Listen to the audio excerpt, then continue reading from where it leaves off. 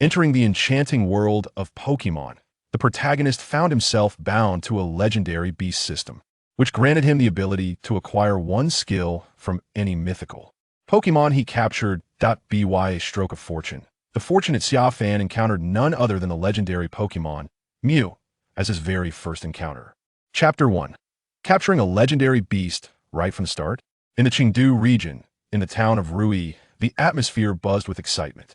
Xia Fan, have you made your choice? Will it be Chikorita, Cyndaquil, or Totodile as your partner? Dr. Utsuji inquired kindly, gazing at the young lad before him.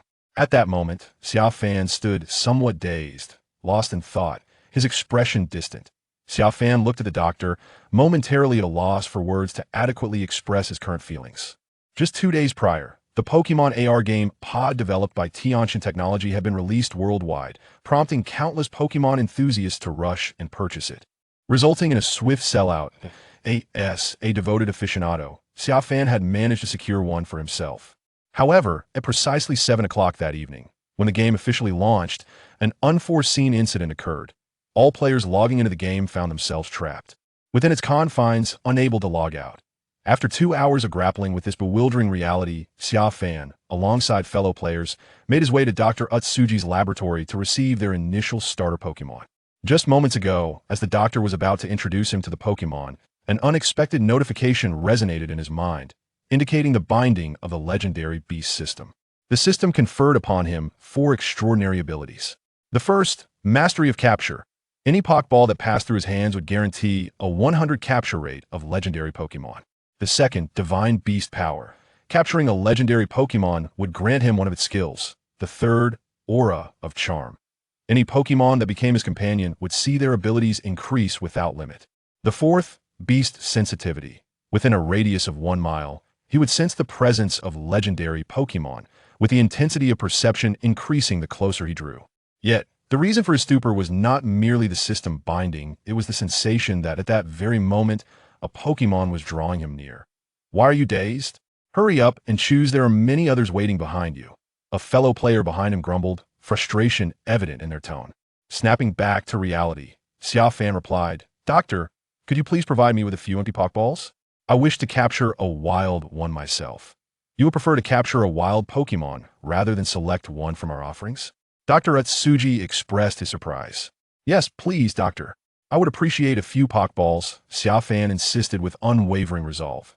Seeing Xia Fan's determination, Dr. Utsuji relented, retrieving a string of 5 Pokeballs from his desk and handing them to him, accompanied by a cautionary note. Should you fail in your endeavor, you may return to select your partner.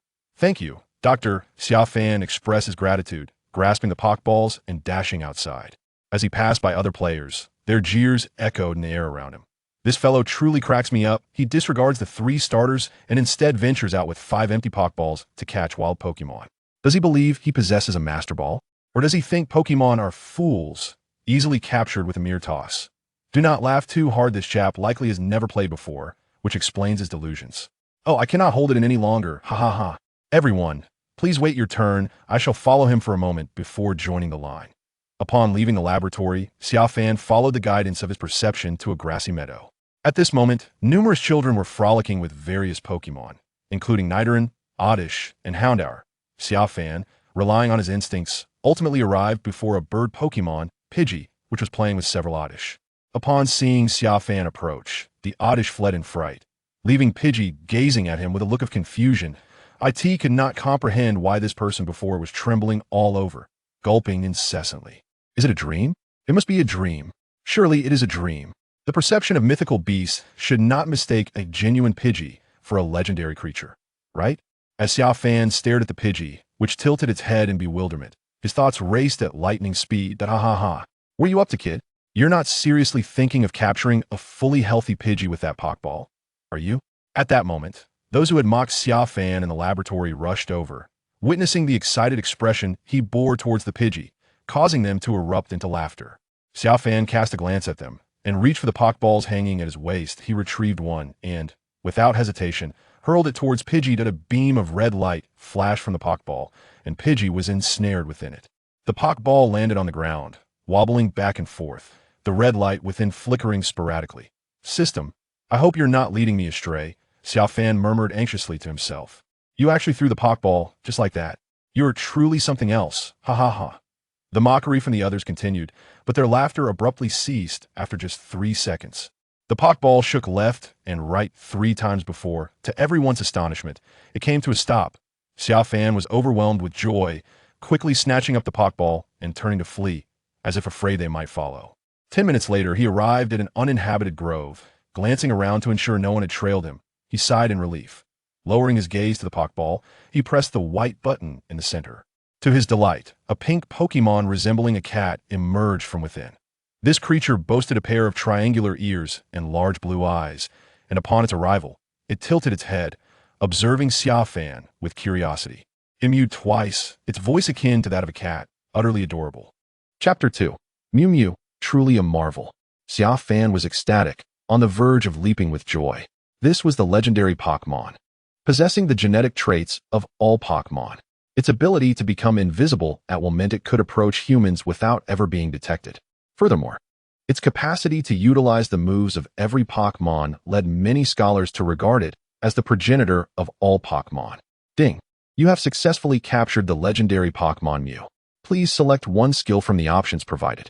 A system notification echoed in Xia Fan's mind as a panel appeared before him, visible only to his eyes. Mythical Pokémon. Mew. Gender. None. Ability. Synchronize. Transfers its own status conditions such as poisoning, paralysis, or burns to the opponent. Item. Lepa Berry, when held. It can be used to cure confusion and other abnormal statuses when the Pokémon is in a confused state. The skills available were as follows. Earthquake. A violent tremor of the earth. Heavy Slam. A powerful blow delivered with immense force. Ancient Power. A 10 chance to double its own strength. Wave Cannon. Generates wave-guiding power from within and strikes the opponent with guaranteed accuracy. Future Sight. Projects a sphere of psychic energy to attack the enemy at a future moment. Overwhelmed by the plethora of formidable skills, Xia Fan did not waver in his choice. Without hesitation, he declared in his mind, I choose Mew's transformation skill. In an instant, Xia Fan felt as if he had transformed into a Pokémon himself, a new skill blossoming within him. Gazing at Mew, a smile gradually spread across his face. Though the name of this skill appeared unremarkable, it was, in fact, a divine ability that allowed him to assume the form of any Pokémon and wield all their skills. Thus, transforming into Mew would grant him access to every skill imaginable. Moments later, Mew tilted its head in surprise, startled at the sight of Xia Fan taking on its likeness, momentarily retracting its head in astonishment. After a brief pause, curiosity overcame its surprise, and it floated closer to Xia Fan. Meow, are you human or one of my kind? Upon transforming into Mew, Xia Fan found he could comprehend its utterances. Meow, I am human, but you may consider me one of your kind from now on. We shall share both fortune and adversity. With a playful demeanor, Xia Fan, donning the guise of Mew, endeavored to bond with his first Pokémon companion. Meow, but how can you, a human, transform? Reflecting for a moment, Xia Fan fabricated a whimsical explanation. Meow, because I am not an ordinary human. I possess divine power. Otherwise, how could I have captured you with but a single Pokeball? Meow, divine power? Master, you are truly remarkable. Mew paused, and its innocence led it to genuinely believe him. It floated beside Xia Fan, eager to lead him on an adventure. Meow, master, let us go play. I know a place with delicious fruits. Meow, not just yet. We must first earn some money before we venture out. Xia Fan shook his head. In the realm of dreams, I find myself with scant resources. Our future expenditures necessitate your transformation into a Pidgey to engage in battles against others, should we emerge victorious. We shall have funds to spend. Upon my arrival in this world, I possessed nothing but a backpack and a mobile phone, the latter containing a mere $3,000. With nothing else to my name. If I do not devise a means to earn some money swiftly, I fear I may perish on the quest to capture divine beasts. My dear master, I harbor no desire to engage in combat, Mewtwo protested, its face etched with reluctance, for it detested fighting. Fear not. You need not inflict severe harm upon the opponent's Pokémon. Merely incapacitate it. You can use hypnosis, correct? Once you transform into Pidgey, your prowess will allow you to deploy a single hypnosis move, and none here will withstand it. Very well, master, Mewtwo acquiesced, swayed by my words. And in the next moment, willingly transformed into Pidgey. Together, we ventured towards Leaf Town. At that juncture, Leaf Town was abuzz with players harboring similar ambitions to that of Xia Fan.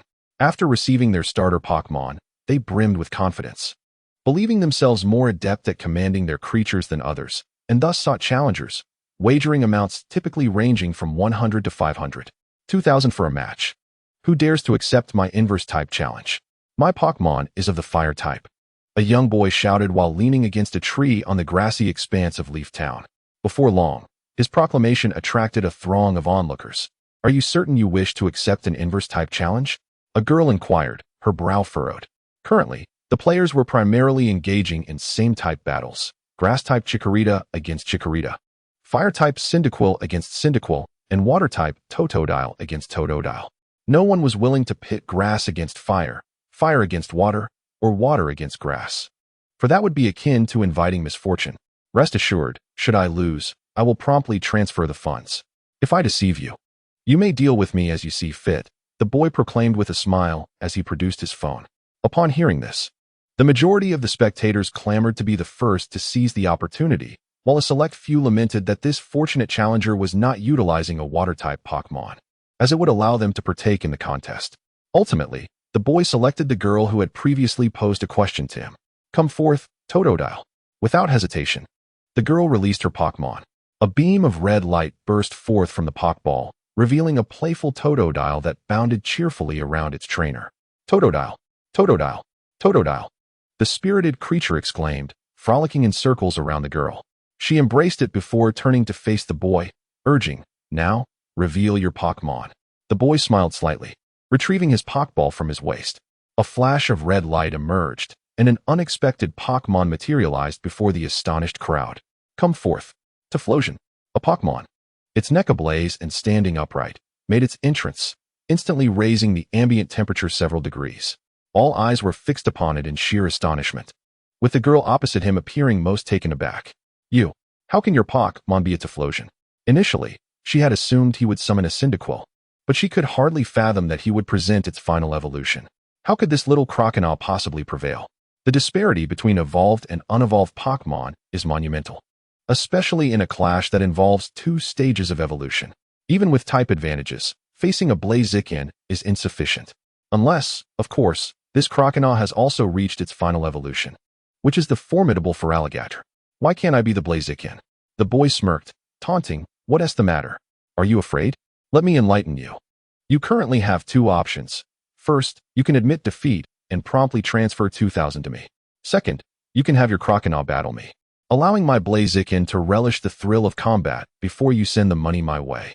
You are shameless and despicable, deliberately setting a trap, the girl fumed.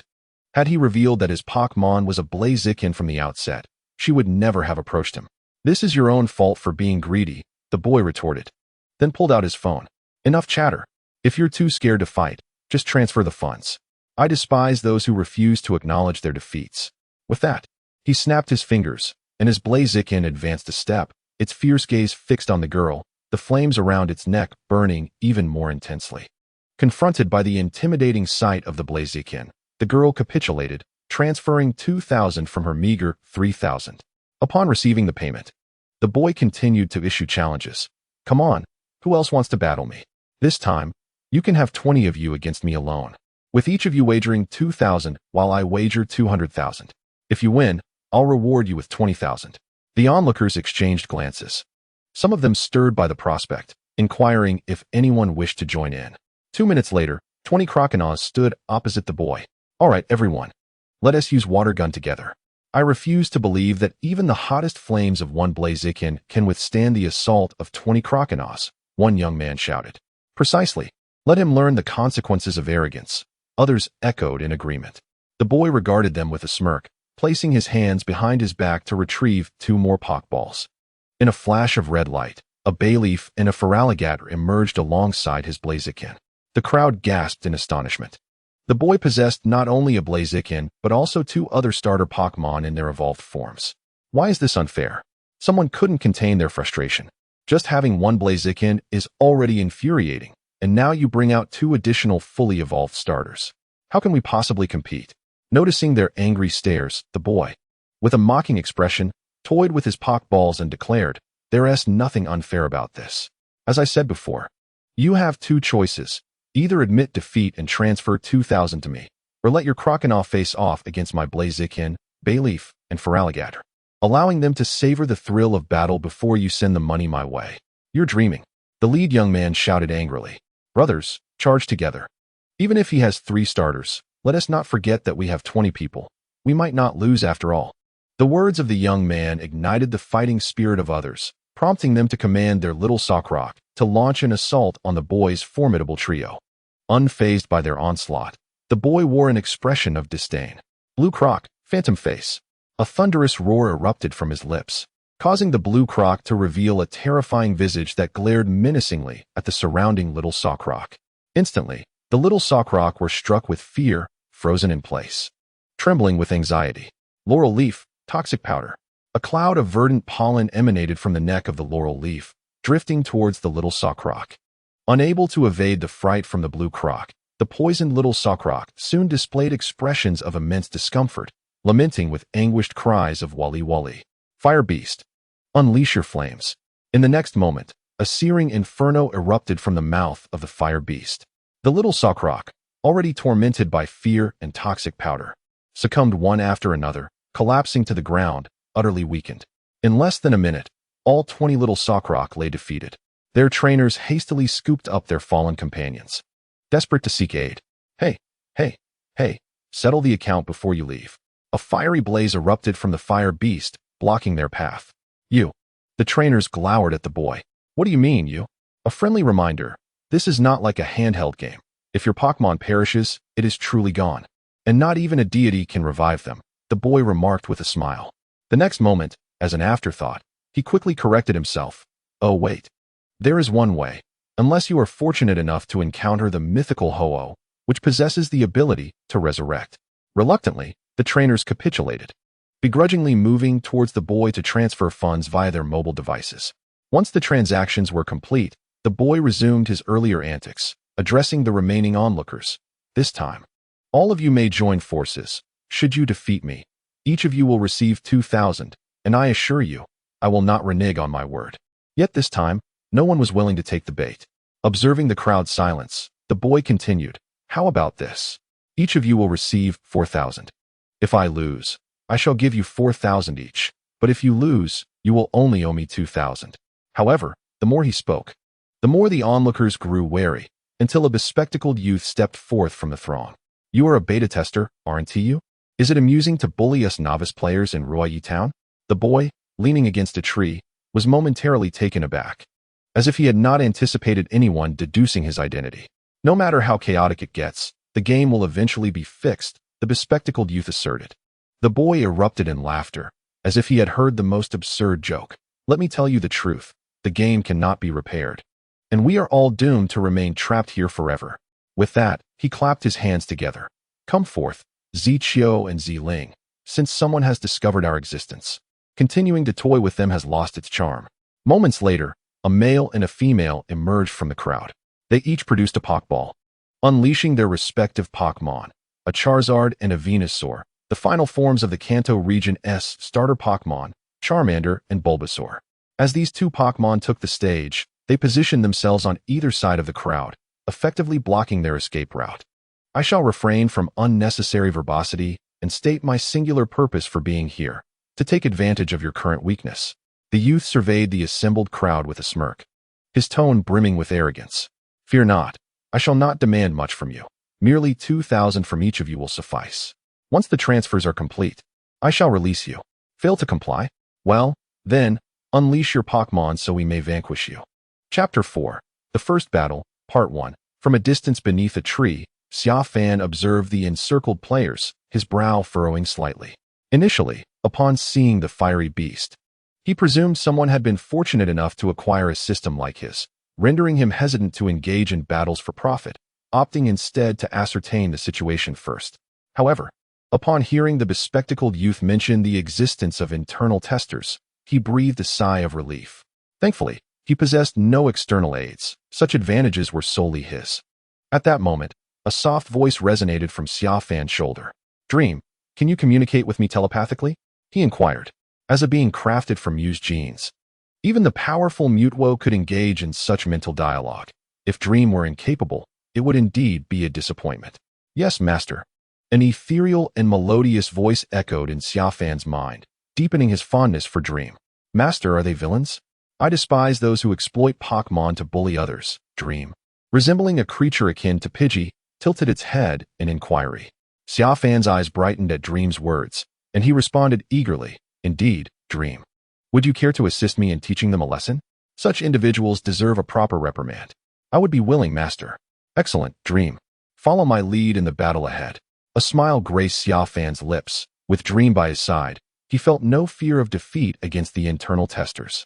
After all, regardless of their Pokémon's prowess, could they truly rival a legendary creature? Especially one known as the progenitor of all Pokémon, Mew. Although Dream might not be as combative as Mutwo, defeating them would undoubtedly be a trivial task. With this resolve, Xia Fan confidently approached them, concealing himself behind a tree to transform into the guise of a middle-aged man. Master, what is your intention? Dream queried, perplexed. This is to facilitate a more effective rescue. Xia Fan replied calmly. Dream, let me explain. Saving others requires a nuanced approach, for human hearts are complex. Should I reveal my true identity while accompanied by you, and someone recognizes you as Dream, it would undoubtedly lead to complications. Thus, adopting a false persona is prudent. Even if discovered, it would not affect me. Dream tilted its head, blinking in contemplation. In time, you shall understand. Xia Fan chuckled softly, choosing not to elaborate further. He picked up a stone and hurled it towards the distant Bayleaf, who was hurting the others. Bayleaf! Bayleaf! The creature, struck by the stone, turned in irritation to see a middle-aged man accompanied by a Pidgey approaching, and immediately cried out in anger, extending its vines to lash out. Pidgey used Gust. With a flutter, the dreamlike creature ascended from Xia Fan's shoulder, first using its wings to swat away the vine whip emanating from the Bayleaf, then soaring above the Bayleaf, rapidly flapping its wings. In no time, formidable gusts of wind swept towards the Bayleaf from all directions, leaving it no chance to evade. Bayleaf! It cried out in agony, collapsing under the onslaught of the storm, rendered powerless. The flying-type skill possessed a natural advantage over the grass-type Pokémon. The battle between Dream and Bayleaf naturally drew the attention of the three internal testers, particularly the boy who held a dominant position among them.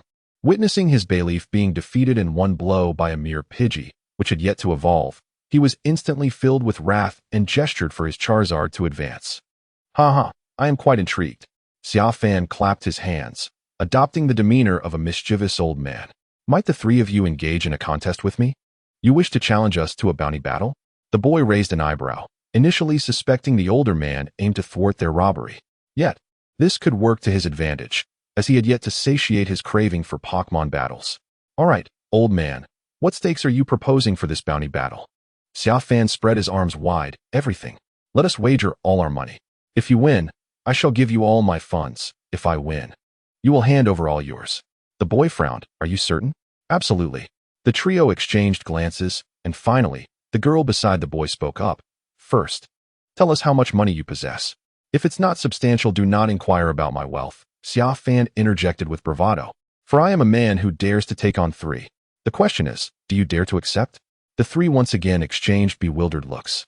Xia Fan's words leaving them somewhat perplexed. Could this man be attempting a ruse? Such fortune is rare in this world, the girl cautioned. Zichio is correct. I suspect he might be an internal tester like us.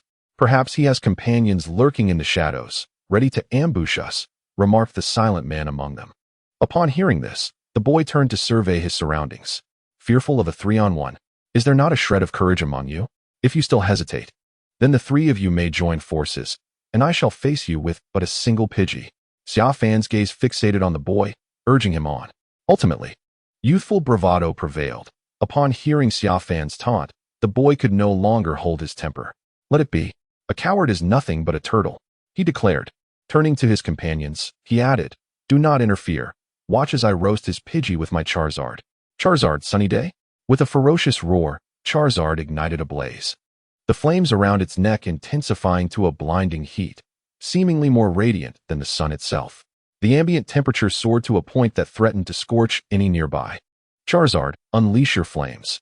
With the heat surging, Charizard launched an offensive under the boy's command. A more intense jet of flames erupted from the fire beast, augmented by the skill Sunny Day, rendering this attack even more formidable than before. Should it strike Bobo, the latter would undoubtedly collapse instantly, rendered incapable of continuing the battle. However, with a flash of lightning, Bobo evaded the oncoming assault and surged directly above the fire beast, gathering energy within its mouth. Xia Fan calmly directed, "Bobo." A luminous bolt of electricity darted past as Dream effortlessly dodged the incoming flames, advancing towards the fire beast with a piercing gaze, reminiscent of a proud deity of war. In an instant, it reached the pinnacle above the fire beast, simultaneously coalescing a sphere of dark energy. Bobo unleashed the destruction beam. What? How is this possible? The boy, puzzled by the skill Bobo was accumulating, was suddenly taken aback upon hearing the words destruction beam. Fire beast dodge. The fire beast attempted to leap away, but alas, it was too late. Its reflexes faltered against the transformed Bobo. A stream of black energy erupted from Bobo's mouth, accompanied by a deafening noise. The next moment, a violent explosion ensued, shrouding the vicinity in thick smoke. The onlookers were left in suspense, uncertain of the fire beast's fate. It was only after a gust of wind swept through that they beheld the fire beast lying motionless on the ground, its flames extinguished. Chapter 5, The First Battle, Part 2. Fire Beast. The boy panicked, rushing forward to assess its condition. Bobo, Dream chirped joyfully. Why? How can your Bobo wield a skill like the destruction beam? The boy, using a Pokeball, withdrew the fire beast and stood up. Casting a cold glare at Xia Fan, he struggled to comprehend how a mere Bobo could execute such an ultimate technique. Guess? Xia Fan teased. You. The boy was infuriated. Xia Fan retorted, enough chatter. If you're too scared to continue fighting, then promptly transfer the funds to me and scram. Grinding his teeth, the boy turned to his companion. Although reluctant to seek assistance, he had only one blue crocodile left. He doubted that his blue crocodile could overpower a Bobo capable of using the destruction beam, compelling him to enlist the help of other Pokémon. More crucially, he lacked faith that the Bobo could repeatedly unleash the destruction beam under siege. With the path unblocked by the Charizard and Venusaur, most novice players scattered, save for a few bold souls, unable to resist their curiosity, who lingered to witness how the seemingly divine Bobo would contend against the two titans of the Kanto region, Charizard and Venusaur. The battle was on the brink of igniting. To the left stood a trio of beta testers. Charizard flapped its wings, soaring through the air while spewing sparks. Venusaur extended its vines, poised in midair, awaiting its master's command to deliver a fatal blow to the enemy. The blue crocodile bared its formidable fangs, ready to swallow its foe as soon as it descended to the ground. On the right, only Xia Fan remained. Before him stood the transformed Bobo, a solitary figure amidst the trio of Pokémon opposite them, exuding an aura of tranquility. Blue Crocodile, Phantom Face. The youth issued the initial command, attempting to instill a fleeting sense of terror in Bobo with the menacing visage of the blue crocodile, hoping to render it immobile. However, he overestimated the effect. Faced with the crocodile's fierce countenance, Bobo exhibited no sign of fear, instead flapping its wings and yawning at the creature. The mockery was unmistakable. The blue crocodile, witnessing Bobo's expression, was consumed by a profound rage. Without waiting for further orders from the youth, it charged directly at Bobo. This was a provocation skill. At that moment, the blue crocodile's mind was filled with the mocking visage of Bobo, yearning to crush it and swallow it whole to alleviate its wrath. Charizard, assist the blue crocodile. As soon as that Bobo employs its destruction beam, unleash your flamethrower, urged the youth's companion, a man named Zichio. Charizard let out a roar and flapped its wings as it surged forward. Venusaur, Solar Flare. The moment Bobo launches its attack, you must join Charizard in the assault. Added another companion, a girl named Xiling.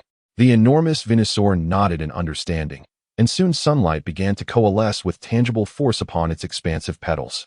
Observing Charizard and Venusaur gathering their power to strike his Mew, Xia Fan smirked, first whispering a few words before issuing a loud command. Bobo Shadow Clone. Charge at them. Mew called out, and in an instant, its form split into three, each rushing towards the blue crocodile, Charizard, and Venusaur. Blue Crocodile, Water Gun. Charizard, Flamethrower. The youth and Zichio ordered in unison. A powerful jet of water and a torrent of flames swiftly dispersed the two clones of Bobo. Decoys. Everyone's gaze shifted to the Bobo barreling towards Venusaur. If the other two were mere illusions, then this one must be the real one. Then they heard Xia Fan's voice. Bobo, Destruction Beam. The youth and Zichio quickly turned their attention to Xiling. Xiling, order Solar Flare now, while it is still gathering energy. The youth urged. Xuzheng, do not rush. Solar Flare requires time, but I assure you it will be faster than Bobo's attack, Xiling replied, wiping the cold sweat from her brow. 2 seconds later, Venusaur conjured a radiant sphere resembling a miniature sun. Venusaur, Solar Flare now, Xiling commanded urgently. In the next moment, a blinding beam of light surged towards the Bobo that was concentrating energy in the air. In an instant, it seemed as though everyone witnessed the scene of Bobo being obliterated beneath the beam. Oh, what a pity. Such a formidable Bobo has perished, only to be blamed for choosing the wrong master, sighed the onlookers. How fortunate it would have been if such a Bobo were theirs. They would have revered it like an ancestor, with its position as the ultimate companion assured. To possess the ability to wield such a divine skill as Destruction Beam without evolution, and to contend with the final evolutions of the starter Pokémon so fiercely, imagine the potential after evolving. It could even confront legendary beasts, perhaps even triumph. As laughter echoed, the boy reveled in his victory, declaring that according to their wager, the entirety of his opponent's wealth should now be transferred to him. Observing the vanishing of the loathsome Pidgey, a twinge of regret flickered in his heart, yet he could not suppress his mirth. Mocking Xia Fan and extending his hand to compel him to fulfill the bet. Do you truly believe it is over? Xia Fan uttered, his calm demeanor inciting confusion among the onlookers. What do you mean? Xuzheng's smile abruptly faded, his brow furrowing in perplexity. With a snap of his fingers, Xia Fan signaled the sky, the sharp sound resonating in the ears of all present. Suddenly, a cacophony erupted above. Everyone turned their gaze skyward, astonished to witness a Pidgey plunging towards the ground, unleashing dark energy beams aimed directly at the Venusaur that was preparing to bask in its master's glory. Before anyone could comprehend the situation, a thunderous explosion ensued. When the dust settled, all that remained was a Venusaur lying motionless on the ground. How can this be? Why is it up there? Xuzheng was bewildered, struggling to reconcile the reality that the Pidgey, seemingly obliterated by the searing sunlight, had re-emerged from the sky. Because the sunlight struck a decoy, Xia Fan replied with a smirk. He had whispered to Mew earlier, instructing it to employ the move substitute while simultaneously creating a decoy that could withstand damage, achieving a remarkably deceptive effect. Meanwhile, the true form of Mew remained invisible in the air, poised to unleash its destructive beam at the opportune moment. A substitute. It can still use the move substitute. Xuzheng found himself at a loss for words, grappling with his astonishment.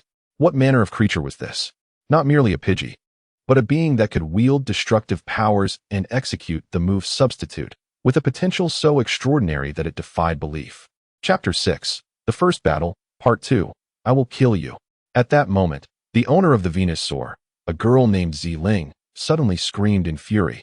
Her teeth gritted as she lunged towards Xia Fan. However, she was swiftly restrained by a young man named Zichio. Hey, what do you mean? Are you trying to run away without acknowledging your defeat? Xia Fan, unwilling to let anyone escape, called out urgently. If you dare to flee, I promise to leave your two companions half dead. Do you believe me? Transformed into a menacing figure, Xia Fan did not appear to be one with whom to trifle. The threat hung in the air, causing Xiling to halt in her tracks. Observing her pause, Xia Fan's fierce countenance softened as he smiled. Of course. If you are willing to concede on behalf of your companions and transfer the funds to me in advance, I would not mind allowing you to leave. The three exchanged glances, caught in a dilemma between conceding and resisting. It's all right, don't be afraid. Do not let him intimidate you. Xuzheng, the leader among them, finally spoke. With your Charizard and my Feraligatr present, we may not necessarily lose. Remember, that is merely a Pidgey that has never evolved. It is not a divine beast, and it cannot wield its destructive beam as if it were a mere trivial skill.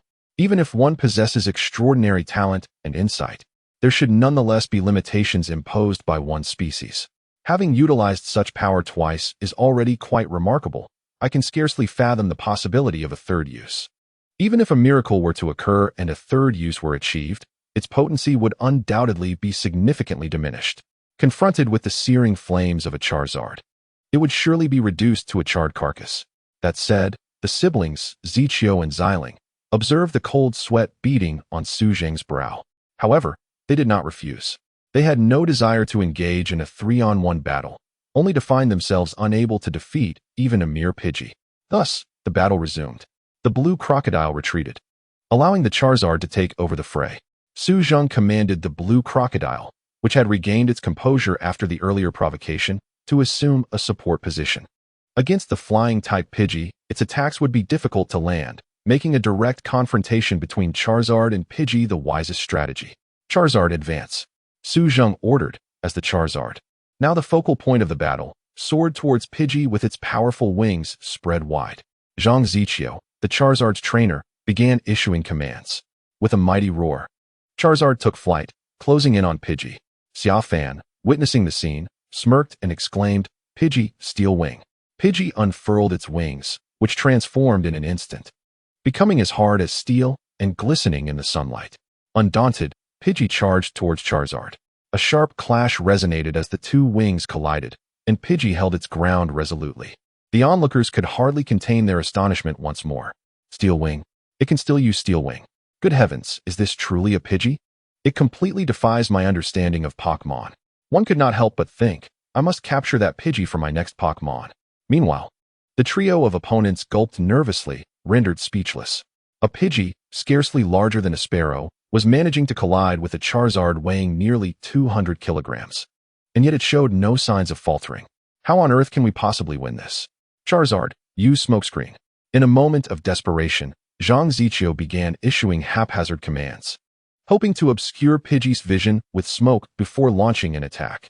With a roar, Charizard released a plume of thick black smoke during its next clash with Pidgey. Fool! Xia Fan could not help but scoff at this display. How effective could a confusion-inducing maneuver be against a flying-type Pokémon? It was, in fact, providing an opportunity for a swift conclusion to the battle. Pidgey, execute Strategy 1. Strategy 1. The trio felt a pang of anxiety at the cryptic terminology, which inexplicably unsettled them. Charizard, steer clear of the smoke and prepare to unleash a flamethrower. Zhang Zichio hastily commanded. Charizard complied, distancing itself while gathering flames in its mouth. In the next instant, 3 Pidgeys burst forth from the smoke, each gathering destructive energy in their beaks as they charged towards Charizard. The crowd's expressions turned to confusion once more. Yet, some reacted swiftly, exclaiming, "It's a shadow clone. 2 of them are fakes." Hearing this, Zhang Zichio quickly commanded, Charizard, unleash flamethrower. Attack all 3 at once. Upon hearing this, Charizard unleashed a torrent of flames that had been brewing within its maw, directing it towards the 3 Pidgeys. The closest one was instantly engulfed and dissipated into nothingness. Moments later, the second met a similar fate. Thus, the true form could only be the last remaining one. Observing this, Zhang Zichio urgently commanded, Charizard, unleash all your flames upon that last one. Charizard then concentrated all its power into this final fiery breath. With a resounding whoosh, the last Pidgey too vanished into thin air. A mere illusion. The 3 felt a sudden pang of unease. At that very moment, amidst the thick smoke, a deafening roar erupted, and a black beam shot forth, striking the now exhausted Charizard directly. Charizard was sent hurtling backwards, crashing through several trees before collapsing to the ground, rendered incapable of further combat. Subsequently, to the astonishment of all present, a Pidgey emerged from the smoke like a war deity, its piercing gaze fixed upon the solitary, remaining blue crocodile.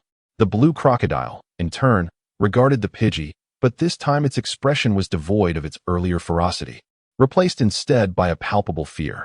Its previous allies had all been vanquished by this seemingly frail creature, leaving it in a state of panic. Moments later, the blue crocodile abruptly turned tail and fled to its master's side, having succumbed to its fears. Xia Fan shouted, "Shall we continue the fight?" The trio glared at him, their teeth clenched in frustration. It was an obvious question. With the last Pokémon, the blue crocodile, now shrouded in shadows, what more could they possibly do? Observing their expressions, Xia Fan approached them with a triumphant air. "Master, how well did I execute the strategy?" he inquired, affectionately ruffling the creature's head. "Splendidly, absolutely splendidly. Strategy number 1 was executed flawlessly." Strategy number 1 had been devised during the moment when the 3 pondered whether to continue battling. employing the same method that had previously defeated the Bulbasaur at the opportune moment. Chapter 7. The Pantheon of Gods. How about we exchange contact information for future encounters? Su Zheng suggested, begrudgingly, as the trio prepared to transfer funds. Contact information? Xia Fan, who was overseeing their intentions, beamed with delight. Anticipating such a question, he immediately delivered his premeditated response with an air of grandeur. Only those who have defeated me earn the right to possess my contact details.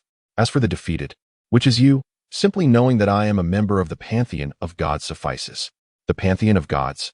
The trio fell silent, exchanging bewildered glances, each questioning whether the others had heard of it, but yielding only head shakes in response. Aware of their confusion, Xia Fan continued to weave his tale. It matters not that you are unaware of it. After all, your level has yet to qualify you for our realm. However, fret not, for the Pantheon of Gods has emerged, and in the days to come, this world shall witness the power that springs forth from us. Now, the trio was even more bewildered. Is this a gaming organization founded by Heavenly God Technologies? Su Zheng whispered to his companions, pulling them aside. I have no idea. The siblings, Zichio and Xiling, replied, shaking their heads. Are you a player? Su Zheng cautiously inquired of Xia Fan. A player? Xia Fan wore a perplexed expression. In the next moment, he donned a look of understanding and proclaimed, Indeed, I am a player of life, and the mission of our divine hall is to master the world and bring peace to it. Upon hearing such adolescent bravado, the trio promptly placed a cap upon Xia Fan's head, for only the villainous organizations within games would incessantly espouse such notions of salvation. With this thought, the three of them felt considerably better. Losing to a Bobo was not shameful. Losing to a player who commanded a Bobo was the true disgrace. Its existence was undoubtedly a safeguard employed by the divine technology to protect novice players from oppression, standing in opposition to the old players who sought to exploit new ones. At that moment, they had fortuitously crossed paths with this individual. Excuse me, could you enlighten me on how you trained your Bobo? The bespectacled youth, who had previously mentioned the existence of beta players, approached them. The moment these words were uttered, a spark of curiosity ignited among the crowd, drawing them closer. Typically, such a powerful presence, appearing in a particular location, signified the arrival of a significant game quest. The individual before them, accompanied by a Bobo capable of vanquishing the ultimate evolutions of the starter trio, might very well be here to teach them the art of training their Pokémon. Xia Fan, momentarily taken aback by the question, realized that it was indeed a valid one. For someone of such caliber to be present without imparting crucial information would be rather unreasonable. However, Xia Fan, quick-witted and responsive, swiftly masked his momentary astonishment. Since you have inquired, I shall divulge the secret, he continued in an appropriately grandiose tone. It's quite simple. First, you must live and eat together, then train alongside it. For instance, when it is practicing its destructive beam, you must prepare a ton of water to drink and regurgitate together. When it trains its steel wings, you should accompany it in colliding with trees. When it practices its substitute technique, you ought to indulge in a bit of mental fragmentation to facilitate its mastery over its own double. The audience, unable to fully comprehend the absurdity of what they were hearing, found themselves in disarray. Was he truly speaking about training Pokémon? The idea of drinking a ton of water while practicing destructive beams, crashing into trees while honing steel wings, and even experiencing mental fragmentation when training substitutes. What kind of divine training method was this? Fortunately, their bewilderment did not linger for long, as they finally gleaned a crucial piece of information from Xia Fan. My Bobo was captured on the night of the Mid-Autumn Festival in Yuanzhou City. The mention of Yuanzhou City caused everyone's eyes to widen. Was that not the city closely linked to the legendary Pokémon Ho-Oh? With this realization, they firmly etched the idea of visiting Yuanzhou City on the 15th of August into their minds. They believed that, having revealed this information, the game's narrative would dictate that this year's Mid-Autumn Festival would present another Bobo of comparable divine quality. Observing the excited expressions of those around him, Xia Fan struggled to suppress a laugh, nearly bursting into joyous laughter. Once he confirmed that the three had indeed transferred all their money to him, he took a deep breath and declared, Bobo, use fly.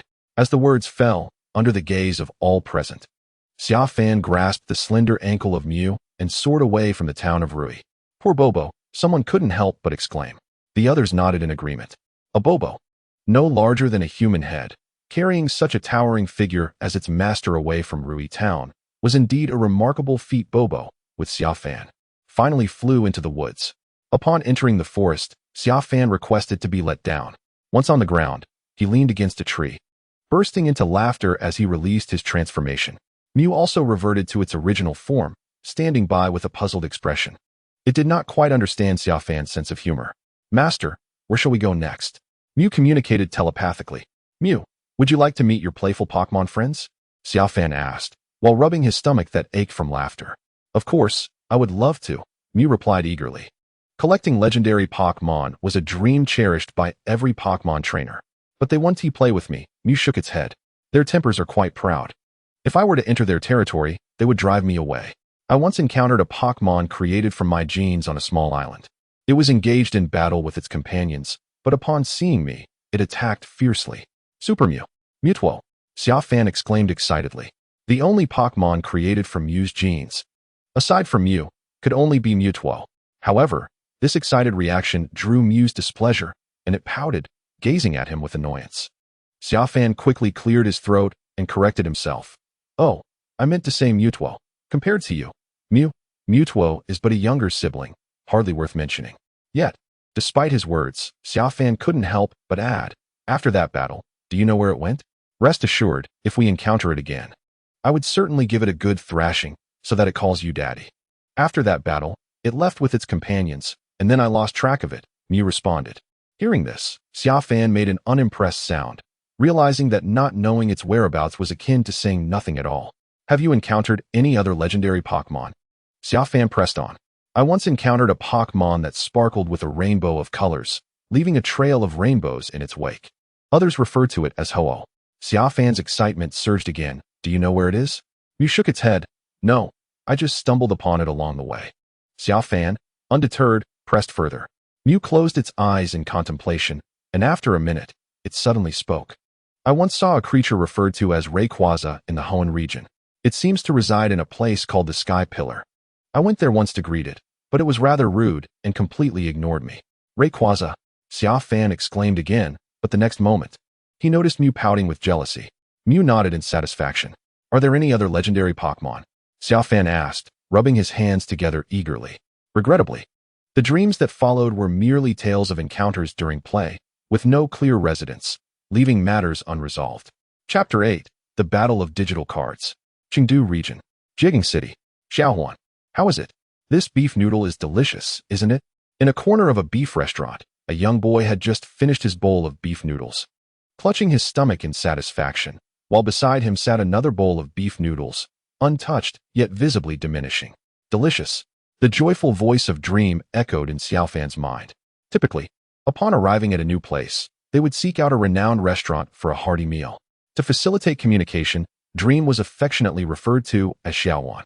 I would like another bowl of beef noodles and a beef pancake, please. The voice resonated again in his mind. All right.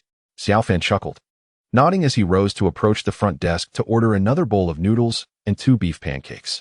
A few minutes later, the waiter arrived, and Dream, who had been invisibly enjoying the beef noodles, promptly ceased eating, waiting until the waiter departed to resume its meal with delight. Xia Fan observed the noodles gradually vanishing once more, shaking his head in amusement, too lazy to say anything further. Dream was quite particular about food. Ordinarily, it was very willing to transform into other Pokémon. Yet when it came to eating, it insisted on maintaining its original form, even if it was a hassle, believing that only in this way could it truly relish its meal. 20 minutes later, satiated and content, Xia Fan and Dream left, clutching their stomachs.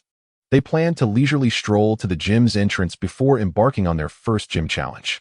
Half an hour later, meandering slowly, Xia Fan and Dream arrived at the flying-type gym in Jiegeng City. Just as they reached the entrance, they were intercepted by a young man with blonde hair. I'm sorry, but there are 20 trainers ahead of you waiting for a challenge. You may choose to return in a couple of days when it is less crowded, or you can take a number and wait for your turn. 20 people? Xia Fan's lips twitched. Surely, not all these players shared his mindset. If that were the case, waiting would only extend further if they returned in a few days. What does receiving a number mean? Is it in order? Xia Fan inquired.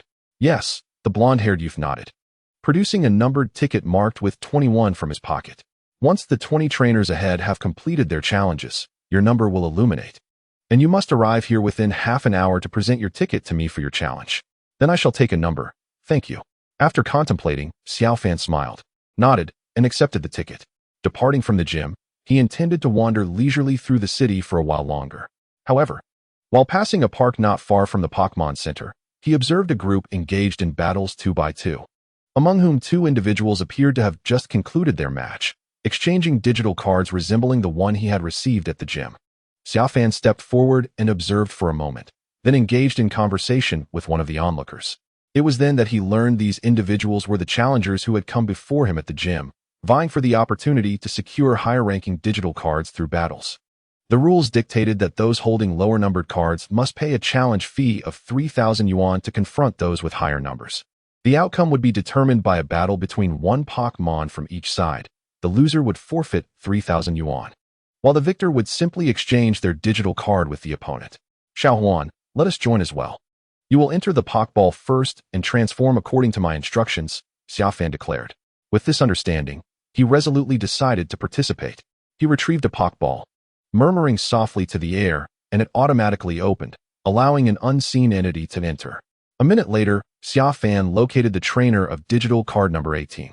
According to the rules, he could challenge up to 3 numbers ahead, specifically cards 20, 19, and 18, meaning he could not directly challenge the holder of card number 1. At that moment, the trainer of card number 18 had just lost a battle against the holder of card number 15. According to the regulations, if he wished to continue challenging, he would need to accept a challenge from a lower-ranked card holder. Should he win, he could attempt to battle again for a higher card. If he lost, he would have to exchange his card with the challenger. Come on, I won't let you take my digital card, he declared, a defiant look on his face. Xia Fan chuckled softly, unfastening a Pokeball from his belt. He whispered a few words before pressing the button to unleash his Pokémon. Come forth, Pikachu. A flash of red light illuminated the area, revealing a yellow electric mouse adorned with distinctive red spots on its cheeks, sparkling with electricity. Pika, Pika, Pikachu. The appearance of Pikachu instantly elicited squeals from a few onlooking girls. In this city, wild Pikachu were rarely seen, making them quite a rare sight. Meanwhile, the young trainer across from Xia Fan was momentarily stunned. Upon seeing Pikachu, a wave of despondency washed over him, for his own Pokémon was of the water type, which was inherently weak against Pikachu's electric abilities. With no alternative, he reluctantly summoned his Pokémon. Come forth, Totodile. With a flash of red light, the bouncy Totodile appeared. Totodile, use water gun and then bite as you approach, the young man hastily commanded, hoping to catch Xia Fan off guard. Wally, Totodile responded, unleashing a powerful stream of water from its mouth while rushing towards Pikachu. However, Xia Fan was quick to grasp the trainer's intentions upon seeing the water gun. Pikachu, dodge the water gun with a quick move and close in on Totodile, Xia Fan commanded decisively. A brilliant flash of electricity illuminated the air as Pikachu effortlessly evaded the water gun and swiftly closed the distance to Totodile. Once within a meter of Totodile, Xia Fan issued another command. Pikachu, unleash Thunderbolt and follow it up with Iron Tail. As the words left his lips, Pikachu dashed forward, summoning a bolt of lightning as thick as a human's thigh that struck towards Totodile, simultaneously transforming its tail into a steel-like appendage. At such a close range, Totodile had no chance to evade and could only brace for impact. A second later, a piercing scream of electric shock erupted from the small crocodile's mouth. 2 seconds thereafter, the electric light vanished, and Pikachu sprang into the air, executing a graceful 360-degree rotation before delivering a powerful iron tail strike to the small crocodile's belly, sending it soaring into the depths of a nearby park pond. The onlookers, drawn by the spectacle, hurried over to assess the situation, only to witness the small crocodile wobbling as it called out Wali before collapsing into the pool, rendered unable to continue the battle. The young man, filled with reluctance, exchanged his number plate with Xia Fan and recalled the small crocodile into its Pokeball, dashing to the Pokémon Center to restore its health before seeking another challenger. Chapter 9, Strategy Number 2. Having acquired the number 18, Xia Fan, accompanied by the Pikachu transformed from Mew, began the search for the holder of number 15. 2 minutes later, he located the owner, a young woman engaged in a challenge, with her grass-type Bayleaf facing off against a fire-type Charizard. A few minutes later, the outcome was as expected, with the grass type succumbing to the elemental disadvantage. After transferring 3,000 in challenge fees to her opponent, she noticed Xia Fan and his Pikachu perched on his shoulder nearby. "Are you challenging me?" the girl inquired, raising an eyebrow. Xia Fan nodded in affirmation. "Then let us commence." She gestured for him to take his position across from her. "Are you not going to send your Bayleaf to the Pokémon Center for treatment first?" Xia Fan asked, surprised, as the Bayleaf had been thoroughly battered by the Charizard. It hardly appeared fit for battle again. "Who says I possess only one Pokémon?" The girl replied with a smile, producing a Pokeball. "Come forth, Shroomish." A flash of red light revealed a Pokémon resembling a kangaroo, topped with a mushroom-like cap. "My apologies, but I also have a grass-type Pokémon," she declared confidently. "Once I win back my losses, I will head to the Pokémon Center." Xia Fan shrugged. If she was so self-assured, he felt a twinge of embarrassment. "Come forth, Fire Mouse." In the next moment, a Fire Mouse emerged, flames erupting from its waist and head. After its arrival, Xia Fan spoke in a tone tinged with embarrassment. "My apologies, I also have a Fire-type Pokémon." Upon hearing this, the girl nearly choked on her frustration. It was akin to striking oneself with a brick. This fellow had a Fire-type Pokémon as well. Had she known, she might have rushed to the Pokémon Center instead, perhaps avoiding this predicament altogether. Yet, it was too late for regrets. Seizing the initiative, she quickly began to issue commands. "Shroomish, use Spore." The Shroomish released a fragrant pollen toward the Fire Mouse. Fire Mouse dodged with a flash of electricity. It evaded, exhaling a plume of smoke. In an instant, the Fire Mouse vanished, reappearing atop a boulder, exhaling dense black smoke that began to envelop the battlefield. Shroomish used Tackle to interrupt it. Though uncertain of Xia Fan's intentions, the girl understood that inaction would only lead to her demise. Upon receiving the command from her master, the Shroomish sprang forward with the force of a coiled spring, launching itself at the Fire Rock Mouse, its mushroom cap radiating a powerful cyclone of energy. Xia Fan calmly instructed, "Fire Rock Mouse, evade with a flash of lightning, and maintain the smoke screen until the entire arena is shrouded." With those words, the Fire Rock Mouse began darting around the battleground, while the Shroomish relentlessly pursued. Within approximately 6 seconds, the entire arena had become obscured by a thick fog. Both the Fire Rock Mouse and Shroomish waited within the murky haze for their respective masters' commands. However, Shroomish's master was bewildered, unable to discern the situation inside the smoke, leaving her uncertain on how to direct her Pokémon in the ensuing battle. Only Xia Fan remained composed, instructing, "Fire Rock Mouse, execute strategy number 2. Strategy number 2? The opposing girl frowned, anxiety etched across her face. Moments later, she was startled by the anguished cries of the Shroomish emanating from the smoke. Her heart raced with worry, yet she was powerless to intervene, left to anxiously await the outcome. As the cries of the Shroomish grew increasingly desperate, the girl could no longer contain her distress and ultimately shouted her surrender. Xia Fan then called out towards the smoke, "Fire Rock Mouse, that will suffice." As his words echoed, the cries of the Shroomish ceased. A few moments later, the fog began to dissipate, revealing a scene that left the girl in disbelief. The Shroomish stood unscathed, appearing utterly bewildered, while the Fire Rock Mouse lounged on the ground, yawning leisurely. The girl felt a lump in her throat. Was this truly how it played out? She found it difficult to accept that the Shroomish had suffered no harm at all, her earlier worries having been unfounded. After exchanging her number 15 token with Xia Fan, she stormed off in frustration. The feeling of being toyed with was so disheartening that she would have preferred a decisive defeat. After all, she intended to visit the Pokémon Center soon. Watching the girl's angry retreat, Xia Fan found it hard to comprehend her reaction. Was it not better that the Pokémon had emerged unscathed? Did one need to endure a thorough beating to feel satisfied? The complexities of a woman's heart are as elusive as the depths of the ocean. Sighing, Xia Fan picked up the token and began his search for the holder of number 12. The truth behind the seemingly miraculous cross-species communication was that the Mew, cloaked in the smoke, had transformed into the likeness of the Shroomish and emitted the anguished cries until the opposing trainer could no longer bear it and conceded. This was the so-called strategy number 2, one of Xia Fan's devised tactics and a favorite of Mew, as it allowed for the avoidance of harm to other Pokémon. After 10 minutes of searching for the holder of number 12, Xia Fan finally inquired with a trainer who had just dropped from number 12 to number 14. The challenger of number 12 was rather shrewd. Recognizing the type disadvantage against his opponent's Pokémon, he would switch challengers, opting only to confront those he had a type advantage over. When Xia Fan located him, he was engaged in a duel with the number 11 challenger. As both the trainers of numbers 10 and 9 primarily utilized water-type Pokémon, which deterred him from challenging. Thus, while the number 12 challenger continued to duel, Xia Fan could only stand by, awaiting his turn. After 2 minutes of waiting, instead of the number 12 challenger, he was greeted by the challenger of number 17. Due to the absence of digital cards 14 and 16 at the Pokémon Center, he could only challenge Xia Fan. Xia Fan readily agreed, as being challenged was a lucrative opportunity.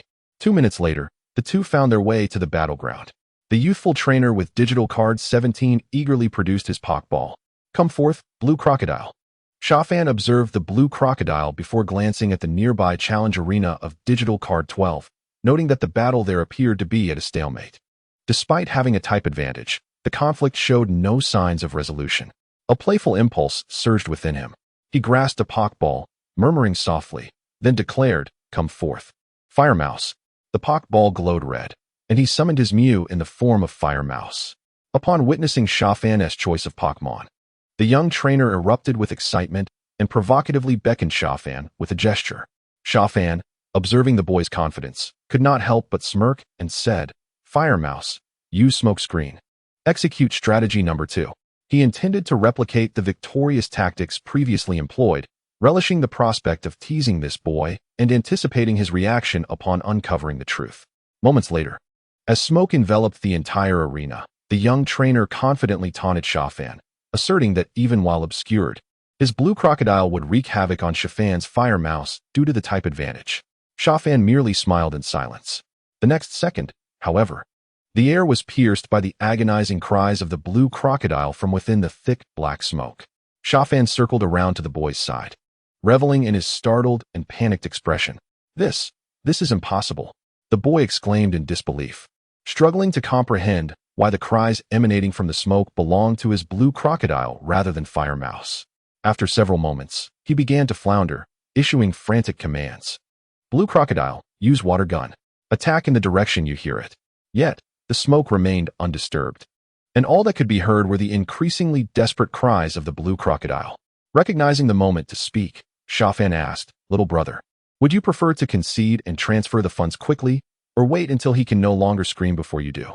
The boy, gritting his teeth in hesitation, finally succumbed as the cries of his Blue Crocodile grew faint. "I concede," he uttered begrudgingly, swiftly transferring 3,000 yuan to Xia Fan via his phone. Moments later, as the smoke dissipated, the boy gazed in shock at his unharmed Blue Crocodile and Fire Mouse, mirroring the dazed expression of the previous girl. The earlier cries had been those of Fire Mouse. "My Fire Mouse possesses a remarkable talent for mimicry, capable of imitating the cries of many Pokémon. It was merely lying on the ground, imitating the anguished cries of your Blue Crocodile without actually attacking it. Thus, when you commanded Blue Crocodile to strike Fire Mouse, it remained unfazed, unsure of where to direct its attack." Taking a deep breath, the boy struggled to contain his seething rage and declared, "Just you wait. I will never fall for your tricks again. Once I complete my next challenge, I will return to face you. Rest assured, my Blue Crocodile will make your Fire Mouse cry even louder than before. If he could engage in another battle, he would not permit Mew to transform into a Magcargo. Rather, he would summon a grass-type Pokémon to counter the Blue Crocodile directly." At that moment, the voice of Mew echoed in Xia Fan's mind. "Master, let us employ strategy 2 in the next round. It shall be entertaining." Xia Fan chuckled softly, grasped a Pokeball, and murmured, "Then let us persist with strategy 2 until someone falls for it." He returned to the challenge arena of Digital Card 12. Just as the confrontation between the two trainers concluded, the trainer of Digital Card 12 emerged victorious against the trainer of Digital Card 11, resulting in an exchange of their respective cards. This meant that Xia Fan's new opponent was the trainer who had just fallen from Card 11. "What Pokémon do you possess?" the trainer inquired, hesitantly responding to Xia Fan's challenge. Xia Fan raised an eyebrow at the question, softly uttering a couple of phrases as he lifted his Pokeball, then declared, "Come forth, Magikarp." In a flash of red light, a red fish adorned with a golden crown materialized. Upon recognizing Magikarp, the trainer's excitement surged, and he readily accepted the challenge, rushing to the opposite side without hesitation to release his Pokémon. Eridos, I choose you. A red, venomous spider appeared in a burst of light. However, in the next moment, the trainer froze, for Magikarp had vanished, replaced by a Magcargo standing in its stead. Where is your Magikarp? The trainer frowned, perplexed. He realized that if Xia Fan had directly summoned the Magcargo, he likely would have used the excuse of visiting the Pokémon Center to flee rather than eagerly engage in battle. The trainer, caught off guard, found himself at a loss for a rebuttal and ultimately conceded, preparing to battle Xia Fan. Chapter 10, The Challenge from Card 2. This battle lasted a mere 2 minutes. The trainer of Eridos, like the previous two, panicked upon hearing the cries of his Pokémon amidst the smoke, compounded by Xia Fan's taunting remarks that played on his psyche. Ultimately, he succumbed to fear, exchanging his card in surrender. As the smoke cleared, witnessing the unscathed Eridos and listening to Xia Fan's explanation, the trainer was infuriated to the point of vomiting blood. He spat a harsh remark before departing. You clever brat. Consider this my concession. I hope you continue to win with such cunning in the future. He feared that remaining any longer would compel him to strangle the scoundrel who had deceived him out of his card. With the digital card 12 secured, Xia Fan felt a surge of joy as he set out to locate the trainer of digital card 9. After searching for about 5 minutes, he finally found him in a secluded corner of the park. The trainer of digital card 9 was currently engaged in battle with the trainer of digital card 7. Xia Fan patiently awaited his turn. Before long, a young man and woman approached him. Hey, would you like to have a battle? The young man nudged Xia Fan's shoulder. Xia Fan turned to look, raising an eyebrow as he recognized the female companion beside him, none other than the trainer of the Shroomish who had previously fallen victim to Mew's strategy 2. Are you still sore from your defeat, seeking revenge? Xia Fan teased, gazing at the girl with a smirk. The girl, visibly irked, exclaimed, Enough with the idle chatter. I simply wish to know if you dare to engage in a fair duel with my brother. Xia Fan nonchalantly shrugged. Of course, but since it is a duel, there ought to be some stakes involved. Shall we wager a bounty or a numbered card? I must inform you, if it is a bounty, I would prefer it to be 10,000. That would make the contest far more intriguing. If it is a numbered card, I will only accept challenges from cards numbered 1 to 8. As soon as he finished speaking, Xia Fan observed the boy calmly produce the number 2 card. I'm uncertain if I qualify to challenge you, the boy said with a mocking tone. The owner of the number 1 card has already entered the dojo to compete. If you manage to defeat me, you shall be the next contender. Of course, should you lose, I do not require any monetary compensation. Merely a trade between your Fire Rock Mouse and my sister's Mushroom Pokémon. What do you say? Do you dare? Xia Fan let out a light chuckle. After all this, it seemed the boy was not seeking revenge, but rather coveting his Fire Rock Mouse. I can agree to that, but it must come with a monetary wager. If I win, in addition to the number 2 card, I also demand a bounty. Xia Fan couldn't suppress a mischievous grin. How audacious it was to covet his dream Pokémon. He was determined to make this brother-sister duo regret their decision. And how much? The boy inquired without hesitation, seemingly intrigued by the amount. Everything. If I win, I want all your money aside from the card, Xia Fan declared. What do you say? Do you dare? After all, I am wagering my primary Pokémon against your sister's inferior one. With that, Xia Fan locked eyes with the boy, ready to provoke him should he show even the slightest hesitation. Very well. To Xia Fan's surprise, the boy accepted without a moment's doubt. Surely, he must have given all his money to his sister, or else how could he agree so decisively? The boy, perceiving the skepticism in Xia Fan's gaze, promptly retrieved his phone to display a balance of 148,000. Xia Fan, seeing this, no longer hesitated and agreed to the challenge. To forego easy money would be foolish, he thought.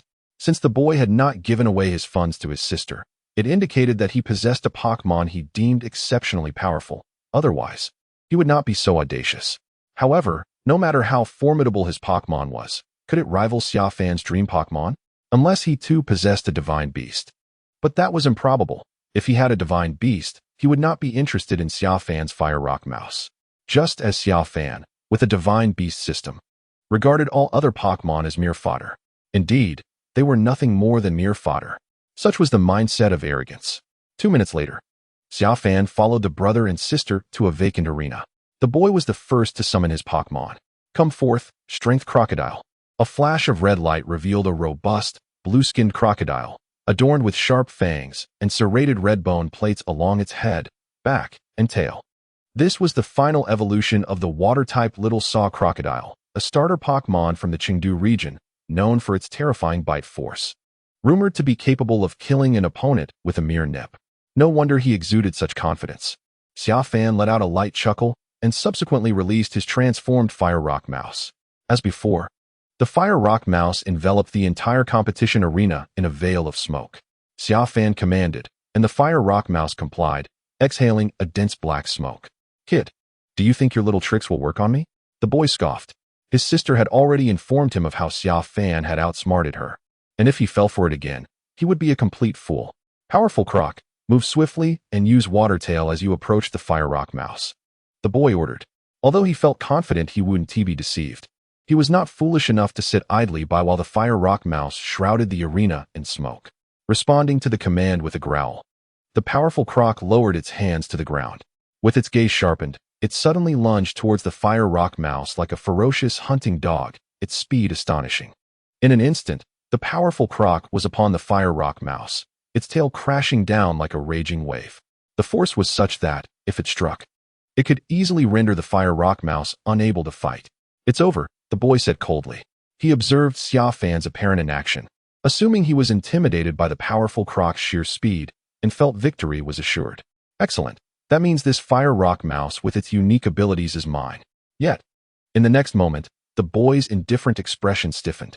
The Fire Rock Mouse effortlessly evaded the powerful Croc's water tail.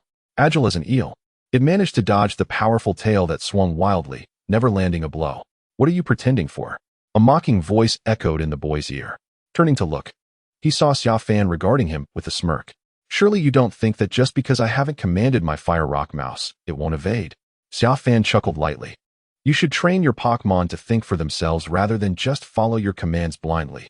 Sometimes, they need to devise their own strategies in battle. And what are you pretending for?" The boy, incensed by Xia Fan's taunts over a mere evasion, felt his anger boiling. "Powerful Croc, use Ice Fang," he commanded, coordinating it with Water Tail for a combined assault. The powerful Croc let out a fierce growl, its toothy maw exhaling a chilling mist. This move possessed the dual effects of freezing and instilling fear. If it made contact, there was a chance the opponent would succumb to ice and terror. Chapter 11. The Miserable Powerful Croc. As the cold air intensified, the powerful Croc launched its attack once more as per its master's command. The menacing fangs, exuding a biting chill, combined with the crashing force of its massive tail, unleashed a wave of destructive power greater than before. A boulder that the Fire Rock Mouse had used to evade the assault was shattered into rubble under the dual onslaught of tail and fangs. Unfortunately, even with such fearsome destructive capability, the powerful Croc could not harm the Fire Rock Mouse in the slightest, because it was extraordinarily elusive, always managing to evade the powerful crocodile's attacks with incomprehensible agility. Its body exhibited a suppleness reminiscent not of a mere mouse, but rather of a cat. Finally, the powerful crocodile was enraged.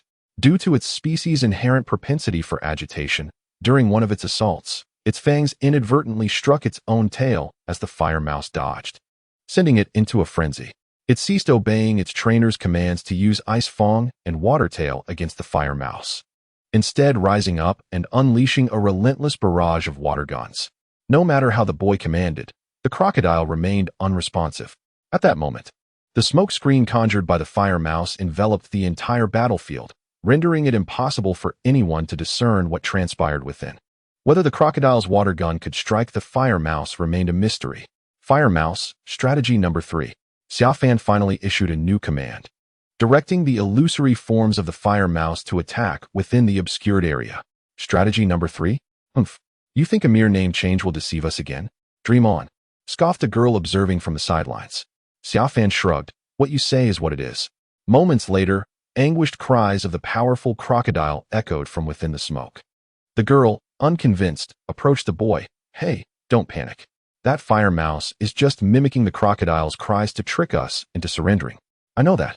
But it's not just my crocodile that can't see through the smoke. The Fire Mouse is equally hindered," the boy replied, exuding confidence. After all, this was a powerful crocodile. How could it possibly be bested by a mere Fire Mouse? More crucially, the crocodile was in a state of fury. Its aggression and destructive power heightened, making it even less likely to emit cries of distress. So confident, Xia Fan remarked as he approached. Don't you think those cries sound remarkably like your crocodile? The boy scoffed. What? Do you think you can trick me into conceding? That's impossible. I have absolute faith in my crocodile's strength. As soon as he spoke, the smoke erupted with an explosive sound, accompanied by the crocodile's anguished wail. The show goes on. The boy chuckled. Kid, I must admit, your fire mouse is quite the actor, using a skill and continuing the charade. The girl nodded in agreement. You're absolutely right, brother. It's still that fire mouse putting on a performance. Seeing the unwavering confidence of the siblings, Xia Fan raised an eyebrow, deciding against further urging them to concede. He yearned to explain that strategy number 3 was distinct from strategy number 2. This was not a mere fade, but a genuine assault. Within the smoke, the illusion could transform into other formidable Pokémon that countered the powerful crocodile, employing various potent skills to attack. In such a scenario, could one truly expect the crocodile not to cry out in pain? Moments later, dark clouds gathered ominously overhead, followed by a bolt of lightning striking down, targeting the area shrouded in black smoke below. This was the ultimate skill thunder, reserved for electric-type Pokémon. With a deafening boom, the confrontation continued. After the lightning struck, a more anguished cry from the powerful alligator resonated through the smoke. This is bad. Xia Fan was taken aback. Surely, Dreamy had gotten so caught up in the battle that it forgot his instructions. A skill of such magnitude should not be within the capabilities of a fire rock mouse. How could it audaciously unleash such a technique? It should have resorted to a move like Thunderbolt, which would remain undetectable outside the smoke. Xia Fan turned to glance at the sibling duo, contemplating what words to use to placate them. That was a thunder attack, exclusive to electric-type Pokémon, wasn't he it? The girl remarked. As the thunder rumbled, the boy began to sense something amiss. Is this a skill that a fire-type Pokémon can genuinely use? It seems so, the girl hesitated, also feeling a twinge of uncertainty. She turned to Xia Fan, only to find him grinning mischievously at them. The girl quickly interjected, Brother, don't be fooled. That was definitely not thunder. It must be that fire rock mouse using some illusion technique to fabricate a false thunder. The boy frowned. But illusion techniques belong to the psychic type. Can a fire rock mouse truly learn such a skill? Regardless, it's evident that the fire rock mouse is pretending using methods we do not comprehend. Just look at its expression. It clearly anticipates our concession. The more it behaves this way, the calmer we must remain. The girl insisted, turning her brother's head to face her. As expected, the boy caught sight of Xia Fan's smug demeanor. He soon realized his sister had a point. They couldn't fall for Xia Fan's trickery. Moments later, many fragments of stone began to coalesce in the air above the smoke, forming a colossal boulder nearly 2 meters high. As the boulder descended, the ground trembled violently, followed by another agonizing scream from the powerful alligator. That must be a rock-type move, rock slide. The boy hesitated, feeling an unsettling dread creeping in. Brother, don't panic. It's still an act, the girl encouraged. The boy turned to Xia Fan once more, contemplating. It's not too late to concede. Otherwise, you risk losing not only your money and scoreboard points, but also the closeness of the powerful alligator. Xia Fan teased. Once you hear that, you and your sister will find yourselves on the same side again, convincing yourselves not to be deceived. Upon hearing this, the boy aligned with his sister, reminding himself not to be tricked. Xia Fan sighed, mourning for the powerful alligator within the smoke. Brother, I've done my utmost to save you. But if your owner refuses to listen, that is no fault of mine. 10 seconds later, a cacophony erupted from the smoke, accompanied by a series of explosive sounds. The uproar persisted for 3 seconds, with the powerful alligator's cries lasting only 2. Sensing something was off, Xia Fan quickly declared, Fire Rock Mouse, enough. As the noise ceased, silence enveloped the smoke once more. At that moment, the girl burst into laughter, pulling her brother to join in mocking Xia Fan. Ha! Can't you keep up the act any longer? Yet, the boy remained silent, his expression filled with concern as he gazed at the smoke. Xia Fan furrowed his brow, bewildered by the girl's lingering thoughts. Could she truly still believe this was merely a performance? Even after witnessing such devastation, she remained convinced it was an act? Half a minute later, the dense black smoke gradually began to dissipate. Before him lay a formidable crocodile, tragically sprawled upon the ground, its skin lacerated and flesh torn. A sight most grievous. Yet, it had not succumbed to unconsciousness. Instead, it lay there with a mournful gaze directed towards its master, as if silently imploring, Why do you not rescue me? The sight was enough to wrench at Xia Fan's heart. Chapter 12. The Trace of the Water Lord. Beside the injured Crocodile stood the Fire Rock Mouse, unharmed and resolute. "Thank you for your efforts, Fire Rock Mouse," he acknowledged. Meanwhile, the two siblings were rendered speechless upon witnessing the Crocodile's dire state. How could this happen? Wasn't it just a performance? The girl murmured, her complexion ashen. The boy, in stark silence, sat on the ground, pallid and paralyzed, the Crocodile's sorrowful eyes deepening his feelings of guilt. "This cannot be blamed on me. I had already warned you. It is your refusal to concede that has led us here," Xia Fan remarked, approaching them to exchange his identification card with the boys. He then proceeded to transfer funds to himself via his mobile phone, an act the boy did not contest. He simply stared blankly at the wounded Crocodile not far away. Upon completing the transaction and returning his phone, Xia Fan observed the boy's continued lack of response and could not help but nudge him gently, offering a prompt. "What are you still doing here? If you wish for it to survive, hurry and take it to the Pokémon Center for treatment. Out of kindness. I've left you 10,000. No need for excessive gratitude." With that, Xia Fan swiftly turned and departed. Fearing that the two would inquire about how the Fire Rock Mouse had executed Thunder, Rock Slide, and the devastating move, Oblivion. Once he had distanced himself, Xia Fan retrieved a Pokeball, murmuring to himself, "Little Mew, what in the world happened? You've utterly decimated this Crocodile. And why did you resort to Thunder? What if someone notices? Thankfully, your master was clever enough to deceive those two." In his mind, the voice of Mew resonated immediately. "Master, I apologize. It was because this Crocodile was exceptionally resilient. I transformed into many Pokémon and battled for an extended period, yet it kept rising again and again. In the end, I had no choice but to resort to Thunder, Rock Slide, and Oblivion." Upon hearing this, he sensed that the Crocodile possessed the potential to become a demigod. Its indomitable spirit was indeed remarkable, though he lamented that its master was lacking. He could only hope that it would not be overlooked. "Little Mew, after such a lengthy battle, you must be weary. Let us find something to eat. You may choose what and where." No longer dwelling on the Crocodile's plight, Xia Fan smiled as he scanned his surroundings, then summoned Mew. In a flash of red light, the adorable Mew emerged, twirling around Xia Fan. "Master, let us have beef noodles and beef pastries again. I crave them," Mew exclaimed excitedly. "Very well, but do make yourself invisible quickly.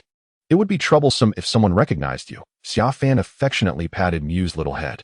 In the next moment, the charming Mew vanished from his sight. Yet he soon felt a weight settle upon his shoulder. "Let us be off," Mew's voice urged within Xia Fan's mind. An hour later, satiated and content, Xia Fan and Dream left the restaurant. Just 10 minutes prior, the number plate in Xia Fan's hand, marked with a digital 2, had begun to flicker. According to the blonde youth at the entrance of the dojo, Xia Fan and Dream needed to arrive within 30 minutes. Although 10 minutes had already elapsed, there remained 20 minutes to reach the dojo, which was still quite feasible. 18 minutes later, Xia Fan arrived at the dojo. Along the way, he had instructed Dream to transform into the likeness of Pikachu, perching on his shoulder. This dojo specialized in flying-type Pokémon, which conveniently countered electric types.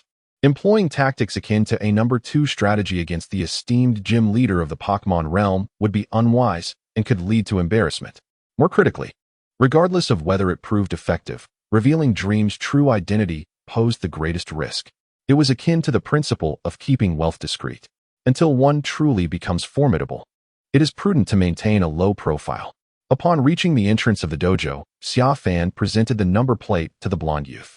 The youth appeared slightly taken aback, recalling that the boy before him should have been holding the number 21 plate. However, despite his surprise, he refrained from inquiring further, understanding that Xia Fan's possession of the 2 plate indicated he had triumphed over the challengers in the park. "You may enter. The gym leader awaits you inside." The youth permitted Xia Fan to proceed. Inside the dojo, the battleground resembled a plaza where a young man with short azure hair awaited Xia Fan. He stood atop the battle platform, his expression weary. Continuous challenges from trainers over the past few days had left him fatigued. Thus, when Xia Fan ascended to the opposing platform, he issued pleasantries and released his Pokémon. A Pidgeotto emerged, ready for battle. "IMASU, let the challenge commence," the young man announced, immediately issuing his command. "Go." Xia Fan, observing the fatigued youth, felt a wave of disinterest wash over him, which overshadowed his earlier anticipation of the challenge. He shrugged and signaled Dream, transformed into Pikachu to leap into the fray. Pika.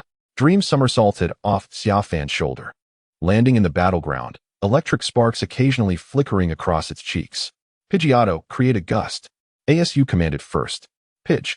Pidgeotto flapped its wings vigorously, conjuring a fierce whirlwind that hurtled towards Dream. Pikachu, dig to evade. Xia Fan instructed. Pika.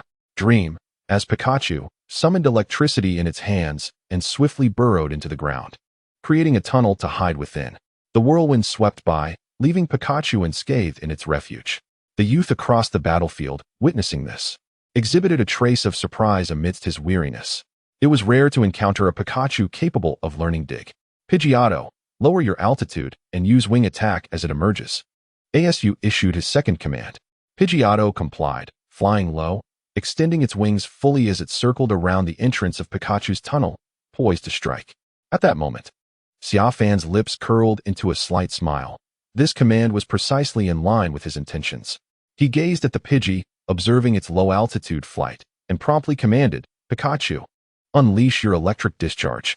In the next instant, responding to Xia Fan's directive, Mutwo emerged from the cave, its plump cheeks radiating a brilliant spark of electricity. It was akin to a grand spectacle of electrical fury, enveloping the low-flying Pidgey in its vast range.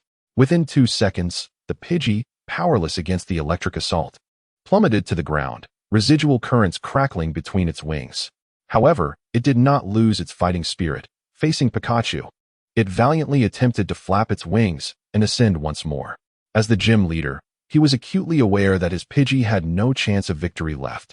Continuing the battle would only result in further humiliation. Is that all?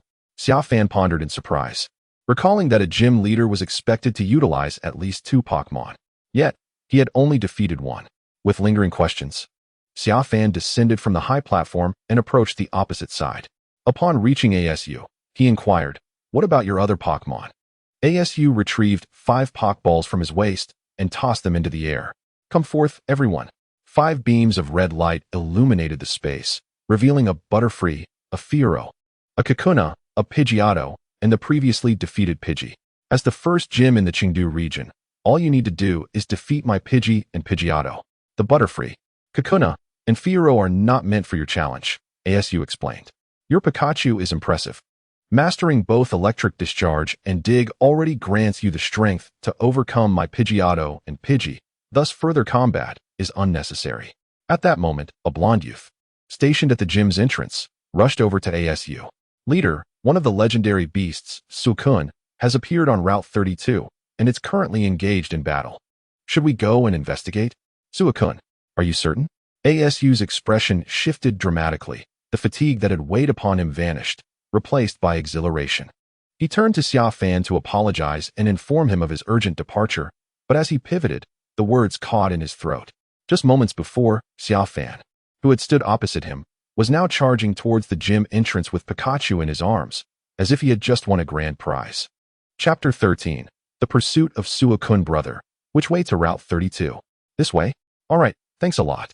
On the bustling streets of Lavender City, a young boy sprinted in a determined direction after receiving directions from a passerby, muttering under his breath, Suakun, you better hold your ground. Don't let them capture you. In the thickets of Route 32, a slender, azure Pokémon adorned with white diamond-shaped spots and a colossal hexagonal cerulean crown upon its forehead was encircled by several Pokémon beneath a tree. Suakun, surrender. Joining us is the wisest choice you can make. Upon the back of a Charizard, a young man extended his hand towards the Suakun beneath the tree. Follow us, and we shall guide you to the pinnacle of this world. Soon, your companions, Raikou and Inti, will also join our ranks, so you need not fear solitude. Beside a Blastoise, a young woman similarly reached out her hand. In opposition to these two stood 3 Pokémon evolved to their final forms, Venusaur, Nidoking, and Gyarados. Each of these Pokémon was accompanied by a trainer. Under the great tree, Suakun observed them with a cold gaze, and suddenly, a white mist enveloped the ground beneath it. You think you can escape with such a trick? Do you believe we will allow you to slip away again? Commanded the Charizard's rider. With a powerful flap of its wings, Charizard dispersed the insidious mist. The young man sneered, since you refuse to submit. We shall have to incapacitate you before forcibly capturing you. Brothers, attack. As the young man finished speaking, Charizard whipped away the recently formed mist, and the others began issuing commands for their Pokémon to assault Suakun. First, Nidoking and Gyarados executed a combined tackle, flanking Suakun with their charge. Following them, Venusaur and Blastoise unleashed their respective attacks, Vine Whip and Bubble. The 4 Pokémon surrounded Suakun, their assault converging upon it. Suakun regarded them with indifference, its expression betraying no hint of alarm. It retracted its head and unleashed a beam of frigid light, targeting each of the 4 Pokémon in succession. In an instant, they were encased in ice, with Charizard narrowly avoiding the onslaught due to its aerial position. Seizing the moment while the 4 Pokémon were immobilized, Suakun leaped towards the distant tree, a gust of northern wind swirling around it, rendering its form breathtakingly elegant. Yet such beauty often incites a desire for destruction. Suddenly, a jet of flames surged towards Suakun, striking it mid-leap and sending it crashing to the ground. The 4 encased Pokémon broke free from their icy prison, their eyes ablaze with fury as they glared at Suakun. At that moment, a young boy arrived not far from the battlefield. Witnessing Suakun's plight, he rushed forward, intent on throwing a Pokeball. "Step aside. That Suakun belongs to our blue-white society. If you dare take another step, do not force us to act with severity," shouted a white-haired youth towards Xia Fan and the other Pokémon trainers who had arrived. Outside the fray surrounding Suakun, there were a dozen others like the white-haired youth, standing guard to prevent individuals like Xia Fan, who harbored similar intentions, from intervening. Awakened by the water gun, Xia Fan furrowed his brow, scanning his surroundings before retreating to an unnoticed grove. A moment later, he emerged from behind the trees, transformed into a youthful guise. He retrieved a Pokeball from his waist, murmuring softly before declaring, "Come forth, Salamence." With a flash of red light, a 4-legged, dragon-like Pokémon materialized. Xia Fan leaped onto its back, urging it to charge into the fray. "You're seeking your own demise, kid." The individual stationed outside, upon witnessing Xia Fan's actions, immediately discerned his intentions and shouted in unison, urging their Pokémon to unleash their skills. "Destruction Ray," Xia Fan commanded coldly. The mighty Salamence retracted its head, gathering a formidable energy at its maw. After deftly evading several attacks with its wings, a cacophonous black beam erupted from Salamance's mouth, sweeping across the ground and toppling a significant number of adversaries. Seizing the opportunity, Xia Fan guided Salamence into the fray. The battlefield had transformed since the earlier skirmish. Once seemingly at a disadvantage, the Suakun, having endured a fiery assault, appeared incensed and retaliated with an absolute zero attack, rendering the Charizard near death and intimidating the remaining 4 trainers, who hesitated to advance. Witnessing this turn of events, Xia Fan's heart soared with elation. As long as he remained uncaptured, it was an opportune moment. He leaped from Salamence, retrieving a Pokeball from his waist, ready to launch it. The startled trainers below quickly commanded their Pokémon to intervene. Although they recognized the folly in such a reckless throw, the fear of encountering a stroke of luck that would lead to an instant capture made them anxious. Suddenly, a loud noise erupted. Anticipating an onslaught upon entering the fray, Xia Fan had already instructed his transformed Salamence to unleash the destruction ray. A black beam surged towards the trainer's Pokémon, forcing them into a defensive stance. In midair, Xia Fan hurled the Pokeball towards Suakun. Unfortunately, just as he was about to release it, Suakun emitted a piercing roar that was excruciating to the ears. Xia Fan's body froze in midair, causing his throw to veer off course. Master Dream, witnessing Xia Fan's imminent fall, halted the destruction ray and caught him just before he hit the ground. A moment later, Xia Fan regained his composure and glanced downward, only to find Suakun had vanished.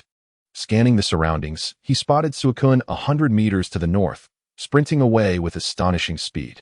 Without a second thought for the spectacle he was creating, he commanded Dream to intercept the trainers below, then leaped once more from Dream's back, transforming midair into a Dragonite.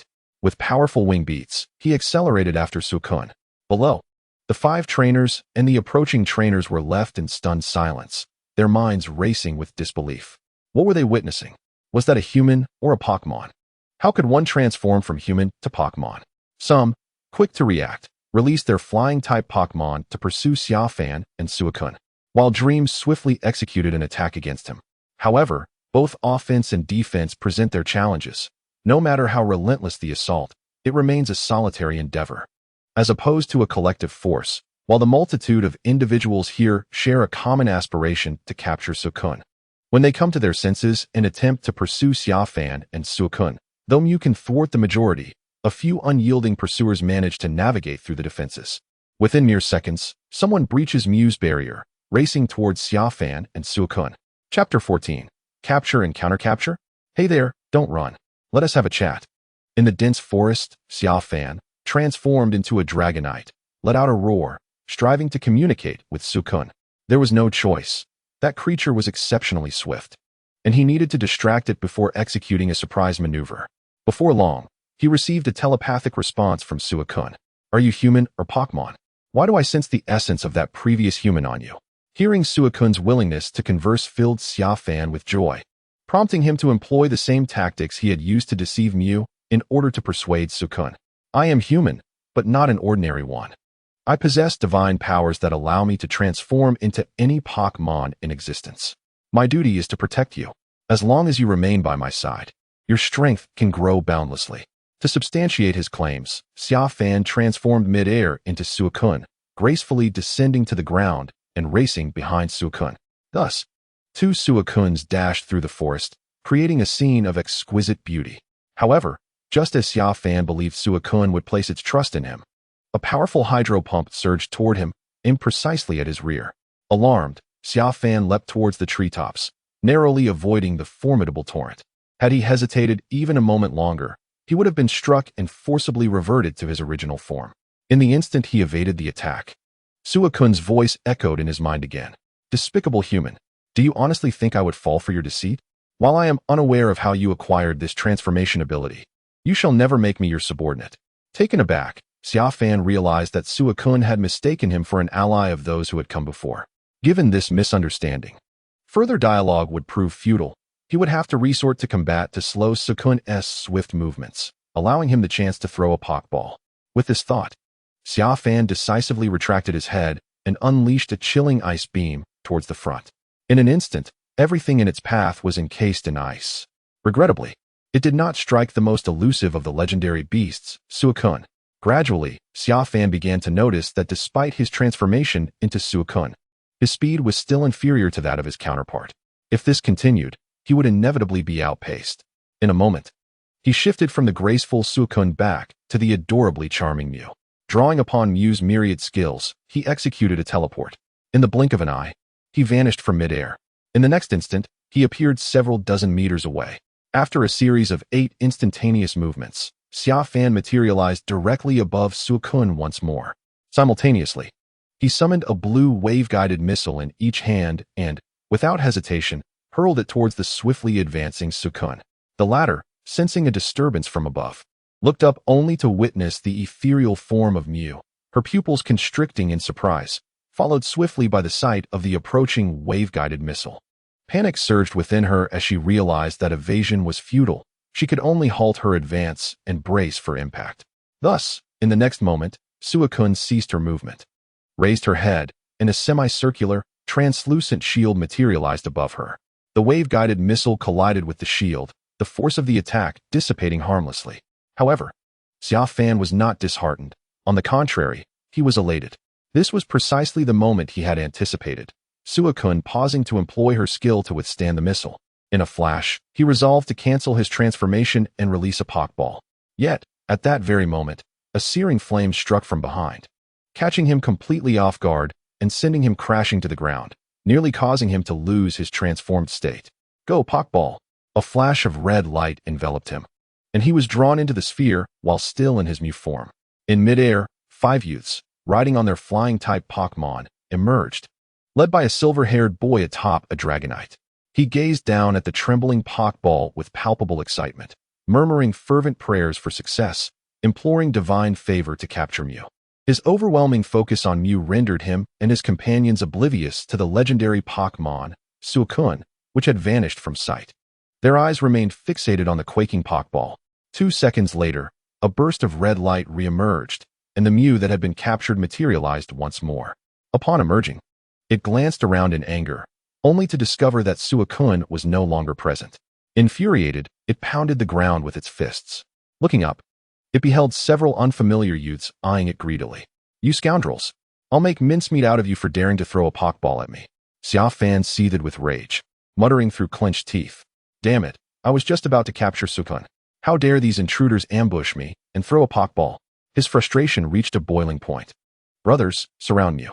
We must not let it escape. This is our greatest unexpected prize in the Chengdu region.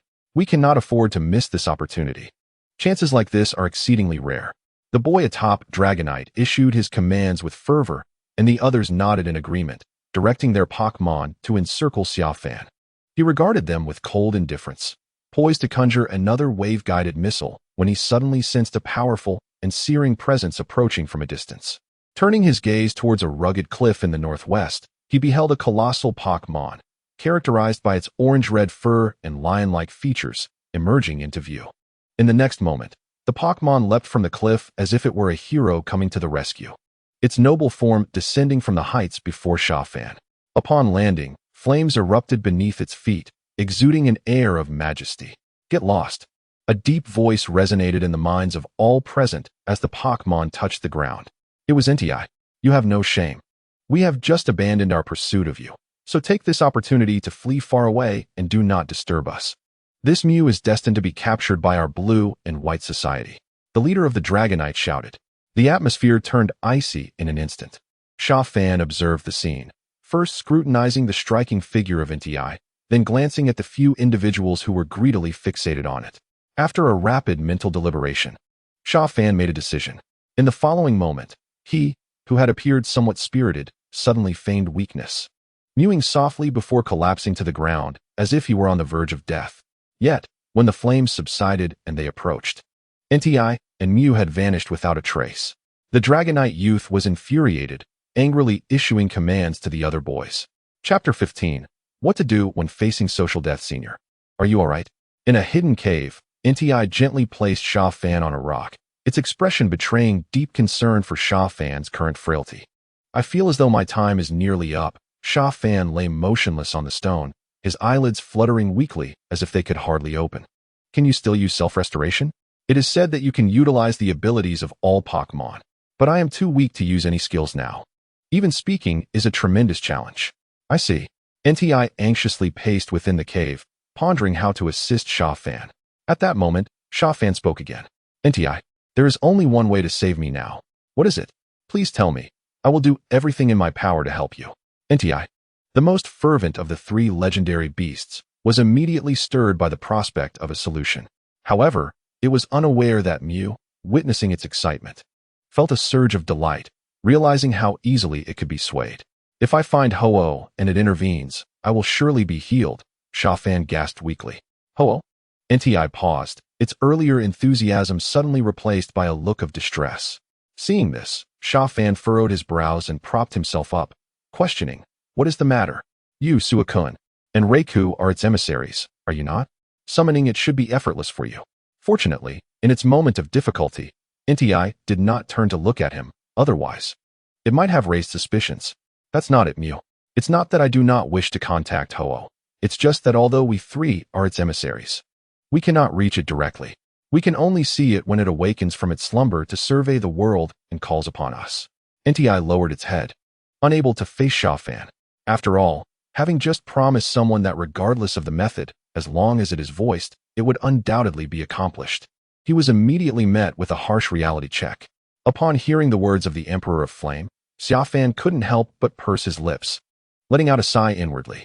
One of the main reasons he feigned such a lifeless demeanor was to see if he could deceive the Emperor of Flame into summoning the Phoenix King, with the intention of capturing it opportunistically.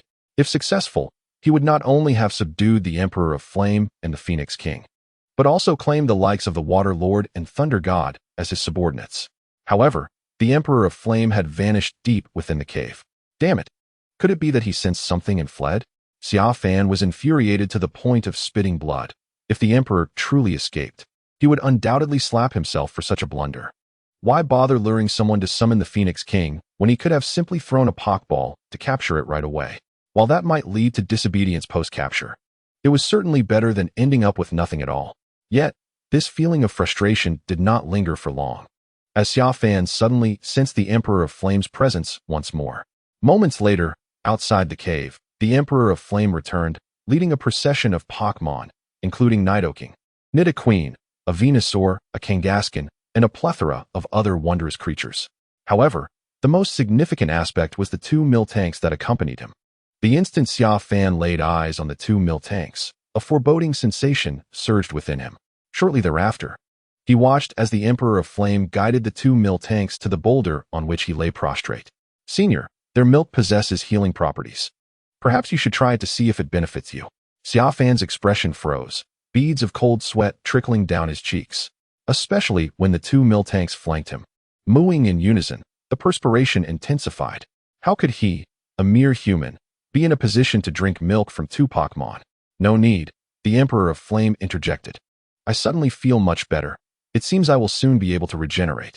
Panic-stricken, Xia Fan hastily rose to demonstrate that he was indeed feeling much improved. However, a pair of hooves was evidently swifter than he. With a resounding slap, the Miltank on his left abruptly embraced him, not allowing a moment for refusal, and forced the milk into his mouth. Xia Fan's eyes widened in shock as he let out muffled cries. The Emperor of Flame observed this scene with satisfaction. Nodding in approval, he then noticed Xia Fan frantically waving his hands, mistaking it for an invitation to join in. Senior, you alone can enjoy this milk. The more you drink, the quicker you recover. If you find it insufficient, I can fetch more for you. The Emperor spoke with an understanding and benevolent tone. Xia Fan shook his head repeatedly. His intention was to convey that he was fine and to urge the Miltank to depart. At that moment, he truly felt as if he could die. He desperately wanted to revert to his true form and reveal to the Emperor that he was human.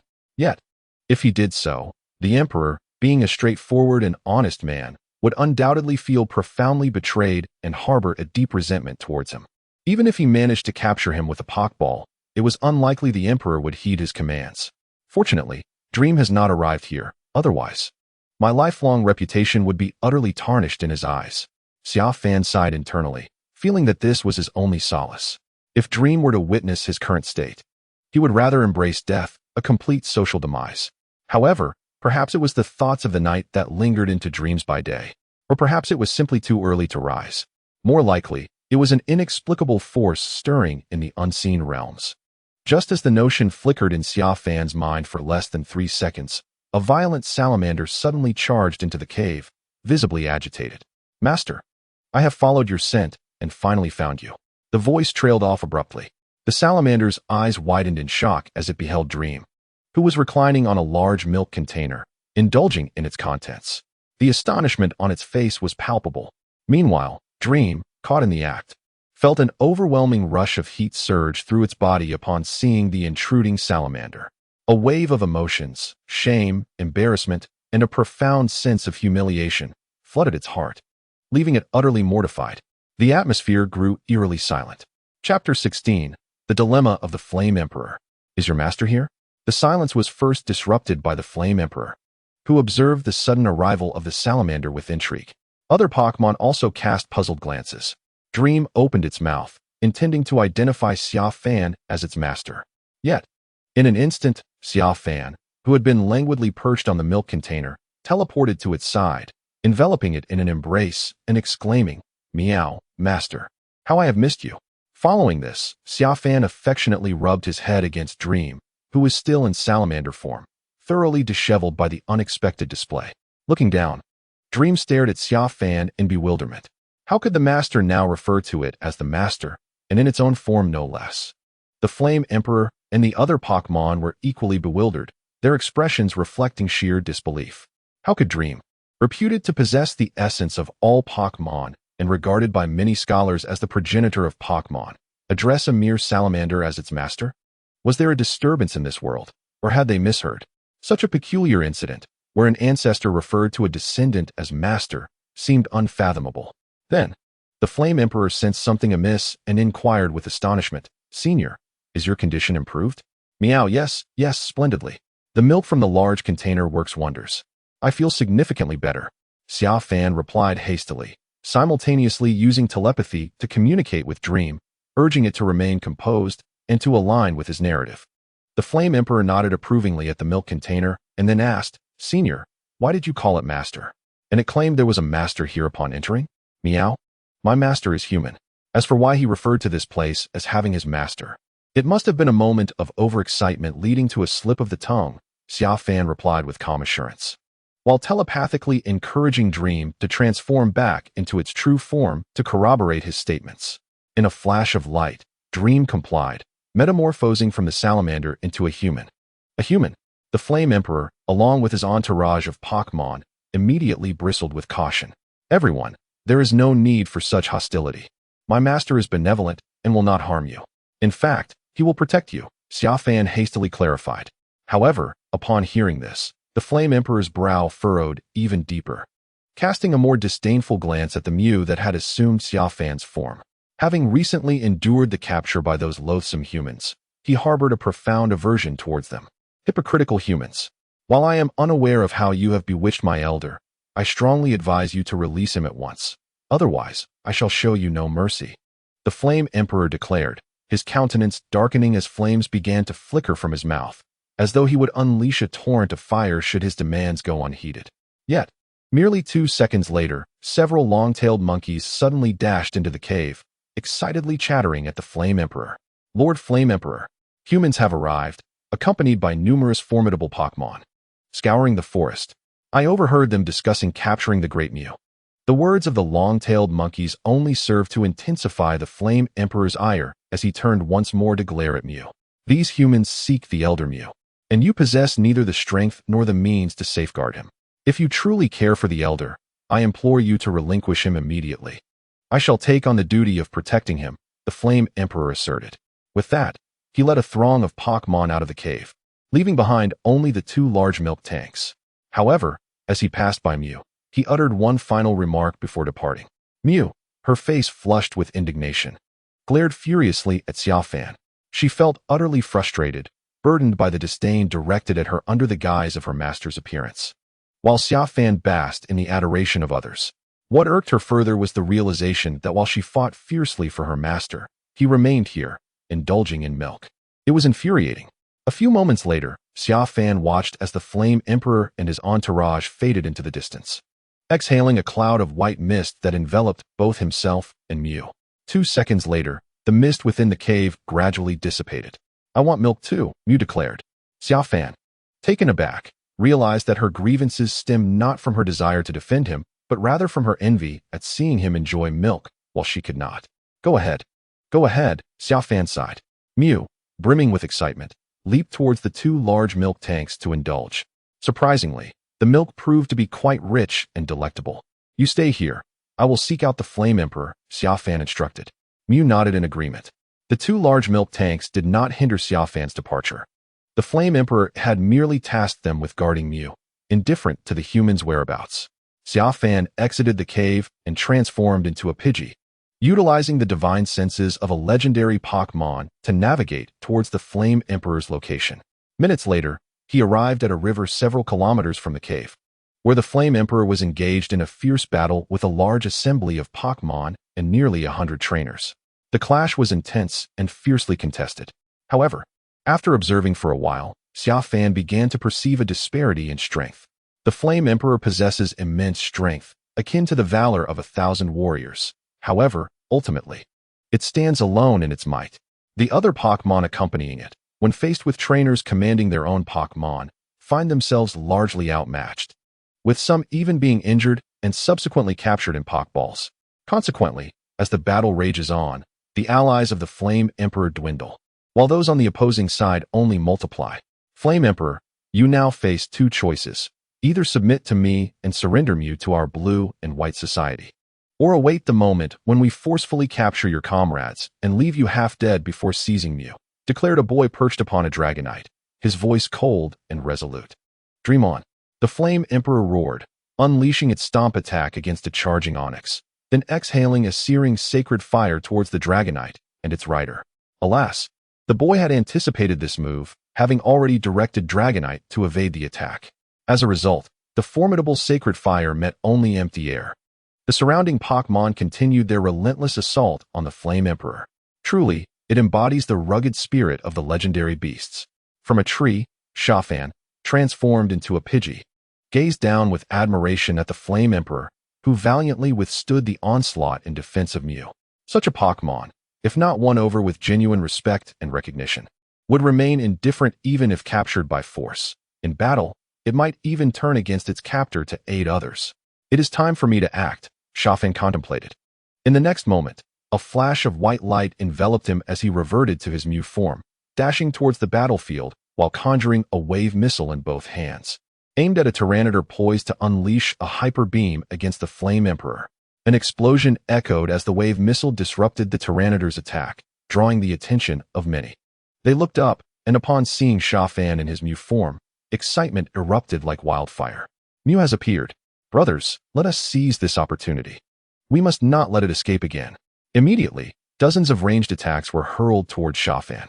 Fortunately, he evaded them with a swift teleportation, tauntingly beckoning them with a gesture before sprinting in the opposite direction of the cave.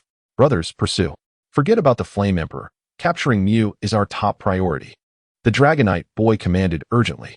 Upon hearing this, those with flying-type Pokémon quickly released them, while others summoned their fastest ground Pokémon. In a frenzied chase, a throng of trainers surged toward Xia Fan. Yet, the swiftest among them remained the Flame Emperor, who closed the distance to Xia Fan's position in less than 5 seconds. Senior, how did you end up here? Did I not instruct you to rest properly in the cave? The Flame Emperor communicated telepathically, its tone laced with urgency.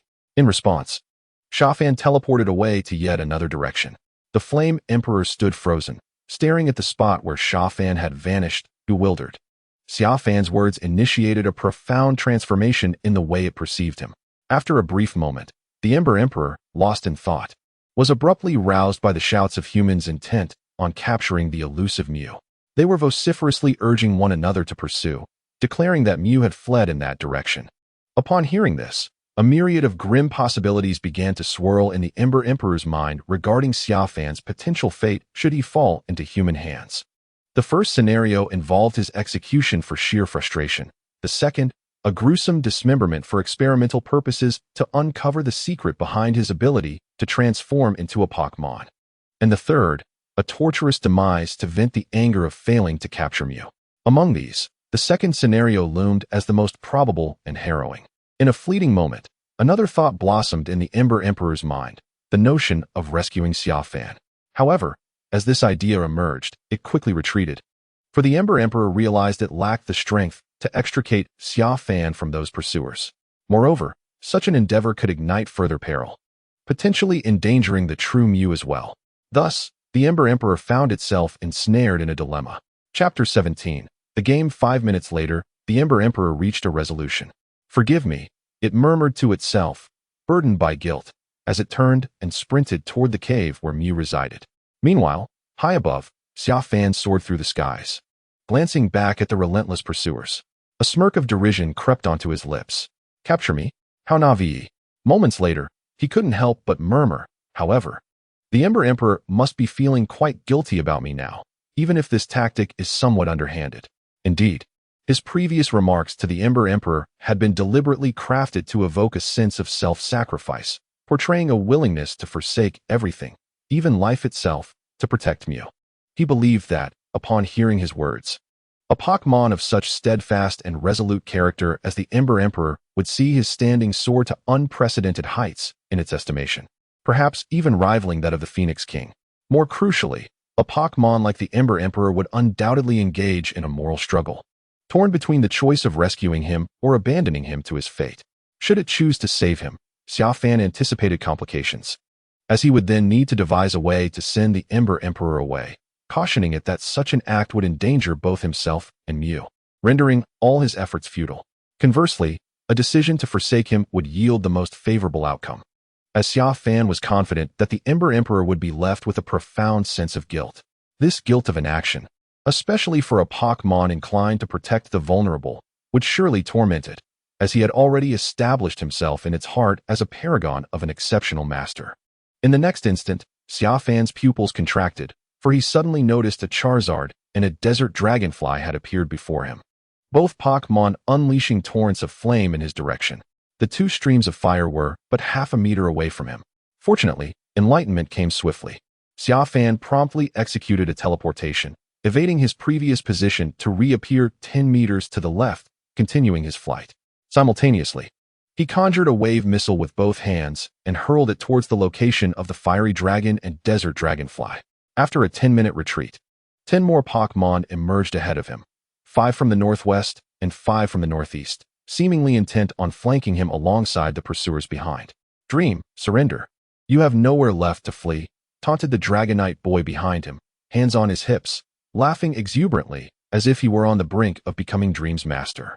He noticed a cave entrance amidst the mountain range directly below. Abruptly halting his laughter, the Dragonite boy commanded his group to split, instructing one faction to pursue him while the others sought the mountain's exit to block any escape route for Dream. This place is rather illuminated. Could it be that some Pokémon are utilizing their flash abilities? Upon entering the cave, Xia Fan was taken aback by the unexpected brightness. As he initially anticipated a pitch-black interior, such fleeting thoughts did not linger long in his mind. His immediate concern was to evade the relentless pursuers. Before long, when he drifted to a pool within the cave, an idea struck him. He scanned the surroundings to ensure no one was present and promptly transformed into a middle-aged man resembling an adventurer. He then stood still, biding his time. Within mere seconds, footsteps echoed nearby. Xia Fan called out loudly, "Is anyone there? Help! Trainers with water-type Pokémon, please come quickly." In less than 3 seconds, a group rushed towards him, led by the very Dragonite boy intent on capturing him. "Old man, did you see Dream? Where is it? Tell me." The Dragonite boy urged urgently. "How did you know I saw Dream?" Xia Fan feigned astonishment. "Stop stalling. Where is Dream?" The Dragonite boy growled, gripping Xia Fan's collar fiercely.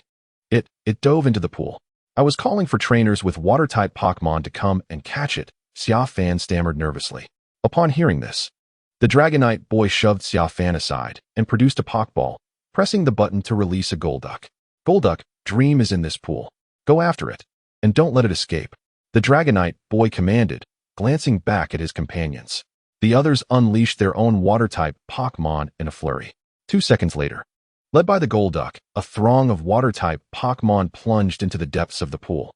As they disappeared beneath the surface, Xia Fan approached the Dragonite boy once more. "Hey there, if you managed to capture Dream, could you allow me a photograph as a keepsake?" The Dragonite boy shot Xia Fan a disdainful glance and scoffed, You think you deserve a photo with Dream? Scram! Get out of my sight. This place isn't meant for someone like you. How can you say such a thing, young man?" Upon hearing this, Xia Fan became anxious and was about to reason with the Dragonite boy. However, in the next moment, he felt the cold gaze of the individuals behind the boy piercing through him, as if uttering another word would lead to a brutal beating. With a sigh, Xia Fan retreated to a corner, silently awaiting his fate. Yet, mere seconds later, the Dragonite boy pointed at him and commanded the others, "Throw him out." Despite Xia Fan's desperate pleas to remain, he was ultimately ejected from the cave. "Get lost. If you dare come back, I'll break your legs." The youth who threw him out taunted. Helpless, Xia Fan could only display a look of indignation as he reluctantly departed. However, as he distanced himself from the cave, his expression gradually shifted from frustration to restrained laughter. It was not long before, after traveling a kilometer away, Xia Fan could no longer contain his mirth and burst into hearty laughter. Those fools, it turns out, were quite easy to deceive. Chapter 18. Subduing the Flame Emperor. In a cave nestled within the southern forests of Jiegeng City, the Flame Emperor lay at the entrance, sulking as it watched the Mew savoring its milk. After a few moments, the Flame Emperor abruptly rose, gazing intently at Mew as if wishing to converse. It resumed its sulking posture, lying at the cave's mouth like a loyal guard dog. However, if it were to inform Mew of the truth, the latter might very well bolt in search of its owner, falling prey to those wicked trainers. Yet, withholding the truth could lead to Mew eventually sensing something amiss. Thus, it decided to tell Mew that its owner had gone to fetch food, instructing it to wait. Although aware that this fib was rather flimsy, the Flame Emperor was relieved that Mew did not seem suspicious. Nevertheless, it recognized that a lie is ultimately a lie, destined to be uncovered. What would it do when Mew, having waited in vain for its owner, ultimately realized the truth? In that moment, the dual burden of guilt from lying and the anguish of inaction weighed heavily on the Flame Emperor, leaving it in deep discomfort.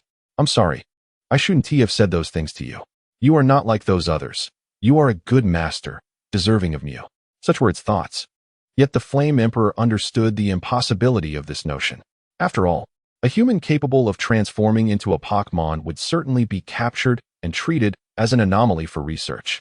Mew had explained that its power was divine, a closely guarded secret that must never be disclosed to other humans, lest they be captured, dissected, and tormented to death. It also shared that its master bore the grave responsibility of protecting them, those revered as legendary Pokémon, from human oppression and from evil trainers who sought to exploit their powers to reshape the world. I must save him. Even if it costs me my own safety, I will rescue him. After some time, overwhelmed by remorse and guilt, the Flame Emperor resolved to save Xia Fan. It summoned the Pokémon under its protection within the forest. Among them were the evolved Pokémon such as Nidoking, Nidoqueen, Tree of Lies, Scorpion, Nulla, and Circle Bear, all having reached their ultimate forms. As if imparting a final directive, they stood several dozen meters away from the cave entrance, listening attentively to the words of their guardian about what they must do in his absence. The expressions of these Pokémon reflected their profound reluctance.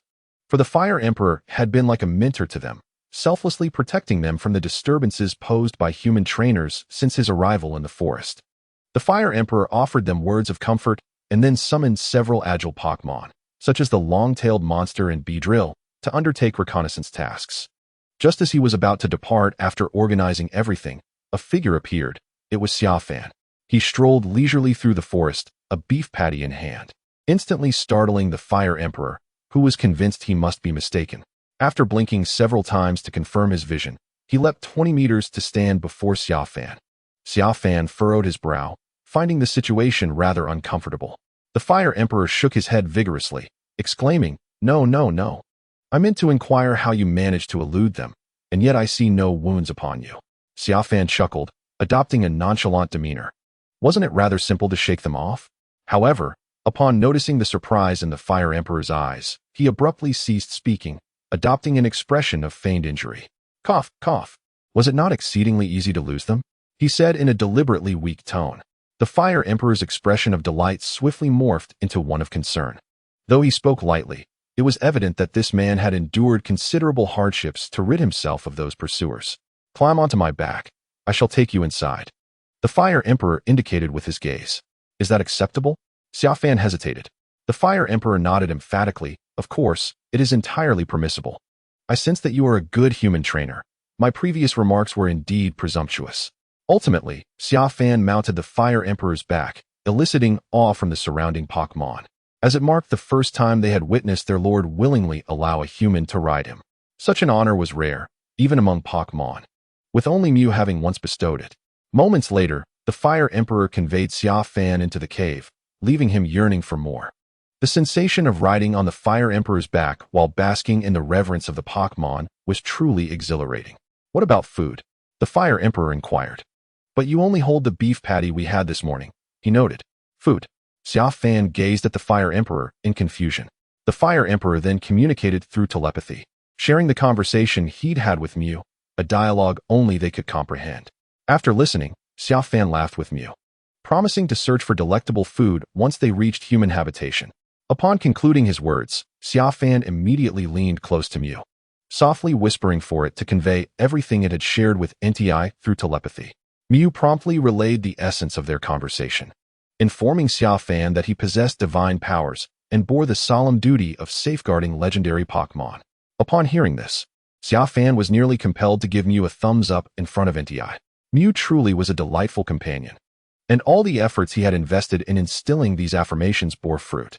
The impact of such flattering praise emanating from Mew was infinitely more potent than if he had uttered it himself, thus suppressing his excitement. Xia Fan prepared to lay his intentions bare before NTI, proposing that it become his Pokémon. However, just as he was about to speak, NTI preemptively nudged a large milk can toward him. "I see you are still nursing an injury. Why not drink some milk from this can? Its contents possess healing properties," NTI stated. Xia Fan's face flushed crimson at NTI's words. While he could somewhat accept the idea of Mew drinking milk in its adorable form, the thought of himself leaning over a large milk can to drink was a rather absurd image.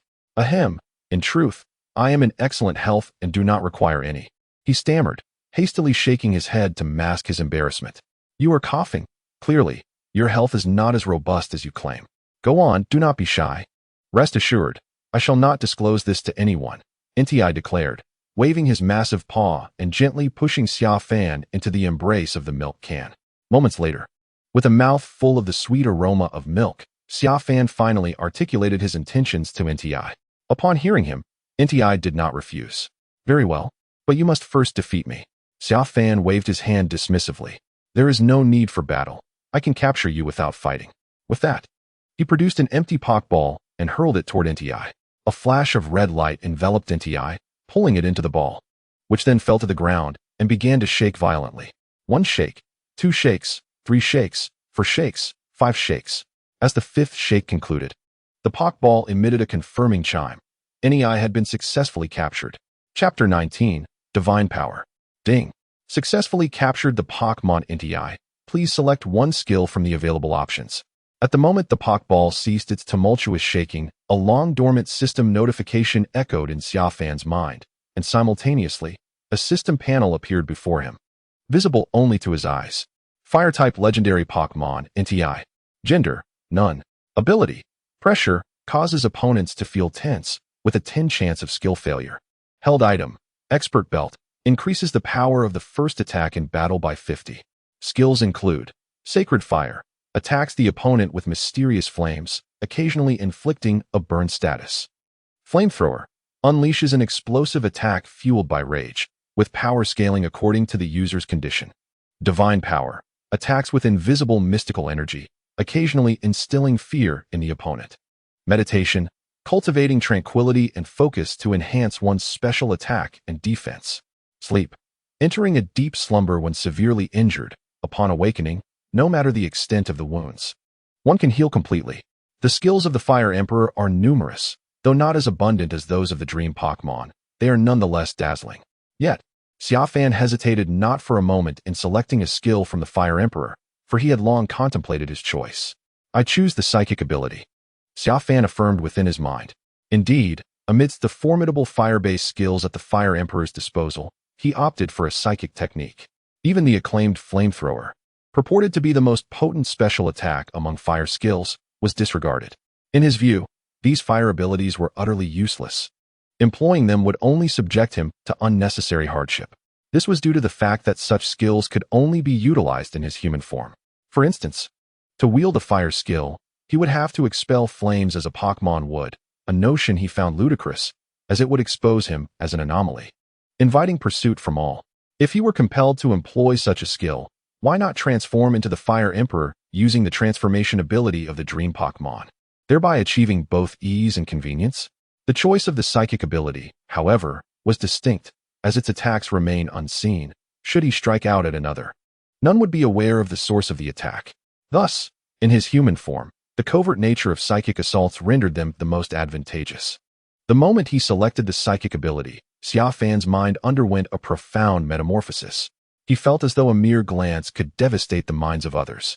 Surveying his surroundings, he considered selecting a nearby Pokémon as a test subject. However, after a brief contemplation, he abandoned this notion. All the Pokémon were under the protection of the Fire Emperor, and recklessly using them as experimental subjects would only incite the Emperor's ire. Picking up a Pokeball from the ground, Xia Fan released the Fire Emperor from within. Why does your Pokeball render me unable to resist? The Fire Emperor inquired immediately upon emergence. It had endured the experience of being captured by others before, yet never had it encountered a situation where it lacked the capacity to resist being forcibly drawn inside. No matter how fiercely it struggled within, the Pokeball remained impervious to its efforts. Because that is one of my divine powers, Xia Fan replied with a smile.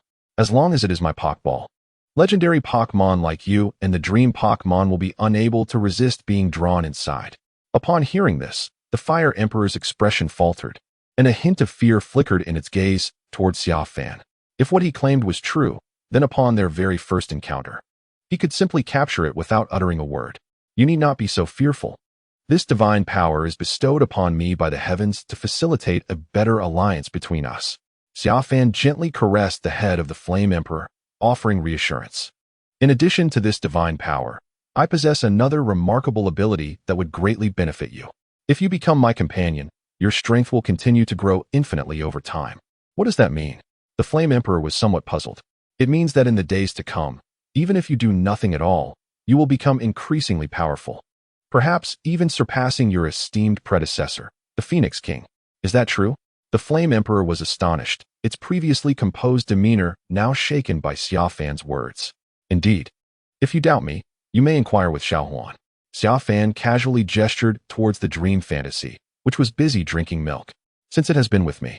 Aside from eating, drinking, and occasionally engaging in battles to earn some money for meals, it has not practiced at all. Yet, you can ask it whether it feels its strength has increased significantly. As soon as Xia Fan finished speaking, the dream fantasy, clearly displeased, extricated itself from the large milk container and floated to Xia Fan's side. Master, how can you say that? Though my power has indeed grown substantially, it is also due to my diligent training. The dream fantasy adopted a pouty expression, as if to say it would be upset unless Xia Fan apologized. I apologize. Our Xiaohuan has truly put in considerable effort to become stronger, rising at 6 every morning to engage in strength training for 3 hours, followed by additional training every hour thereafter, Xia Fan earnestly acknowledged. Hearing this, the dream fantasy blushed, slightly embarrassed, and resumed its milk drinking. Master, you exaggerate. I am not that remarkable. Xia Fan shrugged, then turned to the Flame Emperor, whispering in its ear, you should discern the truth from the falsehoods in our previous conversation. A few minutes later, the Flame Emperor communicated telepathically with Xia Fan, asking, if they become your Pokémon, will they also gain strength? Chapter 20. Little Snorlax. 2 hours later, as dusk approached, the forest resonated with the cry of a Fiero. Moments later, the Fiero landed, and a young boy jumped down from its back, carrying a hefty backpack. Call them over, Xia Fan instructed, and upon descending, he shouted towards the waiting Flame Emperor while opening his backpack to reveal it brimming with nearly 200 Pokeballs. 2 hours prior, the Flame Emperor, fearing that the Pokémon would be disturbed after its departure, had requested Xia Fan to capture them all. This way, not only would others be unable to capture them, but they could also benefit from Xia Fan's divine power to continually enhance their strength. Xia Fan did not refuse. Although capturing them would not yield any skills, he agreed. After all, to maintain the pretense of being a sage before the Flame Emperor, one must indeed undertake actions befitting such a role. Fortunately, he was only capturing Pokémon cared for by the Flame Emperor and some that had reached their final evolutionary forms. Otherwise, he would have had to spend all his resources on Pokeballs, fearing he could never finish capturing them all. Everyone, come here and line up. Once I capture you in Pokeballs, I will release you immediately, so there is no need to worry about losing your freedom. Using telepathy, the Flame Emperor conveyed his voice to the approaching Pokémon in the forest. Beedrill, Arbok, Nidoqueen, Kabuto, and Shroomish. Before long, the forest resonated with the sounds of numerous Pokémon, which lined up in an orderly fashion as instructed by the Flame Emperor.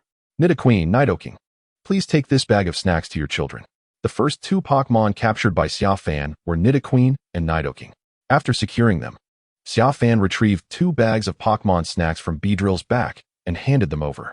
Nidoqueen, and Nidoking accepted the snacks, affectionately nudging Xia Fan's face with their heads as a gesture of closeness.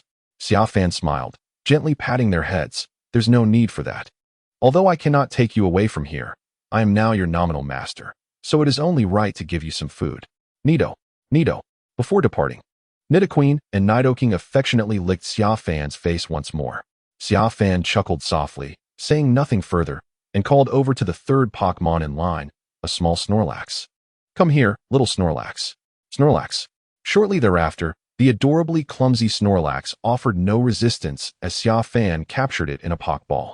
However, when Xia Fan released it and prepared to hand it a bag of snacks from Beedrill's back, the creature's expression suddenly shifted upon seeing the food. It took a leap and jumped onto Beedrill's back. Snorlax. The little Snorlax seized the large bag of snacks and bolted away, munching as it ran, as if intent on claiming the entire bag for itself. This left Xia Fan utterly bewildered. Is it really possible to snatch snacks in front of so many Pokémon without fearing retribution? As this thought crossed his mind, Xia Fan felt the collective wrath of the Pokémon. The orderly line of Pokémon erupted into chaos, all angrily pursuing the small Snorlax, seemingly intent on exacting revenge. Fortunately, the Flame Emperor intervened with a commanding shout, bringing immediate silence to the agitated Pokémon. With a powerful leap, he soared several meters to land before the little Snorlax. This child cannot resist food and often acts impulsively. Please do not hold it against him, the Flame Emperor explained. Fearing Xia Fan would blame the Snorlax, Xia Fan glanced at the half-empty snack bag, shrugged, and indicated that it was of no concern, as the snacks were not meant for the other Pokémon anyway. He was well aware of Snorlax's notorious reputation as a glutton, often humorously referred to as the Pokémon that devours everything in sight and excels at nothing else.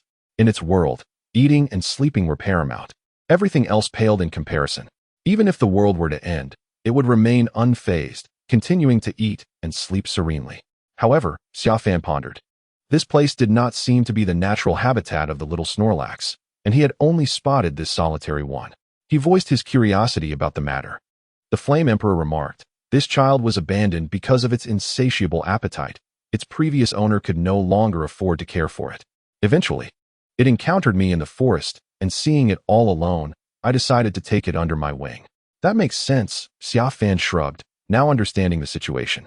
A Snorlax, being such a voracious eater, is simply beyond the means of an ordinary trainer.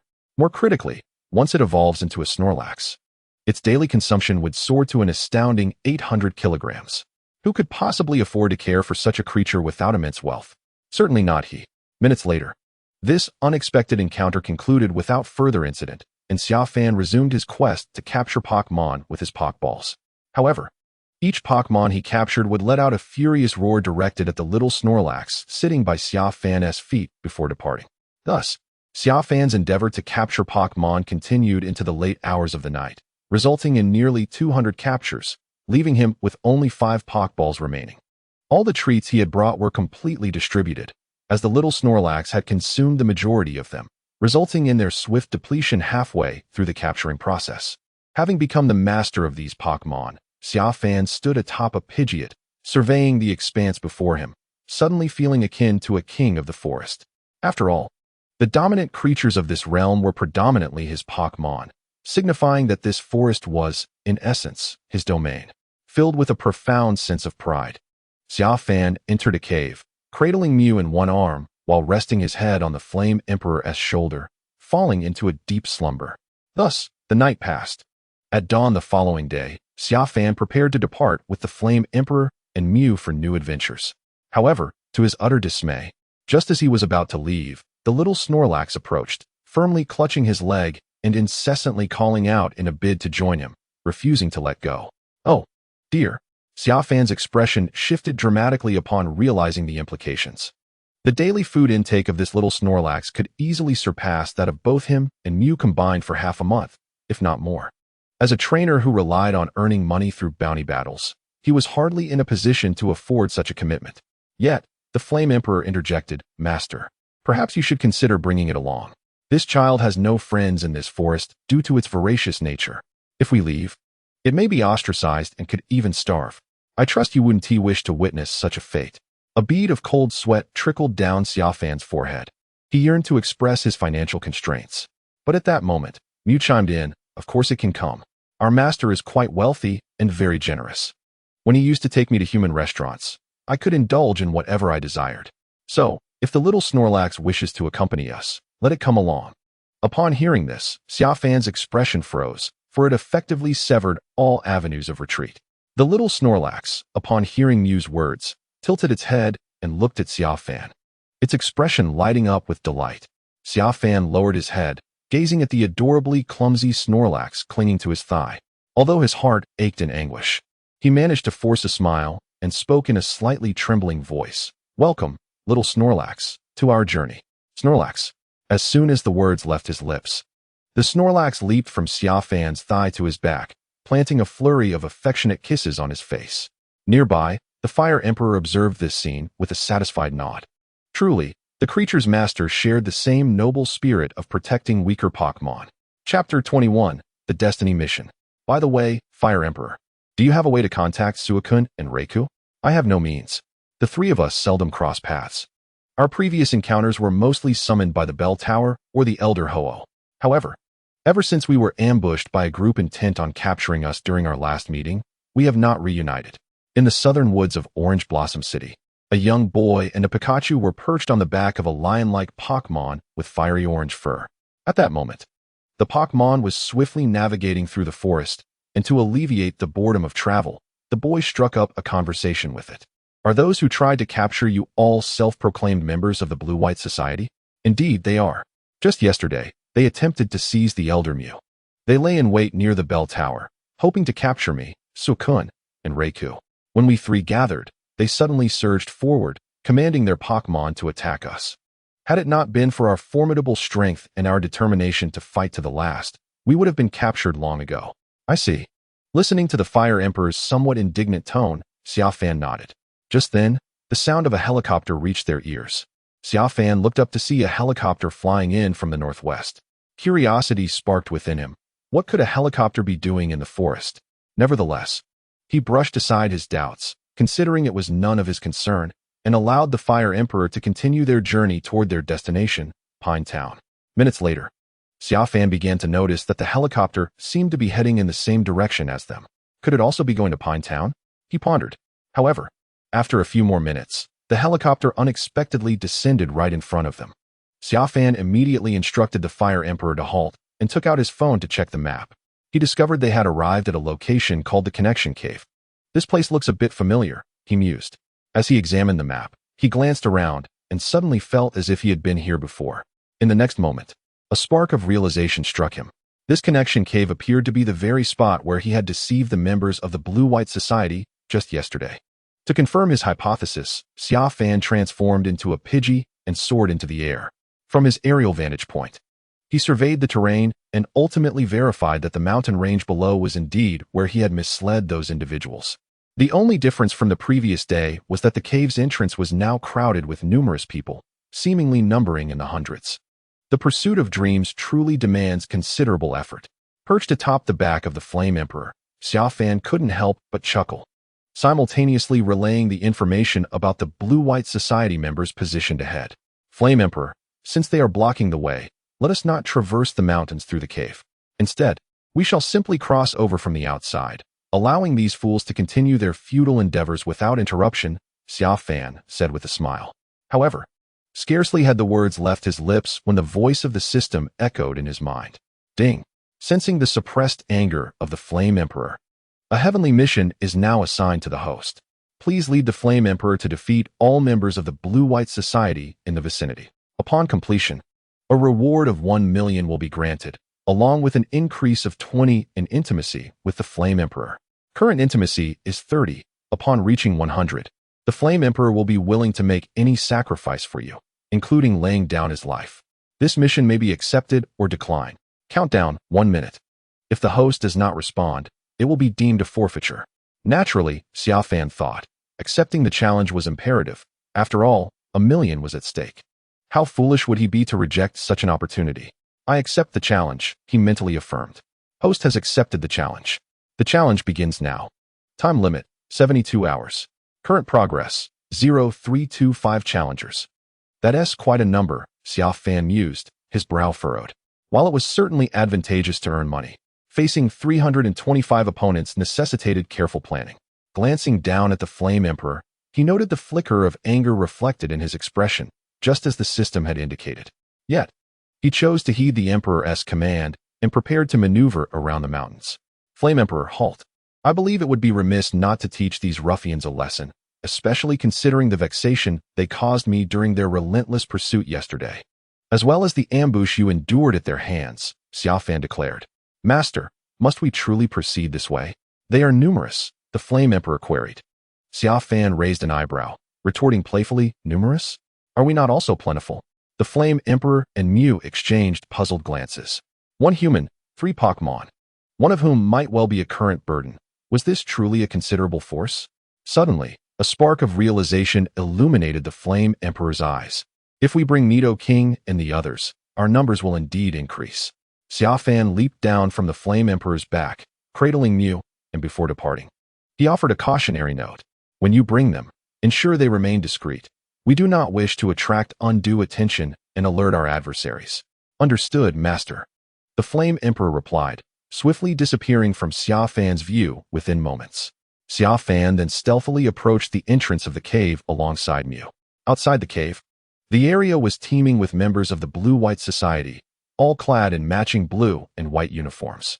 The helicopter from earlier was stationed centrally among them. with numerous individuals busily unloading crates. A closer inspection revealed faint inscriptions on the boxes. "This is illegible," Xia Fan muttered. "Mew, let us transform into Pidgey and approach stealthily." Squinting for some time, Xia Fan resolved to transform into a Pidgey and glide over to gather some intelligence. Before long, 2 Pidgeys perched upon the helicopter's wing. Peering down, Xia Fan finally discerned the inscriptions on the crates being loaded and unloaded. "Pokémon detector?" He murmured the words inscribed on the box, pondering whether this device was intended to detect Mew. With that thought, he cast a glance at Mew, who was curiously surveying the surroundings. 1 minute later, a familiar figure emerged from the cave, a silver-haired boy clad in a blue and white uniform. He approached a makeshift platform and, after receiving a microphone from someone, began to speak. "I am Long Xiao, the chief officer of the Blue and White Society, who summoned everyone from various parts of Chengdu yesterday. You may refer to me as Group Leader Long Xiao for this operation. You all should be aware of our purpose here from the directives sent by the Society. Indeed, it is to capture Mew." Long Xiao's voice was filled with fervor, particularly when he uttered Mew's name, his emotions running high. "Yesterday, while pursuing Nti and Suakun, we unexpectedly discovered Mew engaged in battle with Suakun. Although the reasons remain unclear, we seized an opportunity to throw a Pokeball at it. Alas, it was a failure. The first attempt to capture Mew proved fruitless. Later, as we attempted to apprehend it again, we encountered Nti, who shielded Mew and facilitated its escape from our encirclement." Xia Fan stifled a yawn with his wing, observing the self-aggrandizing boy who had taken the microphone to boast about the difficulties faced in capturing Mew. He couldn't help but shake his head. Where did he learn such deplorable habits? Instead of addressing the matter at hand, he rambled on about his own exploits, utterly foolish. Chapter 22, Pokémon Detector. Long Xiao rambled on for 20 minutes, and only at the end did he finally begin to articulate the purpose of their gathering while pointing toward the cave's entrance. "Everyone, Mew is currently hiding in that pool of water. However, due to its abilities of invisibility and transformation, we have yet to capture it. Thankfully, we have enlisted your assistance. We have procured dozens of crates of Pokémon detectors from the Society to aid you in locating Mew. This device functions too." Before he could finish, someone in the crowd interrupted. "Group Leader Long Xiao, I would like to confirm, since you are aware that Mew possesses the abilities of invisibility and transformation, is it not possible that it has already evaded us before our arrival?"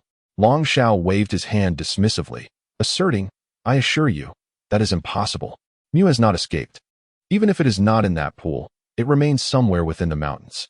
Since Mew entered this range, I ordered all potential exits to be blocked by Pokémon. If Mew were to leave while invisible, the Pokémon would certainly sense its presence." Another voice chimed in, "Group Leader Long Xiao, what if Mew discovered a small exit that we failed to identify?" As soon as these words were spoken, the majority of the audience nodded in agreement, finding the speaker's assertion to be quite reasonable. Dreams are indeed elusive. However, at that moment, Long Xiao unexpectedly leaped off the stage and rushed towards the individual who had just spoken. With a swift slap, he sent the person tumbling to the ground, and then proceeded to deliver a brutal beating, all the while hurling insults. "You damned crow's mouth! You damned crow's mouth! You damned crow's mouth!" he shouted. "I'll make it clear. If anyone dares to utter that the dream has slipped away again, they shall face the consequences." After this outburst, he took a deep breath, regaining the fervor he had earlier displayed in his pursuit of the elusive dream. He instructed someone to bring over a crate that had been unloaded from a helicopter. Upon opening the crate, Long Xiao extracted a fist-sized, square device. This contraption was known as the Pokémon Detector, an invention from Heavenly God technology that had been integrated into the game during its beta testing phase. Our president had invested a considerable sum to become one of the fortunate players to possess this device, which was designed to detect the presence of legendary Pokémon within a 200-meter radius. The president had previously utilized this device to locate the mythical Pokémon Celebi, capable of traversing time and space. Unfortunately, at that time, Heavenly God technology had mandated that beta testers could not capture any legendary Pokémon aside from the ordinary ones, under penalty of disqualification. Hence, the president was left with no choice but to abandon the pursuit. However, with the game now diverging from the reality, we were no longer bound by the initial constraints set forth by Heavenly God technology. Thus, the president had leveraged his assets within the Pokémon realm to develop a weakened version of the Pokémon Detector. Its function was to detect legendary Pokémon within a 100-meter radius. Shortly, you will carry this device inside to ascertain whether the dream is present among us. However, there is a crucial point regarding its operation that you must heed. As he spoke, Long Xiao pressed a button on the top of the square device. A small projection was emitted, revealing a Pokémon resembling a white horse, akin to a Qilin or Centaur. This indicated the necessity of selecting the legendary Pokémon to be detected prior to activation. Should there be any trace of the chosen Pokémon within the 100-meter range, the projection would flicker. In this instance, the detector was initially set to search for Arceus, the creator deity, though it was certain that no trace of it would be found here, hence the projection would remain still. Therefore, we would need to switch the projection to that of the dream, as we knew its presence could be felt in this vicinity. Long Xiao then demonstrated how to switch the projection. A mere swipe of the hand was all it took. Within 2 seconds, he had successfully transitioned to the dream's projection, which began to flicker. Do you see? It's that simple. Once the projection starts to flash, it signifies that the dream is indeed within the vicinity. Before he could finish his sentence, Long Xiao suddenly froze, staring at the projection with palpable excitement, his body trembling as he inhaled and exhaled rapidly. Subsequently, he leapt from the stage, seizing the individual who had just declared that dream was absent, and delivered a fierce beating. My friends, do you now believe what I just proclaimed? Dream is indeed within our midst. The audience glanced at the now battered figure, barely conscious, and then raised their arms in unison, exclaiming, "We believe." Excellent. Before we initiate our operation, allow me to share the rewards that our president has promised for this endeavor. Long Xiao retrieved his phone from his pocket. Should we successfully capture Dream this time, each of you will receive a reward of 20,000. Furthermore, those who discover Dream's whereabouts during the search will be granted 100,000, and those who successfully apprehend it will be awarded 1 million. The president has already transferred the funds to my phone, and once the capture is complete, I will distribute the money to each of you without fail. So, I ask you, do you have confidence? Yes, yes, yes. Upon hearing of the monetary rewards, the members below immediately regained their vigor. Very well. Now everyone go and collect the Pokémon detection devices. With a grand gesture, having issued his orders, Long Xiao, filled with excitement, dashed into the cave with the still flickering detection device in hand. Meanwhile, on the wing of the helicopter, Xia Fan, witnessing this scene, was plagued by doubts. 325 individuals, each receiving 20,000, amounts to 650,000, plus 100,000 for each tracker. This figure is variable. Even if I assume a budget of 500,000, the successful captors would earn 1 million. This implies that there is at least 8 million at stake. Good grief. To cast away such an amount as rewards in a single operation, how can the president of the Blue and White Society possess such wealth? Xia Fan's heart began to race. Chapter 23, The Unrighteousness of Bada Butterfly. Xiao Huan, I have an intriguing task for you. All right. Dream entered an invisible state, swiftly making its way towards the cliffs within the mountains. Before long, the cave echoed with the excited voices of many, shouting that they had detected Dream. What a bunch of simpletons. An hour later, while waiting under the foliage for Yen Di, Xia Fan, who was stifling yawns, finally sensed its arrival through his divine beast perception. He promptly rose and headed towards the sense direction. Mere seconds later, he encountered Yen Di 200 meters away from the connecting mountains. Following Xia Fan's instructions, Yen Di had brought along numerous powerful Pokémon: Nidoking, Venusaur, Parasect, Onix, Ariados, Maril, Scyther, and more. Upon seeing Xia Fan, they all yearned to approach him. Xia Fan affectionately patted their heads and was about to issue battle commands when Yen Di spoke up again. Master, in addition to them, there are also the Beedrill clan, the Pidgeot clan, the Gyarados clan, the Onix clan, the Shroomish clan, and Bada Butterfly. Before Yen Di could finish, Xia Fan quickly interjected. Wait, why have entire clans arrived as well? He had only requested Yen Di to bring some powerful individuals, not to summon every clan from the forest. Are we here for a collective brawl, or are we staging a mass migration to seize territory? Master, it is not I who summoned them. Rather, they have chosen to follow of their own volition. Many factions did not partake in yesterday's battle and now feel a sense of guilt. Upon learning that you wished to lead the charge against those individuals, they eagerly accompanied me. I could not persuade them to leave.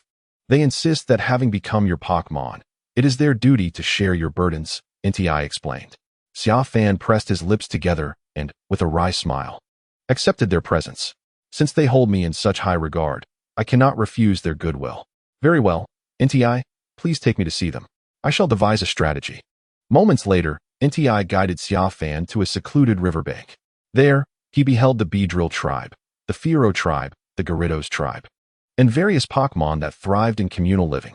The instant they spotted Xia Fan, they erupted in joyous cries. Had Xia Fan not intervened, the commotion might have alerted those in the adjoining cave. All right, I know you are thrilled to see me. And I am equally delighted to have chosen you to assist me, Xia Fan remarked with a smile, calming them down. Meanwhile, outside the cave, no one had yet realized they were on the brink of facing the most unjust and stifling battle in history. A member of the Blue-White Society, Akan, yawned while nudging his companion Suyang. Hey, did you hear any strange sounds just now? You mean the cries of Pokémon? It's quite normal for the forest to be alive with their calls. After all, we are in the realm of Pokémon, Suyang replied casually, fiddling with his Pokémon detector. Rather than concern yourself with that, you should pray those inside do not capture Mew. If they must catch it, let it be while we are on shift so we can claim it ourselves. 1,000,000.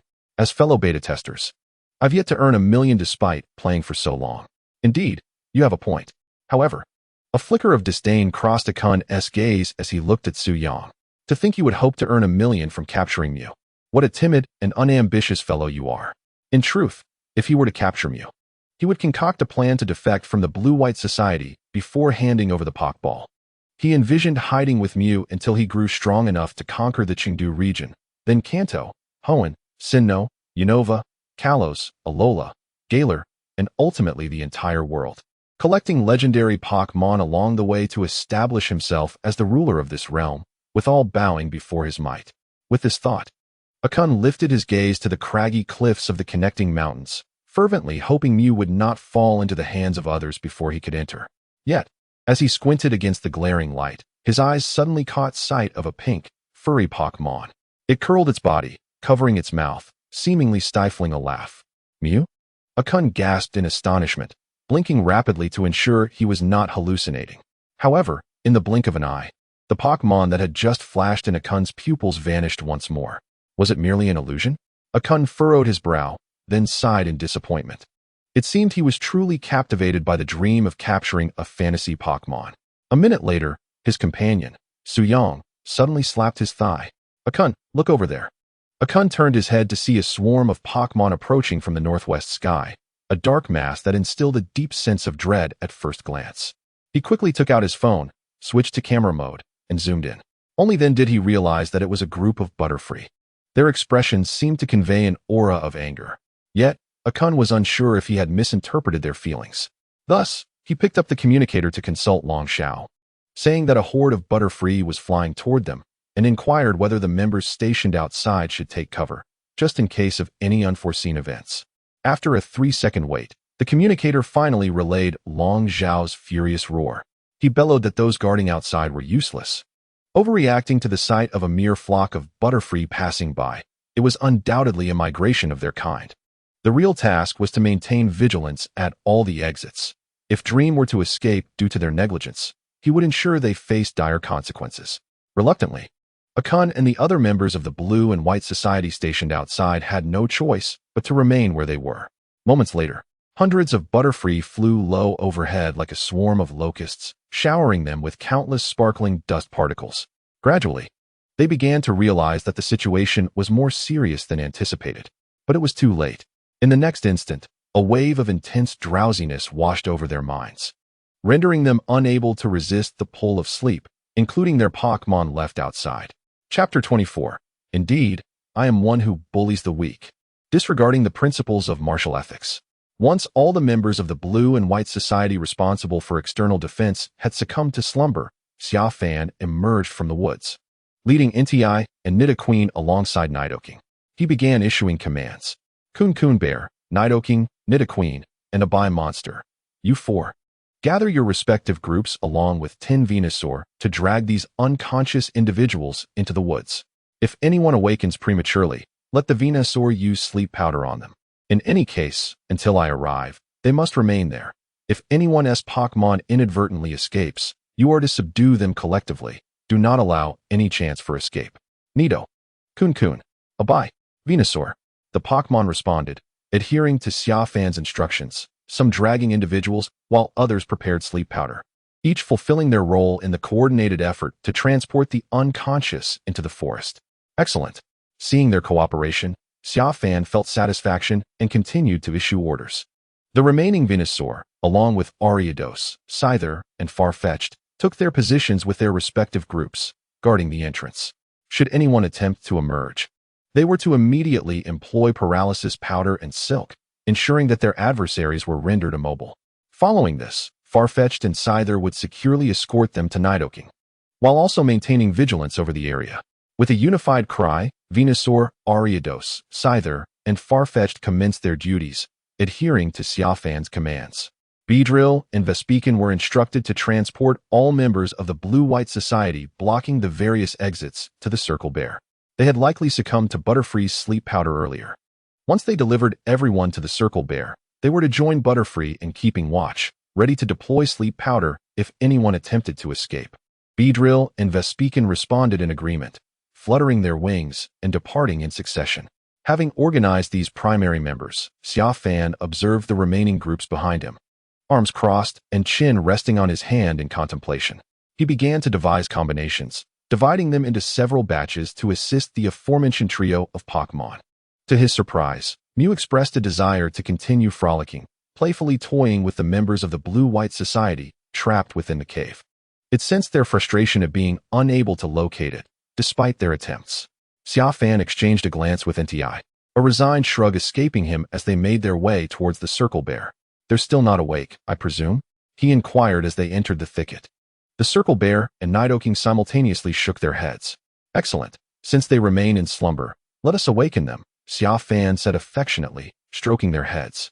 He then selected 3 unconscious individuals from the group, instructing Marill to spray them with water to rouse them for a bounty battle. Marill approached, preparing to unleash a water gun when Xia Fan's Pokeball flashed with red light, summoning a small Snorlax. The little Snorlax halted Marill with a call, striding confidently towards the trio Xia Fan had indicated. It rummaged through their belongings, scavenging for food, before delivering a resounding slap to each, indicating that such matters would henceforth be its responsibility. NTI and the other Pokémon could only sigh in exasperation, their expressions reflecting embarrassment on behalf of their master. As the trio roused from their stupor, they initially appeared dazed, glancing around until they spotted the Circle Bear, Nidoking, and a menagerie of fierce Pokémon glaring at them. They gasped, panting heavily, clearly terrified. It was only when they noticed a human standing amidst the Pokémon that they pointed, swallowing nervously while their voices trembled. Who are you? What do you want? I will inform you that we are members of the Blue and White Society. Observing the trepidation of the 3 individuals, Xia Fan crouched down, presenting a beaming smile. Who I am is of little significance, nor does the Blue and White Society carry much weight. What truly matters is that I am requesting a bounty battle with you. A bounty battle? The trio was taken aback. Indeed. However, should I emerge victorious, you are obliged to relinquish all your funds to me. Conversely, if I lose, you may depart unscathed. The 3 exchanged glances, and finally, the young man in the center mustered his courage to inquire, how will this be conducted? You can't expect us to face all of you here. That would be impossible. And what about the NTI? If it joins, our defeat is assured, and that would be unfair. Of course not. Since this is a bounty battle, I would never stoop to the disgraceful act of overwhelming you with numbers. However, if you are willing to face my sole Pokémon in a one-on-one battle, I am entirely indifferent. Are you serious? The trio was electrified. Absolutely. But you will be contending with it. Xia Fan crossed his arms and gestured behind him, whereupon NTI stepped forward. The 3 gasped, what the hell? Battling against one of the legendary beasts, NTI, is no different than facing that monstrous bear. The result is bound to be a devastating defeat. Cursing the audacity of the man before them, they felt utterly powerless, confronted with a challenge that was destined for failure. Yet, the next moment, the man declared, indeed, I am taking advantage of my strength, disregarding martial ethics, and compelling you into a challenge that guarantees your loss. The trio was taken aback, their anxiety mounting as they pondered how Xia Fan had discerned their thoughts. Will you fight or not? If you refuse, I shall truly compel you. The 3 watched as he summoned a small Snorlax. Snorlax, give each of them a slap until they are willing to battle me. The Snorlax, still chewing on candy, charged at the trio. With a series of resounding slaps, it left their faces swollen within moments, causing them to kneel and cry out. "We'll fight." Xia Fan, beaming with delight, helped them to their feet. That's the spirit. Why prolong the inevitable? If you agree sooner, you can rid yourselves of misfortune more swiftly. The trio gazed at Xia Fan, instantly equating him with a devilish figure, seemingly even more wicked than their own blue and white society members. Chapter 25. The virtuous qualities of a trainer with a divine beast. What to do? That is NTI, the legendary Pokémon, one of the 3 sacred beasts. Our defeat is inevitable. Surrounded by several formidable Pokémon, the trio followed Xia Fan and NTI, whispering among themselves. The young boy, drenched in sweat, wore a despondent expression. According to Xia Fan, their battleground was not within the forest, allowing them to strategize during their journey. Do not be so fearful. Who says we are destined to lose? As the saying goes, 3 cobblers with their wits combined can surpass Jiegeng. If we can strategically exploit type advantages, utilizing water, ground, and rock-type Pokémon against NEI, there may still be a chance for victory. Just like in the animation, how many times have we seen Ash commanding a Pikachu to battle legendary Pokémon? The crux lies in type matchups. The young man among the trio felt it was time to abandon this gloominess. He had always believed in the principle of not abandoning or giving up, deciding to take on the role of encouraging his companions. Thus, he urged them not to succumb to despair. What if Ash's spirit were to possess us? The boy and another girl began to see the truth in his words, their attitudes shifting towards optimism. Pleased with their response, the young man nodded in satisfaction and began to outline their tactical approach. My Pokémon is Blastoise, which has a type advantage over fire, inflicting double damage.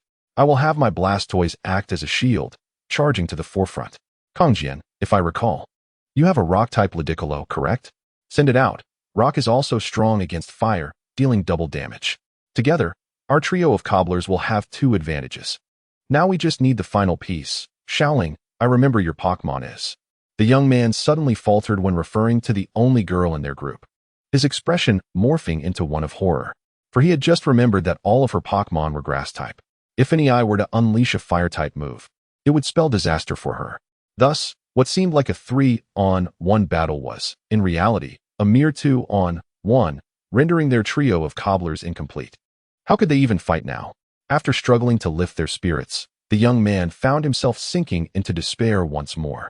To prevent NTI's flames from incinerating the forest and disrupting the local ecosystem, Xia Fan designated the battlefield beside a wide river. Prior to their arrival, several Scyther had cleared out some of the larger trees to expand the area. This setup allowed NTI to unleash his full power without concern for the surrounding environment.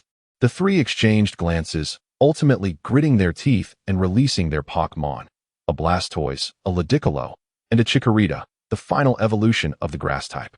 Despite their frayed spirits, the more strategic-minded young man issued commands. Xiaoling, have your Chikorita hide behind Blastoise and Legendary, waiting for the right moment to strike, or NTI will surely target you first.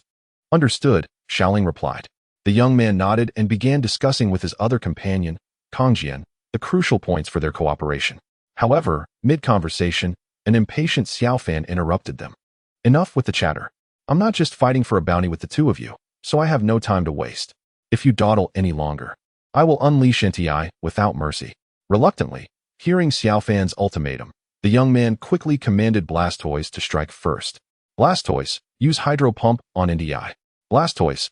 The Blastoise lowered its body slightly, and in the next instant, the 2 rocket launchers on its back unleashed powerful jets of water capable of piercing through thick steel plates, targeting the fiery Emperor standing resolutely upon the boulder. Trico, use Rock Slide. Gloom, unleash your Stun Spore. Meanwhile, the young trainer's companions hastily echoed his commands. When confronted with formidable foes, striking first is invariably advantageous. Thus, under their directive, Blastoise's water cannon assault trailed behind the rocks from Trico and the toxic spores emitted by Gloom. In stark contrast, Xia Fan remained unperturbed, casually munching on sunflower seeds, observing the incoming attacks without issuing any commands to the fiery Emperor. Prior to the commencement of the battle, he had conferred with the fiery Emperor, agreeing that it would handle the conflict independently. After all, as a legendary beast with an extensive history and profound combat experience against humans, Did it truly require his guidance? Surely, that would be absurd. If victory depended solely on his direction, the Fiery Emperor would have been captured ages ago. However, since the Fiery Emperor had taken it upon itself to manage the battle, what role was left for Xia Fan? Yes, to serve as a mere mascot.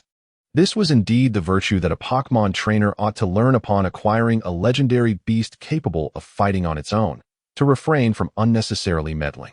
Who would dare to presume they understood combat better than these ancient beings? Wouldn't you agree, little Snorlax? Xia Fan lowered his gaze, his eyes gleaming as he looked at the Snorlax by his side, which had already amassed a considerable collection of snacks.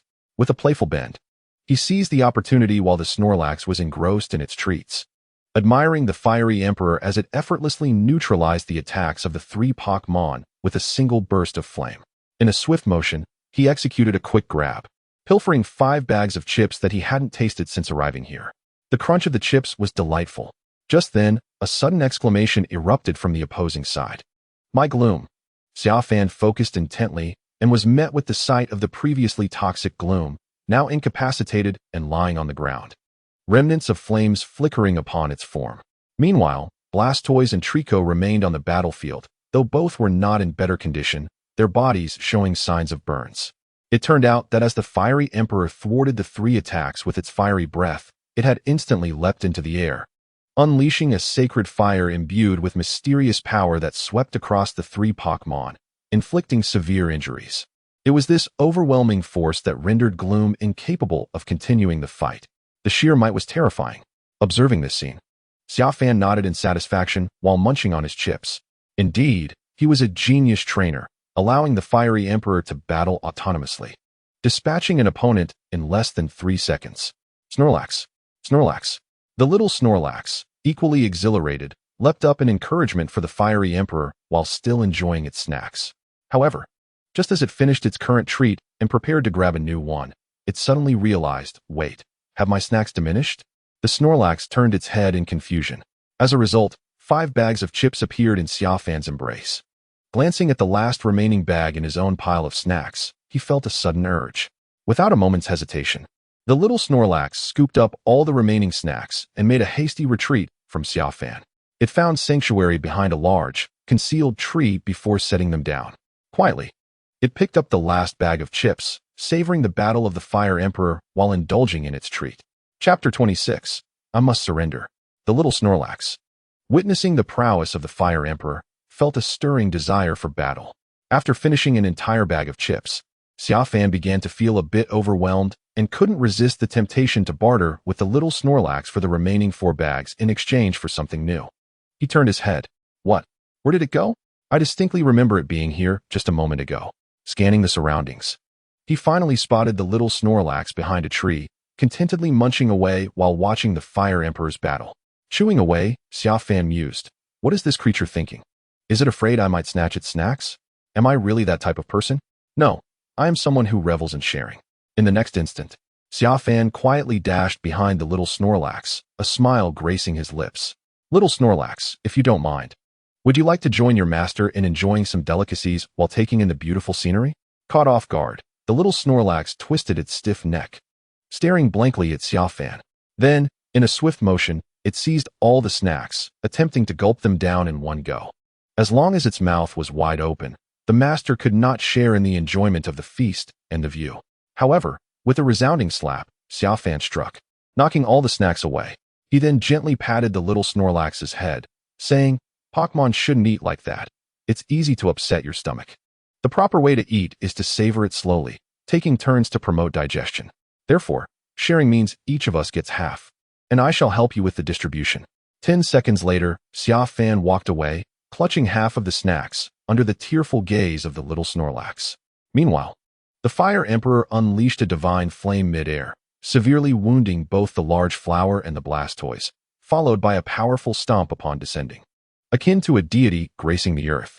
This move, as its name suggests, was a ground-type attack, wielding extraordinary double power against the rock-type Trevenant. Even as the Trevenant, resembling a creature of near rock-like strength, raised its hands to block, they were shattered upon impact, rendering it incapable of continuing the fight. In less than 6 seconds since the battle commenced, the Fire Emperor had eliminated 2 opponents, leaving only the water-type Blastoise. The Blastoise, filled with dread, turned its head, casting a fearful glance at its master. "Master, save me. I do not wish to become Braised Turtle." At that moment, the young man found himself engulfed in despair upon witnessing the outcome. Indeed, it was evident that he and his companions could not compare to the brilliance of their protagonist. With a divine flame, a single strike felled one, severely injured two others, and then with a powerful stomp, brought another to the ground, all within 6 seconds. Eliminating two opponents in the blink of an eye. How could they possibly contend with such might? Their strongest move, the Hydro Pump, paled in comparison to the Ember used by the Flame Emperor, which merely required a flick of his wrist to counter. How could they stand a chance?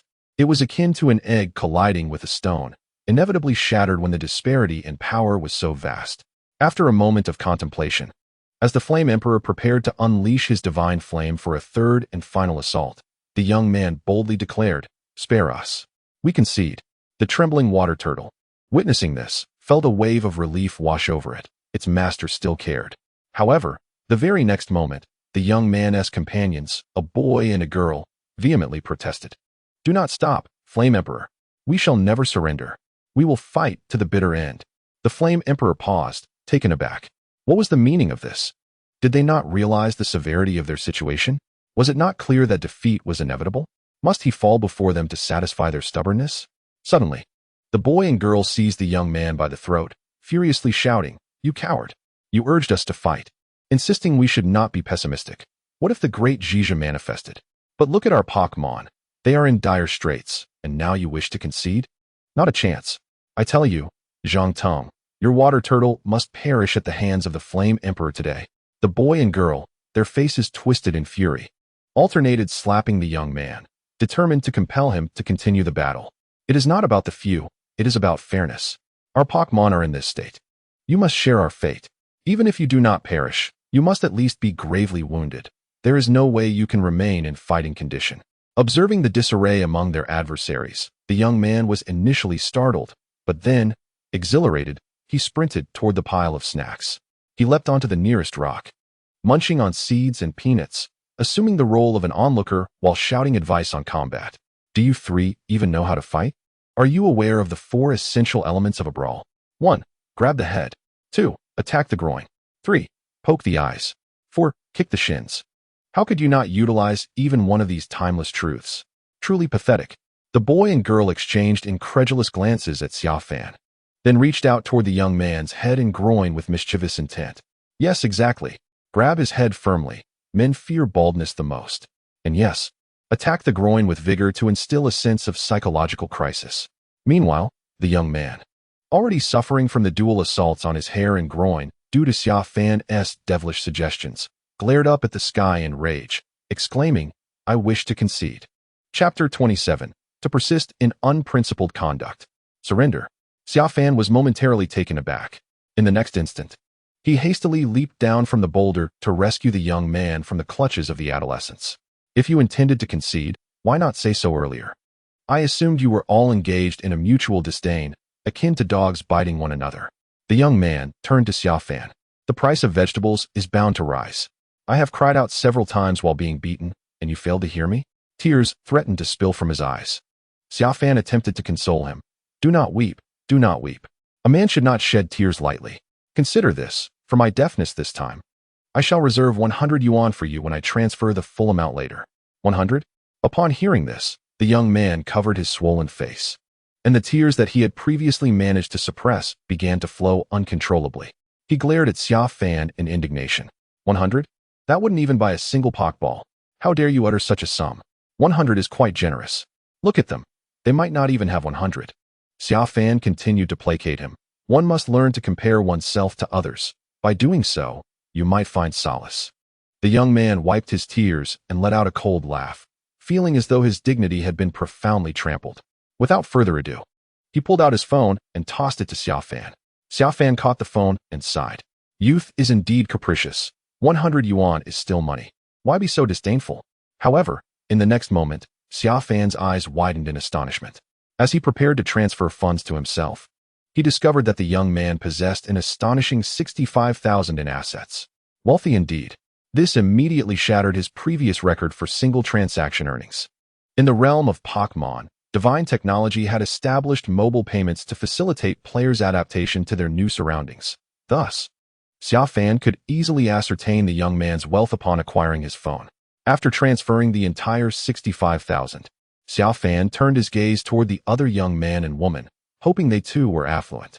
In response to Xia Fan's expectant gaze, the pair gritted their teeth and reluctantly retrieved their phones, transferring all their assets to him. One transferred 70,000, while the other sent 56,000. Once the transactions were completed, the two turned to leave, abandoning the young man behind. Yet, they had scarcely taken 2 steps when a giant scyther barred their path. Flapping its wings, it emitted a cloud of luminescent dust toward the young man and woman. In the next moment, they began to sway and collapse to the ground. Before he could utter a word, the young man inhaled the glowing dust and promptly fell unconscious, mirroring his companions. Xia Fan then mockingly remarked, "Let you go, and you repay me with betrayal?" With that, he commanded the scyther to gather all 3 of them in one place for supervision. 2 hours later, Xia Fan's mission challenge count had reached 42. He had defeated all the members of the Blue and White Society stationed on the periphery, earning a bounty of 2,100,000, with an average contribution of 50,000 from each participant. However, most had chosen not to engage in combat with the Flame Emperor, upon witnessing the Flame Emperor and the surrounding ferocious Ursaring and other creatures. They were so frightened that they surrendered without hesitation, hastily parting with their money. This is precisely why we were able to challenge 42 individuals in just 2 hours. Master, shall we charge in directly with the Circle Bears, or should we wait for the members of the Blue-White Society to emerge one by one, lying in wait? After successfully confronting all the outer members of the Blue-White Society, the Flame Emperor accompanied Xia Fan to the entrance of the cave.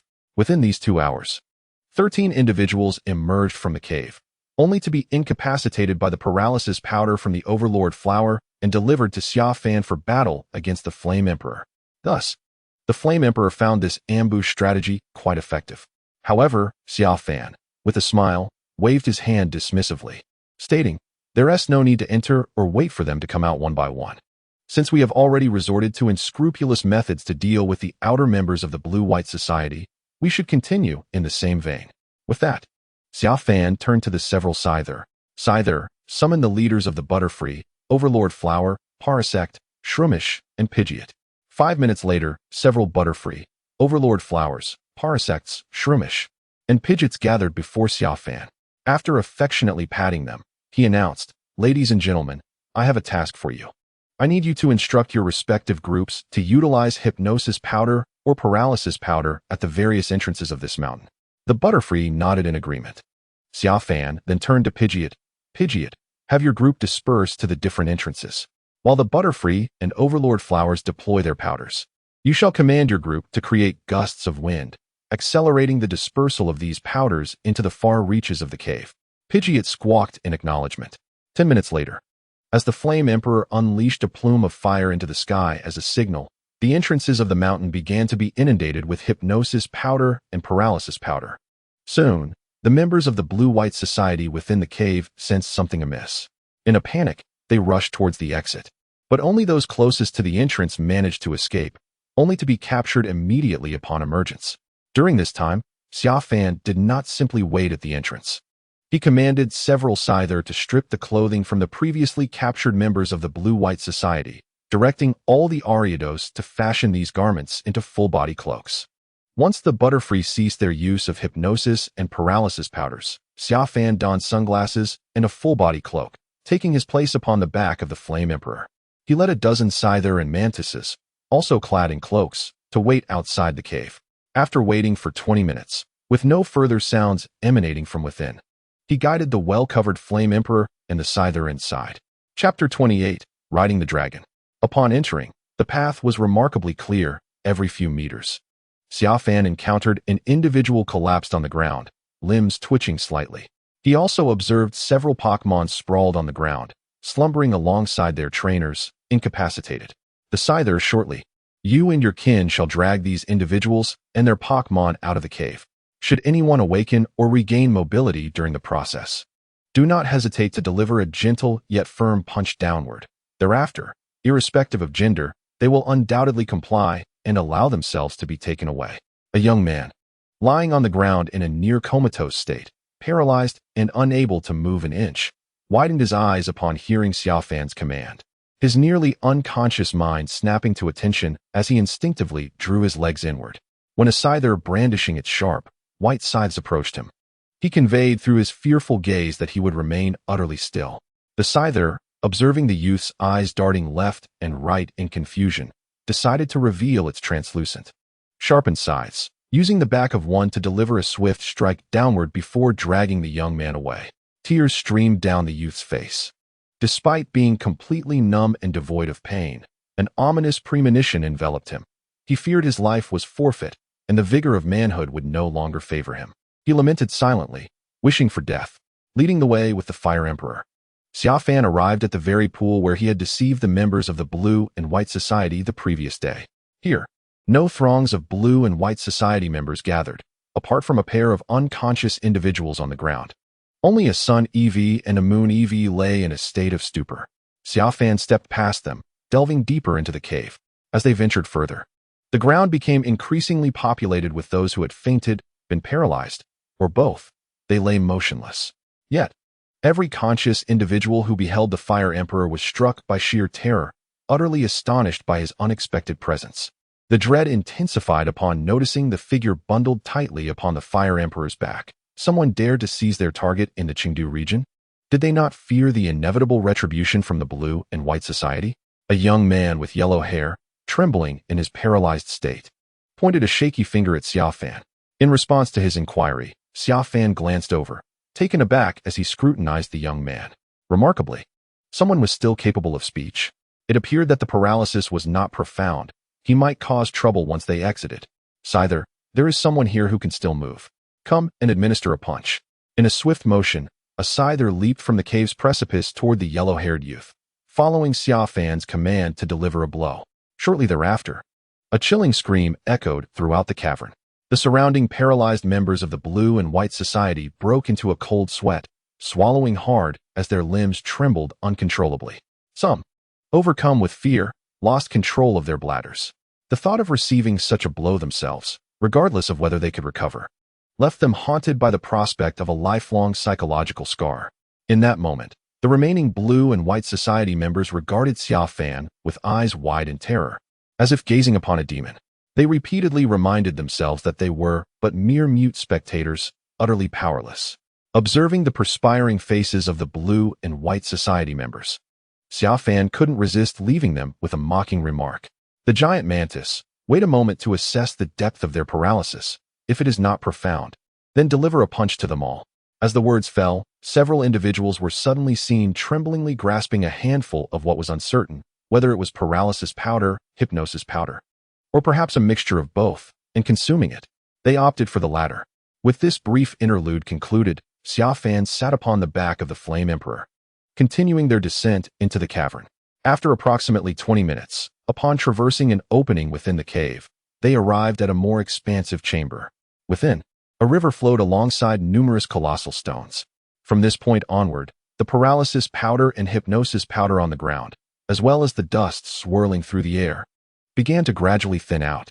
Flame Emperor, be cautious. There are surely those lurking in the shadows. Xia Fan gently patted the Flame Emperor's neck as a reminder. The Flame Emperor nodded, slowing their pace, ever vigilant for any Pokémon that might spring forth from behind the massive stones. Help us. Suddenly, a voice echoed in their minds through telepathy. Jump to that spot. Upon hearing this, Xia Fan decisively directed the Flame Emperor toward the tallest boulder in the center of the river. The Flame Emperor leaped. In midair, Xia Fan glanced around, ultimately spotting a flash of yellow electricity darting from behind a boulder approximately 30 meters to the left. Land there. Xia Fan indicated the location. The Flame Emperor adjusted its trajectory and, as its limbs touched the ground, soared once more towards the boulder pointed out by Xia Fan, simultaneously conjuring a fierce and heated vortex in the air. Boom. At the moment the Flame Emperor descended, the boulder suddenly erupted. A dozen dragon Pokémon emerged from within, incapacitated by 2 Electrike and 2 Magnemite using their electric attacks. Upon witnessing the arrival of the Flame Emperor and Xia Fan, the dragons cast pleading glances towards them. Dragonite. Unleash Hyper Beam. A sudden noise erupted from the right. Xia Fan and the Flame Emperor turned to see, not far behind another boulder. Long Xiao commanding his Dragonite to coalesce a sphere of dark energy, aimed directly at them. It was too late to evade. Xia Fan urgently commanded, Sacred Fire. The Flame Emperor pivoted, unleashing a torrent of powerful flames imbued with mysterious energy from its mouth. In the next moment, the two formidable forces collided within the cavern, creating a powerful shockwave. The force was so immense that the river surged backward, and everyone, including the Pokémon, was sent flying several meters, except for the Flame Emperor, who stood resolute. Had Xia Fan not clung tightly to the Flame Emperor, he too would have been cast away. Chapter 29. When deception fails, only combat remains.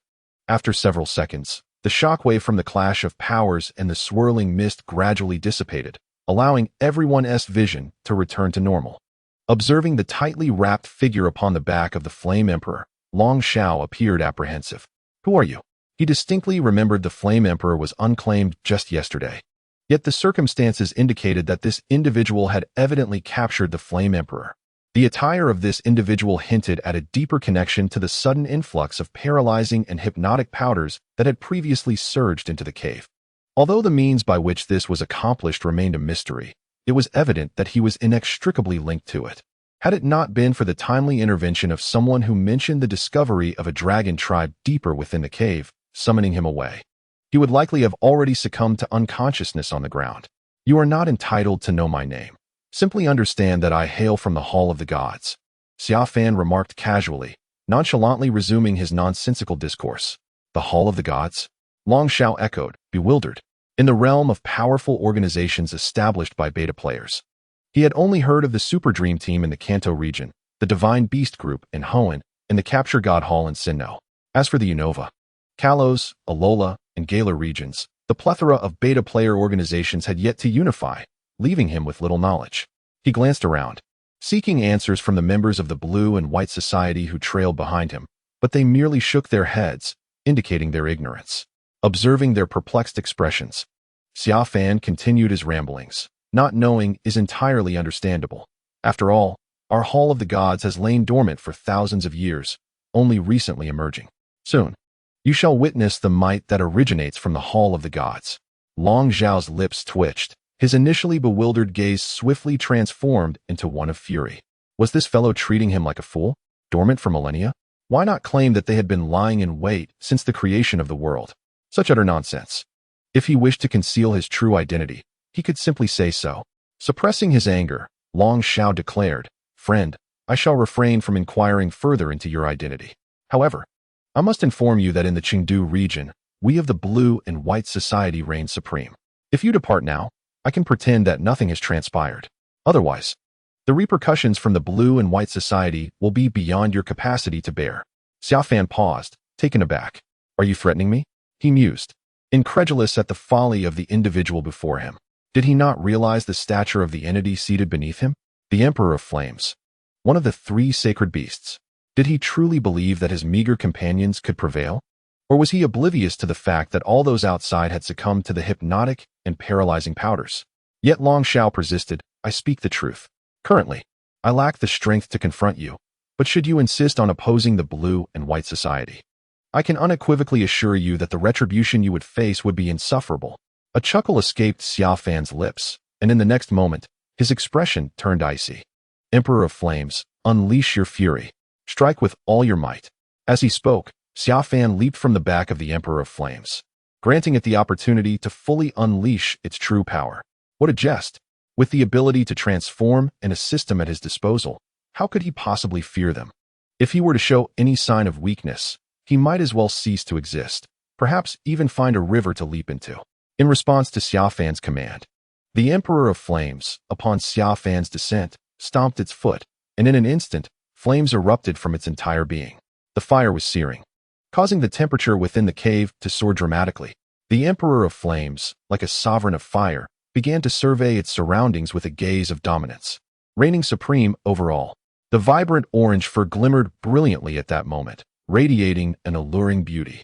Within the cavern, all the Pokémon cast a glance, and an overwhelming sense of dread surged within them, rendering them incapable of harboring any hostility towards the Fire Emperor.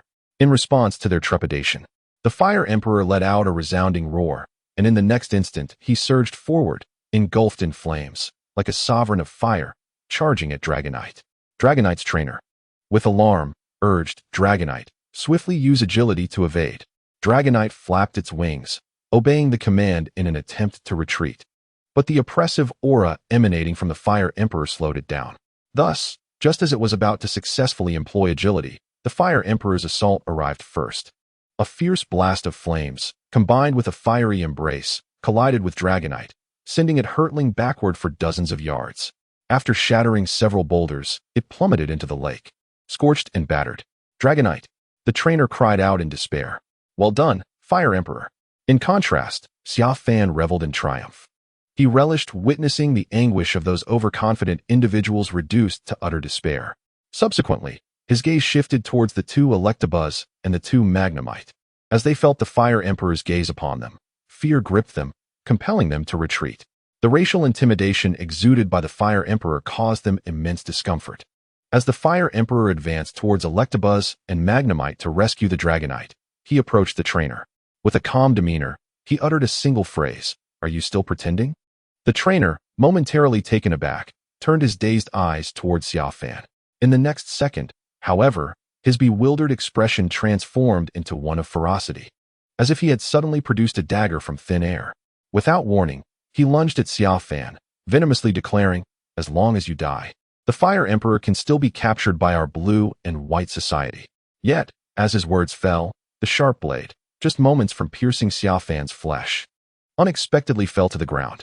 The trainer clutched his head, screaming in agony. "Leader, are you all right?"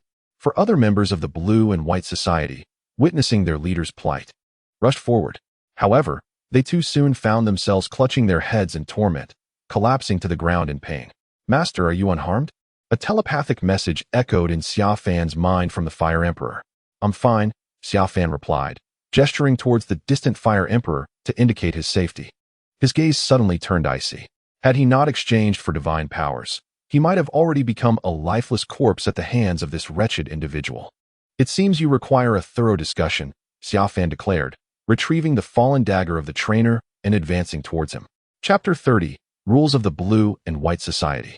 Are all members of the Blue and White Society so ruthless? Xia Fan, having dispelled his divine powers, sat on the ground, toying with the dagger, and in a tone devoid of emotion, posed the question to the trainer.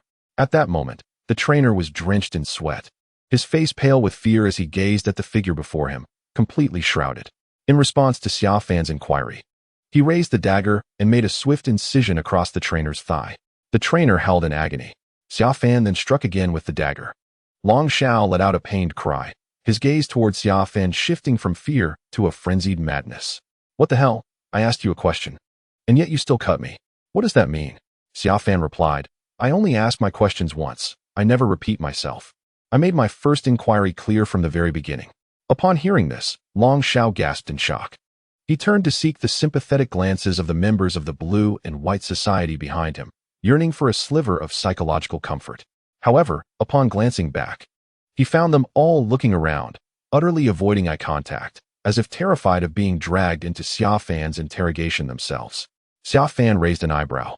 "You all are so ruthless, yet you still choose to join." The allure of the club's benefits was undeniable. How appealing are these benefits? Every expense incurred during club tasks is reimbursed by the society, up to a limit of 30,000 yuan, and upon task completion, we often receive rewards in the thousands. Additionally, we receive 20,000 yuan monthly to nurture our Pokémon, and all purchases made at the Pokémon shop are reimbursed at 20%. Xia Fan pondered. "Where does your society acquire such wealth?" "I'm not entirely sure, but I once overheard some of the older members speculating that the president might have invested billions, or even hundreds of billions, into the game during its beta testing phase to facilitate such extravagant spending," Long Xiao responded. Xia Fan scoffed. "The evils of capitalism. Is it really necessary to be so excessive? He started with just 3,000, while that guy began with hundreds of billions. Thank goodness for the system, otherwise it would be hard to quell my jealousy." "Are you aware of why players cannot exit the game once it officially launches?" "I do not know, but it seems the president is aware. The day before the official release, he insisted that we, the beta testers, must enter together. Failure to do so would result in immediate expulsion from the society." With that, Long Xiao fell silent, seemingly finished. And then, that was it. You all simply acquiesced. Xia Fan placed a dagger upon Long Xiao's thigh, prompting a sigh of relief from him. Yet, Xia Fan swiftly lifted the dagger again, stating, "Let us engage in a bounty battle. If you win, all my money is yours. If I win, all your money will belong to me." Long Xiao exclaimed, "You're joking.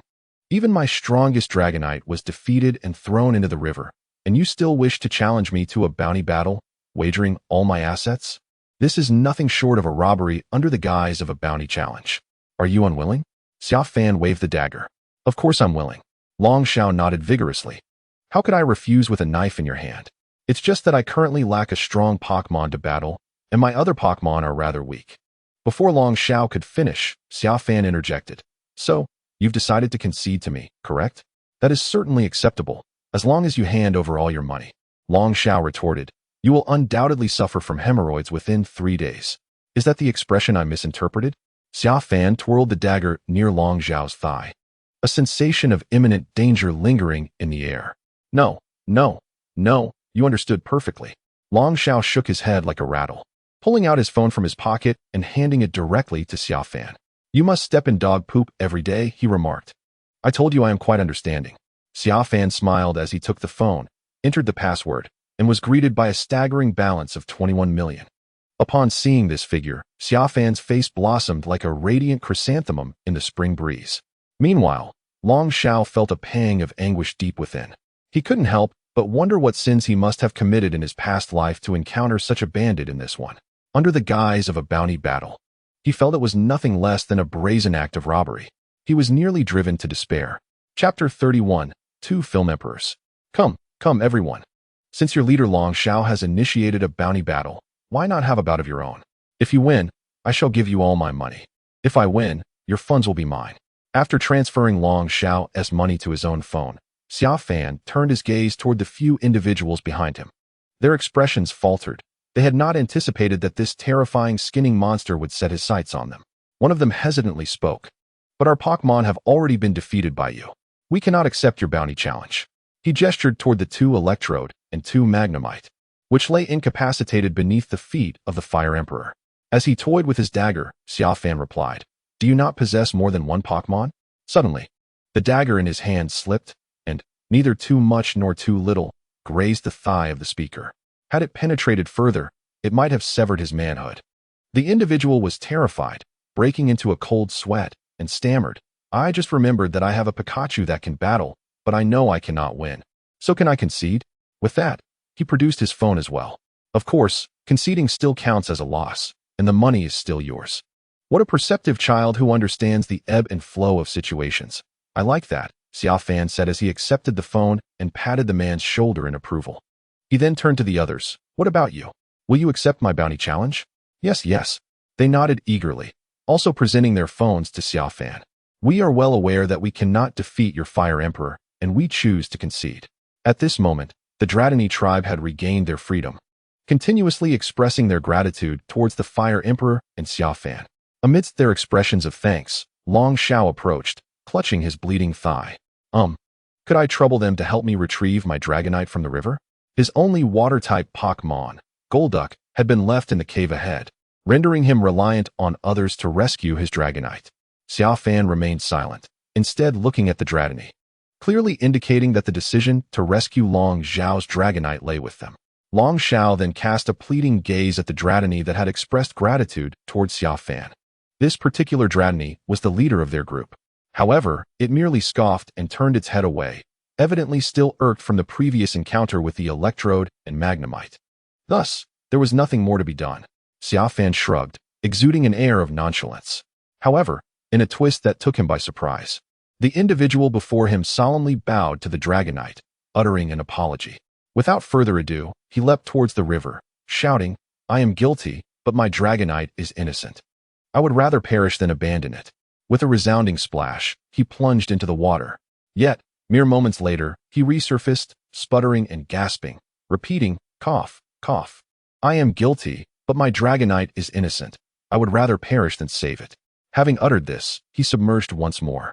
Seconds later, he emerged again, choking on water as he proclaimed the same words.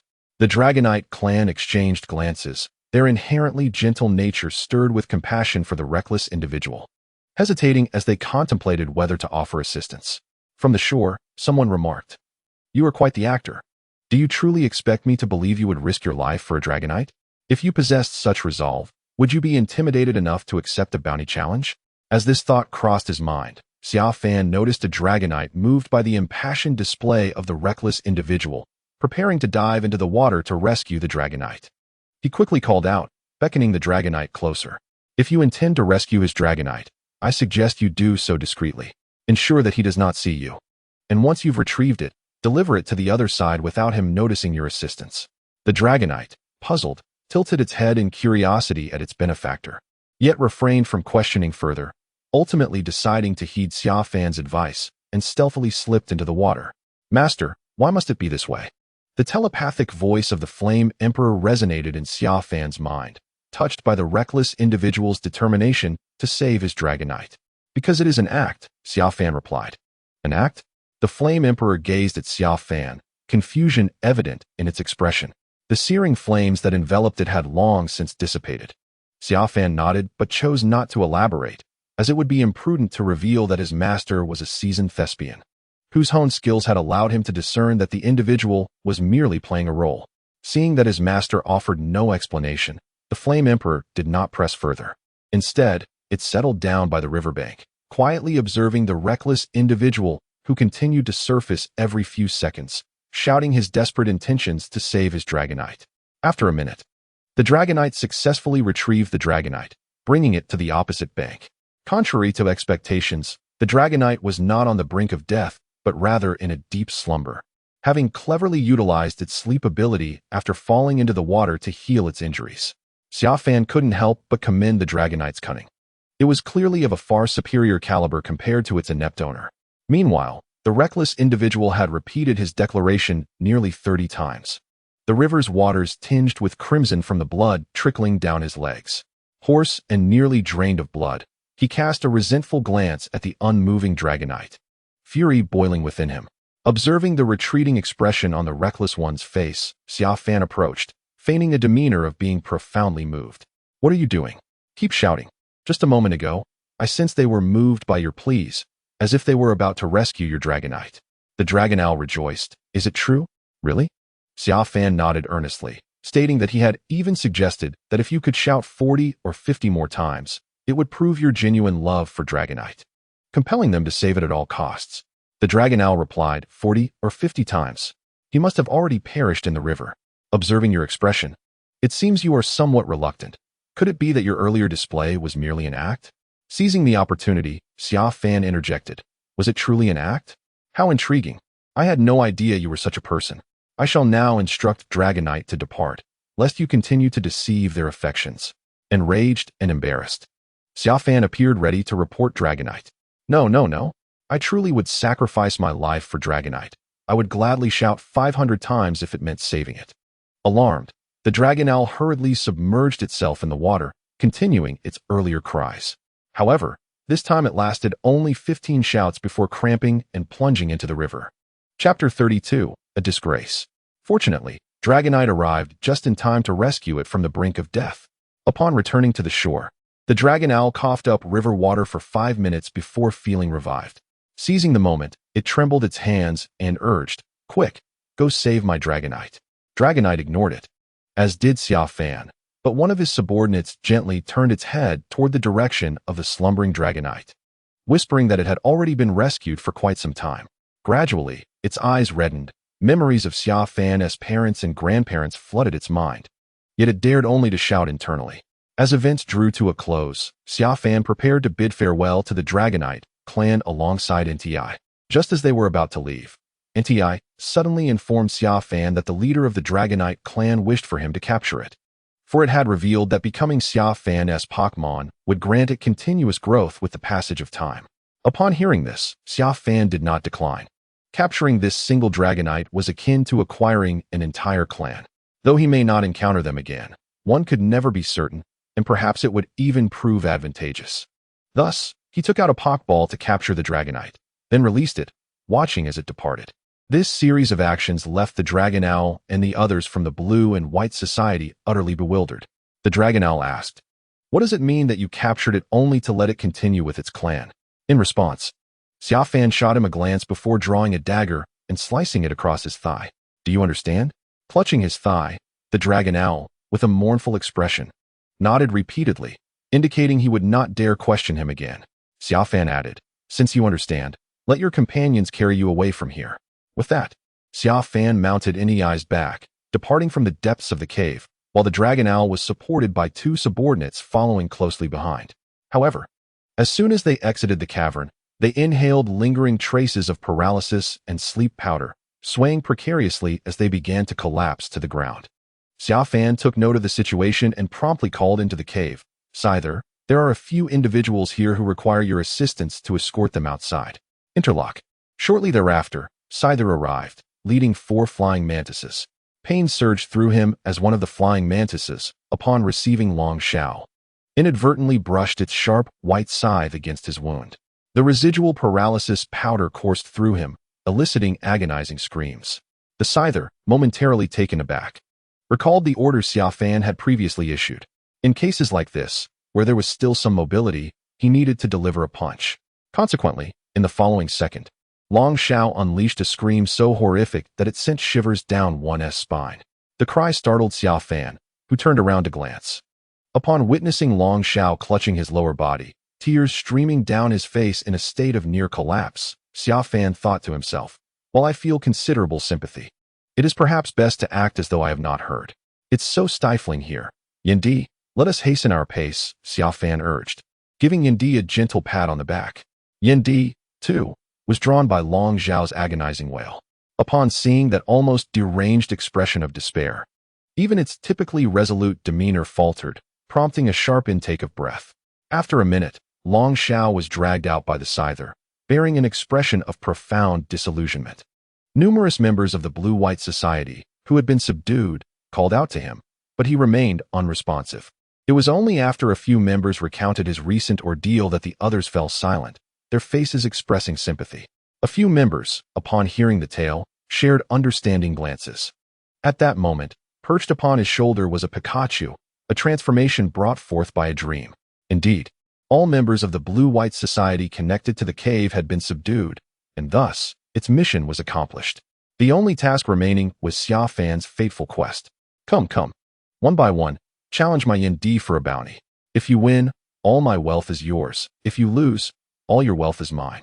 We shall proceed in order, starting with you," Xia Fan announced as he approached a man who appeared to be nearly 30 years of age. There were still over 200 members of the Blue-White Society who had not yet engaged in a bounty battle with Xia Fan.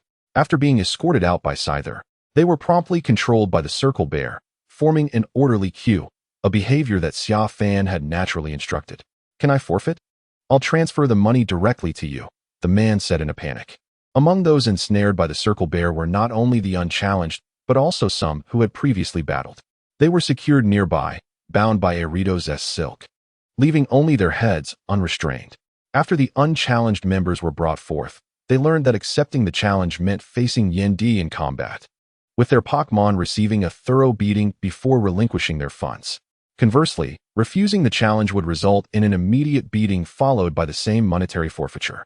Naturally, the prospect of forfeiting seemed the preferable choice. In the end, it all comes down to money. Why not be straightforward about it? Of course, I would welcome that. Xia Fan laughed as he patted the man's shoulder, appreciating his perceptiveness. In truth, he had already deciphered the so-called divine mission. The task of defeating all members of the Blue and White Society was merely a means for the Flame Emperor to vent his frustrations. As long as those individuals displayed feelings of submission and inferiority towards the Flame Emperor, the challenge count in the divine mission would automatically reflect completion. After receiving the man's transfer, Xia Fan approached the next member of the Blue and White Society, reiterating his previous statements. An hour later, over 200 transfers had been completed. Only 3 individuals had the audacity to accept the challenge, and upon witnessing their Pokémon being effortlessly dominated by the Flame Emperor, the others promptly abandoned their delusions, conceding defeat without Xia Fan even having to speak. Xia Fan was exceedingly satisfied with this outcome. How astute. However, it was time to part ways. After all, He had profited over 30 million from them, having transformed from a pauper to a tycoon. Xia Fan felt that further deception would be rather unscrupulous. Yet, he was not one to act unethically. Since it was time to depart, might I catch a glimpse of your true self before we part? Observing the Pokémon that had been controlling them begin to disperse, the previously withdrawn Long Xiao finally spoke up, mustering the courage to directly address Xia Fan. In response, Xia Fan produced a dagger. To his surprise, Long Xiao boldly lifted his pants. Come, I am willing to let you sever my leg, as long as you allow me to see the true face beneath your coat. Xia Fan was taken aback by this declaration, unable to suppress a newfound respect for Long Xiao. He indeed possessed a certain bravery for the sake of future vengeance. Thus, Xia Fan removed his coat and sunglasses, revealing his genuine visage to Long Xiao and all the members of the Blue and White Society, unperturbed by their suppressed rage upon seeing him. Just seconds later, Xia Fan snapped his fingers. Once again, swarms of butterfree appeared in the sky, dispersing countless spores of sleep-inducing powder.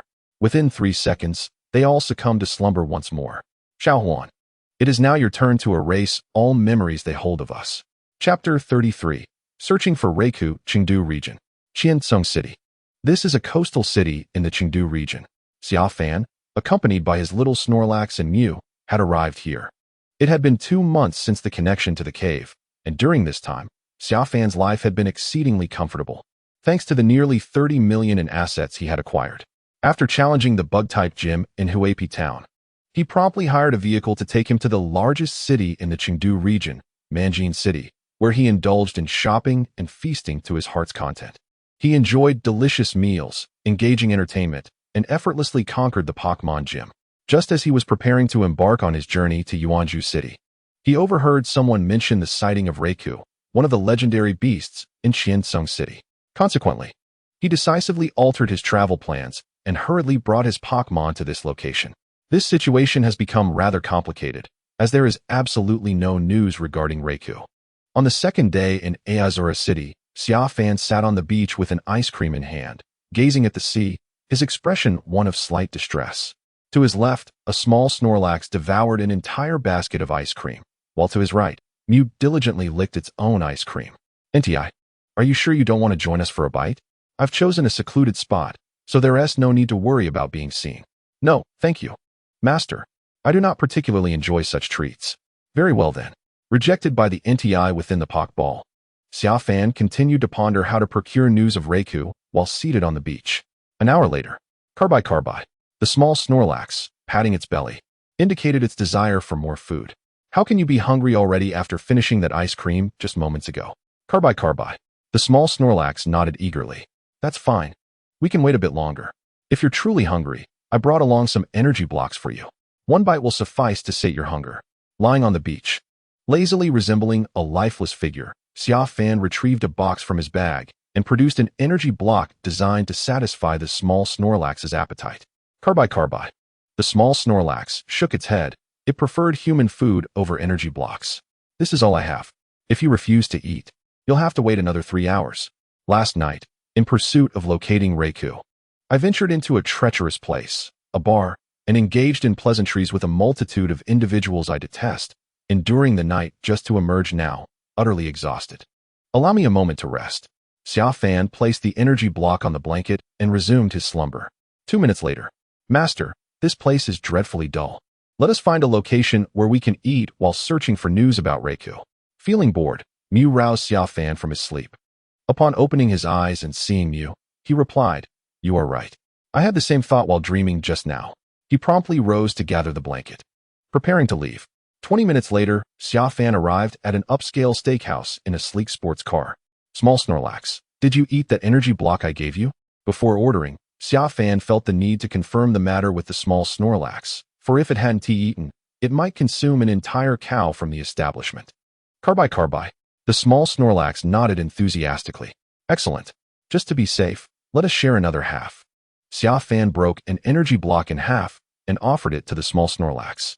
20 minutes later, 5 waitstaff wheeled out 30 plates of steak along with a cart laden with desserts, 18 of which were designated for the small Snorlax. Once they had placed everything on the table and departed, Xia Fan locked the door and, after confirming with Mew that there were no cameras, released NTI. The trio, along with their trainer, indulged in a sumptuous feast. After approximately 20 minutes of feasting, an idea suddenly illuminated Xia Fan's mind regarding how to obtain news of Raikou. Continue your meal. I shall step outside for a moment. Little Snorlax, please lock the door once I leave, understood? Snorlax. The dessert-loving little Snorlax nodded vigorously. Master, please return me to my Pokeball, NEI interjected. Xia Fan, taken aback, asked, aren't you going to keep eating? I'm quite curious about your method. Very well. Xia Fan replied with a smile, retrieving a luxury ball to capture NTI. This was one he had purchased in the bustling city of Goldenrod, acquiring one for both NTI and little Snorlax. Once outside the private room, Xia Fan approached the manager of the establishment. He presented a substantial sum of money, then leaned in to whisper a few words. The manager, upon receiving the payment, nodded excitedly and summoned a waiter. They picked up a board and began to sketch something on it. A minute later, the waiter hung the board prominently outside the shop. It read that they were not accepting customers today unless someone could provide information regarding one of the legendary beasts, Raikou. The proprietor of the establishment would treat them to a complimentary meal and reward them with 5,000 yuan. A few minutes later, all the waiters emerged, each carrying a sign, and proceeded to display it in a conspicuous location nearby. Master, I find your method somewhat questionable. What if someone fabricates a story, and you cannot verify it? NTI's voice echoed in Xia Fan's mind as he sat by a glass wall in the shop. Then we simply pay them off, and treat them to a lavish meal as well, Xia Fan murmured with a chuckle, holding the luxury ball. NTI fell silent at this. Do not worry, in due time. You shall comprehend the true intent behind my approach, Xia Fan reassured. Very well, came NTI's discontented reply, and thereafter, he ceased to communicate via telepathy. 5 minutes later, enticed by the allure of stake and money, the first individual claiming to possess information about Raikou arrived.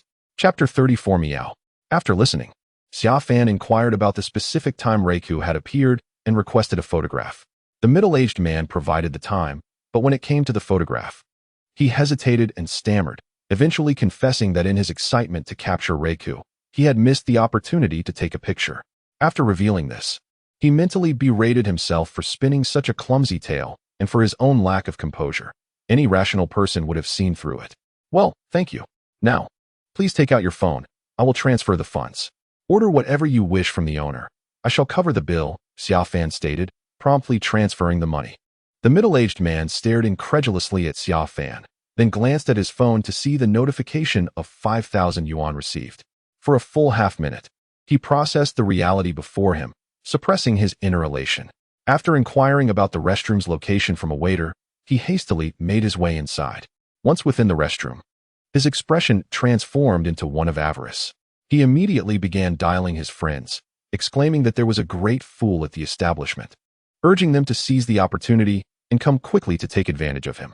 The phone call lasted a full 20 minutes before he finally emerged from the restroom, brimming with excitement as he prepared to place his order with the boss. To his astonishment, he discovered that within this short span of time, the restaurant had been infiltrated by a dozen or more individuals indulging voraciously in the feast, all seemingly akin to him, relying on deceiving the wealthy fool to enjoy their lavish meals.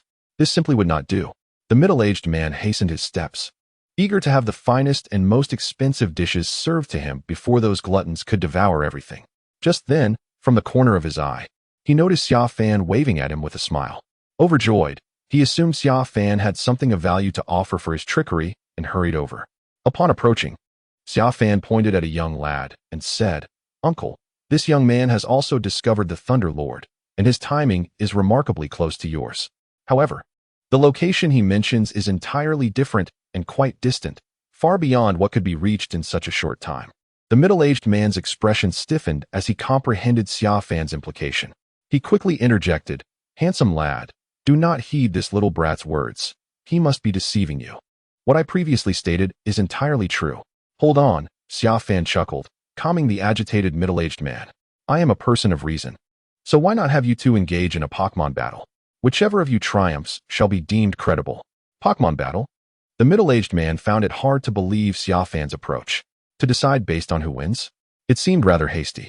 Yet, with no alternative, he reluctantly followed the young lad outside for the battle. Their Pokémon were a Rattata and a Butterfree. As they fought, Xia Fan, observing through the glass window, heard the voice of the Fire Emperor resonate in his mind once more. Master, why employ such a method? Even if one of them wins, it does not guarantee their truthfulness. Both could very well be deceiving you. In response, Xia Fan lifted the luxurious ball housing the Fire Emperor and smiled from the outset. I never placed my faith in either of them. Thus how could I be deceived? They are merely pawns to draw out the individual most likely to possess information about the Thunder Lord in this city. What do you mean? I'm not quite clear on whom you refer to, the Fire Emperor inquired. You shall understand in due time, Xia Fan teased, withholding his revelations. With a resigned sigh, the Fire Emperor fell silent once more. The battle between the middle-aged man and the young lad concluded swiftly, with the latter's Butterfree emerging victorious. After transferring 5,000 to the young lad, the middle-aged man stormed off in fury, while the young lad, now basking in the joy of his victory, began to promote the presence of a foolish wealthy man to his friends. After departing, the middle-aged man walked about 100 meters before pausing suddenly when passing an alley. He realized he could not forfeit such a lucrative opportunity.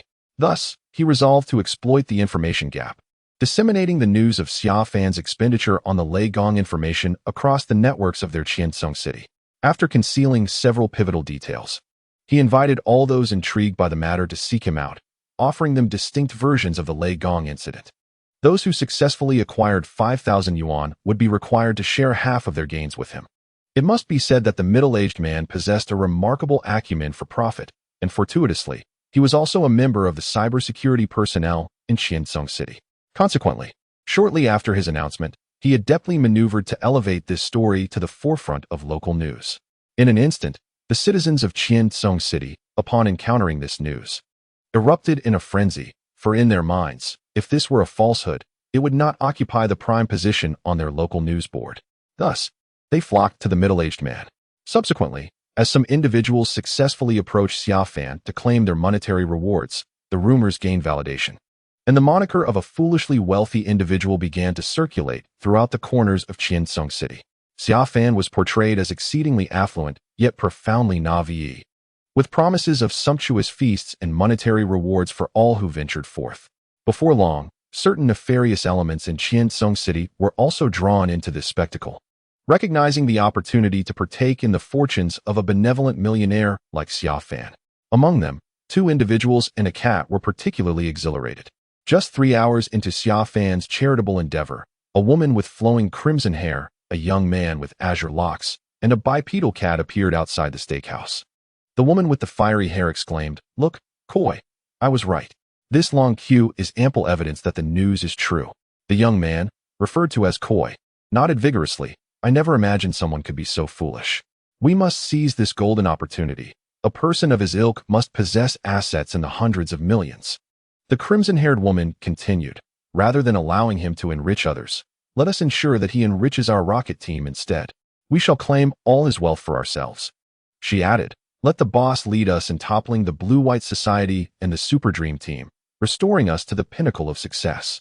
And so it was. Meow. Chapter 35. The familiar flavor approaches. 6 hours later, as dusk approached, Xia Fan's first day of charitable activities concluded with an expenditure of 150,000 yuan. "Ladies and gentlemen, we shall continue tomorrow. As long as you provide me with useful information regarding Lei Gong, I shall treat you to a grand feast and still reward you with 5,000 yuan, Xia Fan proclaimed loudly at the entrance of the steakhouse. Before him stood an interminably congested crowd, obscuring the view of the end of the line. Upon the conclusion of Xia Fan's words, a resounding cheer echoed from the throng. After all, individuals as gullible as him were indeed rare, and they were eager to respond. Even when Xia Fan suggested they disperse, a significant portion of the crowd resolutely chose to remain in line, vying for the chance to enter the steakhouse early the next morning to deceive Xia Fan out of his 5,000 yuan and a sumptuous meal. To this, Xia Fan remained indifferent.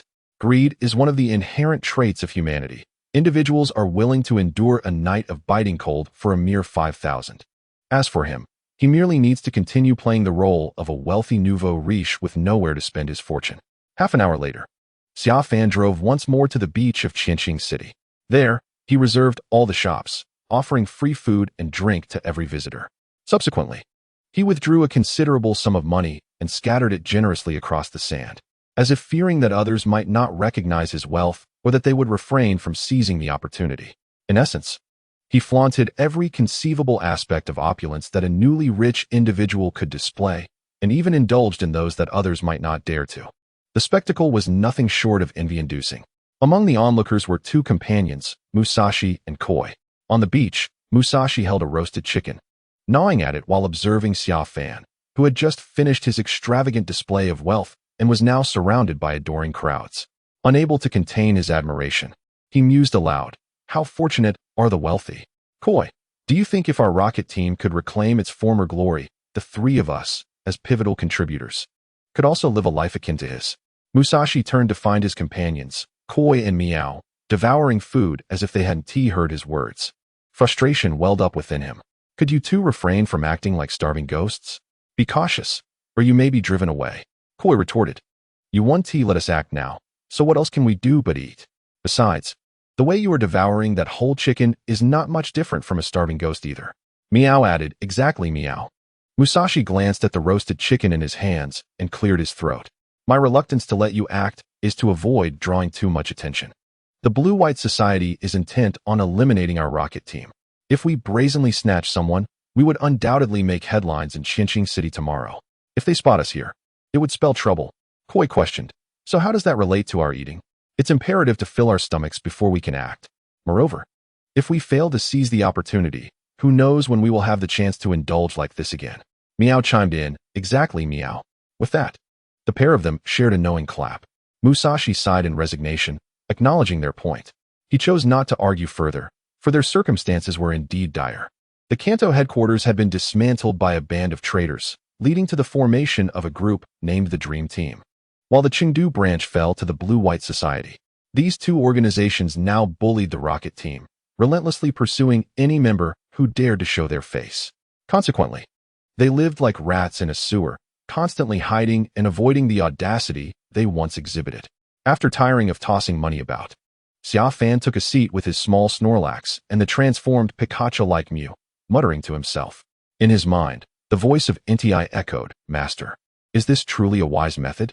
You've squandered so much money, and what if those who covet your wealth are unaware of Reiku's whereabouts?"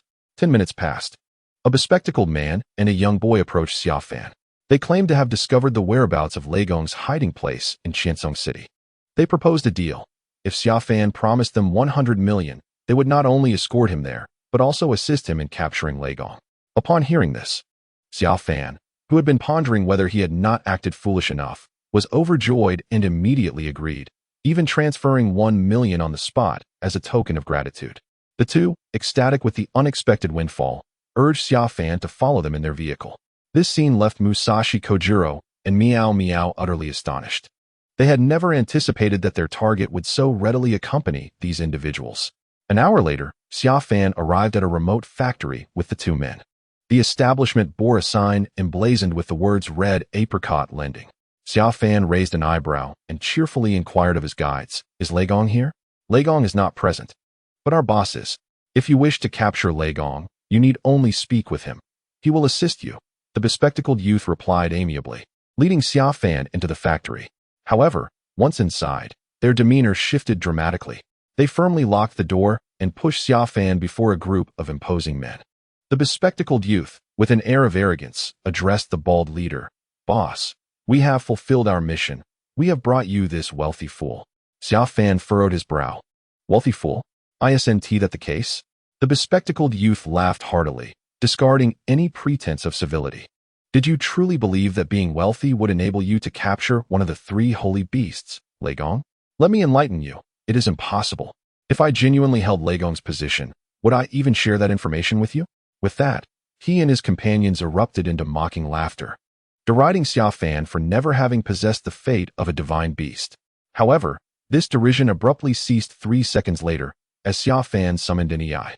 Outside the factory, the Team Rocket trio stealthily entered 5 minutes after Xia Fan. They pressed their ears against the door, straining to hear the sounds within. At that moment, a voice echoed, "Well then, since we have lost, transfer all the money to me." Upon hearing this, the trio could hardly contain themselves.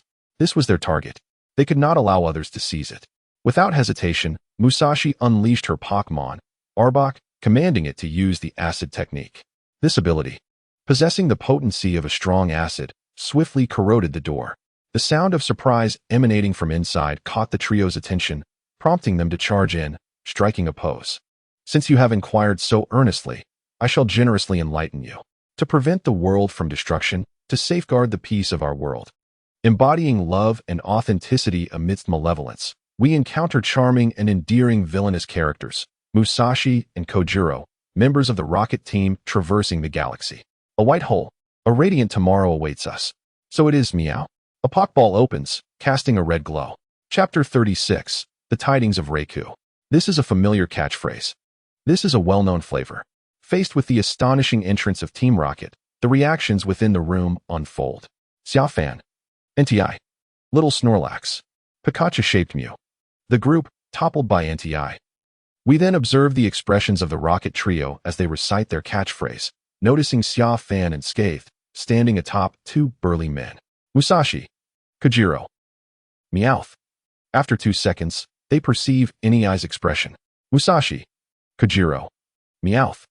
Kojiro cautiously approaches his female companion Musashi, whispering nervously in her ear. That must be one of the legendary beasts, NTI. Musashi swallows hard. It seems so. And it looks like that person's Pokemon. Meowth interjects softly. I feel like the scene before us resembles a case of black eating black, meow. Upon hearing the phrase black eating black, Musashi and Kojiro exchange startled glances, their anxiety intensifying. If it indeed is a case of black eating black, then wouldn't they also fall victim to it? With just the three of them, how could they possibly contend with NEI? Contemplating this, Musashi, Kojiro, and Meowth instinctively step back in unison. Kojiro. Yes, since you are unharmed, we shall take our leave. Meowth. Just so, meow. As soon as the words leave their mouths, a torrent of flames erupts from NTI's maw, blocking their escape route. This searing inferno startles the trio, who huddle together in panic, pleading with Xia Fan. Handsome, we truly mean it. We have come to rescue you. Indeed, we are awed by your commanding presence. Upon seeing you taken by villains, our first thought was to save you. It is as simple as that, meow. Musashi, Kojiro, Meowth. These appear to be the three members of Team Rocket, often humorously referred to as the true protagonists within the Pokémon animated series. They have pursued a single Pikachu across several generations alongside the main character, Ash. They must possess knowledge of Reiku's whereabouts. As members of an underground organization dominating the Kanto and Chengdu regions, they should have a greater understanding of Reiku's information than the lone sharks they stand upon. With this thought, Xia Fan approaches with a smile. Fear not, I shall not impose upon you. As long as you divulge Reiku's whereabouts, I will allow you to depart. Reiku? Musashi and Kojiro exchange glances before responding in unison. We only know that Reiku appeared suddenly atop the Radiant Lighthouse in Alloy City a fortnight ago. After that, we are unaware of its whereabouts. Any more recent news? Xia Fan furrowed his brows, filled with skepticism. As members of Team Rocket, if they had indeed spotted Reiku, they would have surely devised a plan to capture it. How could it be that such old news lingered for so long? No, Musashi shook his head. Is that so? Xia Fan remained unconvinced. If you insist on this, I shall have to alter the conditions for your release. You must either disclose the whereabouts of Reiku or unleash your Pokémon to compete against my NEI in a bounty battle. Should I emerge victorious, all your funds will be mine. If you win, I shall let you go. To his surprise, Musashi and Kojiro became animated at this proposition. Really? They exclaimed in unison. Xia Fan raised an eyebrow, puzzled by their unexpected reaction, which suggested an unshakable confidence in their ability to defeat NEI. Yet, in the next moment, he realized he had overthought the matter. The two of them simultaneously conceded defeat, promptly retrieving their phones to reveal a balance of merely 100. They did not believe they could triumph over NEI. Rather, they understood that their combined funds amounted to a meager 200, making a loss to Xia Fan an easily bearable outcome. Xia Fan was incredulous. Is this truly all the money you possess?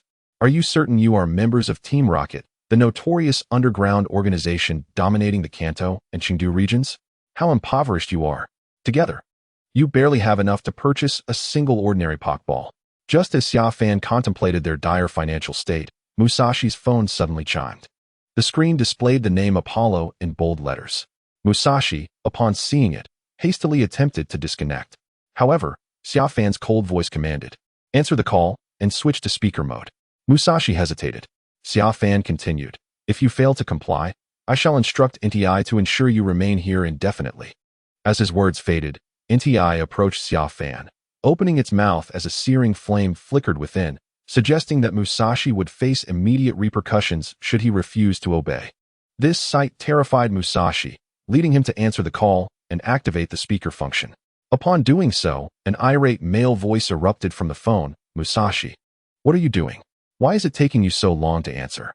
I have intercepted Reiku's location along with Athena from the Blue and White Society. Hurry and gather with Kojiro. If we capture Reiku before them, Team Rocket will regain its standing to challenge them. I will send the location to your phone shortly. With that, the call ended abruptly, leaving Musashi no opportunity to respond.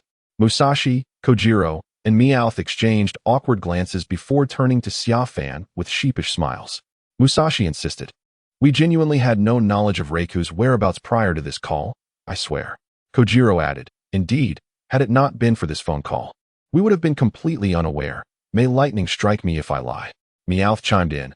I truly didn't know before this call, Meow? Xia Fan merely smiled, neither confirming nor denying their claims. He turned calmly towards the group of burly men who had attempted to ambush him earlier. You heard the conversation on the phone, did you not? Now, quickly transfer your funds to me. Do not delay my quest to capture Reiku, or else. Xia Fan picked up an iron rod from the ground, and to the astonishment of onlookers, the rod inexplicably bent without any external force. Terrifying indeed. Chapter 37. Why don't you join me? A minute later, Xia Fan led the trio from Team Rocket away from the small factory. Behind them, the group of loan sharks bid a tearful farewell, vowing never again to entertain foolish schemes, no matter how ludicrous the situation or the individuals involved. It was simply too horrifying. They had not only suffered a brutal beating, but were also coerced into a Pokémon bounty battle, losing all the money from their company in one fell swoop, an astounding 15 million. Just the thought of it made them wish to plunge into the sea. Get in my car. I'll drive you there, Xia Fan offered. The members of Team Rocket exchanged glances, recalling the intimidating presence Xia Fan had displayed earlier, and ultimately agreed. A few minutes later, the sleek vehicle cruised down the highway. Xia Fan glanced at the trio through the rearview mirror from time to time. Ever since they had entered the car, the three had been unusually quiet, seemingly gripped by anxiety and fear. Suddenly, Xia Fan recalled a conversation from earlier involving Musashi's phone call, where someone named Apollo mentioned capturing Reiku before the Blue and White Society, aiming to regain their standing to challenge them. Breaking the oppressive silence in the car, Xia Fan spoke. I've heard that Team Rocket is quite formidable, nearly unmatched in the underground forces of the Kanto and Chengdu regions. Yet, during the call, Apollo seemed to suggest that Team Rocket is facing significant troubles. In the back seat, Musashi, Kojiro, and Meowth exchanged uncertain glances. After a moment of hesitation, Musashi finally responded. Team Rocket experienced a betrayal 6 months ago, and we are now on the brink of extinction. Xia Fan raised an eyebrow, seizing upon a crucial point. What do you mean by betrayal? Did you have an insider? How could Team Rocket, under the leadership of your formidable boss Sakaki, be brought to such dire straits by a traitor? They were no ordinary traitors, Kojiro interjected. Over a year ago, during our expansion phase, we recruited many exceptional members who brought considerable benefits to Team Rocket, much to Boss Sakaki's delight. Consequently, some of these remarkable individuals were promoted to significant positions, one even ascending to the rank of general, elevating our 4 generals to 5. However, Kojiro continued, this newly appointed 5th general orchestrated a coup during our Team Rocket Fellowship gathering 6 months ago. He imprisoned Boss Sakaki and ruthlessly eliminated all who remained loyal to him, seizing control of Team Rocket within a single night, and subsequently renaming the organization to Team Mutuo. Subsequently, he began issuing orders for members of Team Rocket, like myself and Musashi, who were still on external missions, to either join their Mutuo squad or be eradicated outright, in a bid to obliterate Team Rocket entirely. They even allied with the emerging organization in Chengdu, the Blue-White Society, assisting in the annihilation of our Chengdu branch, leaving us, the veteran members of Team Rocket, without a final bastion. There was palpable anger in Kojiro's tone. After listening, Xia Fan nodded and pondered for a moment before inquiring, so, does that mean your boss Banmu is currently imprisoned? Kojiro replied, no. After a month of captivity, Banmu managed to escape. prompting the Mutuo squad to issue a substantial bounty in the underground world. However, after his escape, Banmu vanished without a trace, making him elusive not only to them, but also to us, the scattered members of Team Rocket. Upon hearing this, Xia Fan nodded again, his mind racing. A minute later, as he drove, he casually remarked, "Given Team Rocket's dire situation, have you three considered defecting? I believe if you chose to join the Blue-White Society or the Mutuo squad, they would not turn you away." Humph! Musashi suddenly snorted, asserting that the three of them would rather die than surrender. "We firmly believe that Banmu will return as a king, leading us back to the pinnacle of the world. Indeed, Banmu will surely return to reclaim his throne in the underground world, thereby dominating the entire Pokémon realm," Kojiro affirmed. "You are quite confident, aren't you?" Xia Fan was taken aback by their words, yet upon reflection, he felt a sense of understanding. In the animated series, regardless of the rare Pokémon they encountered, even legendary beasts, their sole thought was to capture them and present them to Banmu. They never entertained the notion of seizing a legendary Pokémon for themselves to ascend to greatness independently. The trio spoke with unwavering conviction, their expressions seemingly lost in fantasies of Banmu's return, envisioning him leading them to triumph over the Mutuo squad and the Blue-White Society. This caused Xia Fan to furrow his brow. However, after a few moments of contemplation, he remarked, "But previously, I noticed that the two of you only had a total of 200 yuan on your phones. Is that sufficient for your sustenance? It seems you might starve before Banmu finds you." These words rendered Musashi, Kojiro, and Nyarth silent, their earlier resolute expressions replaced by a somber realization. The starkness of his statement struck a chord deep within them, a thought they had dared not acknowledge. Witnessing their reaction, a smile began to form on Xia Fan's lips. "Why not join me?" Chapter 38, on Daring Maneuvers. "Why not join me?" Xia Fan's words were delivered with an air of casual indifference. Yet, to the trio, they stirred a tempest within their hearts.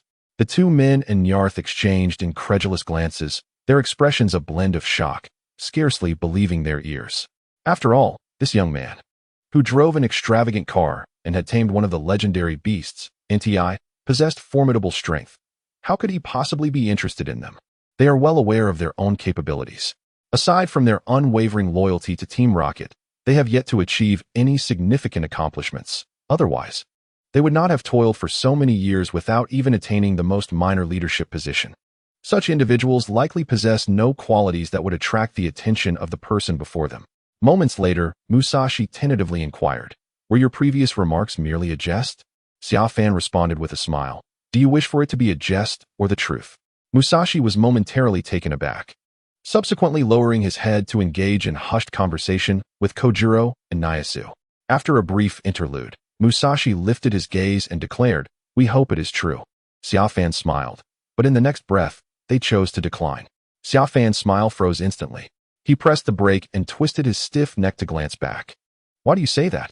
Kojiro and Nyasu nodded in agreement. Xia Fan turned his head away and restarted the vehicle, his expression somewhat withdrawn. He found it difficult to comprehend how deeply entrenched their loyalty was. It seemed excessive. A minute later, Xia Fan, undeterred, reiterated, "As long as you follow me, I can provide you with 1,000,000 immediately, ensuring your future comfort and security. Moreover, I assure you that I will lead you to the pinnacle of the world, surpassing your leader, Sakaki. Organizations like the Blue-White Society and the Mutuo team will be at your feet." Upon finishing his statement, Xia Fan noted a flicker of interest in the trio through the rearview mirror, prompting them to whisper among themselves once more. This brought a smile back to Xia Fan's lips. Indeed, in this world, money and power reign supreme. Even the most loyal cannot resist their allure. However, a minute later, Musashi once again declined. "We appreciate your kindness, but we choose to follow Boss Sakaki." This proclamation left Xia Fan's eyes wide with disbelief. This was not the script he had anticipated. He believed he had addressed their deepest desires. How could they still refuse? Suppressing his emotions, Xia Fan maintained a calm demeanor and asked, "Why? Please elaborate." Musashi replied, "While you possess NTI, one of the 3 sacred beasts, we believe Boss Sakaki is more likely to achieve this goal. He nearly seized control of Mutuo before. Should he make a comeback and prevent Mutuo from escaping this time, reaching the pinnacle of the world would not be a daunting task." Upon hearing this, Xia Fan understood their sentiments. In essence, they were dissatisfied with his current achievements. Feeling he had not yet reached the level of their leader, who had almost captured Mutwo and grasped the world. The difference between almost and a great distance was significant. They chose the former, willing to endure some hardship. After a few moments, Xia Fan proposed, since you harbor doubts about my capabilities, how about we wager on who can capture Raikou first? If Team Rocket or the Blue-White Society captures Raikou, I shall grant you 1 million. However, if I capture Raikou... Xia Fan paused, glancing at the trio in the rearview mirror. Musashi interjected, if you capture it, we three shall become your subordinates, correct? Xia Fan glanced at the hesitant expressions of the trio, then smiled and shook his head. No, if I succeed in capturing him, you need not offer anything at all. You will not become my subordinates, nor will you pay me 1 million. Let us consider this wager non-existent, requiring no sacrifice on your part. His words rendered the trio speechless, struggling to comprehend the implications of Xia Fan's bet. Should he lose, he would pay them 1 million. Should he win, they would act as if the wager had never existed. How could such fortune exist in this world? Meow Meow, who had remained silent until now, could not help but interject, are you serious? Or is this a jest? Of course, it is true, Xia Fan replied with a smile. Moreover, I have imposed a restriction upon myself. I shall only act after both your Rocket Team and the Blue-White Society have conclusively determined that capturing Thunder God is beyond your capabilities. Until then, I shall remain a mere observer, quietly watching your attempts. Upon hearing this, the trio seated in the back of the vehicle felt their minds spiral into confusion. Was it the individual before them who was deranged, or were they the ones experiencing a collective delusion? How could such a ludicrous wager fall upon 3 hapless souls devoid of any real ability? It felt as though $1 million dangled precariously above them, awaiting only a gust of wind to sever the branch and send it crashing down upon their heads. At that moment, Xia Fan recalled something and added, oh, and one more stipulation. If we all fail to capture Thunder God, I shall still grant you 1 million. The trio exchanged bewildered glances, then, smack, slap, smack. Musashi and Kojiro each delivered a resounding slap to one another, seeking to ascertain whether they were merely dreaming. Meanwhile, within a luxurious Pokeball, the Emperor of Flames, having heard Xia Fan's proclamation, was consumed by a singular thought. It begins, it begins. His master is about to devise yet another bewildering strategy that no Pokemon could possibly comprehend. Chapter 39, The Crystal Force Field Power Generation System. Half an hour later, Xia Fan finally arrived at the destination provided by Apollo of the Rocket Team, situated in a dense forest of electric-type Pokemon in the northwest of Jiegeng City. Should your comrades inquire about my identity, simply inform them that I am a foolish individual with an abundance of wealth and an admiration for the Rocket Team. Xia Fan instructed the trio before disembarking, hoping to prevent any panic should they be questioned. Foolish individual with an abundance of wealth? The trio paused, taken aback that Xia Fan would choose such a description for himself. Yet, they did not object. Upon exiting the vehicle, Musashi began contacting Apollo via her phone. 5 minutes later, a black Houndoom emerged from the thicket, leading them deeper into the forest. As they journeyed, the Houndoom occasionally cast curious glances at Xia Fan, seemingly perplexed as to why Musashi and her companions had brought along a stranger. After traversing approximately 500 meters through the dense foliage, they arrived beneath a grand tree encircled by a multitude of shrubs. Beneath the grand tree, 3 individuals lingered, a young man with blue hair exuding a somewhat refined demeanor, a brawny figure with yellow hair brimming with muscularity, and a stern-looking man with silver hair. All 3 were engrossed in organizing their belongings. After bringing Team Rocket to this location, Black Lugia approached the blue-haired youth directly, affectionately nudging his hand. You've worked hard, Black Lugia. I expected you might take an hour or 2 to arrive, but you made it here so swiftly. It's quite rare, the blue-haired youth remarked. However, before he could finish his sentence, he noticed an unfamiliar figure beside Musashi and Kojiro, who was scanning the surroundings. Instantly, his expression hardened, and he drew an electric gun from his backpack, aiming it at Xia Fan. Who is he? The youth's voice startled the other 2, who looked up to see a stranger next to Musashi. In a flurry, they too retrieved their electric guns, pointing them at Xia Fan. Sensing the tension, Xia Fan gently kicked Musashi's calf. Don't shoot. Don't shoot. He's one of us. Musashi exclaimed hurriedly. One of us. The trio was momentarily taken aback, advancing cautiously towards Xia Fan with their weapons raised. Upon closer inspection, the silver-haired man inquired, I don't recall anyone from Team Rocket like him. Kojiro interjected. He didn't join us before. He wishes to become part of Team Rocket starting today.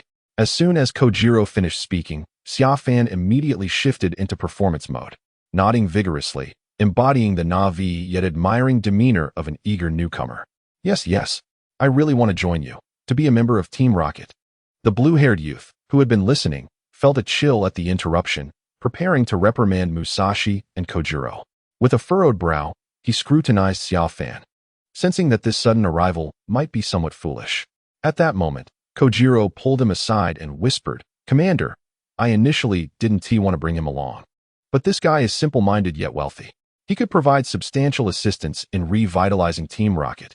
Simple-minded and wealthy? What do you mean? Apollo frowned. Kojiro proceeded to share the tale of Xia Fan's extravagant spending at the steakhouse in pursuit of Reiku, even showing Apollo the news report. He explained how he and Musashi had plotted to rob this Na'vi fellow upon seeing his antics. However, during the attempted robbery, Xia Fan recognized them as Team Rocket and fervently expressed his desire to join, even willing to assist in capturing Reiku as a gesture to gain acceptance into the team. After hearing this, they considered their current predicament and decided that having this somewhat dim-witted individual on their side could indeed prove beneficial, thus agreeing to let him join. Subsequently, upon learning of their mission to capture Reiku, Xia Fan insisted on accompanying them, leaving them no choice but to take him along for the ride. The blue-haired youth, after listening intently, nodded thoughtfully, occasionally stealing glances at Xia Fan, as he observed the man introducing himself to Puzan and Bashu with the fervor of someone who had never encountered the world, expounding on his admiration for the Rockets. He initially perceived it as an act, believing no one could be so Na'vi. However, upon further observation, he began to suspect that this individual might indeed be somewhat simple-minded, particularly when Kojiro produced a news report from Legendary City, leading him to think that the phrase "foolish rich" aptly described the situation.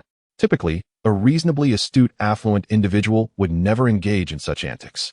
Yet, he found himself in a quandary. The mission to seize Reiku from the Blue-White Society was of paramount importance, leaving no room for error. If this somewhat clumsy fellow were to cause any mishaps at a critical juncture, resulting in failure, he would undoubtedly regret it. However, dismissing him was not an appealing option either. Having such a bumbling yet wealthy individual join their ranks was a rare stroke of luck, and he feared that if this man were to develop a distaste for the Rockets, it would be a regrettable outcome, especially since the team was in dire need of funds at this moment. After 2 minutes of intense contemplation, the blue-haired youth resolved to keep Xia Fan on board. He approached Xia Fan, extending a warm welcome to him, then introduced himself as Apollo, one of the 4 generals of the Rockets. While the muscular blonde man was named Puzan, and the silver-haired youth was Bashu, both of whom were also officers within the organization. Upon concluding his introductions, he subtly advised Xia Fan to remain still and silent during their operations, emphasizing the importance of adhering to their directives. Xia Fan readily agreed. After donning a garment purported to shield against the perception of electric-type Pokémon, he followed them deeper into the forest. As they progressed, Xia Fan began to display the expected performance of a foolishly wealthy individual, delighting Apollo immensely. Xia Fan, feigning modesty, nodded repeatedly, proclaiming that sums in the hundreds of millions were mere trifles for him, and he could easily procure even more if the Rockets were in need. Seeing their reaction, Xia Fan deemed it an opportune moment to extract information. "General, how much farther do we have to go?" he inquired. "I'm not certain, but it shouldn't be far," Apollo replied. "According to the intel I've intercepted, Reiku is residing in this forest alongside a group of Piku, and the flash of lightning we witnessed earlier might very well have been emitted by one of them. And once we encounter Reiku, what's our plan for capturing it? After all, it's one of the legendary beasts and should be quite difficult to ensnare. My initial thought was to hire 100 individuals to use a swarm tactic. But with just the 6 of us, it seems a daunting task," Xia Fan continued. Upon hearing Xia Fan's intent to employ a swarm strategy, Apollo stifled a laugh, suppressing the urge to mock him. "Let me tell you, while a swarm tactic is one approach for capturing legendary Pokémon, its success rate is exceedingly low. Their immense power allows them to easily break through any encirclement and escape. The most effective approach is to harness the power of human technology. In today's world, technology reigns supreme. Whether it be Reiku or other legendary beings, as long as humanity develops advanced technology capable of countering their abilities, capturing them becomes an effortless task. For instance, regarding the capture of Raikou, our Team Rocket has been scheming for quite some time.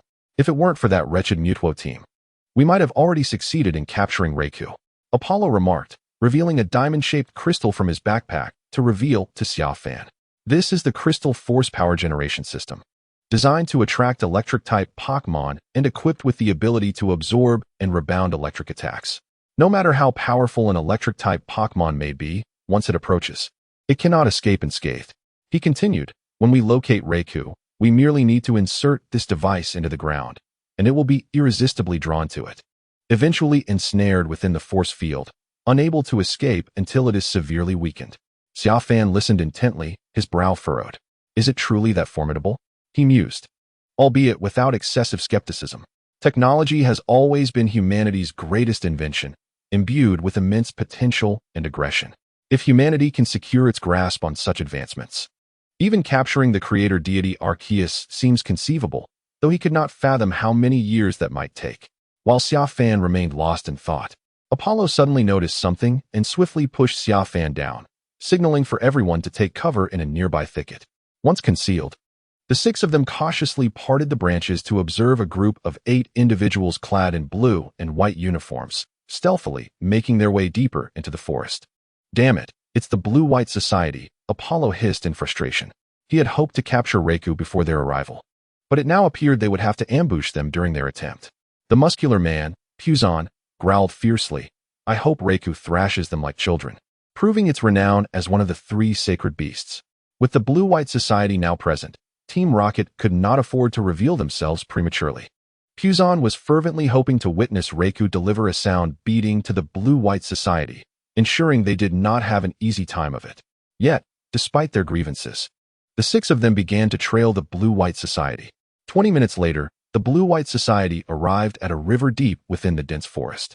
The 8 individuals suddenly huddled together, engaged in hushed discussion. After a minute, seemingly having reached a decision, they surveyed their surroundings to confirm no anomalies before one of them retrieved a half-meter-long diamond-shaped object from their bag. Together, they forcefully inserted it into the ground. Seconds later, the center of the diamond began to emit a mesmerizing red glow. Damn it, that's our Team Rocket's Crystal Force Power Generation System. How could they have it? Hiding beneath the thicket, Apollo discerned a crimson glow and immediately recognized that the diamond-shaped object belonging to the Blue and White Society was identical to the one nestled in his backpack. This artifact possessed the ability to attract electric-type Pokémon, with the formidable power to absorb and rebound electrical attacks. No matter how powerful the electric-type Pokémon, once drawn near, they would find it impossible to escape the grasp of this potent device. The silver-haired, aloof youth, Bashu, spoke coldly. It goes without saying that some traitor must have divulged the existence of this object to them. However, there is little point in pondering its origins now. Our concern should shift to what we shall do next. Apollo, this crystal power generation system renders their electric-type Pokémon utterly defenseless. Once Raikou emerges, it will undoubtedly fall into their clutches. In response to Bashu's words, Apollo sighed. What else can we do? We can only hope that Raikou does not appear, or that their intelligence is flawed, and Raikou is not actually here. Otherwise, possessing this device would allow them to capture Raikou with ease. I had initially contemplated ambushing them while they battled Raikou to mutual destruction, but it seems that fate has other plans. The heavens do not wish for us to claim Raikou. Is there any method to dismantle that thing? Xia Fan finally interjected. Since it poses such a constraint on electric-type Pokémon, if we could destroy it, Raikou would be able to confront them openly. Dismantle? You seek to do the impossible, grunted the muscular man, Puzon, unable to suppress a smirk at Xia Fan's words. However, recalling that Xia Fan would become the future benefactor of Team Rocket, he promptly swallowed his retort and patiently explained, there are only 2 ways to destroy that object. The first is to send Pokémon of types other than electric to charge in and unleash their abilities to obliterate it. Yet, this action would surely be met with full resistance from the Blue and White Society. Should we fail, we would expose ourselves to utter ruin. As for the second method, it involves dismantling the remote control device linked to that object. But this task is exponentially more challenging than directly destroying the crystal power generation system. We have no knowledge of which among their 8 possesses the remote. Therefore, all we can do is pray, as General Apollo suggested, that the information acquired by the Blue and White Society is erroneous and that Raikou is not present. However, as soon as these words left his lips, a thunderous roar erupted from the depths of the forest, shaking the air and rattling the earth. It surged forth like a tempest. Moments later, a dark cloud began to gather in the sky, racing towards them. 3 seconds later, from within that cloud, a Pokémon draped in dark purple storm clouds revealed its head, gazing out with an air of regal authority. Then, it descended from the clouds, rushing towards the ground. With every stride, a fearsome power akin to lightning erupted from its sides, leaving all who beheld it in awe. 2 seconds later, the Pokémon landed on the ground, fully illuminated by the moonlight, revealing its majestic form in its entirety. The creature possessed a physique reminiscent of a tiger, adorned with black stripes, while its abdomen gleamed with a milky white hue. A delicate light blue tail complemented its sharp contours, the tip resembling a spark. Beneath its golden fur lay robust limbs and menacing fangs, instilling an immediate sense of trepidation upon first glance.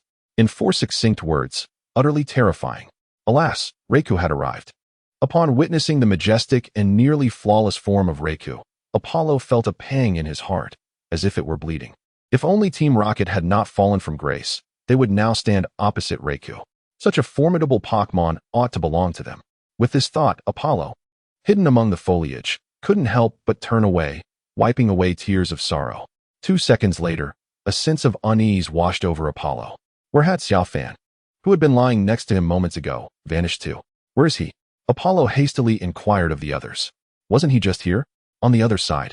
The muscular man, Puzon, turned to look, exclaiming, "What the hell? Wasn't he right here just now?"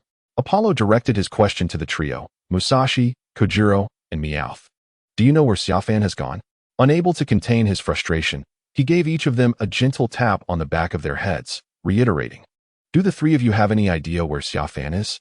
He is the future treasure of Team Rocket. We cannot afford to lose him." Coming back to reality, the trio wanted to respond, "Wasn't he just here?" However, upon noticing the empty space where Xia Fan had been, they were instantly taken aback. What the heck? Where is he? Hadn't he bet that he would only intervene after Team Rocket and the Blue-White Society confirmed their inability to capture Raikou?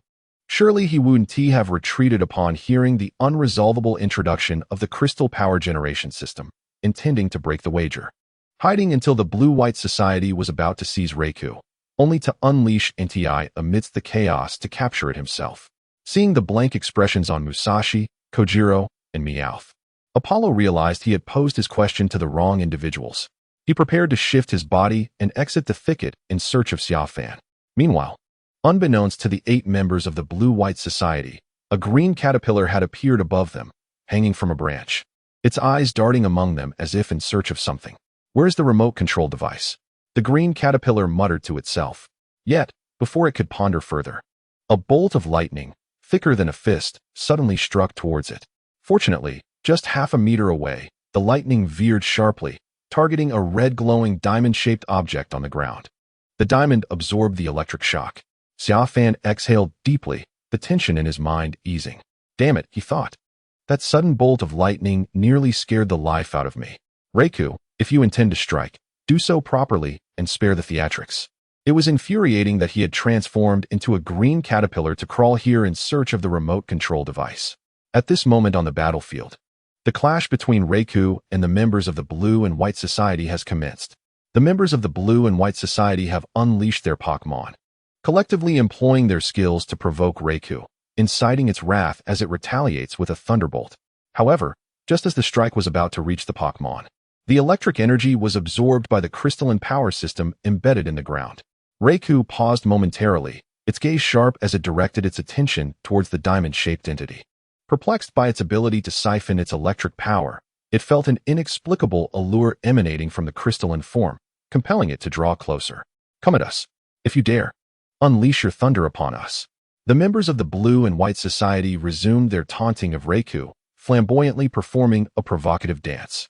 With Raikou's previous attack having been entirely absorbed by the crystalline system, their audacity grew unchecked, allowing their Pokémon to freely assault the electric-type Pokémon drawn in by the power source. In this place, they reveled in their dominion, treating the electric Pokémon as mere lambs awaiting slaughter. Raikou's expression hardened as it watched the Picus, Pikachus, Mareeps, and Flaffies, once under its protection, being ruthlessly tormented by the Blue and White Society's Pokémon. Anger surged within it, igniting a tempestuous fury. With a thunderous roar, it summoned dark clouds that swiftly unleashed 4 colossal bolts of lightning, aimed directly at the 8 members of the Blue and White Society and their Pokémon. This was one of the formidable skills of electric types. Thunder. Once struck, survival would be a slim chance. Yet, just as before, when the bolts were about to make contact, the crystalline power system flared with a sudden crimson light, redirecting the lightning towards itself and absorbing it in an instant. Raikou was caught off guard, suffering a heavy blow and being sent flying several yards, blood trickling from the corner of its mouth. Fortunately, it was still able to continue the fight. How infuriating it was! Its thunder had not struck its intended targets, but had instead rebounded upon itself. The 8 members of the Blue and White Society erupted into laughter at Raikou's misfortune, continuing their mockery. Oh, how amusing! Raikou seethed with rage, wishing it could devour them whole on the spot. However, it realized that as long as the crystalline entity remained, inflicting any harm upon these adversaries would be an impossibility. Moreover, if it failed to destroy this object, it would spell disaster for electric-type Pokémon in the future. Surveying the surroundings, Raikou noticed that numerous electric-type Pokémon had gathered, their eyes filled with longing as they gazed at the diamond-shaped entity embedded in the ground. Had it not been for the battle at hand, they might have rushed towards it already. Thus, this entity could not be allowed to remain, not only for its own sake, but also for the sake of their future. Upon contemplating this, Raikou resolutely charged toward the crystal power generation system, intent on unleashing its full electrical might in close proximity, hoping to obliterate the device. Yet, as Raikou ventured within 5 zhong of the system, a sudden purple barrier materialized at its apex, ensnaring him within. In the very next moment, the mesmerizing red glow at the center of the crystal power generation system extinguished, giving way to a myriad of fierce currents that surged into Raikou's being, irresistibly drawing him closer to the system. Like a black hole, it voraciously began to siphon Raikou's power. Among the 8 members of the Blue and White Society, a young man donned in a hat, witnessing Raikou's effortless entrapment, erupted into laughter. Ha ha ha! Indeed, the remnants of Team Rocket prove their worth. I never imagined it would function precisely as the manual described, effortlessly ensnaring electric-type Pokémon, even legendary ones. Just place it on the ground, and it will willingly take the bait. Now, we merely await the moment when the crystal power generation system drains Raikou's strength to the last drop, rendering him in a state of false death. Then, capturing him will be a mere formality. After speaking, the young leader patted his companion on the shoulder, signaling them to sit and engage in casual conversation while they awaited Raikou's impending defeat. It's done for now. Raikou is truly destined to become our prize. Had we foreseen the calamity that would befall Team Rocket, we would never have developed this crystal power generation system, inadvertently facilitating the Blue and White Society's schemes. Meanwhile, beneath the foliage a distance away from the Blue and White Society, the members of Team Rocket felt despondent upon witnessing Raikou's effortless subjugation. Their gaze fell upon a tree, where Xia Fan, observing Raikou's predicament, murmured to himself, "It appears I need to unleash Xiao Huan and stealthily infiltrate to wreak havoc." Although he had wagered with Musashi and Kojiro that he would only attempt to capture Raikou once both Team Rocket and the Blue and White Society had confirmed their inability to do so, he had not stated that he would refrain from interference during their attempts at capture.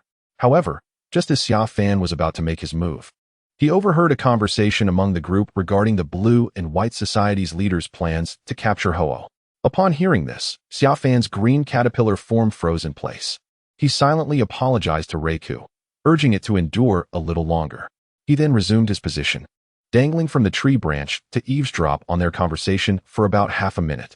Eventually, their discussion veered off topic as they fantasized about their prosperous future. Yet Xia Fan managed to glean several crucial pieces of information. Notably, the Blue and White Society had located an individual capable of summoning Ho-Oh, but they lacked the item necessary for Ho-Oh's recognition, the rainbow feather. Legend has it that only those possessing this feather could qualify to battle and capture Ho-Oh. Otherwise, even if one forcefully attempted to capture it, the legendary would never yield to their commands.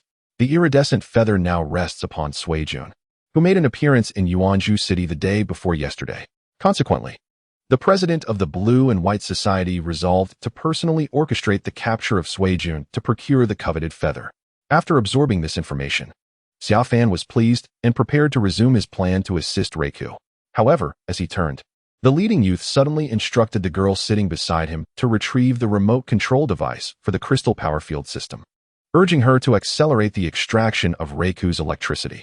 Just as Xia Fan was about to act, he swiftly used his silk to snatch the remote control from her grasp. "Hey, that's my remote," the girl exclaimed. Upon hearing her cry, the others looked up, their expressions shifting rapidly within 2 seconds, from astonishment to loud roars of protest, and finally to sheer terror. Their astonishment stemmed from the unexpected sight of a green caterpillar above them. The loud roars erupted as they witnessed this caterpillar drawing in their remote control with its silk, attempting to fling it into the energy shield, prompting frantic cries of no. However, their fear was palpable as it was too late. The instant the remote was cast into the shield, it was annihilated by the surging electricity within. Subsequently, the crystal power field system ceased operation, allowing Raikou to descend gracefully to the ground, eyes glinting like a descending tiger, coldly surveying them.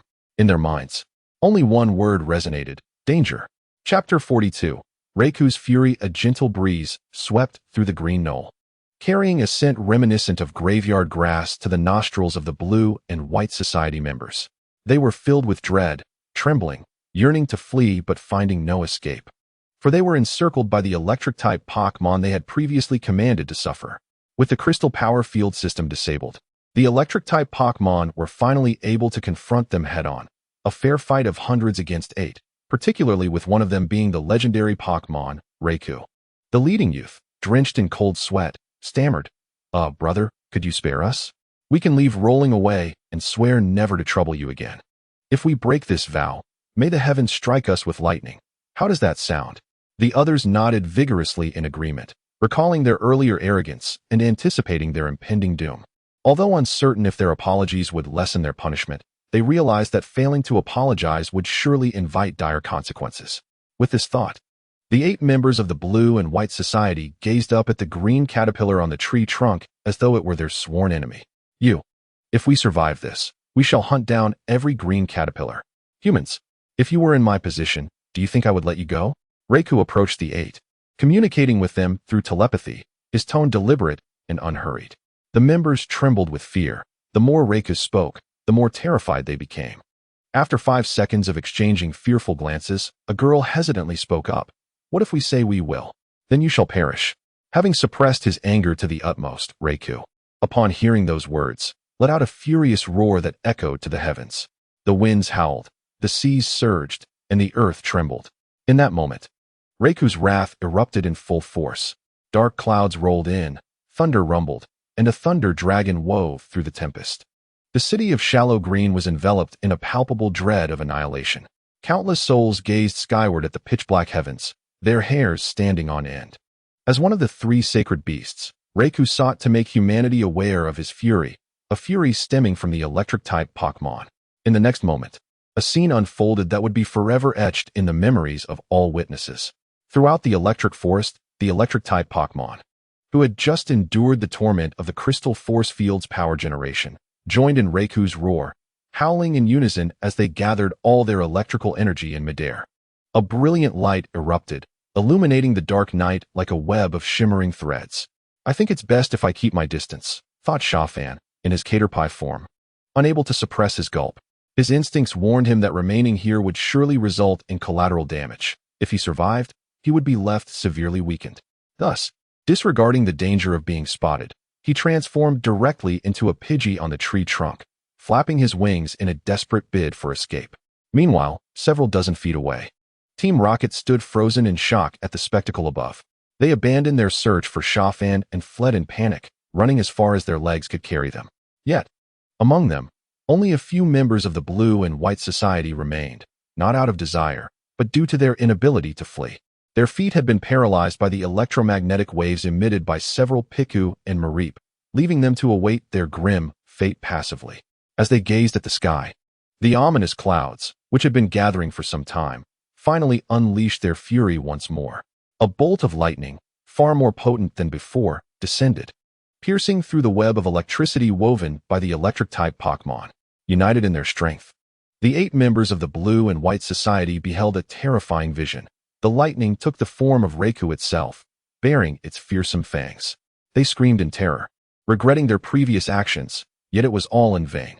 For beneath that strike of thunder, they, along with their Pokémon, were reduced to mere dust, dissipating into the ether, leaving behind 8 faint starlights soaring in the same direction. From a distance, Xia Fan, witnessing this extraordinary event unfold, couldn't he help but express his astonishment. The direction in which those 8 starlights fled resembled the starting town of Leaf Town in the Chengdu region. Could it be that they are flying to Leaf Town to start anew? Xia Fan mused.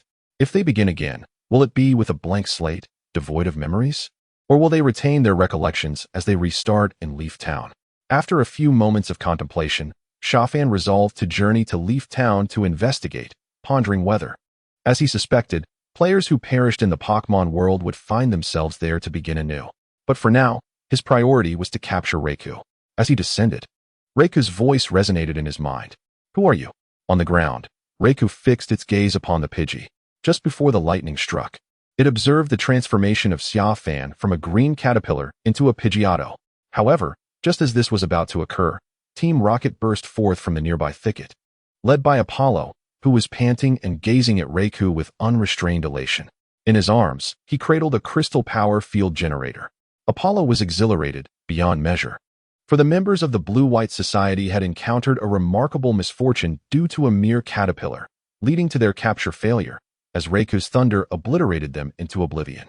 While this was somewhat hard to believe, to him, it was nothing short of a monumental stroke of luck. This signified the absence of rivals and the fabled Pokémon.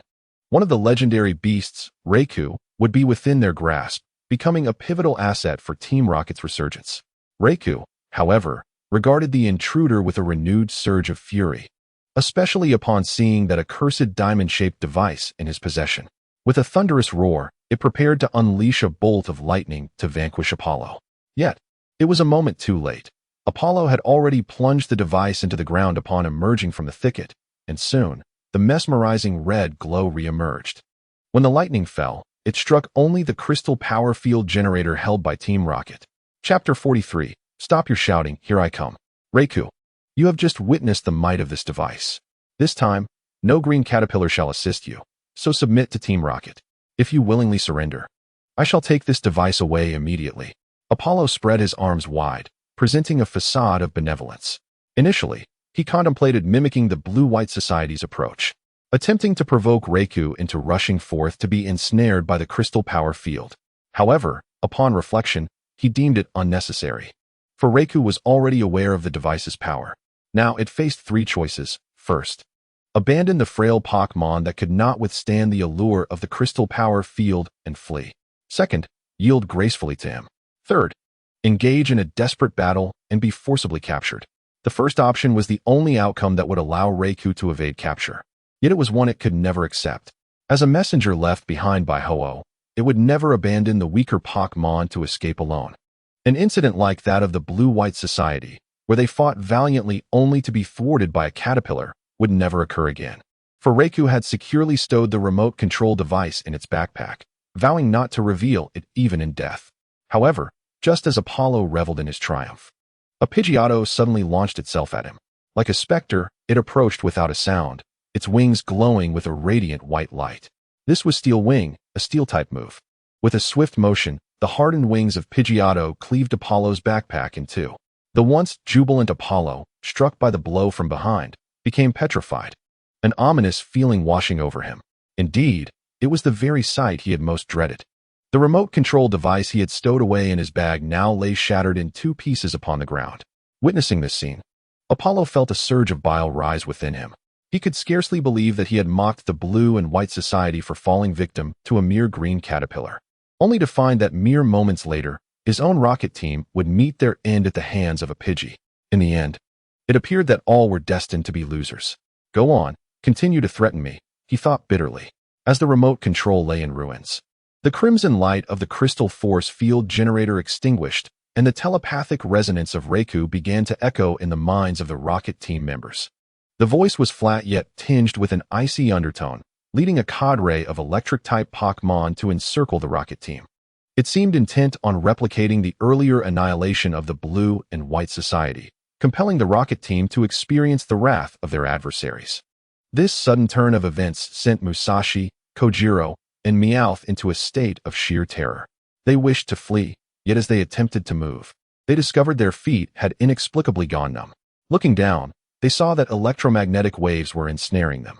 It was over. They were truly facing their demise. The trio's spirits sank, realizing that had they known this would transpire, they might have chosen to run away outright. Countless memories, both joyous and sorrowful, flooded their minds, merging into the poignant realization that perhaps, had they not joined the rocket team, their lives could have unfolded differently. Suddenly, a thought struck them simultaneously: the wager with Xia Fan. Although they had no idea where he had vanished to, he was now their only hope for salvation. Only NTI possessed the power to contend with Raikou. With this revelation, Musashi, Kojiro, and Meowth cried out in unison, "We have both failed to capture the Blue and White Society. Xia Fan, now is the time for you to act. Please come forth and rescue us." Just then, not far from their location in the woods, a Pidgey heard their desperate calls. In an instant, a flash of white light transformed the bird into a human. At last, it was time for me to make a grand entrance, or rather, to let them witness the grandeur of my divine hall. Xia Fan retrieved a Pokeball from his waist and summoned NTI. "NTI, I shall ride upon your back. As you stride forth, do so with an air of majesty, for we must not only subdue Raikou, but also assert our dominance over the rocket team.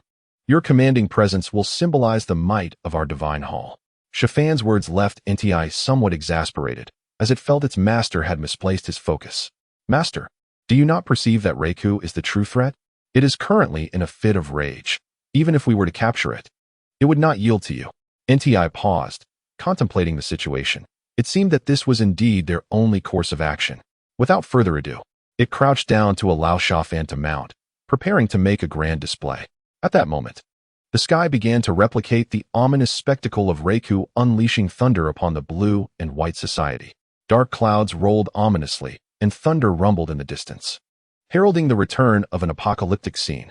However, unlike before, the electric web woven by the unleashed Pokemon's power was considerably lesser this time, yet it remained utterly terrifying.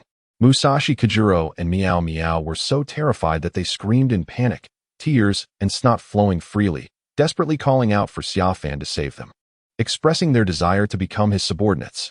Apollo, who had resigned himself to his fate, could not suppress a sardonic laugh as he remarked, "Have you three lost your minds? You've been hollering for quite some time. Is it truly necessary? How could that wealthy fool possibly rescue us?" That bolt of lightning that struck the Blue-White Society might have scared him off or knocked him out cold. The muscular man, Puzon, added scornfully, "Have you all gone mad? You actually believe that bumbling rich man can deliver us from the clutches of the Thunder God? If he dares to show up, he would merely be following us to our doom, you know." The stoic youth, Bashu, refrained from mocking them. Instead, he gazed skyward and said, "Accept the reality of death. If there is a next life, you would do well to pray that you do not join a disreputable organization like Team Rocket again. Living an ordinary life is quite sufficient."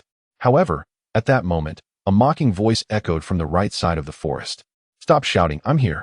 Upon hearing that familiar voice, the cries of the Team Rocket trio abruptly ceased. Apollo, Puzon, and Bashu turned to look, their eyes widening in shock. Nearly as large as dinner plates, they beheld a familiar figure riding atop an enormous Pokemon, wreathed in flames, exuding a regal lion-like presence. This figure was leisurely approaching them, evoking a sense of anticipation that he was indeed arriving, riding on the back of the legendary NTI. "NTI," Apollo stammered in disbelief, struggling to comprehend the presence of the legendary Pokemon here. Even more astonishing was the sight of that fool sitting on its back with such nonchalance. "This is impossible," Puzon exclaimed. But the next moment, the furious roar of Raikou jolted them back to reality. Raikou, enveloped in crackling electricity, charged forward without waiting for Xia Fan to finish his entrance, unleashing a thunderbolt aimed directly at Xia Fan's forehead. Caught off guard, Xia Fan was startled. "How rude. If you're going to attack, at least let me walk over and say a few words to Team Rocket first." Fortunately, NTI reacted swiftly, dodging the thunderbolt with remarkable speed. Immediately, a telepathic communication resonated in their minds. Raikou was incensed by NTI's appearance, unable to accept that a former comrade had now become a subordinate to these individuals. "You misunderstand. It is not as you think. My master is different from those who seek to exploit our powers to alter the world. He bears the responsibility of protecting us. The reason you were able to escape the crisis of the crystal power generation system was due to his covert assistance. At that moment, the advantages of brainwashing became evident. Before Xia Fan could argue, NTI had already defended him. However, this only served to infuriate Raikou further. He assisted me? Am I blind? The ones who helped me were a green caterpillar and a Pidgey, while your master merely intervened when these people were in peril. Upon concluding his words, Raikou let out a thunderous roar, unwilling to hear any further explanations, and unleashed a bolt of lightning. From the ominous clouds above, a golden flash descended, weaving through the intricate web of electrical strands, and surged directly towards NTI and Xia Fan. In a swift reaction, NTI expelled a breath of divine flame imbued with mysterious powers to counter the impending strike. At the moment of collision between fire and lightning in midair, an overwhelming burst of radiant light and shockwave erupted. The brilliance compelled everyone to shut their eyes, and as the powerful tremors swept through the space, they were sent hurtling back several paces, crashing heavily against the trunks of trees. The members of Team Rocket and numerous Pokémon succumbed to unconsciousness from the residual force. Meanwhile, NTI and Raikou, the instigators of this chaos and members of the legendary trio, found themselves gazing coldly at each other, blood trickling from the corners of their mouths, separated only by a splintered tree trunk. Then there was Xia Fan. He was the least injured among them. This crafty individual, in the midst of being thrown back by the shockwave, cleverly transformed into a Steelix. Using his metallic form, he harmlessly smashed through a few trees before forcefully anchoring himself into the ground, allowing the explosive gust to pass over him with ease. Phew, that scared me. Thankfully, my wits saved me. Otherwise, I would have surely coughed up blood, he thought. Drawing an empty Pokeball from his waist, he approached Raikou. However, just as he stepped forward, NTI called out to him, "Master, allow me to engage in battle with it. I have known Raikou for many years, and it is the first time I have witnessed such fury in it. I believe it requires a fair confrontation to vent its anger, rather than being forcibly subdued by your divine powers and then disregarded. Given its indomitable spirit, should you proceed in such a manner, it may very well choose to end its own existence within the Pokeball. You two fight. Call me when you believe it is time for me to intervene." Xia Fan replied, stepping aside to let NTI unleash its full potential against Raikou. "Thank you." As he made his way, Xia Fan heard NTI express its gratitude for the trust placed in it. A smile crept onto Xia Fan's face as he raised a fist in encouragement, turning his back to NTI. As a master, it is sometimes best not to let emotions dictate actions. The words of Pokémon are to be heeded without concern for pride, as they experience the current situation more acutely than we do. It is perilous to assume that being a master grants one the prerogative to disregard the feelings and thoughts of Pokémon, only to shift blame onto them when troubles arise. Moments later, the battle between NTI and Raikou commenced in earnest. This was a clash of fire and lightning. Right from the outset, NTI and Raikou unleashed their respective moves, Flamethrower and Thunderbolt, as an opening gambit. As members of the legendary trio, they enveloped themselves in their elemental powers and charged at each other, exchanging blows amidst a cacophony of explosions and fervent skills hurled towards one another. Fortunately, their minds remained relatively clear, and after a brief skirmish, they chose to distance themselves from the battlefield. The prior clash of Thunder and Divine Flames had severely injured many weaker electric-type Pokémon, and should the battle continue, the lingering effects would likely result in their demise while incapacitated. Observing these Pokémon, Xia Fan felt a pang of compassion and promptly released Mew and Snorlax. "Snorlax, I have a task for you. Please drag Team Rocket and that Meowth into that pit over there, and find something to plug their ears. If anyone regains consciousness, knock them out again. I will have Mew use Heal Bell to treat these Pokémon. In short, none of them are to awaken before the others, lest they see Mew and necessitate erasing their memories." "Snorlax." Snorlax nodded enthusiastically, gesturing towards Team Rocket before patting its own belly, clearly indicating that dragging them would be exhausting and it needed sustenance. Xia Fan sighed and retrieved an energy cube from his backpack, specially made for Snorlax, and handed it over. Chapter 45, Capturing Raikou. Upon receiving the energy cube, Snorlax beamed with delight and swallowed it whole, subsequently dragging Team Rocket one by one into the small pit created by the battle between NTI and Raikou, covering their ears with dirt. Afterward, Snorlax called out to Xia Fan, signaling that it was still hungry and desired more food. Reluctantly, Xia Fan tossed another cube. Mew, transforming into a wind chime, began to sway in the air, producing melodious chimes that emanated an invisible force, spreading throughout the vicinity. Before long, the unconscious Pokémon began to stir, gazing at Mew with gratitude. In the pit, Apollo opened his eyes. Though his ears were blocked by dirt, he still felt a semblance of healing.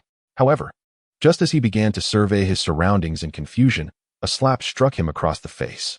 With a resounding crack, he fell unconscious once more. Following this, the muscular man, Hupson, and Meowth also awakened, only to be swiftly knocked out again. Once all the previously unconscious Pokémon had regained consciousness, Xia Fan led Mew towards the battlefield of Inti and Raikou. At this moment, both Inti and Raikou were battered and bruised. Raikou, in particular, was in dire straits. Its fangs shattered, its abdomen and the dark purple fur resembling storm clouds stained with blood, and a corner of its black iron headpiece was missing. It stood unsteadily atop a rock, its once regal and fierce demeanor now diminished.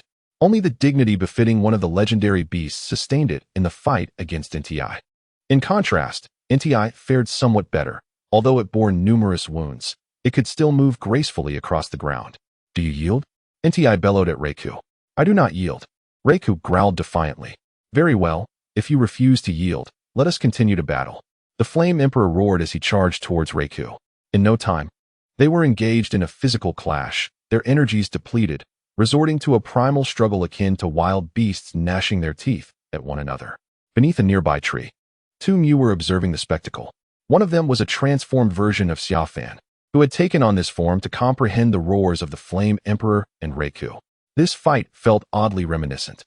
Xia Fan's expression was peculiar as he watched the battle unfold. He recalled how his older brother would pin him to the ground during their own quarrels, hammering him while asking if he had yielded. Stubborn as he was, Xia Fan could only grumble the word unwilling through clenched teeth. Ultimately, it took the intervention of others for them to begrudgingly apologize to one another, ending their altercation. Otherwise, even when exhausted, they would continue to glare at each other for a week until they forgot their grievances and resumed their shared meals and slumbers. Seeing the situation escalate, Xia Fan felt it was time to intervene. He floated towards Raikou and the Flame Emperor, urging them to cease their hostilities. Enough, regardless of your grievances. This conflict has reached its limit. You will not part ways forever, so let go of each other's jaws. It pains me to watch. He spoke in a tone reminiscent of an elder. His arrival prompted both Raikou and the Flame Emperor to halt their biting. Raikou lifted his head, casting a glance at the two Mew, his brow furrowed. Two Mew? He mused. The Flame Emperor, upon hearing this, swatted at Raikou, exclaiming, Mew is what you call them?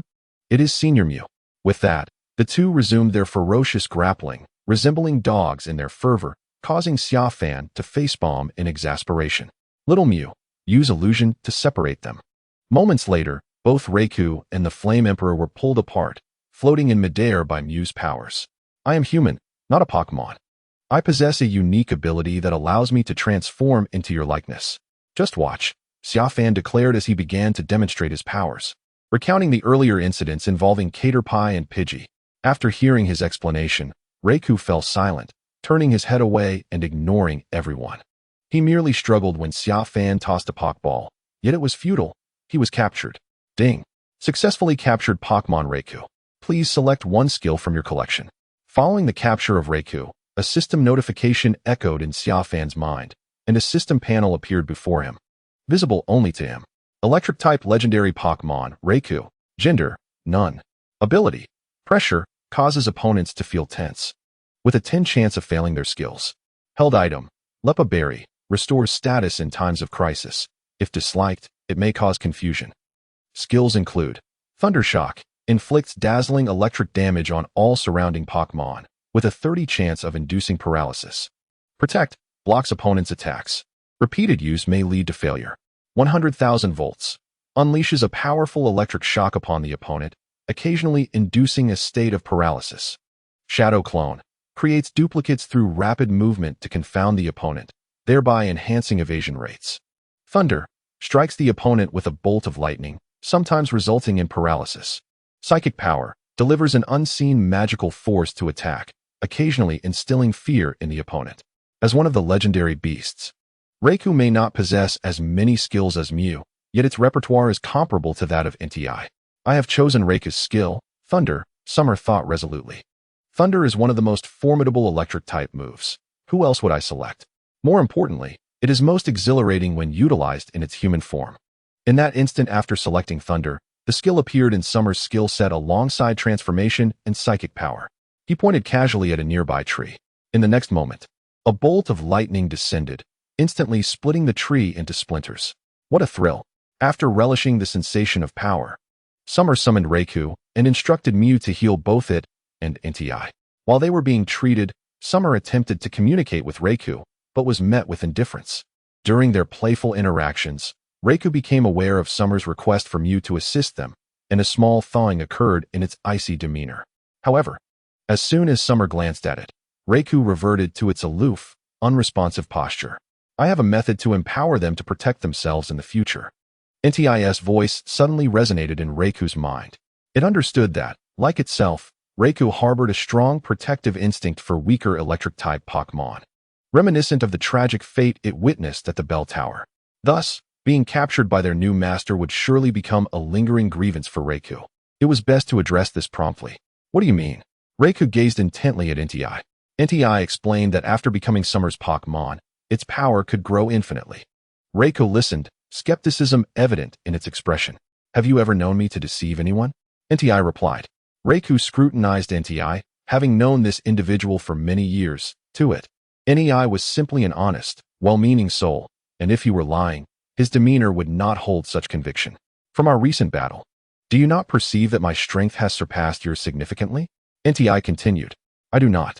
Reiku's gaze turned icy. Had I not previously suffered attacks from those wretched humans, you would have never triumphed over me, and your performance was hardly impressive. Is that truly your belief? NTI smirked, a hint of sarcasm in his tone. Many of your attacks I could have easily evaded, yet I allowed you to hit me. Do you not harbor any doubts?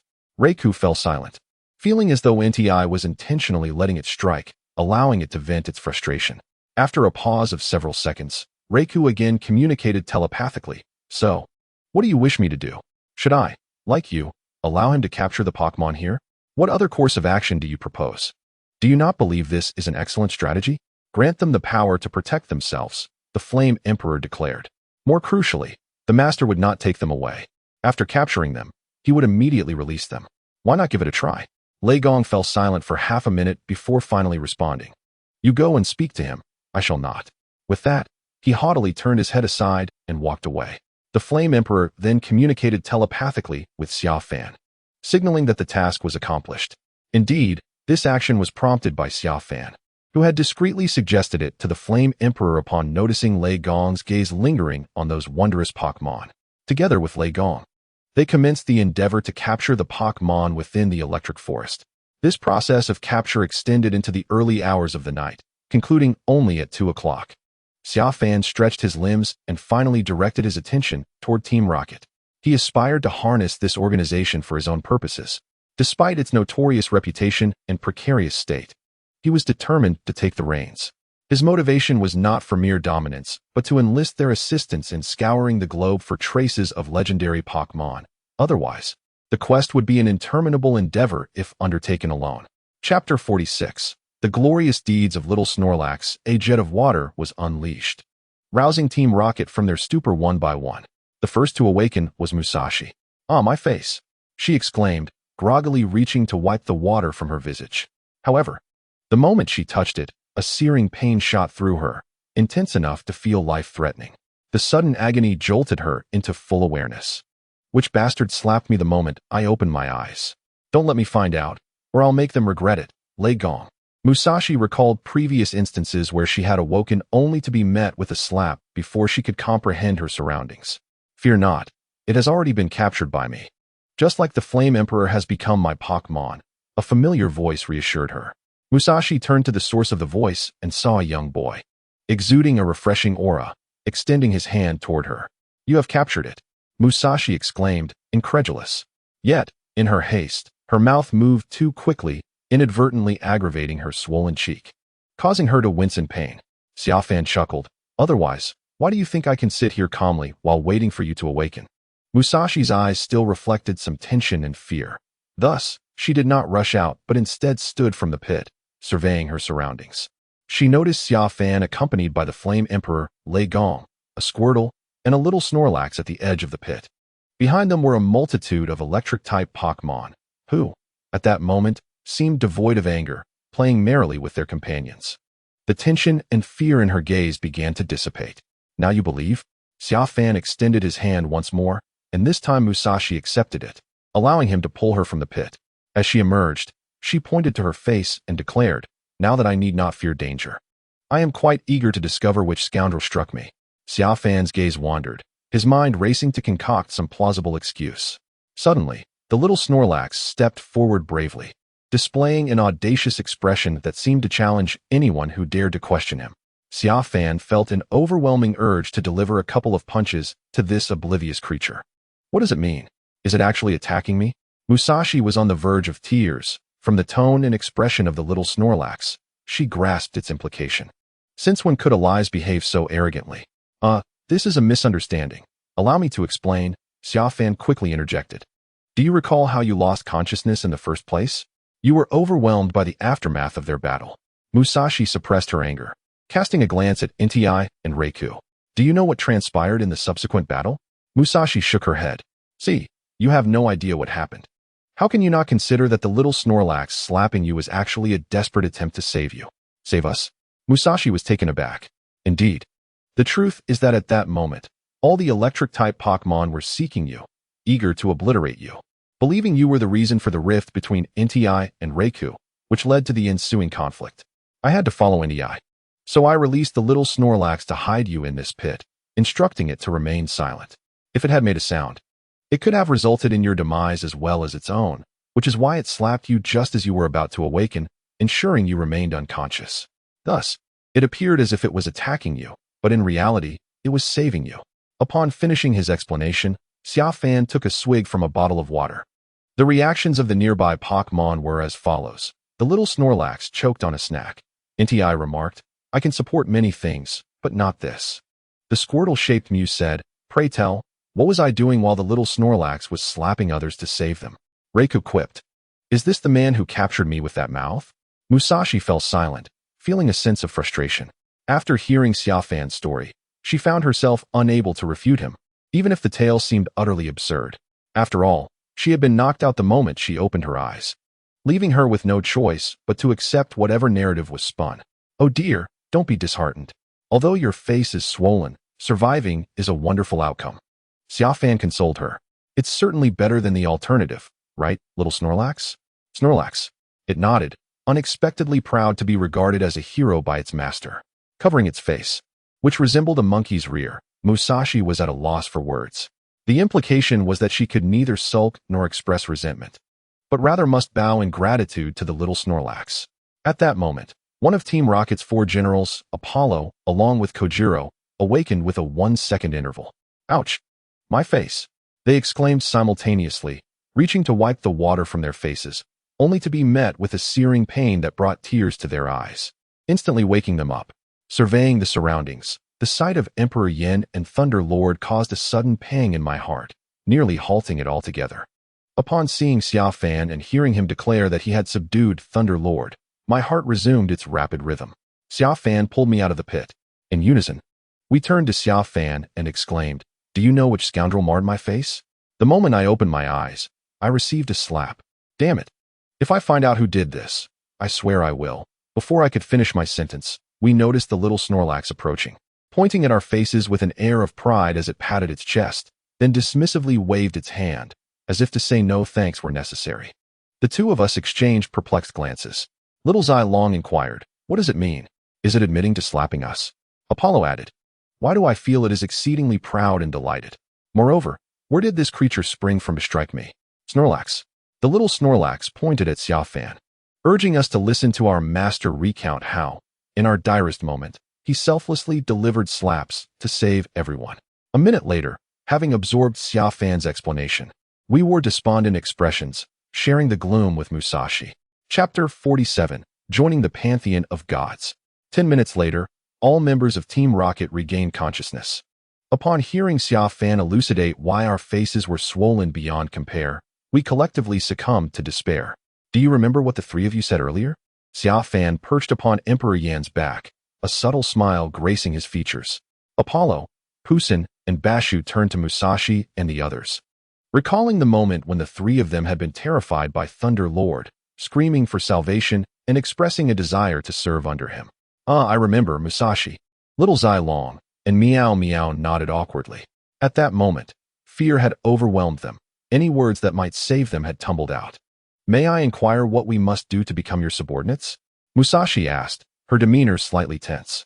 After all, the three of them were rather inept within Team Rocket, often failing their missions. The notion that a figure of such formidable strength had taken an interest in them was perplexing, especially if it meant engaging in perilous tasks. Your first duty is to rally the remaining members of Team Rocket to follow me, Xia Fan stated, casting a glance at Apollo, Bashu, and Pusin, who were momentarily taken aback. To utter such words in front of the generals and officers of Team Rocket? Surely, that was an affront to their dignity. And what follows? Musashi awkwardly glanced at Apollo, Bashu, and Pusin. The sensation of having their territory encroached upon in front of their superiors was undeniably thrilling. I will arrange subsequent matters. When you invite them, simply tell them their future employer is the Pantheon of Gods, Xia Fan instructed. The Pantheon of Gods. Musashi's expression shifted from embarrassment to confusion.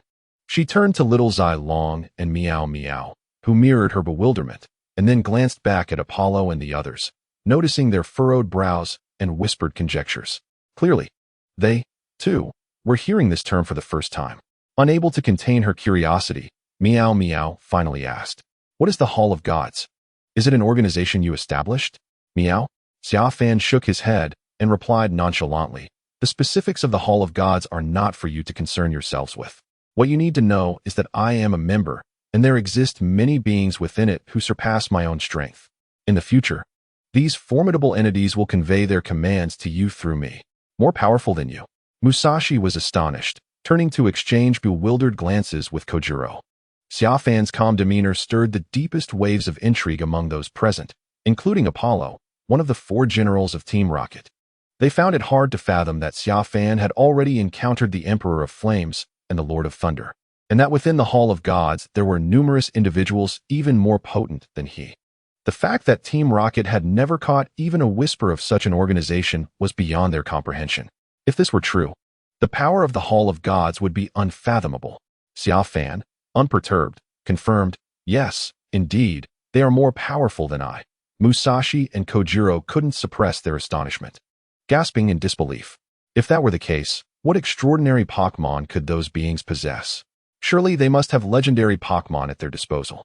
The trio couldn't help but feel exhilarated. If this were true, their prospects of ascending to the pinnacle of success would be greatly enhanced. However, after their excitement subsided, they confronted a crucial question. No matter how impressive, it was merely Xia Fan's assertion. If they were to recruit a member of Team Rocket based on such claims, they would likely be dismissed as delusional. Kojiro scratched his head and said, I feel that if we were to share this, no one would believe us. The influence of the Hall of Gods in the world. He wanted to say that its influence was minimal, but the words caught in his throat. Xia Fan discerned his intent and shrugged. You need not worry about that. As a representative of the Hall of Gods, I will ensure that our name resonates throughout the Chengdu region. After a brief pause, Xia Fan added, "Bring me your phones. I shall transfer 1 million to you as your operational funds. If you perform well in future tasks, there will be further rewards." 1 million. Musashi, Kojiro, and Meow Meow were taken aback. "Have you forgotten what I said earlier? Join me, and I shall grant you 1 million immediately," Xia Fan teased. "Or are you so ambitious that you would seek me out without the lure of money?" No, we absolutely want it." Musashi and Kojiro hastily produced their phones, eager for Xia Fan to transfer the funds to them, each claiming half. Ultimately, Xia Fan transferred 500,000 to each, inciting envy in Apollo, Bashu, and Pusin. After completing this transaction, Xia Fan suddenly pointed to the still-dazed Snorlax and said, "By the way, to prevent you three from embarrassing me, this fellow will temporarily have you as its trainers." Snorlax, who had been quietly observing Xia Fan's deception, was instantly bewildered. "What? Why am I being given away all of a sudden?" Snorlax exclaimed. "Snorlax! Snorlax!" Little Snorlax hastily clung tightly to Xia Fan's thigh, an expression of utter devotion on its face, as if pleading not to be abandoned. I never said I would discard you. Xia Fan sighed in resignation, pulling little Snorlax aside before whispering. All right, 2 months? Fine, I'll extend it to 3. Is that acceptable? Before long, swayed by the allure of food, little Snorlax allowed Xia Fan to hand it over to Musashi and Kojiro. This revelation sparked even greater excitement among them. They hadn't anticipated that accompanying Xia Fan would not only bring wealth, but also Pokémon. The privileges they enjoyed now far surpassed those they had experienced within Team Rocket. What was even more remarkable was that they had previously feared that following Xia Fan would yield little achievement, yet after hearing the introduction to the Hall of Gods, they were astounded. Wow, this is incredible. They realized that even the legendary Inti and Reiku were mere minor players in comparison. Observing the treatment bestowed upon Musashi and Kojiro, Apollo and his companions, who had long been treated as inconsequential, could no longer contain themselves. Can the 3 of us join as well? Chapter 48, Blue and White Security Group. Of course, Xia Fan replied, having awaited this very question with anticipation. He shrugged with a smile and promptly transferred 1 million to the trio for their own distribution, although no Pokémon were allocated to them. In Xia Fan's eyes, Musashi and Kojiro required reinforcement, while Apollo's group did not need it at this time. Once arrangements were made, an idea struck Xia Fan, and he playfully remarked, "Now that you 5 have become my subordinates, there must be a hierarchy within an organization. How about this? Musashi, Kojiro, and Meowth, you 3 will form one group, while Apollo, Puzon, and Bashu, the former leadership of Team Rocket, will form another. Over the next year, whichever group recruits the most members will hold the highest status under my command." Musashi's eyes lit up, and he immediately glanced at Apollo's trio, shifting from joy to wariness. They too aspired to become leaders. Since Xia Fan had placed them on equal footing with Apollo, they could not let this opportunity for ascendance slip away. Conversely, Apollo and his companions, sensing Musashi's gaze, sneered and turned their heads dismissively, showing no regard for them. A few minutes later, Xia Fan sat atop Ni's back, waving farewell to them. "Apollo, I hope that the next time we meet, you will call me General." Musashi chuckled, as he, Kojiro, and Meowth departed alongside little Snorlax, leaving the electric forest. Watching their retreating figures, Bashu scoffed, "Look at their small-minded triumph." Puzon joined in with a cold laugh. "I bet they've been eager to see us brought low. They'll have their day of reckoning soon enough." However, Apollo frowned and posed a question. "Do you truly believe that the Hall of Gods exists?" His inquiry deviated from Bashu and Puzon's earlier banter, leaving them momentarily stunned. After some contemplation, Bashu responded, "To be honest, I think Xia Fan is deceiving us. How could such a formidable organization exist without us and Team Rocket having even the slightest inkling?" Apollo nodded thoughtfully and turned to Puzon. "What do you think?" Using his robust arm to scratch his head, Puzon awkwardly remarked, "I find its tone and demeanor quite convincing. It doesn't seem to be deceiving us. If it truly exists, we might indeed be fortunate, having ascended to this lofty branch. The prospect of soaring to even greater heights than during our time with the Rockets is not entirely out of the question." To which Apollo retorted without mercy, "I suspect your intellect may not last until that moment. My master, are you not concerned that by handing over money to them, they might merely be placating you for financial gain? Furthermore, it appears their loyalty to the Rockets is quite profound. They do not seem easily swayed." As they departed the electric forest atop the back of the Flame Emperor, Xia Fan received a telepathic response. "As long as they do not act foolishly, they should recognize the difference between scamming me once and repeatedly. If they wish to continuously extract money from me, they must diligently assist me, for on their own, they cannot contend with the Blue and White Society. They must rely on my strength to combat them. As for their loyalty to the Rockets, I cannot say. However, I am certain that in this world, most individuals are drawn to higher ground, much like water flows downward, provided that their treatment is adequate and I am sufficiently powerful. Granting them wealth, authority, and the honor of being part of a formidable organization, they will serve me faithfully. Even those harboring disloyalty will not matter, for as long as I remain strong, they will have no choice but to assist me. Attempting to escape my grasp would be futile." With that, Xia Fan closed his eyes, arms spread wide, savoring the sensation of the wind brushing against his palms. Ah, splendid. The wind speed is palpable. 7 days later, Xia Fan arrived at Road 38 on the left side of Jiegeng City in his sports car. As he approached an intersection, A massive boulder obstructed his path. Beside the boulder stood 4 individuals. A young man clad in a blue and white uniform approached the front of Xia Fan's vehicle, instructing him to move along. Upon hearing this, Xia Fan raised an eyebrow, glancing at the young man and then at the 3 individuals beside him, all similarly attired. The Blue and White Society. He mused, noting that their attire, while not identical to that of previous members, bore a striking resemblance. They even referred to themselves as the Blue and White Security Group. He found it hard to believe there was no connection to the Blue and White Society. Having analyzed the situation, Xia Fan turned to the young man with a playful tone, "But what if I insist on entering Yuanzhou City? I have yet to witness a Pokémon riot." The young man's expression hardened upon hearing Xia Fan's words, realizing that the occupant of the car was intent on causing trouble. He subtly signaled to the 3 individuals stationed along the roadside. 2 seconds later, they released their Pokémon, a Ninetales, a Machamp, and a Magcargo. "Can we proceed now?" The young man inquired again, his tone laced with a hint of menace. Should Xia Fan dare linger, he would unleash his Pokémon to attack. Xia Fan merely smiled. "What are you laughing at?" The young man shot back, his gaze icy. "I find myself chuckling, realizing I can once again earn some fuel money." A smirk plays on Xia Fan's lips as he retrieves a Pokeball from his waist and releases it, a brilliant red light illuminating the scene. NTI makes a dazzling entrance. "NTI, they are nothing but a bunch of chumps from the Blue and White Security Group. Go ahead and dismantle them." Chapter 49. Refusing to pay is akin to freeloading. A minute later, Xia Fan lounges with his legs crossed atop the hood of a sports car, NTI standing beside him. Before them are the very individuals who had previously identified themselves as members of the Blue and White Security Group. Trembling with fear, they huddle on the ground. Clutching their heads, their Pokémon sprawled helplessly at their feet. Xia Fan brandishes his phone. "Now, transfer all your money to me." The young man who initially obstructed Xia Fan quivers as he asks, "Are you robbing us?" With a swift kick, Xia Fan retorts, "Robbing? Don't be ridiculous. I am merely collecting the fees for the bounty challenge." He tosses his hair back. "Oh, by the way, I must inform you of my rule. Anyone who battles me automatically enters a bounty challenge, with the wager being all of our funds. You have lost. Hence you must transfer all your money to me." The 4 are left in stunned silence. "How is this any different from robbery?" One middle-aged man exclaims, agitated. Another kick follows. Xia Fan asserts, "I have stated this is a bounty challenge. Please do not confuse a bounty challenge with robbery. Robbery entails not engaging in a Pokémon battle and forcibly taking your money, while a bounty challenge involves battling you, and upon your defeat, collecting your money in a legitimate manner.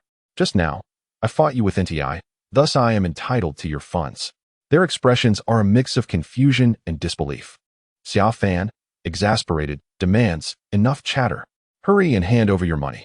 One must respect the law. Failing to pay after losing a bounty challenge is akin to freeloading. Freeloading off battle experience is a criminal offense, do you understand? And to attempt to freeload from battling the legendary beasts is a grave transgression." The 4 are left aghast. This guy must have been a debt collector in his past life. "Now, let us proceed to the next step." "Is there another step?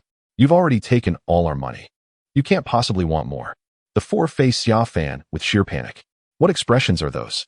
Do you think I intend to rob you of your dignity?" Xia Fan raises an eyebrow. "What audacity leads you to believe I would be interested in you?" Relieved, they exhale, as long as it's not about that. "Now, tell me what truly transpired in Yuanzhou City." "It's exactly as I mentioned. There was a Pokémon riot in Yuanzhou City," the youth explains earnestly. "We, the Blue and White Security Group, came here to quell the unrest among the Pokémon, blocking various roadways to restore order. I swear, I am not lying." "Swear you're not lying?" Xia Fan raises an eyebrow, glancing up at the sky. "I swear." The youth insists. Yet, as his words linger in the air, 3 bolts of lightning crackle ominously across the sky, striking perfectly behind the youth, one on either side. The 4 individuals were utterly terrified, their faces drained of color. They realized that the lightning struck perilously close behind, to the left and to the right of him, merely a centimeter away. If it drew any closer, he would surely perish. His heart felt as though it were on the brink of cessation. Xia Fan, reclining with one leg crossed over the other, rested his chin on his hand with an expression of playful intrigue and remarked, "Oh dear, the lightning has already descended. Now, should I believe your words or not?" I, the young man stammered, paralyzed by fear. He attempted to glance at the 3 individuals beside him. only to find that they had inexplicably retreated to a distance of 10 feet, evading him as if he were a harbinger of doom, clearly terrified of being entangled in whatever peril he was invoking. At that moment, Xia Fan abruptly slammed the car hood and bellowed, "Stop your nonsense.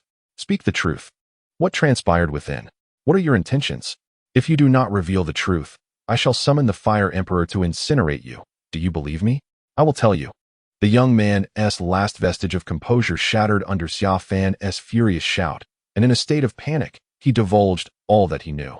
"My name is Mo Fan, and I, along with these three, are members of the underground organization known as the Blue and White Society in Chengdu. Recently, our organization has been executing a plan to capture the legendary Pokémon, Ho-Oh, to prevent outside interference. We orchestrated a Pokémon riot to isolate Yuanzhou City and sever its connections with the outside world. Currently, the four of us are tasked with keeping outsiders at bay." Xia Fan nodded. "And then? What is the progress on your capture of Ho-Oh? I have heard that your leader has located someone capable of summoning it. Is that true?" Mo Fan was taken aback. He had not anticipated that Xia Fan was aware of their leader's discovery of the summoner. Cold sweat broke out anew. If that were the case, this individual before him was clearly here to stir trouble. "Speak quickly. I will later pose the same questions to the others, and if anyone's account differs even slightly, I will let you all experience the wrath of the Fire Emperor. Do not doubt my resolve. I am more than capable of such a deed." With that, Xia Fan snapped his fingers, and once more, a bolt of lightning descended from the heavens, this time striking just a centimeter in front of the young man. Terrified, he felt as though his soul were escaping him, a foul odor spreading around him. "I will speak. I shall tell you everything. I will not deceive you." The last shred of the young man's hesitation was obliterated. "The preparations for capturing Ho-Oh are nearly complete. We only need the iridescent feather from the Water Lord. With this feather, our leader will gain Ho-Oh's recognition upon capturing it. The Water Lord is currently near Yuanzhou City, and our leader is personally overseeing the capture. As for the summoner you mentioned, our leader has indeed found her. 5 dancers who possess a transparent bell capable of summoning Ho-Oh. If they ascend to the top of the bell tower and perform their song and dance, they will summon Ho-Oh. Where is Shui Jun currently located in Yuanzhou City? I heard from others that he appeared in the northwest direction yesterday." Chapter 50. Who is truly unfortunate? Xiaohuan. They must have erased all memories of us, right? 20 minutes later, Xia Fan looked at the 4 unconscious individuals on the ground, with Meng Huan perched on his shoulder. "It's been deleted," Meng Huan replied. "All right, let's set off to find Shui Jun. Will you enter my Pokeball or sit in the car?" "I'll sit in the car. Being in the ball is rather dull." Meng Huan giggled, covering her mouth. 5 minutes later, Mo Fan was the first to awaken from his stupor. He rubbed his slightly dizzy head and glanced around in confusion. Soon, he spotted 3 words on the ground: Temple of the Gods. An hour later, in a dense forest to the northwest of Yuanzhou City, Xia Fan and Meng Huan were traversing the woods on the back of the Flame Emperor. Due to the challenging terrain, Xia Fan abandoned the car at an intersection and released the Flame Emperor to guide him in the search. "Flame Emperor, leap to the top of that tree so we can survey the area," he commanded after spotting a towering tree approximately 20 meters high. The Flame Emperor nodded and swiftly carried Xia Fan and Meng Huan to the treetop. From their elevated vantage point, Xia Fan soon noticed a swirling mist in the distance. "Let us head that way," he said without hesitation. The Flame Emperor roared and leaped into the air, igniting flames as they sped towards the indicated direction. A minute later, they arrived at the location of the mist. The scene was not as Xia Fan had anticipated. There were no signs of battle. Concealed in the shadows, Xia Fan observed a dozen Pokémon alongside several individuals clad in blue and white uniforms, all fixated on a hole in the ground. Their expressions were filled with rage, as if they were cursing something. To listen more clearly, Xia Fan transformed into an inconspicuous caterpillar and slithered closer. "This wretched creature, I can no longer tolerate it. After pursuing it for so long, I've yet to even get a chance to throw a ball. If I ever catch it and have the opportunity to be alone in a room with it, I will relish the moment of breaking its legs. I cannot bear the anger from trailing behind it these past few days. Finally, I brought a Gungue today, but the moment it appeared, that creature used mist and burrowed away. At least give us a chance to battle with it using Black Gaze. I am truly on the brink of frustration." As he approached, Xia Fan could clearly hear the curses directed at Shui Jun for being so elusive. He couldn't help but empathize with their frustration. recalling how he felt months ago when he encountered Shui Jun, who had evaded him effortlessly. The only time he had failed to deceive that creature was a testament to its cunning. Moreover, it refused to battle, only knowing how to flee. Unlike Lei Gong and the Flame Emperor, who were easily bound by their emotions. Xia Fan had been lying on the large tree beside these individuals for a full 5 minutes, during which they had raged for an equal duration. In the 6th minute, the leader's phone rang, and after answering with an obsequious demeanor, he excitedly announced to the crowd that the operation to capture Shui Jun had been called off. This sudden change led everyone to believe that the higher-ups had pressured the group leader, driving him into a frenzy. Otherwise, how could they possibly abandon the pursuit of Shui Jun? The iridescent feathers on Shui Jun were crucial for capturing the Phoenix King. So how could the president simply relinquish that opportunity? What did the higher-ups say on the phone when phone? Why has the capture of Shui Jun been cancelled? A youthful boy with a boyish face could not restrain his curiosity. It was the president who ordered the halt, the young man named when phone replied excitedly. Just now, a call from the Dragon Falcon officials informed me that the Dream Team in the Kanto region discovered an iridescent feather on a boy. They have already seized it and struck a deal with the president. It will be delivered within a couple of days. So the president wants us to suspend the capture of Shui Jun and focus all our efforts on capturing the Phoenix King. Once we have the Phoenix King in our grasp, capturing Shui Jun, the Flame Emperor, and the Thunder Lord will be a trivial matter. Upon hearing this, the crowd erupted in cheers, exclaiming their relief at no longer having to remain in this desolate place, being toyed with by Shui Jun moments later. They began to pack up their belongings, preparing to leave. However, one portly middle-aged man, as he was departing, noticed a spinning-eyed green caterpillar resting on a nearby tree trunk. Perhaps driven by some perverse impulse, he picked up a stone and hurled it with great force. In an instant, a flash of white light erupted, and the green caterpillar transformed into a human shape, catching the stone with ease and glaring furiously. What the hell? Did I provoke you while lying on the tree? The unexpected roar startled everyone. Turning to look, they discovered a young boy standing by the tree, seemingly having appeared out of nowhere. The middle-aged man who had thrown the stone was equally startled, collapsing to the ground, his right hand clutching his heart while his left trembled. This guy is the green caterpillar that was just lying on the tree. The revelation sent shockwaves through the crowd, and their gazes towards Xia Fan shifted to one of suspicion, seriously questioning whether he was some legendary Pokémon. In quick succession, commands were issued. Fire-type beast, unleash flamethrower. Mighty Croc, water gun. Electric dragon, thunderbolt. Boss Cater, ice beam. Thunder beast, water turtle. In an instant, dozens of Pokémon gathered their powerful attacks, aiming them at Xia Fan, causing him to jump in surprise. Fortunately, the Flame Emperor made a timely entrance, releasing a torrent of fire that interrupted their skills and positioned himself protectively in front of Xia Fan. Are you alright, master? The Flame Emperor's telepathy resonated in Xia Fan's mind. I'm fine. Strike them fiercely. Xia Fan retorted angrily. He had merely been lying on the tree, contemplating their conversation, and had done nothing wrong when that fat fool suddenly hurled a stone at him. Had he not reacted swiftly, he might have ended up with a cracked skull.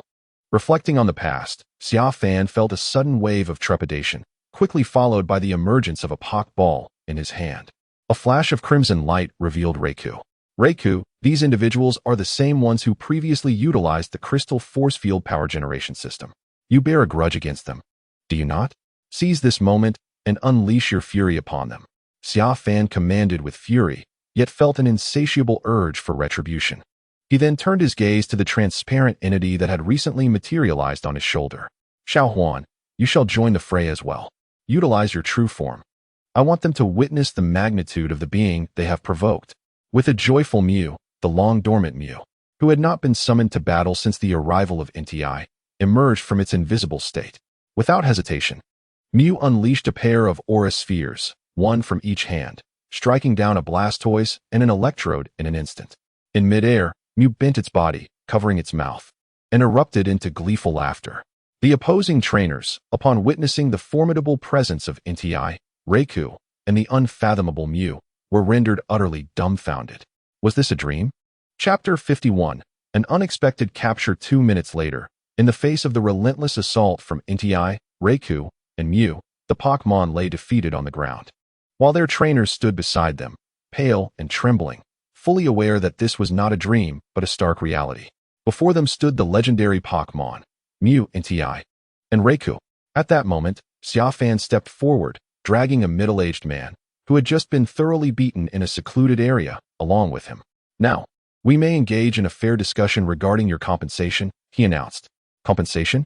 The members of the Blue and White Society were momentarily taken aback, glancing at their incapacitated Pokémon and the bruised middle-aged man beside them. They had been reduced to this state, and he still wished to discuss compensation. Indeed, it pertains to the psychological compensation for my fragile heart, Xia Fan lamented with feigned innocence. My spirit is quite delicate. That rotund fellow frightened me so severely that I now require funds for therapy. It need not be a large sum. Your entire fortunes will suffice. The onlookers were astounded. Is this a person? Such shameless words can actually be uttered. Nti and Raikou exchanged glances, and in the next moment, the two sacred beasts decisively stepped back. Only Mew found amusement in the astonished expressions of the group, floating to rest upon Xia Fan's shoulder, clutching its heart with its left hand, feigning agony, while beckoning them with its right. The message was clear. My heart is wounded too. Hasten, bring forth the money. 5 minutes later, under the pretext of psychological compensation, Xia Fan transferred all their funds to his mobile device. The sum was modest, totaling approximately 2 million. Once the transaction was complete, the group glared at Xia Fan with gritted teeth, determined to remember his visage. In response, Xia Fan had but one command: Xiaohuan. Erase their memories. 20 minutes later, Dream had erased their memories, and Xia Fan inscribed the words deities on each of their faces with soil. Once he finished, Xia Fan clapped his hands, recalled Raikou into its Pokeball, and then mounted the back of Nti, embracing Dream as they dashed through the forest. He simultaneously activated the fourth ability bestowed upon him by the system, the Beast Perception, which allowed him to sense divine creatures within a radius of 1 mile. After a frenzied hour of exploration, Xia Fan found himself at the edge of a serene lake in the forest when his Beast Perception suddenly surged. He turned his gaze toward the water, mesmerized by its crystalline clarity. Is that where it is? Xia Fan whispered to himself, then leaped down from Nti's back. Master, why have you come down? Do you not wish for me to carry you over? Nti inquired, perplexed. I can sense the presence of Suakun. It lies at the center of this lake. Reflecting on his initial encounter with Suakun and the recent murmurs about its elusive nature, Xia Fan sighed. If I approach riding on your back, I fear it may flee and avoid any interaction. Just to be safe, I believe it is wiser for me to transform into a Magikarp and swim over stealthily. Once I am close enough, I shall throw the Pokeball. Though this strategy may seem somewhat underhanded, I deem it the most prudent and effective approach. Only by capturing it can we ensure it feels secure enough to converse with us. And what of Dream and myself? Nti asked. You and Dream shall follow shortly, assisting me in diverting its attention. With that, Xia Fan plunged into the lake, transforming into a Magikarp as he swam gracefully towards the center, guided by his Beast Perception. Nti and Dream exchanged glances, both Pokémon wearing expressions of resignation. Subsequently, Nti's paws ignited with flames, and he followed Xia Fan toward the heart of the lake. Meanwhile, a slender, azure quadruped Pokémon adorned with diamond-shaped spots and a headpiece resembling blue gemstones stood regally at the lake's center. Beneath it, an unusual force radiated outward in rippling waves.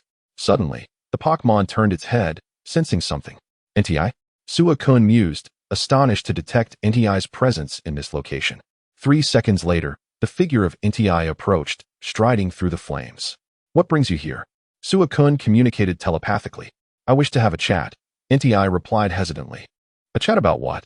Suakun pondered, bemused, for Nti was not one to engage in idle conversation with it, or Raikou.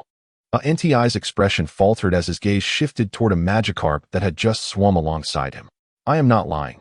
Master, could you swim a bit faster? At that moment, within the lake, a Magikarp's eyes rolled back, gasping for air as it struggled against the bubbles it exhaled. Xia Fan felt on the verge of suffocation. Midway through his swim, Nti had sensed Suakun's location and propelled forward, leaving Xia Fan to hastily accelerate, exerting every ounce of strength to keep pace with Nti. My back feels as though it might snap. Nonetheless, I am grateful that we ultimately arrived here together. This fool, weaving tales is not something one can do carelessly. In the lake, Xia Fan gazed at the embarrassed Yendi, who was at a loss for words, and couldn't help but make a sarcastic remark. However, The fact that you managed to keep the Water Lord from leaving is commendable. Xia Fan surveyed the surroundings, diving towards the lake's bottom, intending to utilize the momentum of the water to execute a spectacular leap, transforming midair into human form to surprise the Water Lord. Before long, Xia Fan reached the lake's depths. The darkness enveloped him, and he began to twist his waist. Glancing back, he could see nothing clearly. Yet an inexplicable sense of foreboding washed over him. Suddenly, a deafening roar echoed through the water, creating powerful waves. In the next moment, Xia Fan felt as if a monstrous maw was lunging towards him. Damn it! Xia Fan instantly thought of an irritable elder brother. Without hesitation, he unleashed a mystical force towards the gaping mouth.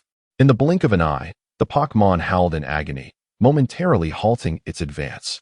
Seizing the opportunity, Xia Fan desperately swam upwards, 10 meters, 9 meters, 8 meters, 7 meters, and at 6 meters, he discerned the form of the pursuing Pokémon below. Indeed, it was a Gyarados, its face contorted with rage as it glared at Xia Fan.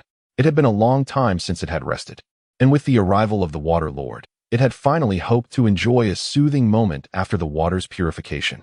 Yet, just as it was drifting into a comfortable slumber, a tail had suddenly and violently slapped its face.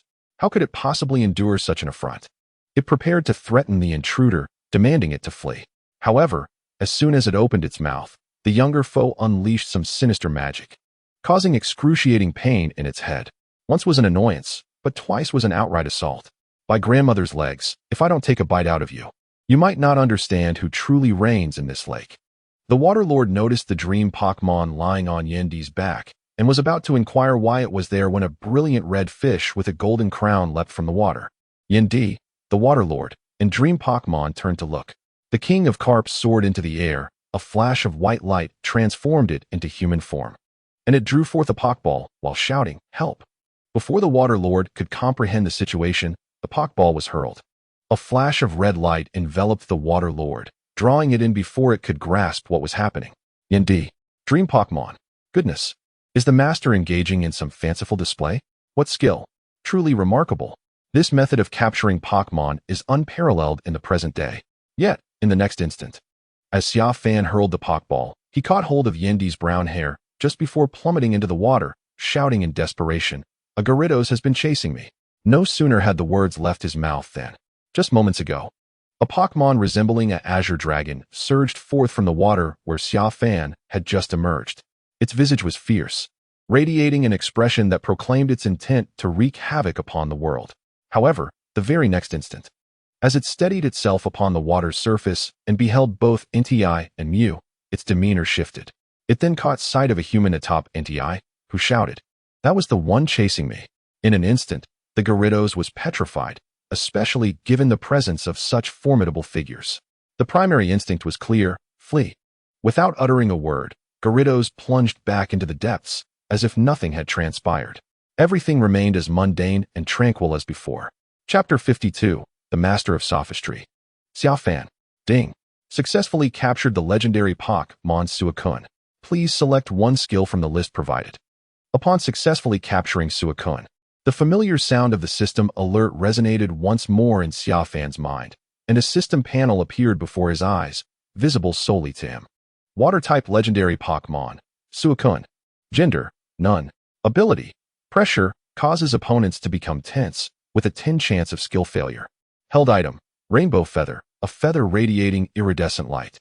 Only trainers who possess this item can command Ho-Oh upon successful capture. The skills available were as follows. Absolute Zero, delivers a lethal blow to the opponent. However, if used by a Pokémon of a type other than Ice, this move is likely to miss. Shadow Clone, creates duplicates through rapid movement, confusing the opponent and enhancing evasion. Ice Beam, fires a beam of ice at the opponent, which may occasionally freeze them. Blizzard, unleashes a ferocious blizzard upon the opponent, with a chance of freezing them. Water Cannon, launches a powerful stream of water at the opponent. Psycho Power, attacks with an invisible force, occasionally instilling fear in the opponent. Like Entei and Raikou, Suakun possessed an array of formidable skills. After contemplating for a moment, Xia Fan declared, "I choose the skill Protect from Suakun." The earlier encounter with Gyarados had instilled a sense of caution in him, prompting the need to acquire skills for self-preservation. Thus, he opted for Protect, which could mitigate damage from most attacks. Before long, the skill Protect was imprinted in his mind.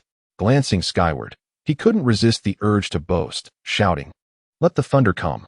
In the following instant, a bolt of yellow lightning struck from the cerulean sky.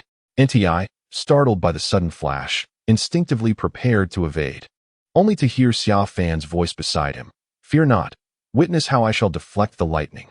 As he spoke, Nti beheld Xia Fan standing confidently upon his back, one hand on his hip and the other pointing skyward, as a transparent shield materialized between his fingers. When the lightning struck the shield, it was effortlessly repelled. To describe the scene in that moment, one could only resort to the 7-character mantra. What a splendid display of bravado. Nti, witnessing the spectacle, could only muster one expression: wow, how impressive. 2 minutes later, the Emperor of Flames arrived at the lakeshore, carrying his impressive master. Dismounting from the Emperor, Xia Fan composed himself, determined to present himself as a serious individual before the Water Lord. 10 seconds later, a flash of red light appeared, and the Water Lord emerged from its Pokeball, glaring angrily at the unscrupulous Xia Fan, who had resorted to underhanded tactics. Before it could react, it was suddenly ensnared by a thrown ball. The Water Lord cursed, "Despicable human."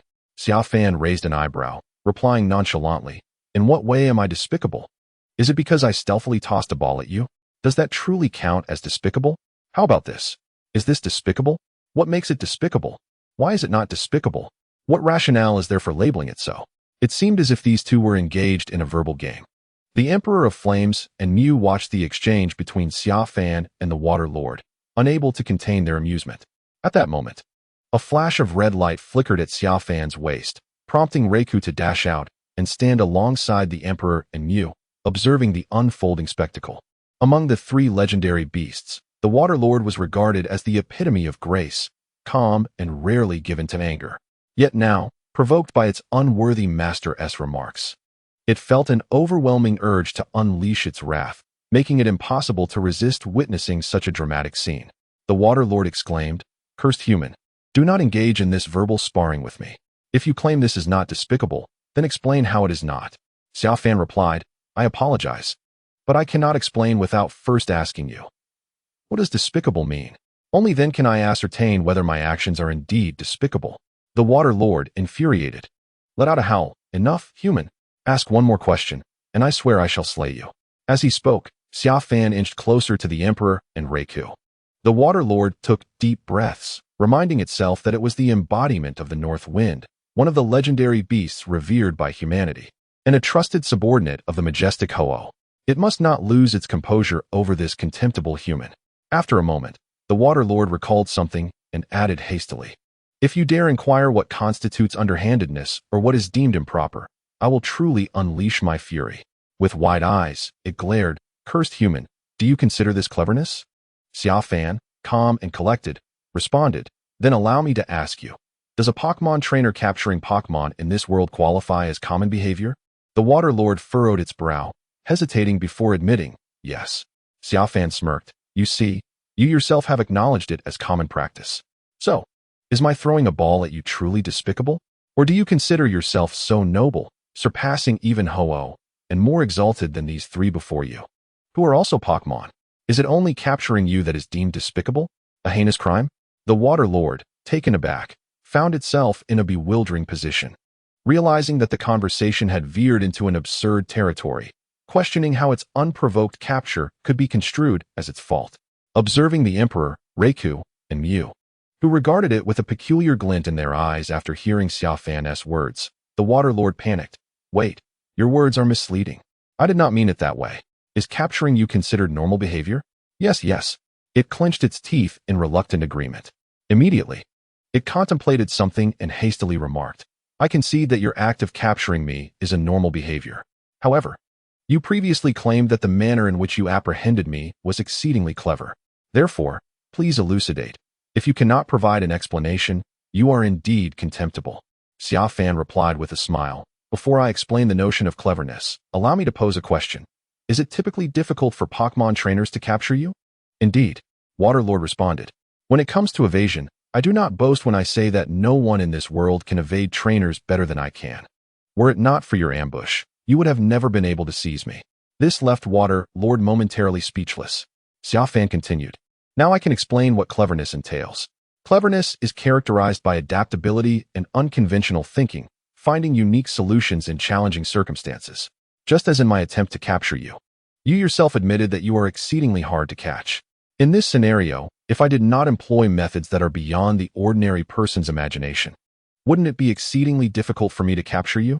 Water Lord was bewildered, genuinely perplexed, as the conversation veered entirely off course. If he affirmed the statement, it meant Xia Fan was clever.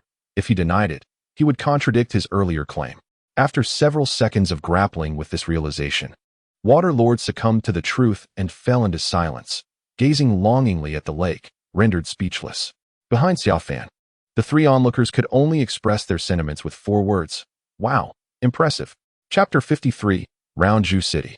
Young one, do not dwell in such melancholy. Follow me, your master, and I shall ensure you indulge in delightful experiences. Yin Emperor, come forth and grandly introduce to this new comrade the capabilities and aspirations of your master, and the benefits of accompanying me. Xia Fan approached Water Lord, gesturing for the obedient Yin Emperor to step forward and elaborate. Yin Emperor advanced, confident in its ability to speak candidly as long as it refrained from falsehoods.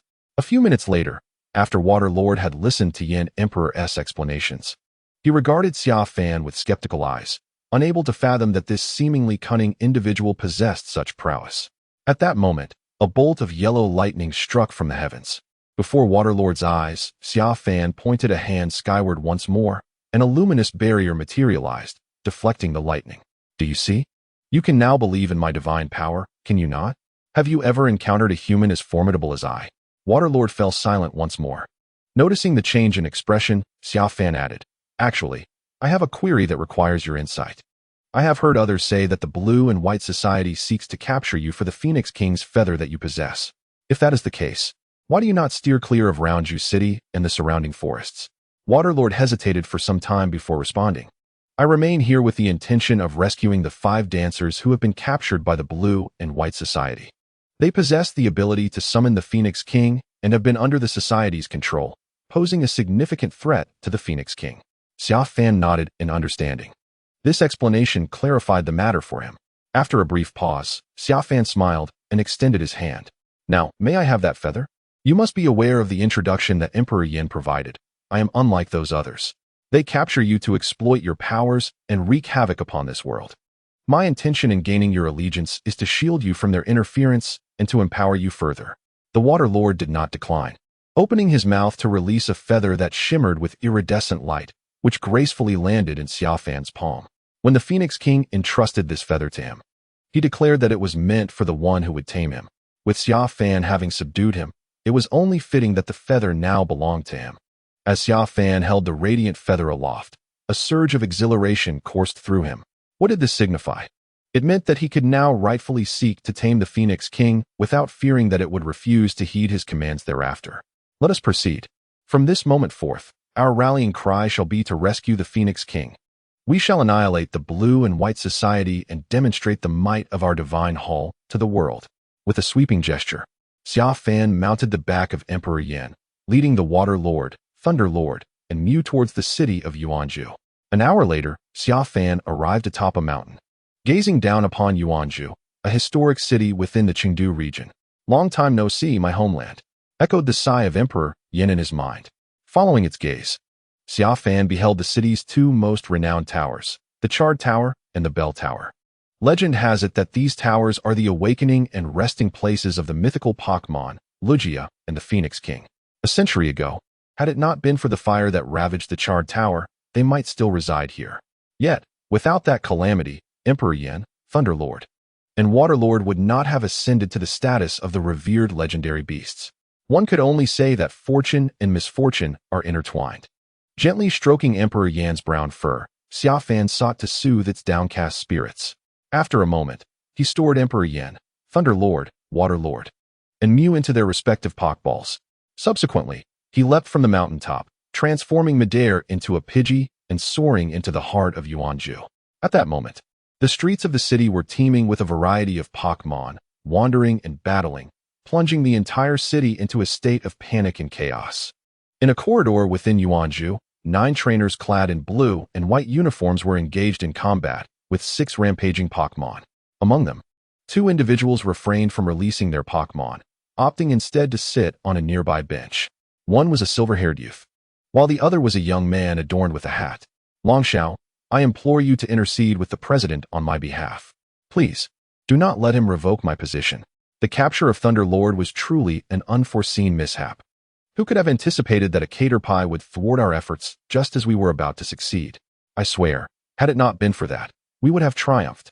The hat-wearing youth fervently pleaded with the silver-haired boy, hoping for a word in his favor. However, the youth appeared irritable, gazing at the other with disdain. Mutuo, do you honestly believe your words hold any weight? Oh, the green caterpillar.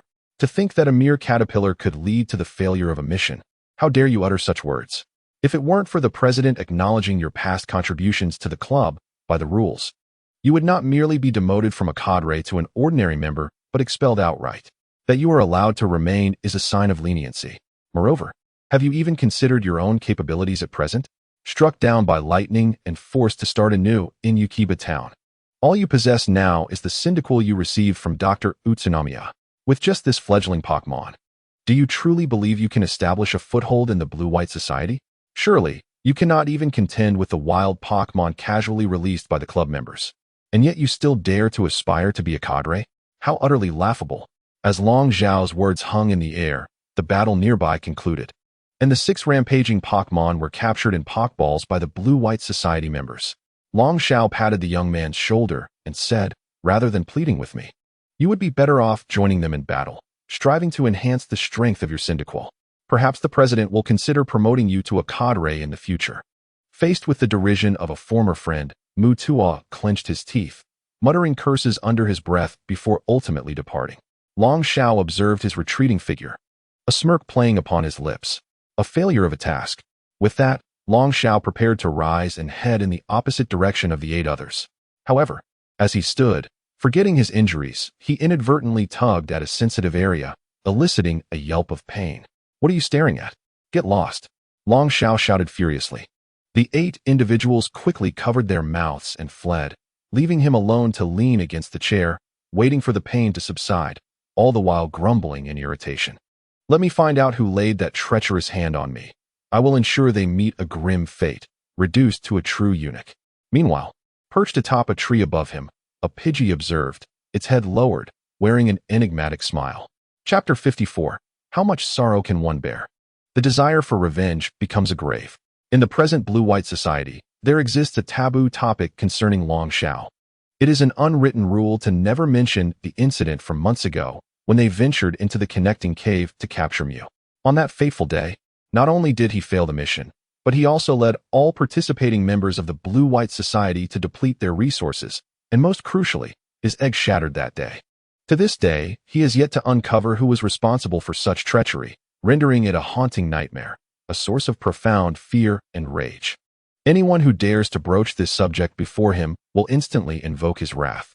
Having stood beside the chair for 3 minutes, the pain in Long Xiao's lower body had mostly dissipated just as he was about to leave. Suddenly, a flash of white light appeared from above, and the Pidgey transformed into a butterfree. It flapped its wings, releasing a cascade of sparkling dust. The dust wafted into Long Xiao's nostrils, and soon he felt his body growing increasingly immobile, as if all sensation was fading away. Alarmed, Long Xiao twisted his stiff neck to look up. Not again. Upon concluding his words, Long Xiao felt an unsettling sensation. Why had he shouted again? Yet, before he could ponder this query in depth, the effects of the paralysis powder rendered his entire body numb, causing him to stumble and collapse to the ground. Immediately, to Long Xiao's astonishment, the large butterfly transformed mid-air into a young boy who landed gracefully. It's been a while, Long the Wealthy, Xia Fan teased. Long Xiao opened his mouth to inquire, "Who are you?"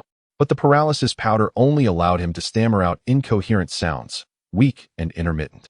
Xia Fan, with keen eyes, chuckled.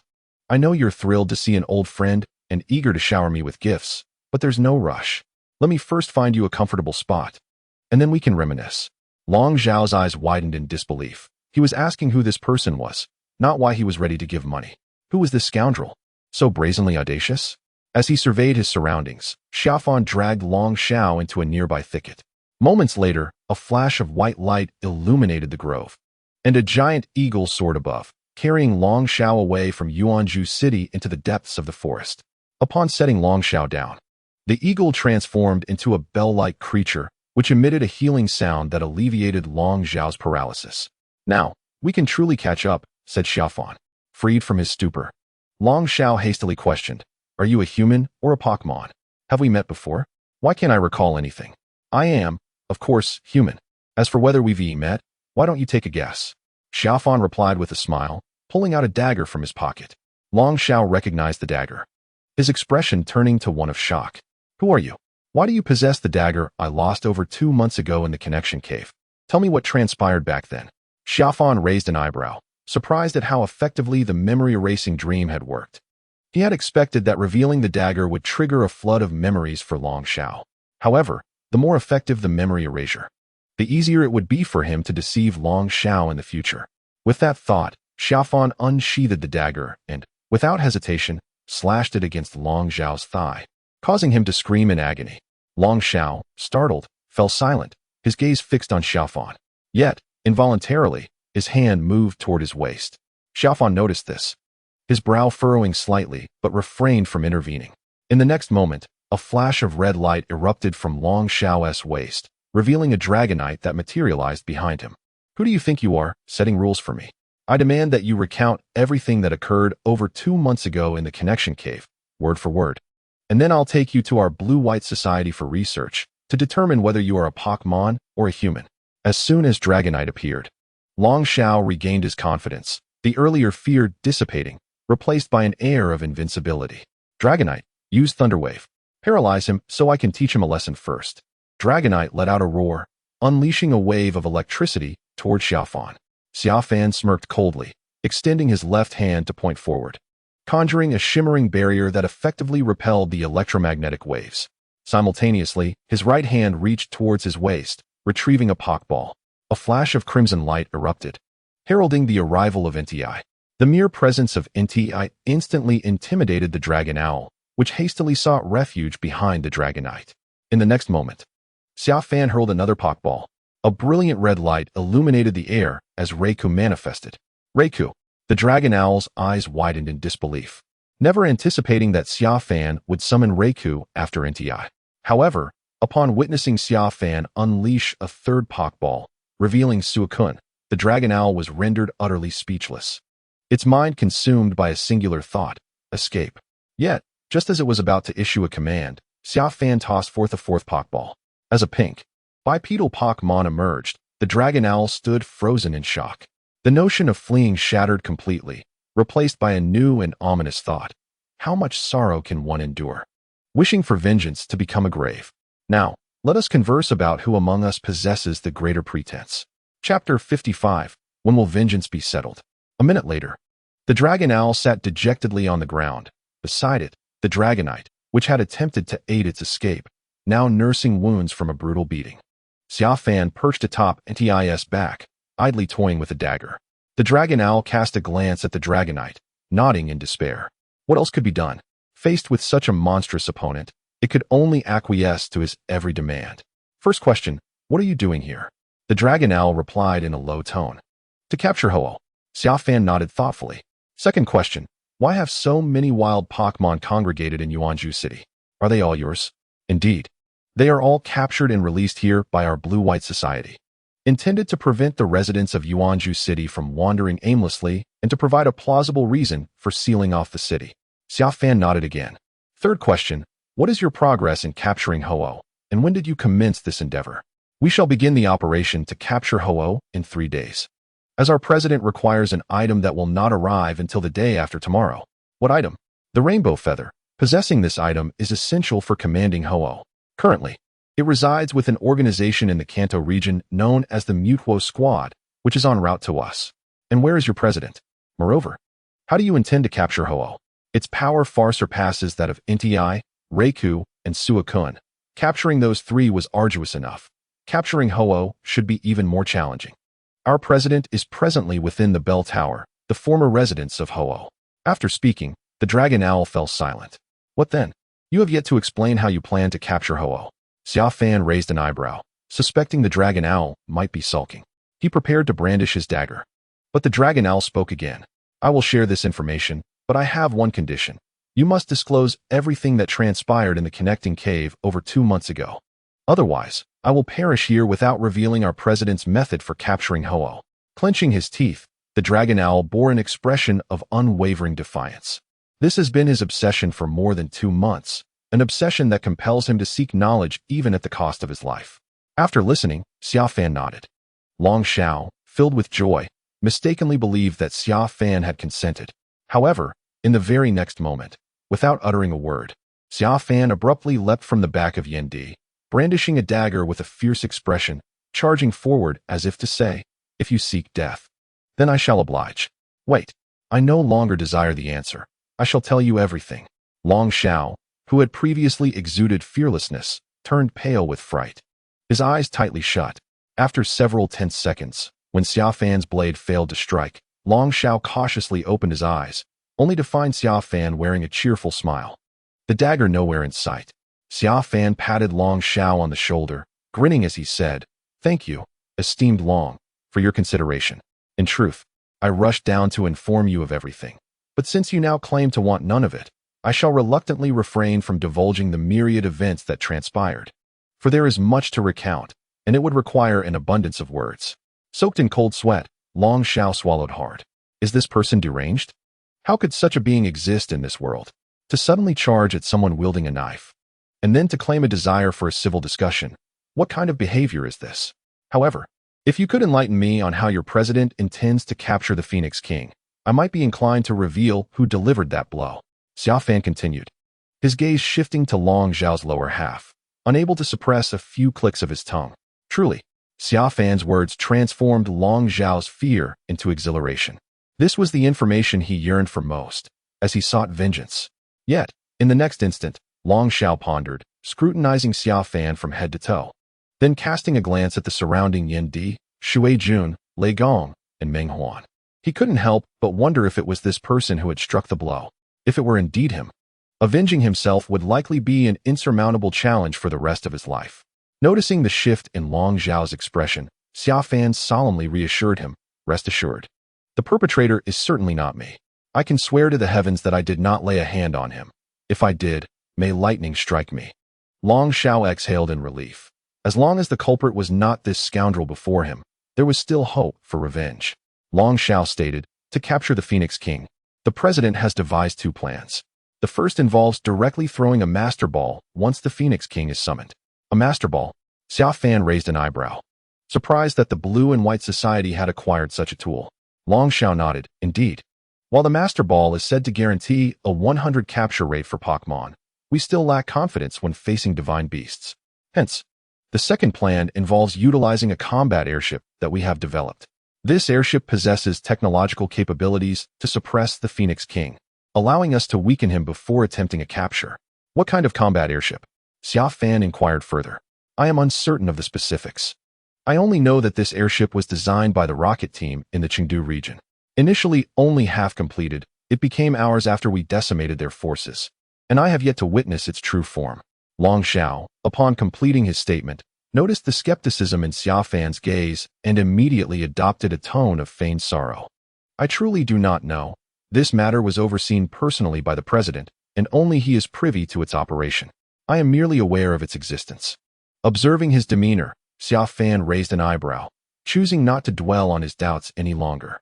Well, I have gleaned all that I wish to know. I am left with but one inquiry. Do you know of any establishments in Yuanzhou City that specialize in garment creation? Garment creation? Long Xiao replied, taken aback by the abrupt shift in conversation. Upon realizing that he was finally about to learn the identity of the assailant, he became animated, his brow furrowing in thought as he recalled any clothing stores he had encountered during his time in Yuanzhou City. After a brief pause, he clapped his hands in realization. I remember. At the intersection 50 meters to the left of where you apprehended me, if you proceed southward for about 100 meters, there is a clothing store. With that, Long Xiao looked at Xia Fan with eager anticipation, awaiting the answer he longed to hear. Xia Fan chuckled softly and patted Long Xiao's shoulder. Actually, that thing was not struck by a person. It was the work of a flying mantis. A flying mantis. Long Zhao's eyes widened in disbelief, his mind conjuring an image of a mantis wielding two large white sickles, striking at him. His expression contorted with rage. How ruthless! Who is the scoundrel that commanded such a creature to commit this act? Does the mantis have an owner? Tell me who it is. I shall assuredly take my vengeance on him. Long Zhao seethed. Regarding the owner of the flying mantis, Xia Fan scratched his head, a sheepish expression crossing his face. If we delve into it, it appears to be me. You. Long Zhao's eyes bulged in disbelief. Did you not claim it was not your doing? If it was you, may the heavens strike you down. Indeed, I have not acted. It was the mantis that did so, and what I meant was, if I had taken action, then I would deserve divine retribution. Please remember those 4 words. I took action. You. Long Zhao, now trembling with rage, directed an accusatory finger at Xia Fan. In the next moment, his eyes rolled back, and he fainted.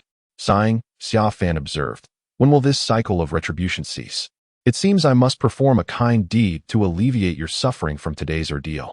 Xiao Huan, proceed to erase his memory. Let him forget the tribulations of today. Chapter 56, Designing the Battle Attire. On the bustling streets of Yuanzhou City, Long Zhao awakened from his reverie. Damn it, what on earth did I just experience? He exclaimed, irritation evident in his voice. Suddenly, a thought struck him, and he hastily reached into his pocket to retrieve his phone. He recalled that over 2 months ago, he had not only shattered an egg, but had also lost over 10 million in his phone under similarly unclear circumstances.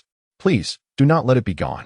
However, 3 seconds later, as he gazed at his phone's balance, which had dwindled from 250,000 to a mere 100, his expression grew increasingly unsettling.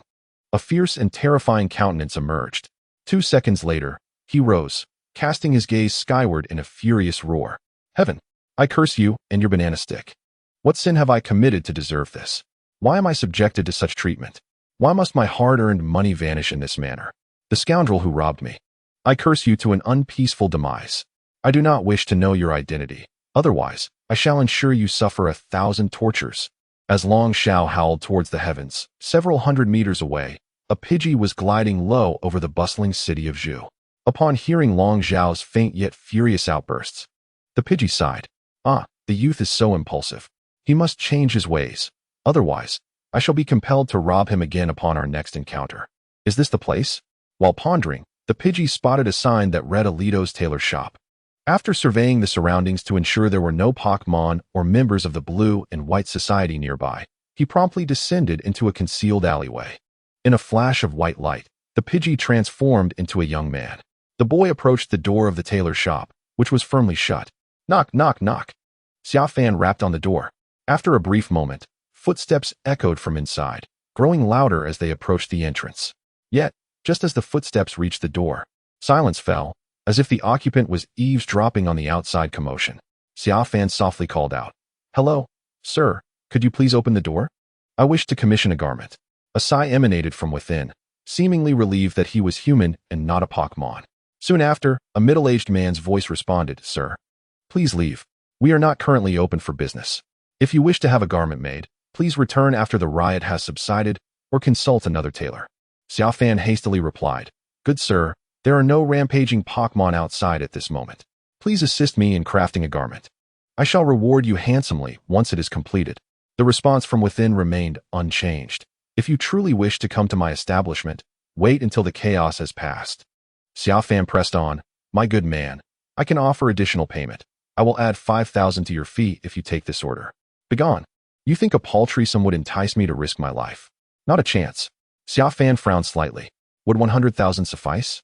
As soon as the words left his lips, a telepathic message from NTI resonated in Xia Fan's mind. "Master, since he is unwilling to assist, let us seek another tailor. Why must we beg?" However, just as NTI's words concluded, the door swung open. A middle-aged man, wearing a welcoming expression, gestured for Xia Fan to enter. "Sir, please come in." Before long, Xia Fan found himself inside the shop. The middle-aged man brought forth a tray of tea and snacks to Xia Fan's seat. His demeanor warm and friendly. "What type of garment do you wish to create, sir?" Having already depleted so much of his resources, it would be an affront to his 100,000 to leave empty-handed. "What specifications do you have for the trench coat?" The middle-aged man, undeterred and still amiable, inquired. Xia Fan replied, a trench coat emblazoned with the words "the gods." The gods? The man echoed. Indeed, the gods, Xia Fan affirmed, inscribing the characters on the table. The middle-aged man nodded, jotting it down, and then asked, aside from the inscription, "Do you have any additional requests?" Xia Fan rose from his seat, teacup in hand, and began to survey the array of finished garments crafted by the middle-aged man. In no time, he noticed that many of the coats were adorned with intricate embroidery and inquired, "May I design the patterns on the coats myself?" "Certainly." The middle-aged man nodded in agreement. Xia Fan promptly requested several sheets of paper and colored pens. Over the course of 2 hours, he produced 5 illustrations depicting the Phoenix King, the Flame Emperor, the Thunder God, the Water Lord, and the Dream Spirit. The Phoenix King soared through the skies, its wings radiating a spectrum of vibrant colors. The Flame Emperor resided within a volcano, surrounded by molten lava.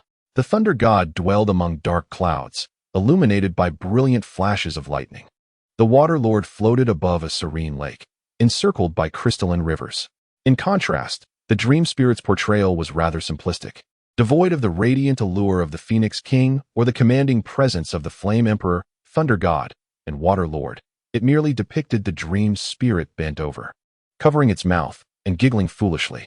In Xia Fan's eyes, this was the Dream Spirit at its most endearing, symbolizing its innocence.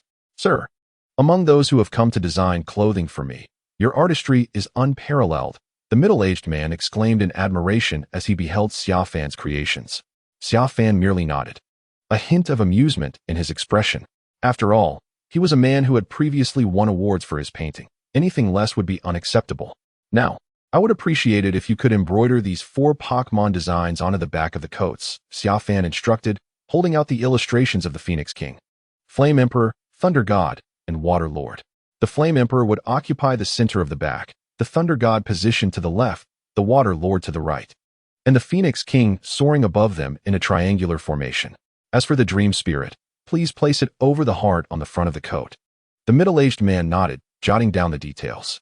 However, after a moment's contemplation, he remarked, "Sir, if we incorporate these designs, the term deities you initially mentioned may not be suitable for the coat. It would seem rather incongruous if included." Xia Fan raised an eyebrow, deep in thought. Suddenly, his gaze fell upon a mask featuring a swirling pattern resting on the table. "Brother, can you design masks? Let us place the term deities on the mask instead." "Of course," the proprietor affirmed, "but the cost will be 50,000. "Very well, that is acceptable," Xia Fan replied, and the man hastily continued to record his requests.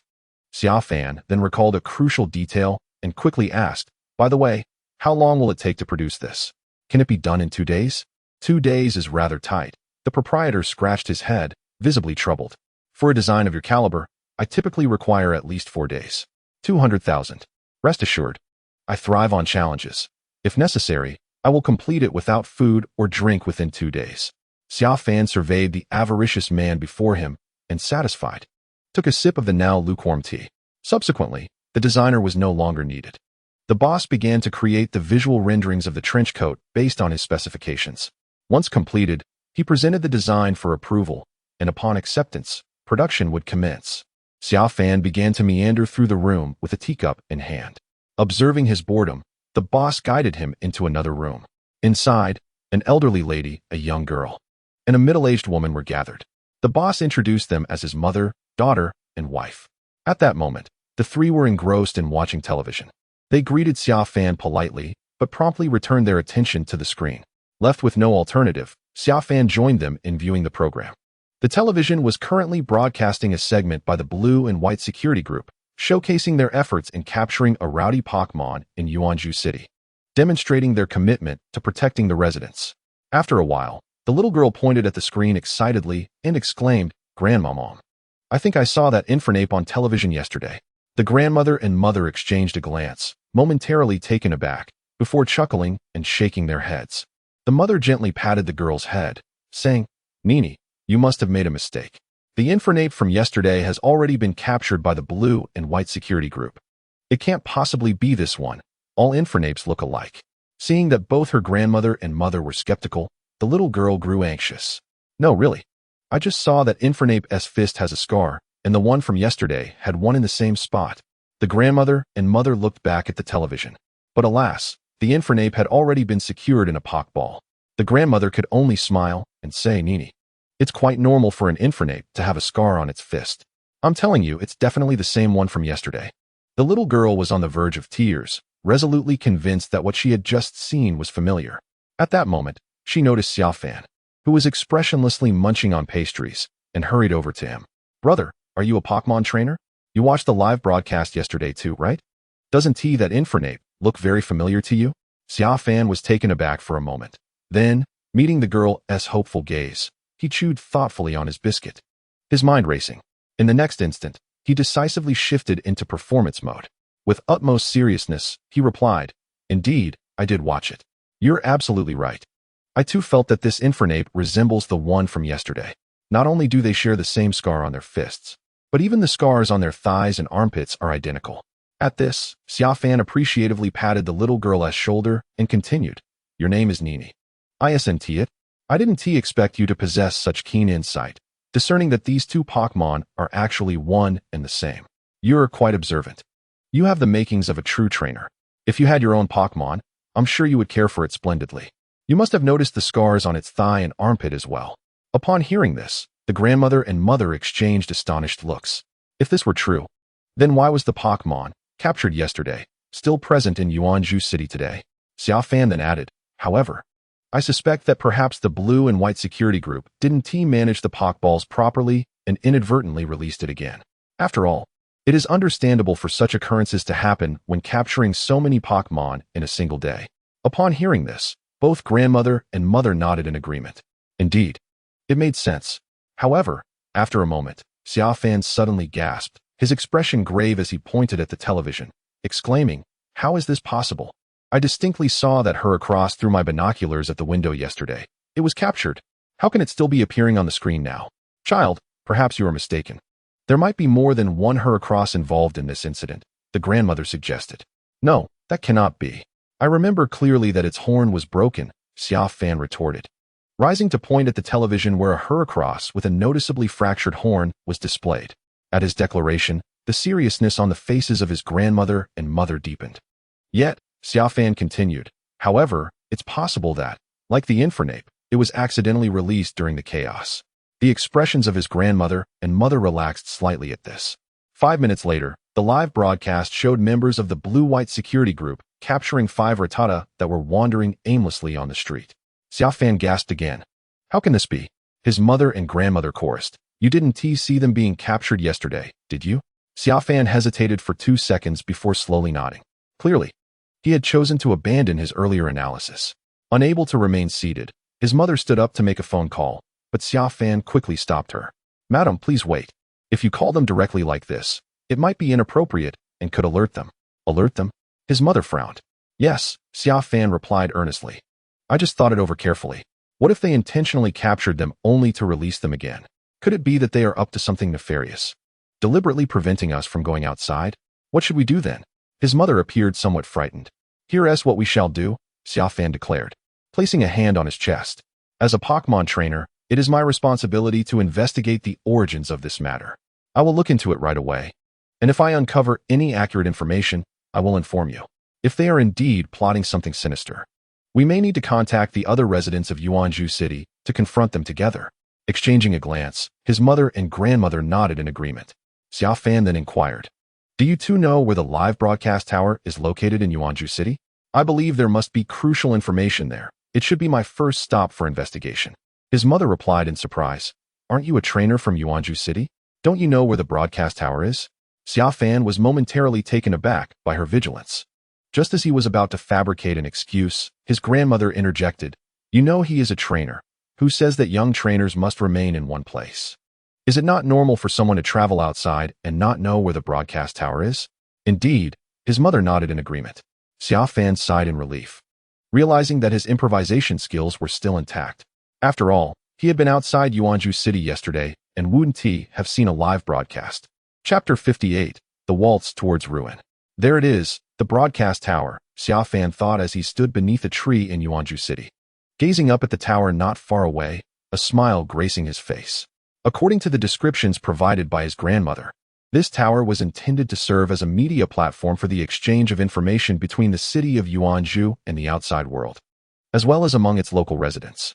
What he desired was precisely this platform, capable of sharing content both externally and locally. He aimed to leverage this tower for a grand endeavor. A minute later, Xia Fan arrived at the base of the tower. Just as he was about to enter, he noticed two individuals clad in blue and white uniforms stationed at the entrance. They were lazily perched on stools, cracking sunflower seeds and munching on snacks while engrossed in their mobile devices. Xia Fan quickly retreated. After pondering for a moment and surveying his surroundings, a flash of white light enveloped him as he transformed into a wondrous Pokémon, the shiny dragon, capable of altering its color to blend seamlessly with the scenery, thus rendering itself invisible. Crouching down, Xia Fan utilized the shiny dragon's remarkable chromatic abilities to stealthily gain entry into the live broadcast tower. The tower comprised 7 floors, and on nearly every level, he encountered members of the Blue and White Society stationed there. As he inspected the rooms on each floor, it became evident that the staff appeared to be under the control of the Blue and White Society. They were unable to converse and could only focus on their tasks. Ascending through each level, he finally arrived at the 5th floor, where he discovered the live broadcast studio.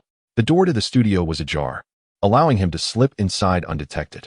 Within the studio, 3 men were diligently attending to the broadcasting equipment, while behind them stood 5 members of the Blue and White Society, occasionally reprimanding the trio, instructing them on what could and could not be aired. The 3 men could only acquiesce submissively. After observing for 10 minutes, Xia Fan approached a nearby potted plant. With another flash of light, he transformed into a stinky flower. Moments later, a shimmering powder began to drift from the flower's stamen, gradually enveloping the studio. Within 30 seconds, everyone present succumbed to a deep slumber.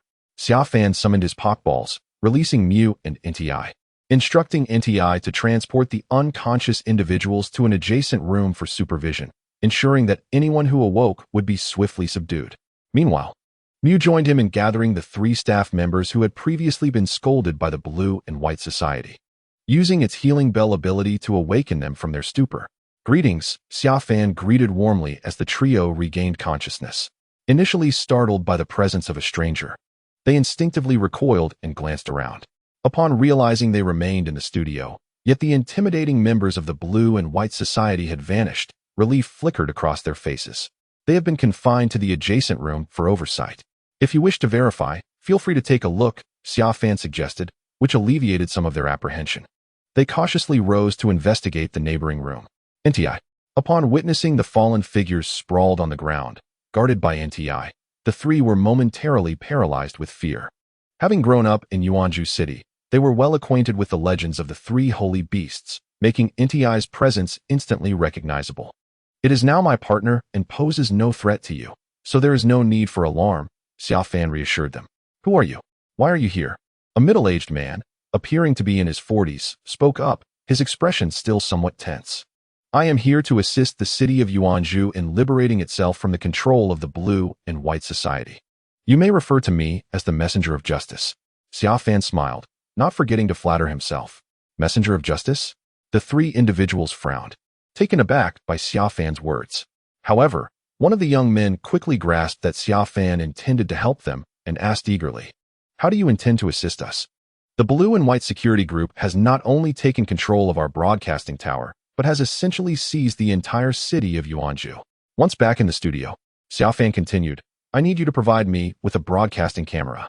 In 3 days, I wish to conduct a live stream that will broadcast to the entire Chengdu area. After this broadcast, the Blue and White Society's grip on you will dissipate instantly, and they will become targets of public outrage. Is that true? The young man exclaimed, clearly filled with indignation towards the Blue and White Society. Xia Fan nodded in affirmation. At this moment, the middle-aged man interjected, You wish to broadcast to the entire Chengdu area? Indeed. Would broadcasting solely to Yuanzhou suffice? Broadcasting solely to Yuanzhou would significantly diminish the impact, Xia Fan remarked with a furrowed brow. Is it difficult to broadcast to the entire Chengdu area? The middle-aged man shook his head. Not difficult, but it is costly. How much? At least 1 million. If you desire simultaneous broadcasts across various cities, it will require no less than 5 million. Xia Fan raised an eyebrow, initially expecting the cost to be in the tens of millions. Then let us proceed. I will offer you 8 million, provided you can facilitate the broadcast to the Chengdu area. I can transfer the funds immediately. The middle-aged man was taken aback, staring at the seemingly extravagant youth. His agreement was remarkably swift. Is there anything else you require besides the funds? Xia Fan inquired. The man hesitated. Our phones. Those 3 individuals just seized our phones. I need mine to contact other broadcasting towers. Not a problem, Xia Fan assured him. A few minutes later, after retrieving the keys from the earlier Blue and White Society members and securing their phones from a cabinet, Xia Fan promptly transferred the money to the middle-aged man, instructing him to arrange the broadcast for 3 days hence. He then asked the other 2 to prepare a camera and to instruct him on its operation. Once everything was in order and they were prepared to act, Xia Fan had his Mew use hypnosis, sending them into a deep slumber. Finally, he instructed Mew to levitate the camera and himself as they sought an open window to escape the broadcasting tower. It was now time to orchestrate the downfall of the Blue and White Society and to seize the opportunity for their own ascent to the world stage. Chapter 59. Desire not for lust, nor for life, but solely for your wealth. As they departed the broadcasting tower, dusk was approaching. Xia Fan, along with Mew and the elemental deities, Rayquaza and Suakun, concealed themselves in a shadowy thicket. 10 meters away from them, 5 members of the Blue and White Society were furtively surveying their surroundings, as if plotting mischief. Mew was manipulating a camera to focus on them. After a minute, the 5 members each produced 3 or 4 Pokeballs, releasing the creatures contained within: a few-nose leaf, a night owl, an abomasnow, and a Bidoof. After conversing briefly with the Pokemon, the members dispersed, gathering the Pokeballs into one person's backpack as they prepared to leave. Xia Fan promptly instructed. That's enough, Mew. We've captured what we need. I'll lure them over. You use your powder to paralyze them. In a flash of white light, Mew transformed and floated out from the thicket. Meow. Before long, Mew's call caught the attention of the 5 members, who turned to see it, their expressions shifting from calm to incredulous. Am I dreaming? I think I just saw Mew. One exclaimed in disbelief. Suddenly, one of his companions slapped him across the face. Does that hurt? He asked. Of course it does. I just got slapped. The stung youth retorted. If it hurts, then we're not dreaming, the slapper said excitedly. Quick. Everyone, let us catch it. That really is Mew. This is an opportunity we can't afford to miss. It might be the only chance in our lives to see it. With that, the 5 of them excitedly followed the floating Mew into the nearby thicket. However, 3 seconds later, as they rushed in, cold sweat began to pour down their faces. Within the foliage stood Nti, Raikou, and Suakun, the 3 legendary beasts, smiling at them as if to say, surprised, unexpected, happy. Just as they contemplated fleeing, a shimmering powder drifted down from above. Their bodies began to grow heavy and immobile. Are you happy to encounter me? A youthful voice echoed beside them. They twisted their stiffening necks to see a boy, a mischievous grin adorning his face. Who are you? What do you want? We are members of the Blue and White Society. You had better let us go. The only girl among them declared defiantly. Oh, quite bold. Aren't we? Xia Fan raised an eyebrow, unsheathing a dagger without hesitation. With a fierce expression, he slashed at the girl's thigh, then pressed the bloody blade against her neck. Still feeling bold, the girl was instantly struck with fear, although the paralysis numbed the pain in her thigh. Terror enveloped her heart. Soon, a foul odor began to waft through the thicket. Ugh! Xia Fan pinched his nose, stepping away with a look of disdain. Approaching the young man standing at the far left, I extracted a phone from his pocket. I shall dispense with idle chatter and pose a singular question. Would you prefer wealth or life? Choose wealth, and I shall escort you to Rui Town for a fresh start. The young man stuttered, evidently petrified. Excellent. He is indeed a person of capability. Satisfied, I patted his shoulder and urged, now, reveal to me your payment password. Hesitantly, he divulged the code, and I promptly transferred 85,000. It seems he, too, faced the dilemma of wealth versus life. Choose wealth, and I shall take you to Rui Town for a fresh beginning. I then directed my dagger to the throat of the second individual, who, utterly terrified, declared, life. My payment password is 28. Splendid, another capable individual, nodding in approval. I retrieved my phone from his attire. 10 minutes later, I had transferred 490,000. Now that the funds have been transferred, can we be released? Inquired the only middle-aged man among the 5. Of course, I replied, crouching down to scrutinize them with a mocking expression. However, I am not one to harbor enmity. As the saying goes, if life were only as it was upon first meeting, we would never tire of each other's company.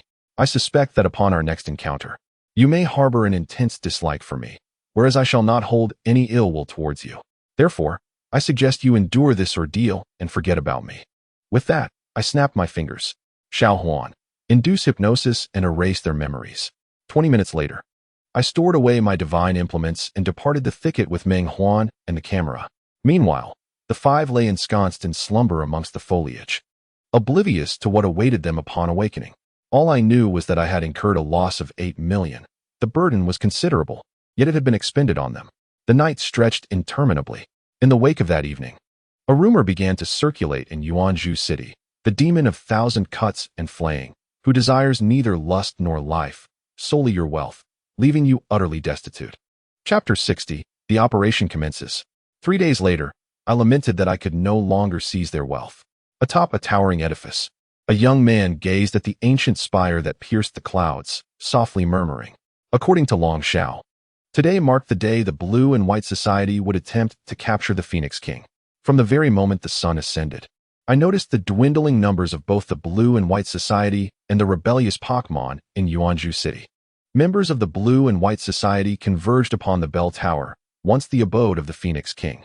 Over the past few days, I had diligently documented evidence of the Blue and White Society's transgressions, while simultaneously plundering them, creating considerable chaos for these individuals.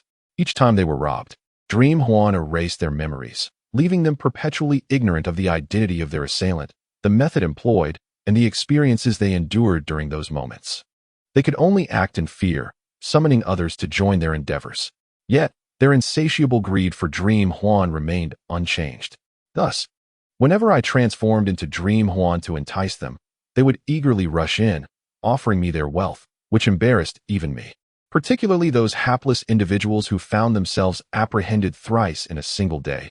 Having already exhausted their funds, they still felt compelled to face my intimidation once more. Master, what shall we do now? Should we send this camera to the livestream tower? A youthful figure stood beside a floating Mew, which was using its psychic powers to levitate the camera in midair. Yes, to the livestream tower. Only then can we dismantle the Blue and White Society from a position of righteousness and allow our Pantheon to take the stage in the Chengdu region. The boy donned a coat adorned with the images of the 3 legendary beasts and Ho-Oh, accompanied by a mask inscribed with the words Pantheon. He slipped into the coat and donned the mask, then retrieved 3 Pokeballs from his waist. He released Nti, Raikou, and Suakun, the 3 legendary Pokémon known as the 3 sacred beasts in the Chengdu region. The boy mounted Ni's back and snapped his fingers. Let us commence the inaugural performance of our Pantheon, the destruction of the Blue and White Society. The 3 sacred beasts let out a thunderous roar, their voices echoing mightily as they radiated an aura of power across the realm. Soon, a chilling northern wind swept into Jiegeng City, the sound of the wind howling, invigorating yet foreboding. Simultaneously, ominous clouds gathered above the city, accompanied by resounding thunder that reverberated through the air. Far away, a dormant volcano, long silent, suddenly erupted, spewing forth a relentless flow of molten lava. Lava, northern winds, and dark clouds conspired to create an apocalyptic scene over Jiegeng City. Atop the bell tower, a middle-aged man with a scar beneath his eye stood on a high platform, surveying the scene. Below him, a dozen individuals clad in blue and white uniforms, along with one who appeared out of place in a Pokémon uniform embroidered with the legendary Pokémon Mewtwo, looked up in shock at the swirling, tumultuous sky and the distant volcano's eruption. The scarred man trembled with excitement. Ha! Surely, Nti Raikou and Suakun sensed our intention to summon Ho-Oh and have come to pay homage. Indeed, this must be the case. It seems our extensive preparations have borne fruit. This is the most effective method to summon Ho-Oh. Once we capture Ho-Oh, the Blue and White Society can easily subdue the 3 sacred beasts and harness the power of these for legendary Pokémon to dominate the entire Chengdu region. At that moment, one of the individuals in blue and white received a phone call. His expression changed dramatically, and he shouted urgently to the middle-aged man on the platform. President, we have a situation. The livestream tower just reported that Nti, Raikou, and Suakun have appeared there and are attacking us. The livestream tower? What could they possibly want there? The previously exuberant middle-aged man was suddenly taken aback. Why would the 3 sacred beasts attack the livestream tower? If they intended to thwart us, wouldn't they be rushing towards the bell tower? The official below felt a sense of embarrassment and remarked, I am uncertain of the reasons behind this, but if we do not send someone to intervene, it won't be long before the live broadcast tower succumbs. President, should we dispatch someone? If the citizens of Jiegeng City were to discover that we have been deceiving them all this time, it could lead to chaos. The middle-aged man furrowed his brow, contemplating for several seconds before waving his hand dismissively. Never mind, there is no need to send anyone. If it falls, so be it. Our primary objective now is to summon the Phoenix King and subdue it. Once we have tamed the Phoenix King, what does it matter if the citizens of Jiegeng City realize they have been misled? They will tremble under the might of our blue and white society. Furthermore, what good would sending someone accomplish? Faced with the likes of the Flame Emperor, Thunder Lord, and Water Sovereign, we would merely expend our strength unnecessarily. Understood. The official on the platform promptly hung up the phone he had been holding.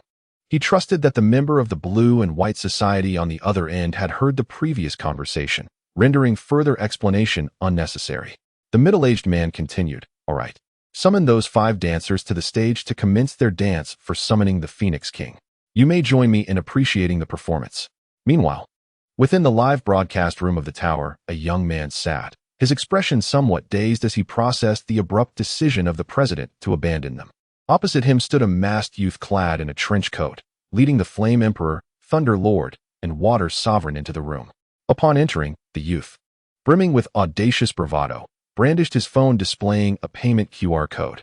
The young man and his 2 companions exchanged glances before retrieving their own phones. After collecting the payments, the youth grasped a floating camera in one hand and snapped his fingers with the other. Behind him, a mischievous dream Pokémon peeked out. Locking eyes with them for a moment before, 2 seconds later, all 3 individuals promptly succumbed to slumber. Dream, the 3 staff members of the live broadcast tower, who had been waiting expectantly, were taken aback. They deduced that the masked figure before them was the same young man who had rescued them 3 days prior. However, they were astonished to see not only the Flame Emperor, but also the Water Sovereign and Thunder Lord accompanying him, and even more surprised to find Dream in their midst. Beneath the mask, Xia Fan smiled faintly and handed over the camera he held. This contains evidence of the Blue and White Society's deceit over the past few days. Quickly, provide me with a live broadcasting camera. I intend to expose the Blue and White Society. The trio, recovering from their stupor, eagerly accepted the camera from Xia Fan and presented him with a prepared broadcasting device. Then I shall rely on you. Xia Fan instructed Dream to use its psychic powers to take the camera before mounting the back of the Flame Emperor, ready to depart. Just as he was about to leave, he recalled something and tossed a Pokeball to them. Inside is a Gyarados. If anyone attempts to thwart your live broadcast, unleash it. With that, Xia Fan, riding the Flame Emperor and accompanied by the Thunder Lord, Water Sovereign, and Dream, vanished from their sight. This Gyarados is the very one that startled Xia Fan during the capture of Suakun. Yesterday, recalling the need for protection in the live broadcast studio, Xia Fan decided to bring it along. Chapter 61. The Dream of the Live Broadcast Personnel. Shortly after Xia Fan seized control of the broadcasting tower from the Blue-White Society, televisions across households in Jiegeng City began airing footage of the recent chaos. The clips showcased members of the Blue-White Society capturing rampaging Pokémon only to release them elsewhere in the city, alongside scenes of these members brazenly raiding unattended shops while shifting the blame onto those involved with the rebellious Pokémon. Additionally, there were instances of Blue-White members mockingly deriding the citizens of Jiegeng City, calling them foolish. Angry citizens began to emerge from their homes, directing their ire towards the Blue-White members still battling the rampaging Pokémon. Meanwhile, in other cities within the Chengdu region, awareness of the lockdown in Jiegeng City due to the Pokémon upheaval had spread, albeit in varying degrees. As the first security group to act decisively, the Blue-White Security Group garnered goodwill from many in the Chengdu region, especially after witnessing reports on local channels showcasing the group's efforts to subdue the rampaging Pokémon. However, not long after, the television channels in Jiegeng City abruptly broadcast footage alleging that the Blue-White Security Group had orchestrated the chaos deliberately, leaving the audience in shock. A profound sense of betrayal surged through the populace of Chengdu, prompting a wave of online denunciations against the Blue-White Security Group. In the bustling city of Manjin, Chengdu, footage concerning Jiegeng City was being aired in a restaurant. Within, a young man with blue hair and a woman with long red hair sat alongside a Meowth and a Snorlax that was voraciously devouring snacks. Alas, this is quite difficult. They simply do not believe us. If we don't produce some results soon, I'll feel embarrassed to contact Boss Xia for funds to support Snorlax, lamented Kojiro, his head resting despondently on the table as he watched Snorlax indulge in its feast. Indeed, it is quite challenging. The name Temple of the Gods lacks recognition. No one is willing to believe us. Just now, Muto even thought I had been brainwashed by some cult and kicked me out, he continued, glancing across the table at Musashi, who was similarly despondent, gazing at the gluttonous Snorlax. Meowth remained silent, yet the sight of Snorlax's insatiable appetite was a source of exasperation. Boss Xia had suggested they feed Snorlax energy blocks, but the creature stubbornly refused, insisting on snacks, leading to their daily expenditure spiraling. Were it not for Boss Xia's recent communication urging them to prepare for recruitment and casually mentioning taking Snorlax along for bounty battles to earn its sustenance, they might have found themselves utterly destitute. What is happening in Yuanju City?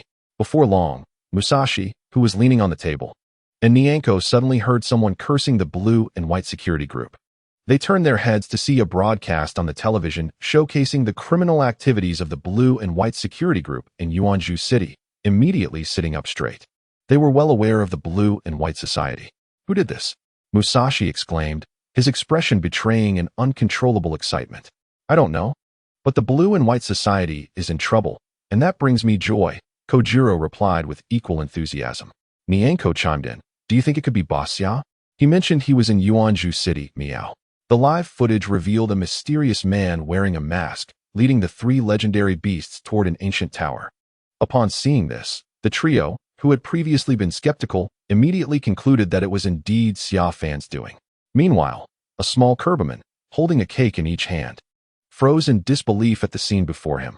The perspective shifted to the bell tower, where nearly 100 members of the blue and white society stood at the entrance, their faces pale and swallowing nervously as they gazed at the three legendary beasts before them. They had just received orders to stop them at all costs. If they could hold out until the Phoenix King was captured by the president, each of them would be handsomely rewarded. However, despite such reassurances, the fear within them was palpable and could not be suppressed.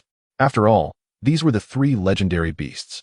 The last time the Blue and White Society had attempted to capture them, nearly 1,000 members were deployed, and yet they had only managed to injure half of the Pokémon without capturing a single one. The memories of that day were still vivid in their minds. In a display of leadership, one member released his Pokémon first. 3 beams of red light appeared, revealing a fossil pterodactyl, a scyther, and a kabutops. These ancient Pokémon emerged with fierce expressions, howling into the sky as if proclaiming, "Brothers, your ancestors have arrived. Come forth and pay homage." However, the howl was short-lived, as a bolt of lightning suddenly struck from the heavens, severely injuring the fossil pterodactyl in the center, causing the other 2 to flee in terror. The leader, startled, rushed over to administer a healing item to the fossil pterodactyl. Within moments, the creature began to recover visibly, shaking off the days of its recent injury. It turned its head with indignation, glaring at the thunder god across from it, as if to say, "How dare you ambush me just as I make my entrance?" To this, the thunder god merely snorted in disdain. When had a Pokémon ever been so audacious before it? After all, it was merely a genetic fragment extracted from ancient amber. How could it presume to regard itself as an ancestor? If this creature were an ancestor, what status would you hold? Charge forward, you miscreants. Allow me to vanquish them and, in the process, assess how much stronger I have become since our last encounter when the 3 of us were besieged. The thunder god communicated telepathically with Xia Fan, as well as with Nti and Suakun. Upon finishing his words, Reiku had a sudden thought and began to communicate with the floating Mew, which was controlling the camera for the live broadcast through telekinesis. "Dear Mew, could you kindly capture the moments of me teaching them a lesson? Recently, I feel my reputation in the Pokémon world has waned and I need to rectify their attitudes." Mew nodded in agreement. It would not participate in today's battle, but would serve as the one to bear the camera for the live stream. Chapter 62, Reiku's Current Strength. "Then I leave this to you," Reiku said, acknowledging Mew's role. Summer Fan patted Nti's back in reassurance. Nti and Suakun slightly crouched, then leaped several dozen meters in the gaze of the crowd. The owner of the Aerodactyl, seeing others still in a daze, bellowed angrily. Release your Pokémon and stop them. Promptly, the crowd unleashed their Pokémon, instructing them to use their skills to bring down the soaring Inti and Suakun. Suddenly, a bolt of electricity flashed. Just as the commands were issued and the Pokémon were about to act, Raikou unleashed a thunderbolt, enveloping itself in a powerful electric current and charging into the center of the throng. In the next moment, the thunderbolt transformed into a thunder, erupting in a dazzling brilliance among the crowd. The overwhelming electric currents spread out like a web, piercing through their bodies. Nearly 100 members of the Blue-White Society and their Pokémon were engulfed in the chaos. In an instant, they convulsed violently as if struck by madness. Frothing at the mouth, 3 seconds later, all released Pokémon collapsed, and their trainers were left battered and lifeless. Weak orbs of light escaped from the bodies, drifting toward the direction of Yuya Town. No one expected Raikou to dispatch these Blue-White Society members so swiftly. Feeling the gaze of Inti and Suakun upon him, Raikou awkwardly remarked, it seems my strength is much greater than I anticipated. I originally thought it would take some time to defeat them, but I had no idea that a single thunder would suffice. I assure you, I am not pretending, unlike someone else." Inti and Suakun glanced at Summer Fan. Clearing his throat, Summer Fan replied, "Becoming stronger is indeed a good thing. As for any suspicions of pretense, let us not dwell on that. We are all adults here. Showcasing one's strength is entirely appropriate." With that, Summer Fan waved his hand. "Let us proceed. The real battle has yet to begin." At the summit of the bell tower, 5 dancers were performing an ancient dance on a high platform. The dancer in the center held a transparent bell. As she swayed, the bell emitted a melodious sound that spread outwards with an invisible force. Below, the higher-ups of the Blue-White Society watched with admiration and excitement. A young man with a Mutuo embroidered on his back clinked his wine glass with that of the middle-aged man beside him, saying, "Congratulations, Blue President. It seems that soon Hoa will make its appearance." Lon Qiuhite laughed heartily, draining his cup before patting the young man's shoulder. "This is all thanks to your Mutuo team for handing me that feather from Hoa. Otherwise, I would have hesitated to summon it." The young man bowed humbly. "Not at all. As long as President Lon can honor our agreement and assist us in capturing Mutuo after successfully capturing Hoa." "Well said, well said." Lon Qiuhite nodded repeatedly with a smile. Suddenly, a bespectacled young man burst in through the entrance of the tower's summit, his expression frantic. "President, we have a serious situation." This abrupt interruption darkened Lon Qiuhite's mood as he snapped, "What now? Did I not emphasize that nothing is more important than capturing Hoa?" The bespectacled youth, taken aback, stammered, "A mysterious masked figure has invaded with the 3 sacred beasts. Your 5th squad was completely obliterated by Raikou's thunderbolt, and everyone has been sent back to Rui Town to start over." "What?" Lon Qiuhite exclaimed in shock, his fury boiling over as he kicked the young man to the ground. "You share such crucial information now, and in such a stammering manner? It appears you seek your own demise." Lon Qiuhite turned to the officers present, commanding, "All of you, go down and intercept them. At the very least, hold them off until Hoa appears. If you fail, prepare for my severe retribution." The officers of the Blue-White Society exchanged alarmed glances, hastily draining their drinks before rushing from the tower's summit. "Understood, President Lon." Simultaneously, he reached into his pocket, activating his phone to send a pre-edited message. Chapter 63, Money. "I adore it." Upon entering the bell tower, Xia Fan noticed another group of unfamiliar Blue-White Society members rushing down. He quickly shouted, leaping off the back of Nti, "Do not kill them. Their faces are unfamiliar, indicating they are not seasoned fighters. Just defeat their Pokémon and leave the rest to me." The unfamiliar faces suggested they were untouched by his previous raids, implying they still held considerable wealth in their phones. The 3 sacred beasts exchanged glances, understanding Xia Fan's greedy nature. Upon hearing his intentions, they donned expressions of resignation and charged towards the Blue-White Society members. Utilizing only basic skills of fire, lightning, and freezing beams, they swiftly incapacitated the members' Pokémon. Meanwhile, Raikou employed electromagnetic waves to paralyze the members in place. Xia Fan followed closely behind. Strolling leisurely to a rotund man collapsed on the ground. "What do you want?" The man stammered, fear etched on his face as he regarded the masked figure. "Do you seek money or a life?" The mysterious figure crouched, retrieving a phone from his coat with one hand and a dagger with the other. "If it's money, I can send you back to Rui Town to start afresh. If it's your life, Hand over your phone and transfer the funds to me. The man's eyes widened in astonishment, uncertain of the cause, when suddenly he recalled the recent rampant rumors outside the tower regarding the infamous skinning ghost. It was said that those targeted would lose their memories, awakening only to find their bodies marred by the scars of daggers, and their phones reduced to a balance of 0. Was he to choose between being left with nothing or paying for his safety? With a dagger pressed against his throat, a trickle of blood seeped from his neck. It was clear that starting anew from Rui Town and selecting an elf was less appealing than the latter option. Trembling, the man retrieved his phone and transferred the funds to Xia Fan, who, taken aback by the man's understanding, raised an eyebrow. Yet, in this critical moment, there was no time to erase memories, nor was it necessary. Today, he intended to annihilate the Blue and White Society, fearing no repercussions. What do you mean? Why would I erase your memory? Is it within my capabilities at the Divine Hall to do such a thing? Xia Fan feigned ignorance, pocketing his phone as he moved on to the next member of the Blue and White Society, just as he was about to demand money or life. The individual before him, trembling with fear, produced his phone. Please, spare my life. Having overheard the earlier exchange between Xia Fan and the portly man, he quickly deduced that Xia Fan was indeed the notorious figure terrorizing the area. I appreciate dealing with intelligent individuals like you, Xia Fan commended, patting his shoulder and receiving a transfer of 530,000. With a smile, just as he was about to depart, he froze upon noticing Dreamy holding a camera aimed at him. How long have you been filming? He whispered in a voice barely above a murmur. In his mind, Dreamy responded telepathically, just for 2 seconds. I thought capturing the Emperor of Flames, Rhydon, and the Waterlord wouldn't be as interesting. I should focus more on you. My master. Relieved, Xia Fan exhaled. At least the entire robbery hadn't been recorded, which would have been exceedingly embarrassing. Standing tall, he addressed the camera with righteous fervor. The scoundrels of the Blue and White Society deserve to be eradicated. Fear not, viewers of this live stream, for the Divine Hall shall surely eliminate them today. With that, he stepped out of frame, covering the microphone of the camera. Don't film me. Direct your focus on the Emperor and his allies. They are the true forces. Understood, Dreamy replied, using telekinesis to move the camera away. Xia Fan resumed his heist, continuing to rob layer by layer until he reached the 5th level, the pinnacle of the bell tower.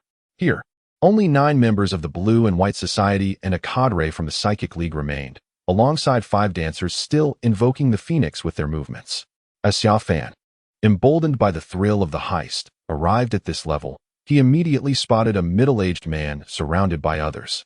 Without needing to guess, he recognized this individual as the wealthy president rumored to possess fortunes in the tens or even hundreds of billions.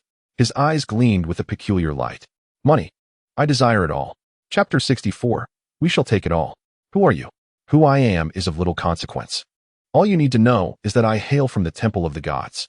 The Temple of the Gods? Blue Cube and Xia Fan were engaged in a back-and-forth exchange, shielded by their subordinates. Su, have you ever heard of the Temple of the Gods? Is it perhaps a faction of beta players from another region? Blue Cube inquired of Su Lifeng from the Chao Meng team. Su Lifeng shook his head. I have not. Blue Cube turned his gaze back to the mysterious figure concealed beneath a mask. We, the Blue and White Society, hold no grievances against your Temple of the Gods. Why then do you oppose us? The response from the opposite side was blunt. I find you displeasing. I act in the name of justice. This provoked a surge of anger within Blue Cube, who felt an urge to retaliate. However, the imposing figures of the Flame Emperor, Thunder Lord, and Water Sovereign standing before the mysterious individual quelled his fury almost immediately. Brother, you were the one who robbed our members in Yuanzhou City a few days ago, weren't you? Out of respect, if you can leave now, I am willing to offer you 20 billion as compensation. Upon hearing this, Blue Cube noted the astonished tone of the masked stranger. 20 billion. A smile crept across Blue Cube's face, sensing he had struck a chord with the other's avarice. President, since this fellow is so greedy, why not exploit him to help us capture the Phoenix King? Let him lead the charge, sending out the 3 sacred beasts to battle the Phoenix King and deplete its strength. This could facilitate our capture, suggested a young cadre beside Blue Cube. The suggestion struck Blue Cube as rather astute, and he immediately shouted, if you can assist us in capturing the Phoenix King, I will offer you 50 billion. 50 billion. The masked individual's astonishment deepened. Blue Cube, filled with excitement, added, indeed, if you can help us apprehend the Phoenix King, I can offer you 50 billion. If you prefer not to get involved and wish to leave, I can still provide you with 20 billion. Do you truly possess such wealth? The masked figure questioned. Indeed. I can prove it to you right now. As he spoke, Blue Cube retrieved his phone, displaying a balance of 200 billion. If you are willing to assist me, I can transfer the funds immediately. Yet, before he could finish, the masked figure responded with even greater fervor. Are you joking? Am I the sort to bow to your petty wealth? Flame Emperor, Thunder Lord, Water Sovereign, let us take everything. You. Blue Cube was incensed, astonished by the figure's insatiable greed. Such audacity to utter let us take everything. In his fury, he swiftly released his Pokémon, a Charizard, a Metagross, and a Tyranitar. The Charizard wore an evolution stone around its neck, prompting Blue Cube to command it to evolve into its mega form upon its arrival. In a cold tone, Blue Cube declared, do not presume that your 3 sacred beasts render you invincible. Remember, they are merely second-tier divine beasts and have yet to reach that level. If it comes to a contest, we may not be defeated. Charizard, use Flare Blitz against the Flame Emperor, Metagross, unleash Hyper Beam at the Water Sovereign, Tyranitar, direct Hyper Beam at the Thunder Lord. The mighty Charizard, upon hearing the command, let out a fierce roar and unfurled its expansive wings, enveloped in a mesmerizing blue flame that seemed to emerge from the depths of the abyss. With an intimidating visage, it charged fearlessly towards NTI. Meanwhile, Tyranitar and Metagross gathered yellow energy in their mouths. Blue and White turned to his subordinates, instructing them to assist his 3 Pokémon, declaring that the moment their opponents exhibited a vulnerability, they were to rush in without hesitation. The members of the Blue and White Society nodded in acknowledgement. Yet, scarcely had their words left their lips when, at the heart of the battlefield, the Charizard, cloaked in blue flames, was met with a sudden and agile leap from NTI, who deftly evaded the assault. In a swift motion, NTI unleashed a torrent of flame imbued with mysterious power, aimed directly at the Charizard's back. In an instant, the bell tower quivered, as the Charizard was propelled from the tower's pinnacle to its base by the divine fire. How could this be possible? Blue and White was utterly astonished. Over half a year prior, during their operation to capture the legendary beasts in the adjacent tower, he had pitted his Charizard against NTI in a duel to test its strength. Although his Charizard had ultimately lost, it had been a narrow defeat, with their powers seemingly evenly matched. Yet now, a single breath of sacred flame had obliterated his Charizard in an astonishing display. This incredibility did not end there. Just as Blue and White was reeling from the demise of his Charizard, Metagross and Tyranitar unleashed Hyper Beam, while Suakun and Raikou followed suit. After a deafening explosion, Metagross and Tyranitar were sent hurtling out of the bell tower by the onslaught of Suakun and Raikou's Hyper Beam. In stark contrast, Blue and White, as the president of the Blue and White Society, found his 3 Pokémon utterly overwhelmed by the trio of legendary beasts. How could this happen? Their strength had seemingly surged beyond measure since their last encounter. Panic seized Blue and White. Chapter 65. The Emergence of Ho-Oh. At that moment, the sky underwent a transformation. A resounding voice pierced the heavens, echoing throughout the entirety of Jiegeng City. All eyes were drawn skyward. The ominous clouds that had shrouded the sky suddenly parted, revealing a radiant burst of multicolored light. Moments later, a Pokémon, enveloped in this kaleidoscopic brilliance, descended upon the skies of Jiegeng City. With a powerful flapping of its wings, a mysterious force dispelled the atmospheric disturbances wrought by NTI, Raikou, and Suakun, and sunlight once more graced the city. Ho-Oh! It had finally arrived. Humans, have you summoned me? Ho-Oh soared above the bell tower, its telepathic resonance echoing in the minds of all present. Its gaze flickered towards NTI, Raikou, and Suakun, along with the concealed presence of Mew behind them. The legendary beasts, sensing the moment, bowed their heads in respect. It is I who summoned them. Blue and White exclaimed, excitement coursing through him as he pointed at the dancer, simultaneously producing a feather radiating with a spectrum of colors. This is my rainbow wing, Ho-Oh. Let us engage in battle. Upon finishing his words, he cast a derisive glance at Xia Fan, his eyes betraying a hint of mockery. Once he subdued the Phoenix King, Xia Fan would be nothing more than a jester. Unperturbed, Xia Fan's pupils constricted as he fixed his gaze intently on the iridescent feather that Lon Kabai held aloft. That feather appeared somewhat less radiant than the one bestowed upon him by the Water Lord. This cannot be my feather. The thought had barely formed when the mental resonance of the Phoenix King echoed in everyone's minds. No, it cannot be. How could this feather possibly be a counterfeit? Yet, Su Lifeng's position lay vacant. A gasp reached his ears, and simultaneously, something pressed against his waist. Fool, the genuine iridescent feather remains with me. Su Lifeng produced a black box, deftly opening it with his left index finger. He extracted a feather that shimmered far more brilliantly than the one in Lan Kabai's grasp. President Lan, this is the authentic one. Su Lifeng held the feather aloft for all to see. This is indeed genuine. The Phoenix King's mental resonance reverberated once more in their minds. At this proclamation, Lan Kabai was engulfed in fury. Su Lifeng, do not forget that we are in Chengdu, within the territory of my Lanbai society. How dare you toy with me? Do you wish to meet your demise here? If you release me and surrender the true iridescent feather, I shall overlook this incident and continue our previous collaboration with your Super Dream Team. The cadre of the Lanbai Society also urged, Su Lifeng, release our president. Su Lifeng, however, regarded them with disdain. Simple-minded fools, at this juncture. Do you still believe that our Super Dream Team would act without preparation? With that, Su Lifeng pocketed the iridescent feather and warned Lan Kabai against making any sudden movements, lest he face dire consequences. He then produced an object resembling a flare. After biting through the fuse, a dazzling firework ascended into the sky. Moments later, resounding calls echoed from outside Yuanzhou City. 10 seconds later, a fiery bird, ablaze with flames, soared into view from the west of Yuanzhou City. An icy bird, wreathed in frost, appeared from the south. A lightning bird, crackling with electricity, emerged from the north. How is this possible? How could the legendary 3 divine birds of the Kanto region be here? Lan Kabai was utterly astonished. Even more astonishingly, behind the 3 divine birds, additional ones began to emerge one after another. Everyone's mouths fell agape, unable to close. At that moment, Su Lifeng's triumphant voice rang in their ears. Because they have all been captured by our Super Dream Team. Su Lifeng reached for his waist, retrieving 3 Pokeballs and tossing them into the air. A flash of red light ensued, revealing yet another trio of divine birds. In an instant, the skies above Yuanzhou City seemed poised for a cataclysmic battle of the gods. As the residents gazed at the spectacle, expressions of terror creeping onto their faces as they fled. How could the Super Dream Team possess so many divine birds?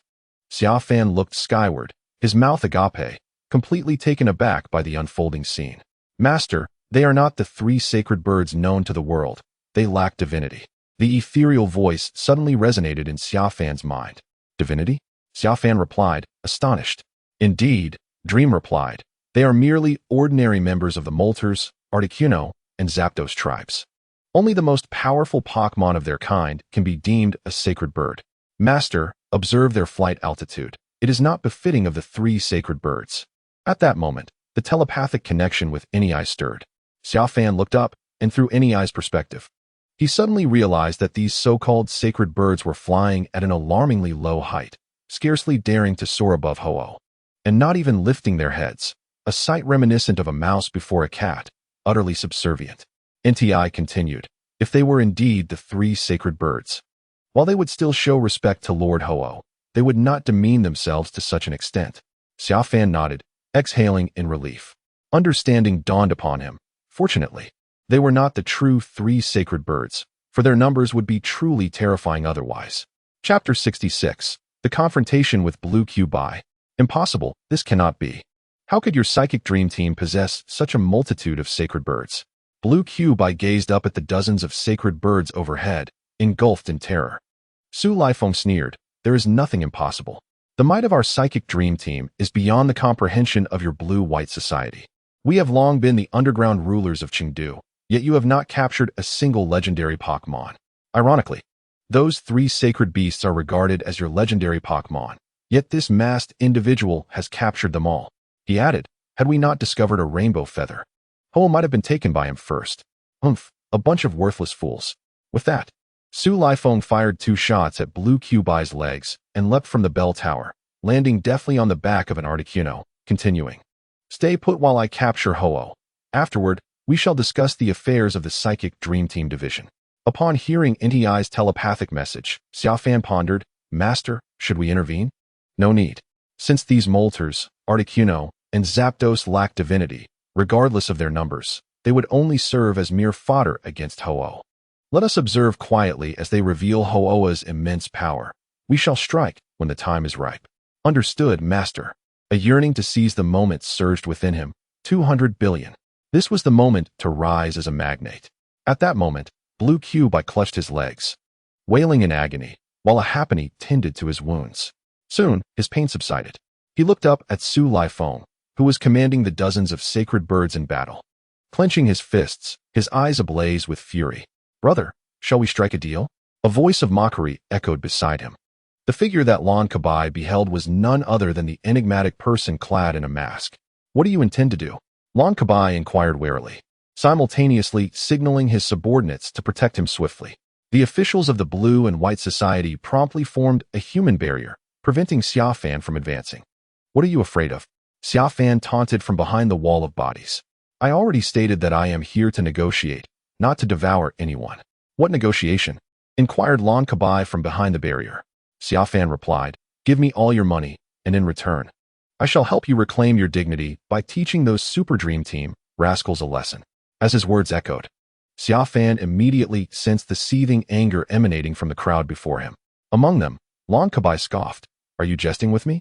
Handing over all my funds to you is akin to disbanding the Blue and White Society. They say people fight for their pride, just as deities contend for a single incense stick. Consider how arrogant that fellow above is. First, he bestowed upon you a counterfeit rainbow feather, and then he held you hostage, shooting at your legs with 2 rounds. I felt the pain just watching. Even more infuriating was his final remark, claiming that your Blue and White Society would become a branch of his Super Dream Team. It is utterly humiliating, as if he were trampling your dignity into the ground. If I were in your position, I would undoubtedly confront him with all my might. What is a mere sum of money in comparison? Xia Fan raised a hand to cover the lower part of his mask, his tone laced with sympathy. Lan Kabai, upon hearing this, indeed felt a surge of indignation, his clenched jaw producing a remarkably crisp sound. Seizing the moment, Xia Fan pressed on. Do you truly believe you possess the capability to contend with the Super Dream Team, armed with so many legendary birds? I would wager you do not. Therefore, engaging in this transaction would be most advantageous, sacrificing a bit of money to regain your dignity and satisfaction. Upon the conclusion of his statement, Xia Fan heard the sound of Lan Kabai pounding the ground. Just as he began to think Lan Kabai might concede, the latter suddenly regained his composure and ridiculed him. Your measly sum equates to 200 billion. You are quite the strategist, my friend. Furthermore, who claimed that the Blue and White Society lacks the power to resist. Let me assure you, the outcome remains uncertain until the very end. Beneath the barrier, Lan Kabai gazed at his phone. At that moment, several officials from the Blue and White Society were inquiring whether he intended to proceed with Plan B. The betrayal by Su Lifeng nearly caused him to overlook his contingency. Thankfully, he had just now regained his clarity. Rejecting Xia Fan's proposal, Lan Kabai directed orders to the inquiring officials via his phone.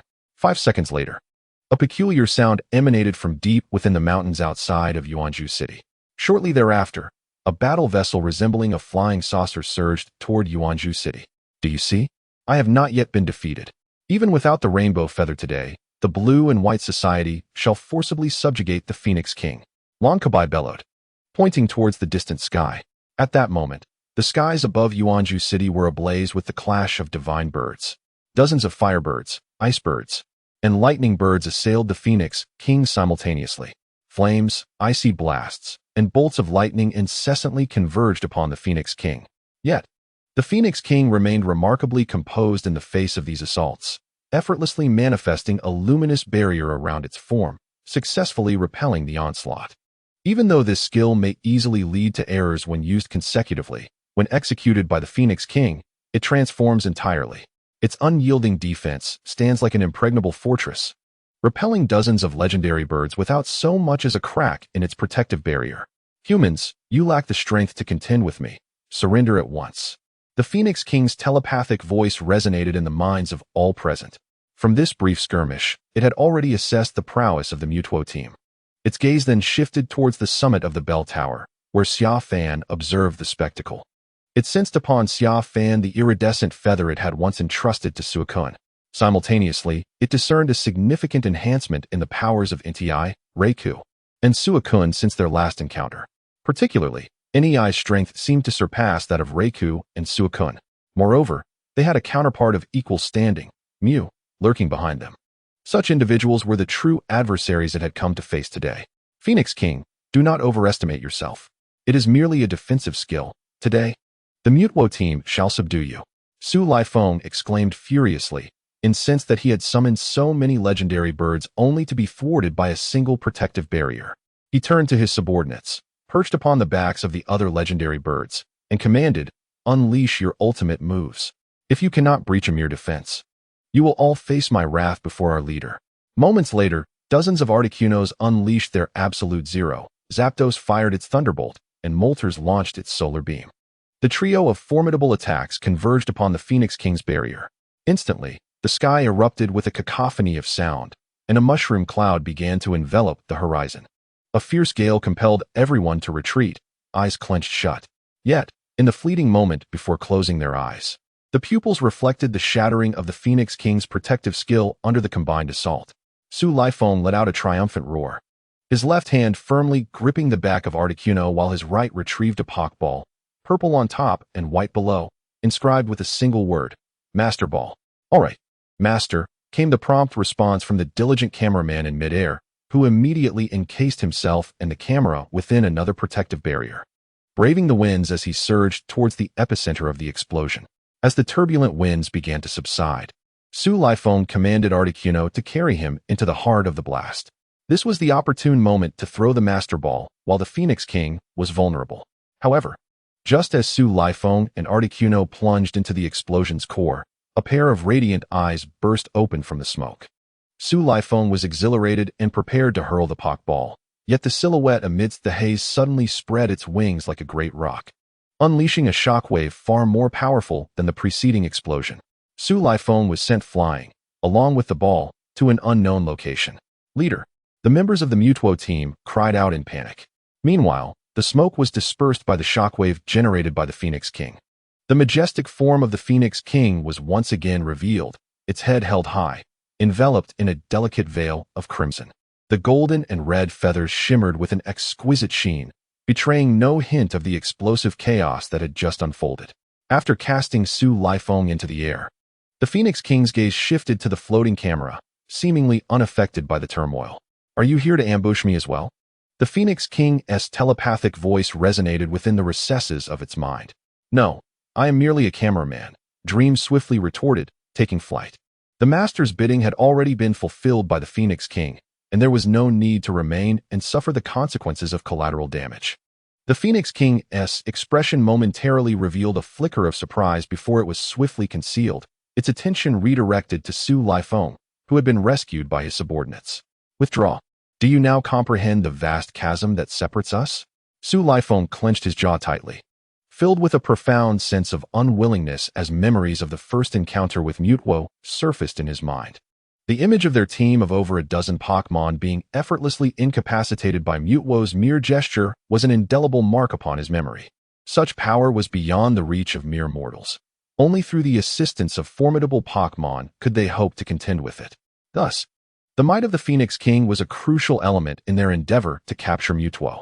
Only by possessing a deity of its caliber could they stand a chance against Mutwo. Otherwise, the path to capture would be long and arduous. At that moment, a sudden beam of laser light reflected in Su Lifeng's eyes.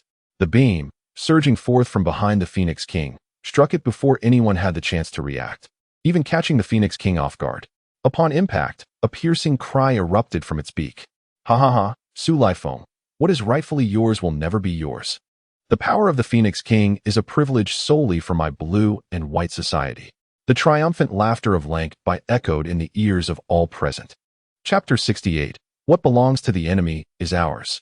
Shortly thereafter, a UFO-like battleship appeared above the bell tower, and Lank's laughter continued, mocking Su Lifeng and his companions, who had attempted to assault the Phoenix King, yet failed to inflict even the slightest harm.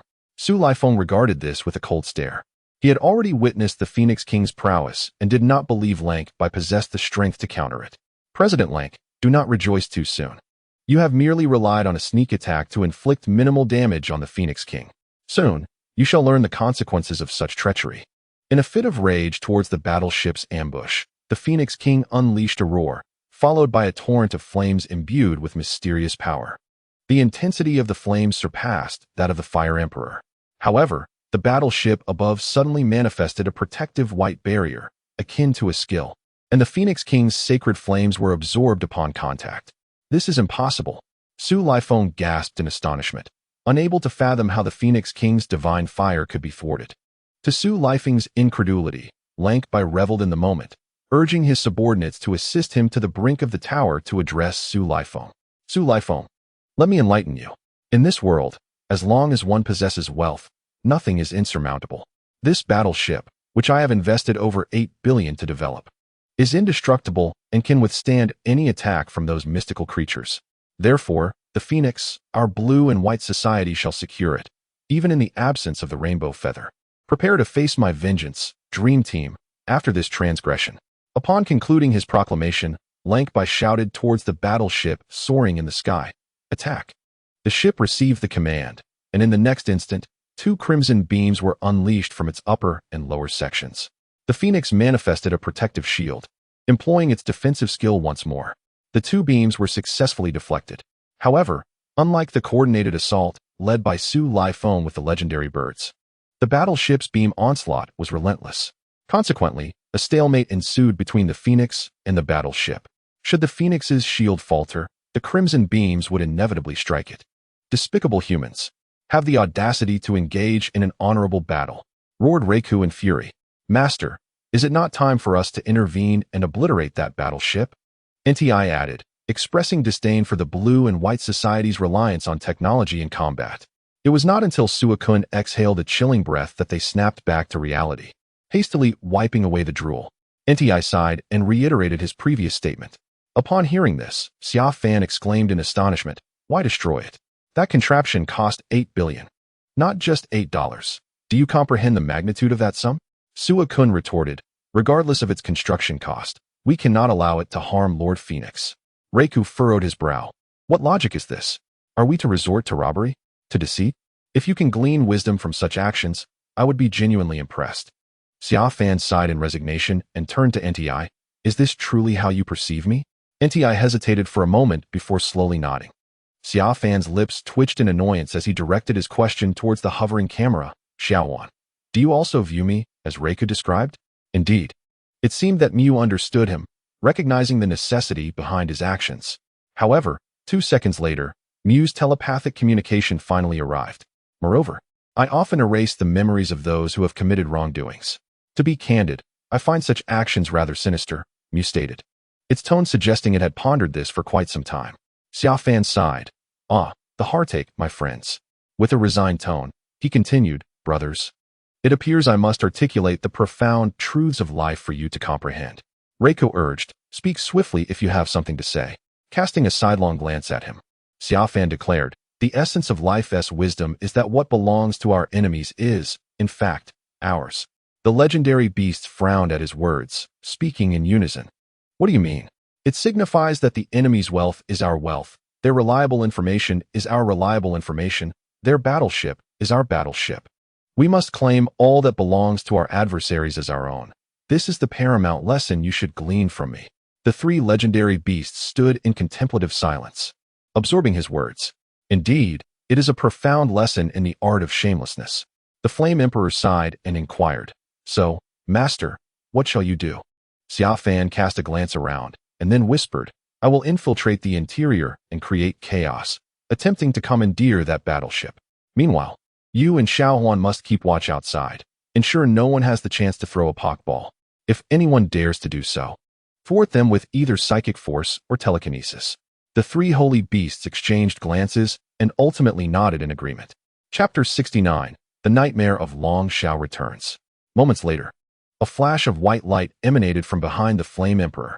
A Mew, cloaked in invisibility, soared towards the battleship, filled with excitement.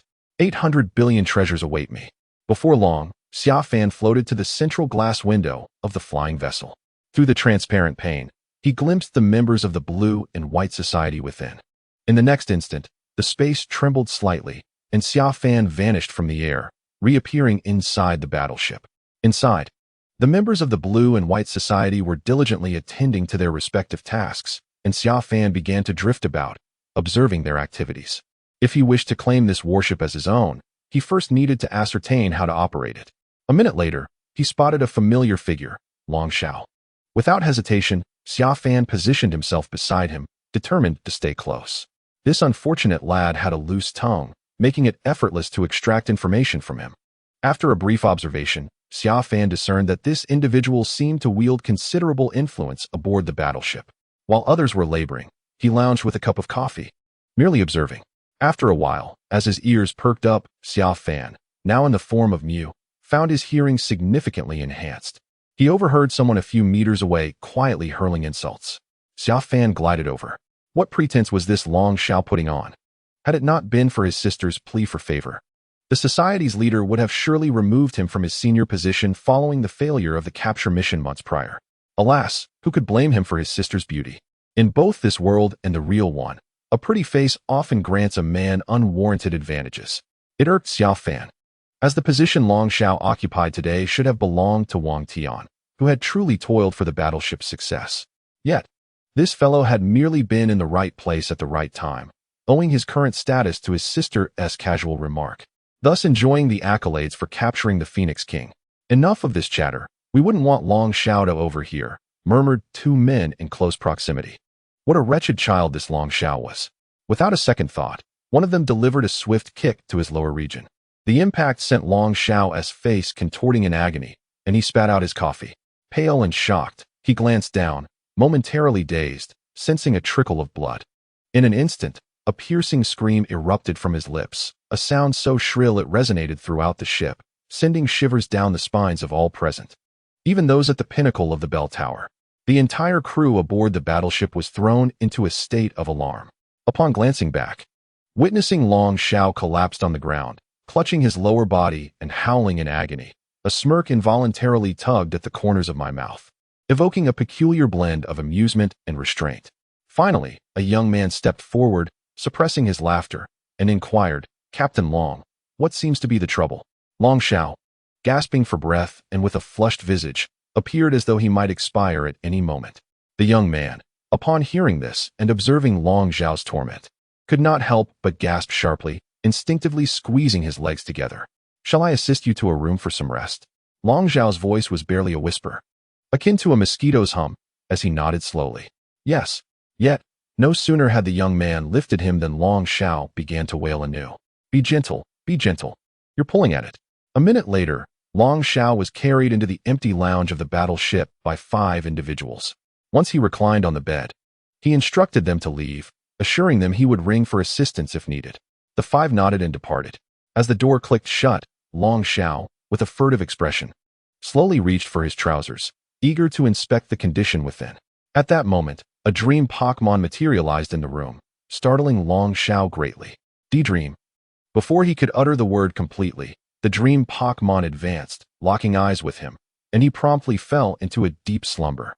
A flash of white light transformed the dream Pokémon into his likeness.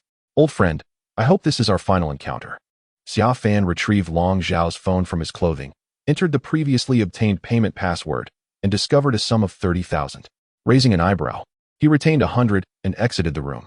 As soon as he entered the control room of the battleship, Xia Fan was met with raucous laughter, all directed at Long Xiao's recent misfortune, accompanied by scathing remarks about his self-inflicted plight. Xia Fan stepped inside and cleared his throat softly. Initially, the majority remained oblivious, lost in their mirth. However, in the next heartbeat, they were startled, clutching their hearts in shock as though they had seen a ghost, while frantically chastising their still laughing companions. Gradually, the laughter subsided, and everyone feigned seriousness in their tasks. "Captain Long, you weren't." The young man who had previously assisted Long Xiao approached, eyeing Xia Fan's lower body with suspicion. Yet, he was promptly shoved aside by Xia Fan. "Humph, if I did not act thus, how could I unveil your true natures?" The cold snort sent a shiver down everyone's spine. "Wang Feng, you were quite merry just now," Xia Fan remarked with a steely gaze directed at the young man, who had been named during Long Xiao's assistance. "And no, it's not what you think, Captain Long. You must have misjudged." Wang Feng stammered, shaking his head in fear. Xia Fan let out another scoff. "I hope that's the case." With that, he strode to the central control position of the ship, peering through the window. Outside, Blue Kubai was seated on the back of a giant eagle, tossing a ball toward Feng Wang. A gust of ill fortune seemed to sweep through, as several attempts yielded no success. Tell me how to operate the battleship. Captain Long, why are you learning this? Wang Feng queried in astonishment. Xia Fan cast a cold glance. What business is it of yours? Since you have nothing better to do, would you care to elaborate on how you just insulted me? The man, facing Xia Fan, dared not refuse and could only respectfully share the basic manipulation techniques. A few minutes later, having grasped some fundamental controls, Xia Fan lifted his gaze to the outside. At that moment, Lon Kuhite was in a frenzy. After repeatedly failing to throw a Pokeball, he enlisted the remaining club members to join him, disregarding whether they possessed Master Balls. He was determined to capture the Ho-Oh at least once to find solace. However, contrary to his wishes, the 9 of them continued to hurl balls only to be repelled by an unseen force. Even when Lon Kuhite, in a fit of desperation, risked having his Pidgeot carry him to Ho-Oh's side without throwing a ball, a tremendous invisible power still sent him and his Pidgeot flying. In a corner of the battleship's control room, unseen by anyone, a flash of white light transformed him into a victory bell. Gradually, a sparkling powder began to fill the control room, causing all members of the Lonbai Society who inhaled it to succumb to sleep. 1 minute later, everyone in the control room was unconscious. Victory Bell glanced outside, confirmed they were all down, and with another flash of white light, reverted to his original youthful form. With his hands behind his back, Xia Fan approached the pilot's seat of the battleship. After dragging the occupant away, he promptly pressed the option to cancel the attack on the control interface. Outside the battleship, 2 red beams targeting Ho-Oh instantly dissipated. The Ho-Oh, which had been struggling for so long, was momentarily stunned. It felt as though it was on the brink of collapse. How could the attack suddenly be called off? Surely, it wouldn't face yet another unexpected assault. Lon Kuhite, still furiously throwing balls in disbelief, was equally taken aback. What was going on? Just when they were about to break through, the attack was called off. Suddenly, a chill crept over him as he realized he was merely a yard away from Ho-Oh. In a panic, he urged his Pidgeot to flee. Once at a safe distance, Lon Kuhite pulled out his phone to call the battleship's Dragon Owl, demanding an explanation for the abrupt cessation of the assault. But then, an even more shocking event unfolded. The battleship began to depart. Indeed, without any prior notice. It was leaving. Lon Kuhite stood in stunned disbelief. What the hell? I'm still down here waiting for you to help me capture Ho-Oh. How could you just leave? Who gave you the order? Do you want me to perish at the hands of Ho-Oh? With 1,000 questions swirling in his mind, Lon Kuhite frantically dialed Dragon Owl's number. Despite his incessant attempts, the call would not connect. President, what do we do? Our battleship is leaving, a young officer exclaimed, pointing at the retreating vessel in panic. What do you mean? What do we do? We chase after it. I spent 8 billion to build that thing. If it's gone, you'll compensate me. Blue Kubai roared in fury, his frustration palpable as he nearly hurled his phone at the young man's face. However, recalling that the device contained 2 billion, he swiftly removed his shoe and flung it with great force instead. Once done, he commanded everyone to pursue immediately. The combat ship's speed was noticeably slower than before, yet the members of the Blue-White Society soon caught up. Through the glass window, they immediately spotted Xia Fan within the ship, his eyes wide with disbelief. Particularly Blue Kubai, whose eyes seemed on the verge of bulging from his head. How could a mere scoundrel be piloting the combat ship I invested 8 billion in? Xia Fan, having noticed them, initially felt a twinge of guilt akin to that of a thief. But then he realized that since he was already piloting, what was there to fear? After all, the Blue-White Society was destined for annihilation today. With a resounding slap, Xia Fan struck his own face, prompting the combat ship to lock onto a target. Without hesitation, he decisively pressed a capture button. In the next moment, a vast electric net shot forth, incapacitating the Blue-White Society members and ensnaring them. An 8 billion combat ship certainly proved its worth. Both the Blue-White Society and the Super Dream Team had failed to capture the Phoenix King. Now it was his turn to take the stage. Chapter 71, The Sacred Fire of the Phoenix King. Flapping its wings, the Phoenix King obstructed the path of the combat ship, gathering flames in its mouth, but hesitating to unleash them. It seemed to be contemplating whether the combat ship was friend or foe and whether to attack. After 2 seconds, the combat ship projected an image, a view from within its interior. Amongst a sea of slumbering figures, Xia Fan appeared, holding a radiant rainbow feather.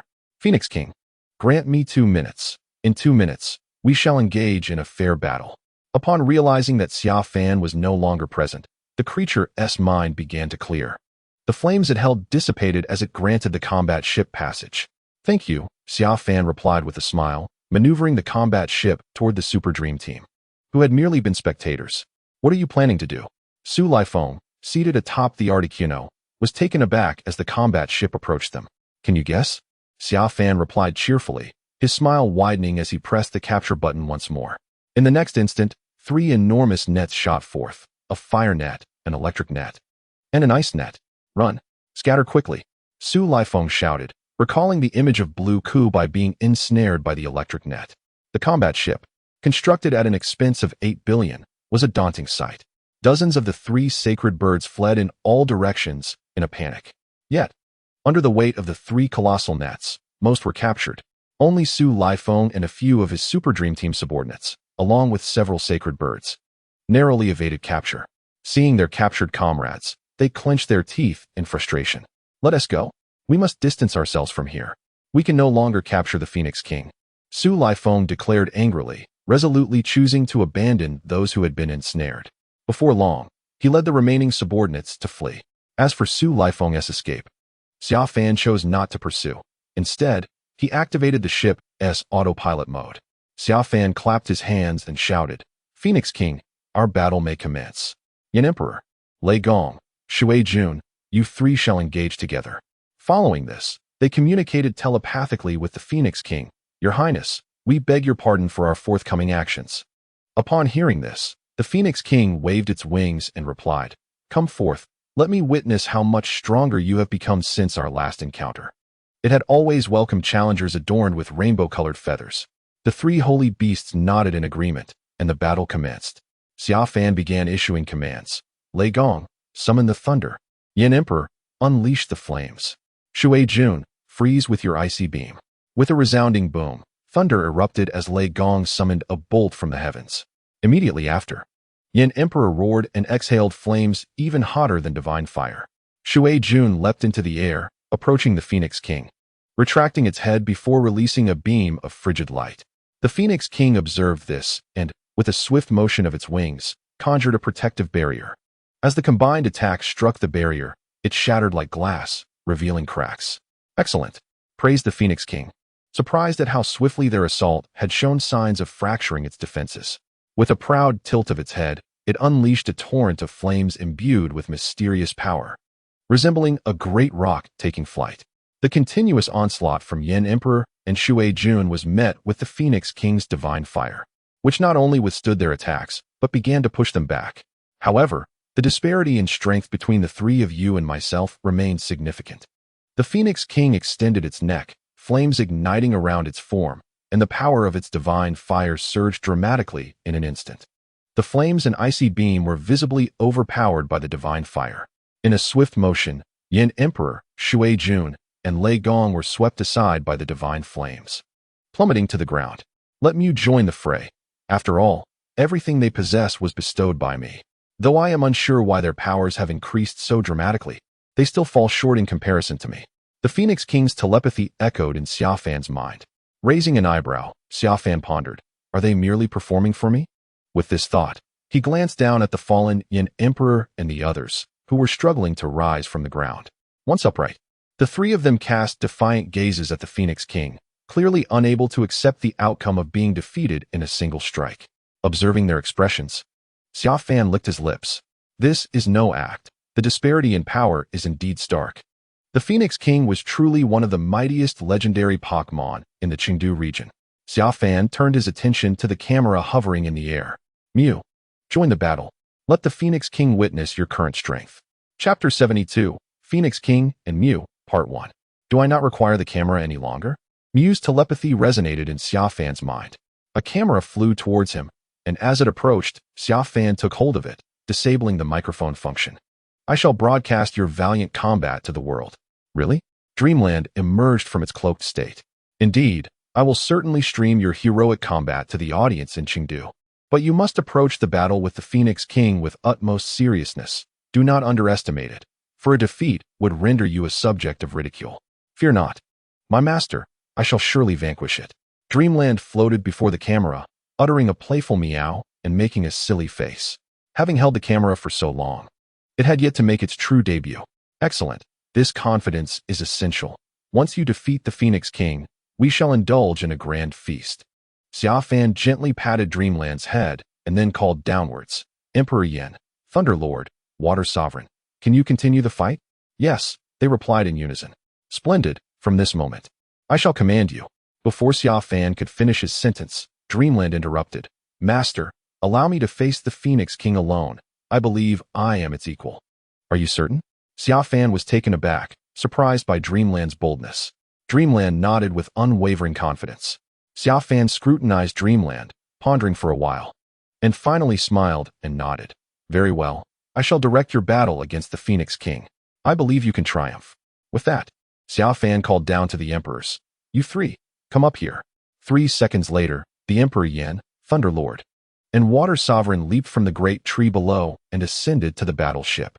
Xia Fan transformed into Dreamland in a flash of white light and instantly teleported aboard the ship, opening the hatch. He communicated telepathically with the Thunderlord and Water Sovereign, instructing them to guard the ship diligently and monitor every unconscious member of the Blue and White Society. Should anyone awaken, they must be subdued once more. After all, this battleship is worth 80 billion. It would be prudent to have the 2 sacred beasts watch over it. Phoenix King, I apologize for the wait. Might we change our battleground? Below lies Jiegeng City, and as legendary Pokémon, your powers could easily devastate this area in a fierce battle. Very well. The Phoenix King replied, not refusing but rather regarding Xia Fan with newfound respect. It was unexpected that the master of the emperors possessed such a benevolent mind. No wonder they, along with Dreamland, willingly obeyed him. With a graceful flap of its wings, the Phoenix King began to distance itself from Jiegeng City. Xia Fan patted the Emperor Yan's back, urging it to follow swiftly. 10 minutes later, they traversed the northern dense forest of Jiegeng City and arrived at a vast ocean. Here, free from the interference of any Pokémon, the Phoenix King and Dreamland could engage in an unrestrained battle. Come forth, Dreamland, let me witness your might. Soaring at a height of 100 meters, the Phoenix King unleashed a mighty cry to the heavens. Under the blazing sun, its golden-red plumage radiated an air of nobility. Xia Fan gazed skyward, a slight smile gracing his lips. Little dream, it seems you have been underestimated. Let it behold the power of one hailed as the ancestor of Pokémon. Little dream, commence with a wave missile. Meow. Dreamland executed a full 360-degree spin, conjuring a purple-black energy sphere. With a gentle push, the energy sphere suddenly unleashed a colossal wave, crashing toward the waiting Ho-Oh above. In response to this missile-like assault, Ho-Oh swiftly folded its wings, manifesting a radiant white barrier around itself in an instant. This was a defensive maneuver. Just as it had done against the Blue-White Society's Mewtwo and the legendary Entei and Raikou, Ho-Oh sought to ascertain whether its opponent possessed the capability to engage in battle. Half a second later, the missile collided with the white barrier. The barrier successfully absorbed the impact, but shattered immediately thereafter. Impressive. The force of this missile is commendable, Ho-Oh mused. If that is the case, allow me to demonstrate my sacred fire. Ho-Oh tilted its head back, unleashing a torrent of flame imbued with mysterious power. Little Mew, teleport and evade its sacred fire while moving closer, commanded Xia Fan decisively. Compared to the imposing figure of Ho-Oh, the petite Mew was adept at dodging its abilities. With a swift motion, Mew vanished from midair, the searing sacred fire missing its target as Xia Fan had anticipated. When it reappeared, Mew was soaring at an altitude of 100 meters, drawing closer to Ho-Oh as per Xia Fan's directive. Though I am uncertain of your intentions as you approach, I shall not permit you to succeed, Ho-Oh observed, ceasing its sacred fire and swiftly sweeping its broad wings. A fierce gale surged toward Mew. Yet, in the face of teleportation, even the most violent storm could not compel Mew to retreat. Futile, as long as teleportation exists. It serves to close the distance between adversaries. On the coastline, Entei raced across the sea, flames at its feet, pursuing Mew. Xia Fan, watching Ho-Oh conjure the winds above, wore a playful smile. As Mew drew nearer with each teleportation, Xia Fan called out urgently, Little Mew, teleport above its head and unleash ancient power. Quickly, with a soft cry, Mew appeared directly above Ho-Oh, simultaneously conjuring a 2-meter-high grayish-white energy sphere from its chest. It pressed down with its foot, and the energy sphere struck Ho-Oh's back at such close range. A pained cry erupted from Ho-Oh's beak. However, this was not the end. Propelled by ancient power, Ho-Oh was sent plummeting into the sea. Excellent! Xia Fan exclaimed, his fists clenched in excitement. As a legendary Pokémon of both the flying and fire types, Ho-Oh's greatest vulnerability lay in its susceptibility to rock-type moves, which inflicted quadruple damage. And being capable of wielding moves from all types, you could effortlessly employ rock-type skills. Chapter 73, Ho-Oh and Mew, Part 2. Master, how did I perform? Mew inquired joyfully, seeking praise from Xia Fan. Very well, indeed. I captured your heroic stance on camera. Xia Fan replied. Hearing the compliment, Mew gleefully began to descend. However, just as it was about to act, a searing flame accompanied by scalding steam erupted from the depths of the ocean, surging toward Mew. Quickly, deploy your barrier. Xia Fan urged decisively. Caught off guard, Mew quickly summoned its psychic barrier. A yellow circular shield enveloped Mew in an instant, swiftly augmenting its defensive capabilities. As flames surged towards Mew, the barrier held firm. However, the sheer force propelled both the Pokémon and the ball several dozen feet into the air. Fortunately, Mew emerged unscathed. Meanwhile, from the depths of the ocean, a resounding cry of a legendary bird echoed. Almost immediately, the waves began to rise without any wind, prompting Xia Fan to urge Inti to flee rapidly. 3 seconds later, the Ho-Oh, which had just been struck into the sea by Mew's primordial power, erupted from the water, cloaked in a resplendent array of colors. A vibrant rainbow materialized in the sky. Ho-Oh called out, its wings unfurling. Under the sun, its battered form and injuries healed at an astonishing pace, almost visibly rejuvenating within mere seconds. Its golden red feathers gleamed as if newly polished, tempting one to pluck a feather for profit. At least, that was Xia Fan's thought. Very well. You are the first Pokémon to have ever sent me into the sea since my emergence. Ho-Oh gazed intently at Mew, its telepathy conveying what seemed like praise. Yet it predominantly expressed a serious intent. Mew, observing the unscathed Ho-Oh, sighed. You are the second one to give me a sense of challenge. The second? Ho-Oh's expression betrayed a hint of dissatisfaction, realizing it was not the first. Then who was the first? A genetically engineered Pokémon, Mewtwo. Mewtwo? Ho-Oh exclaimed in surprise, staring at Mew for a prolonged moment before finally declaring, from this day forth, I shall be the most formidable opponent in your memory. With that, a radiant light emanated from Ho-Oh's eyes as it ceased flapping its wings, momentarily suspending its entire form in midair. After 2 seconds, it spread its wings wide and unleashed a thunderous cry. In an unimaginable burst of speed, it surged towards Mew, its golden red wings exuding scorching steam. Sacred Fire, one of the most powerful flying-type moves. In an instant, Ho-Oh appeared as the sole entity amidst the sky and sea. Xia Fan's heart raced in fear. Should the attack connect, Mew would be gravely injured, if not worse. He urgently commanded Mew to evade. Yet, Ho-Oh's velocity far surpassed Mew's ability to respond in time. In the split second Ho-Oh took flight, it closed the gap to Mew. 3 feet, 2 feet, 1 foot. Each moment drew them closer. Mew, equally astonished, had not anticipated Ho-Oh's swiftness. In a flash, Mew vanished. In the final moment, as a legendary Pokémon, Mew instinctively activated Teleport, reappearing 10 feet away. Watching Ho-Oh miss its strike, Mew covered its mouth, chuckling in relief at its cleverness. However, to Ho-Oh, that laughter was unbearably grating, inciting its wrath. Then let us see whether your teleport is faster, or my sacred fire. Ho-Oh flapped its wings in a sweeping motion, executing a rapid 180-degree turn to once more charge at Mew with astounding speed.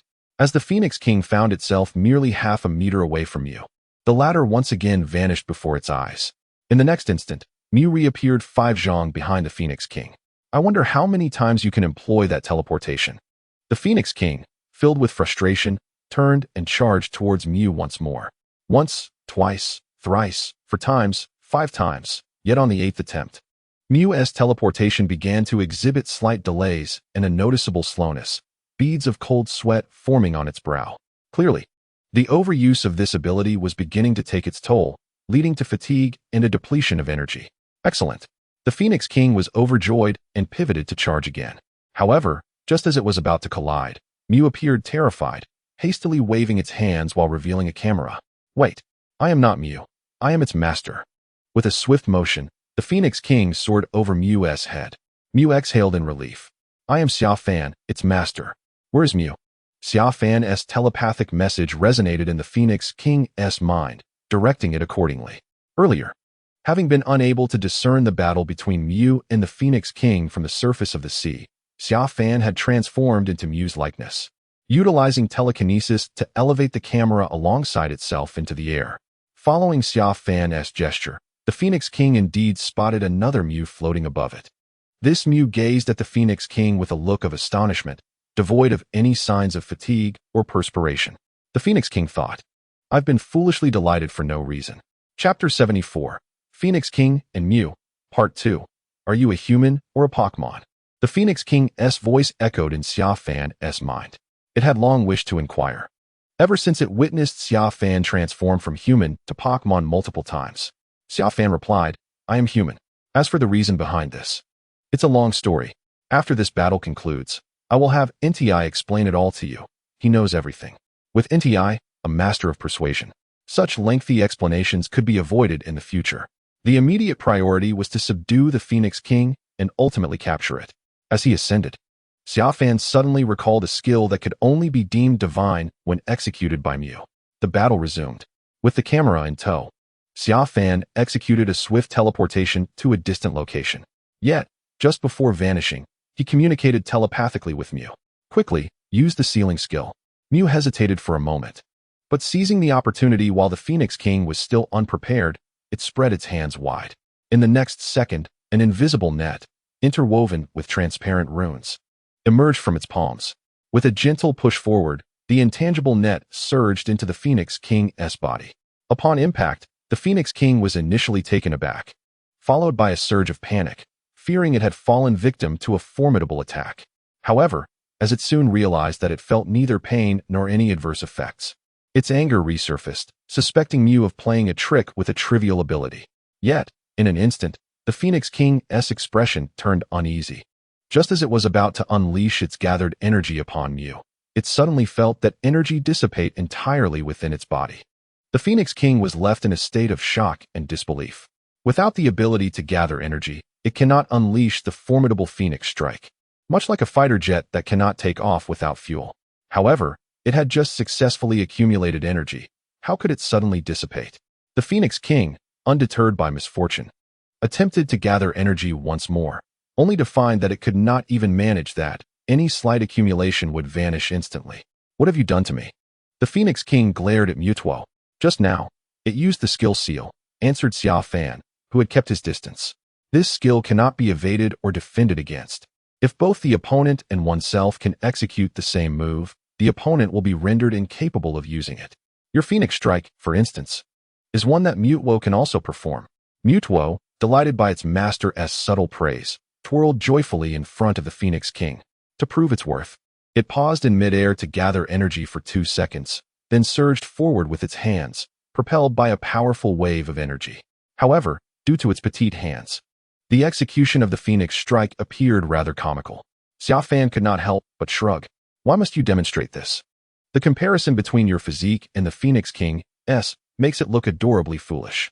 Yet the Phoenix King held a different perspective, feeling inexplicably insulted by the seemingly harmless creature before it. A resonant cry echoed as flames began to coalesce in the Phoenix King's mouth.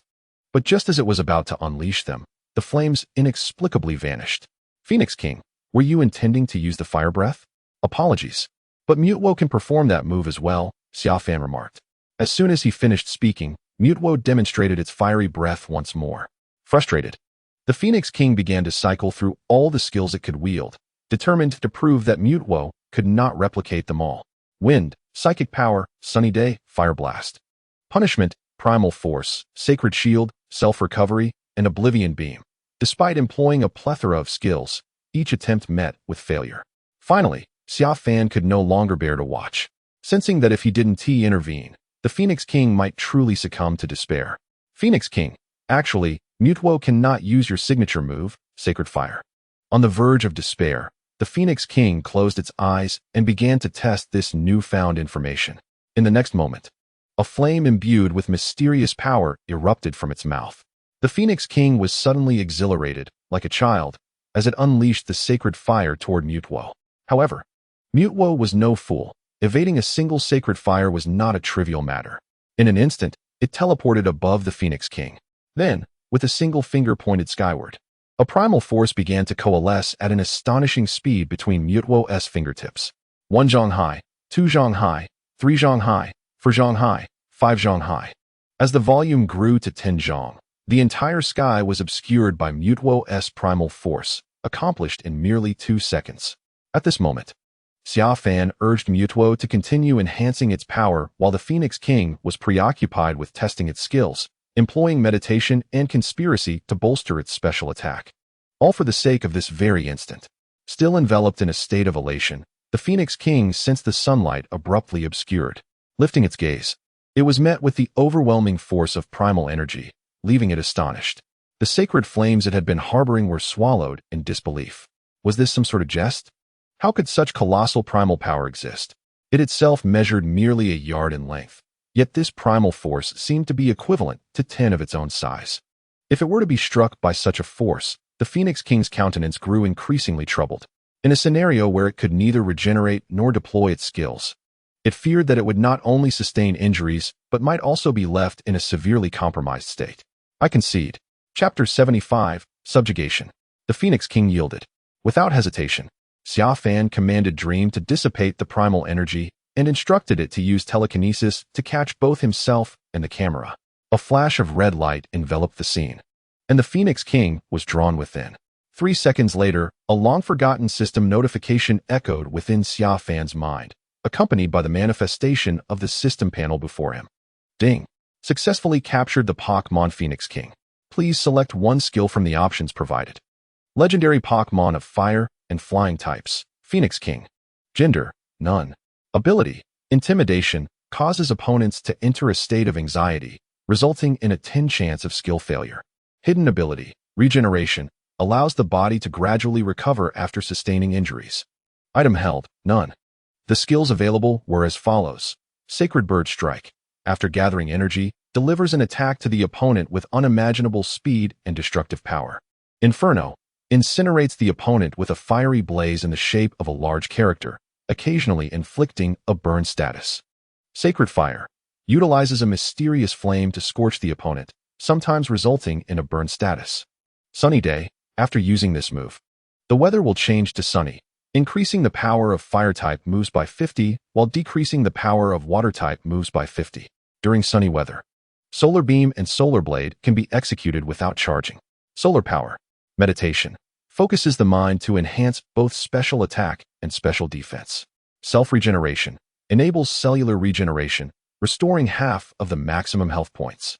The Phoenix King possessed numerous formidable skills, and after a moment of contemplation, Xia Fan realized that relying solely on a single defensive skill was insufficient.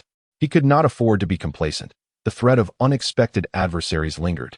The Phoenix King, embodying the essence of the phoenix and possessing the extraordinary vitality of rebirth through flames, made the choice of its self-regeneration a compelling option, promising a future of great strength.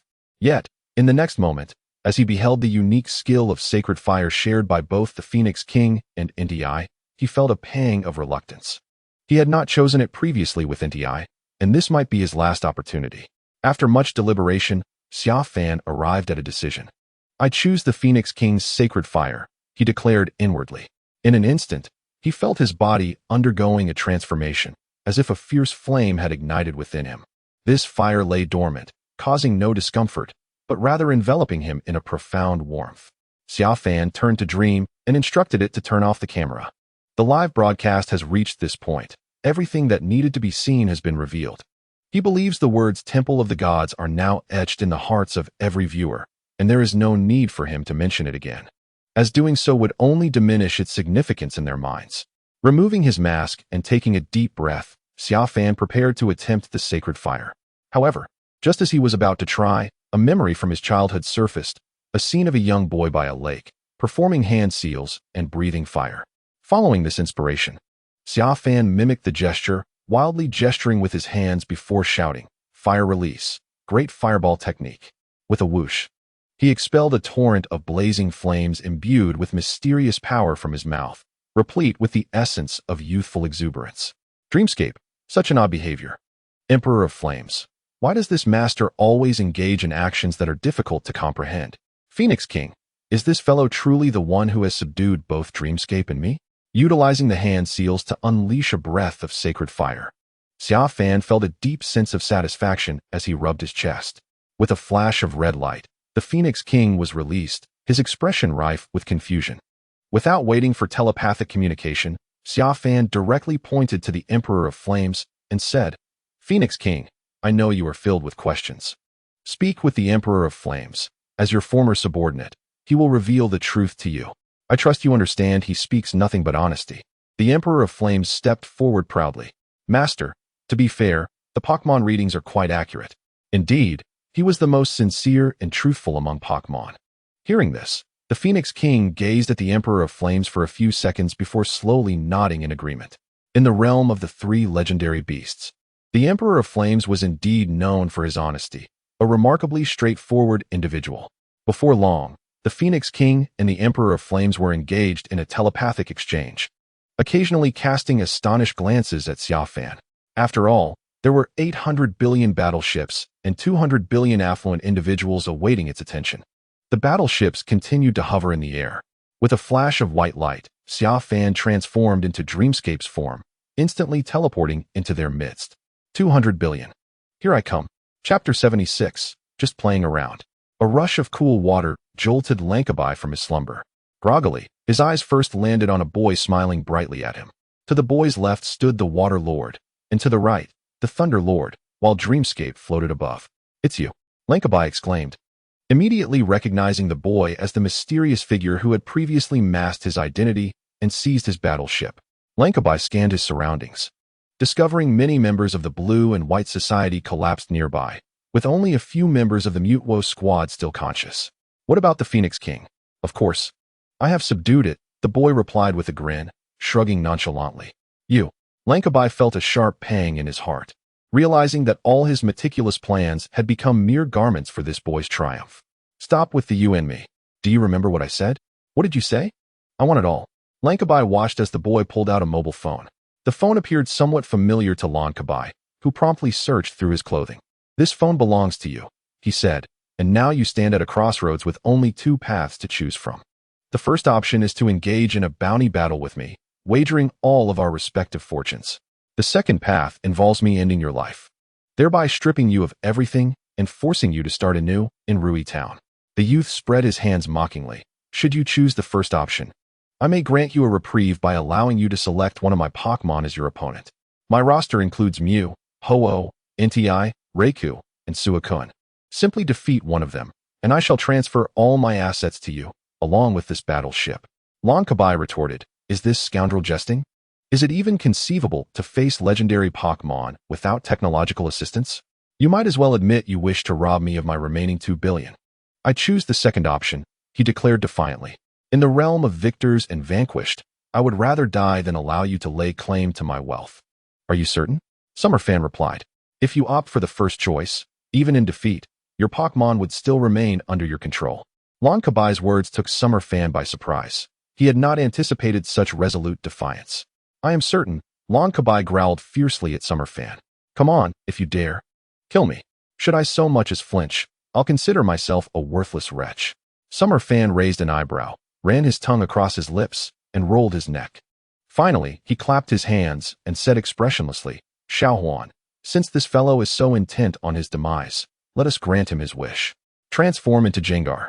Cast hypnosis upon him, and follow it up with Nightmare."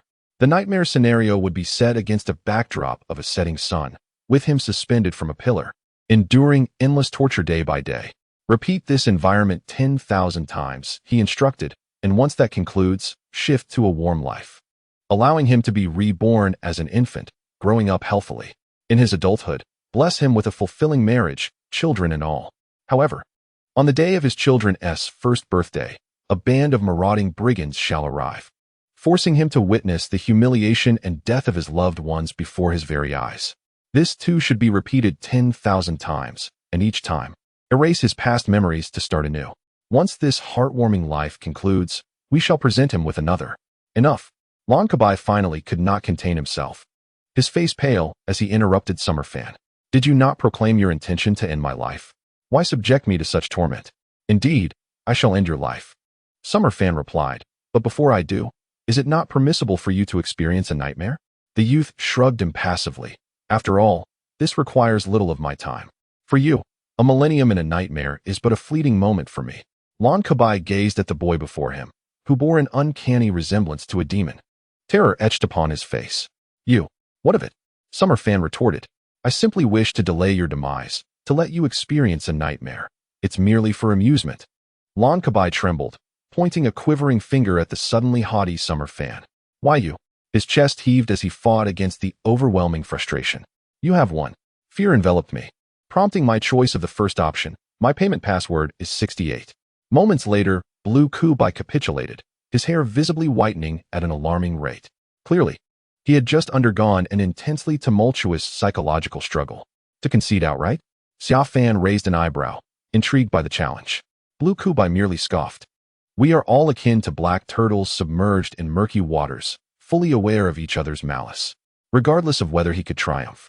I doubt he believed Xia Fan would allow him to leave unscathed. He was certain she would compel him into yet another round. Dissent? Refusal would undoubtedly lead to a dose of hypnosis, followed by nightmares to terrify him. Having successfully transferred 200 billion, Xia Fan returned the phone to Blue Kubai with an amused grin. I've left you 10,000 as compensation for my next inquiry. Explain to me why one cannot exit the game.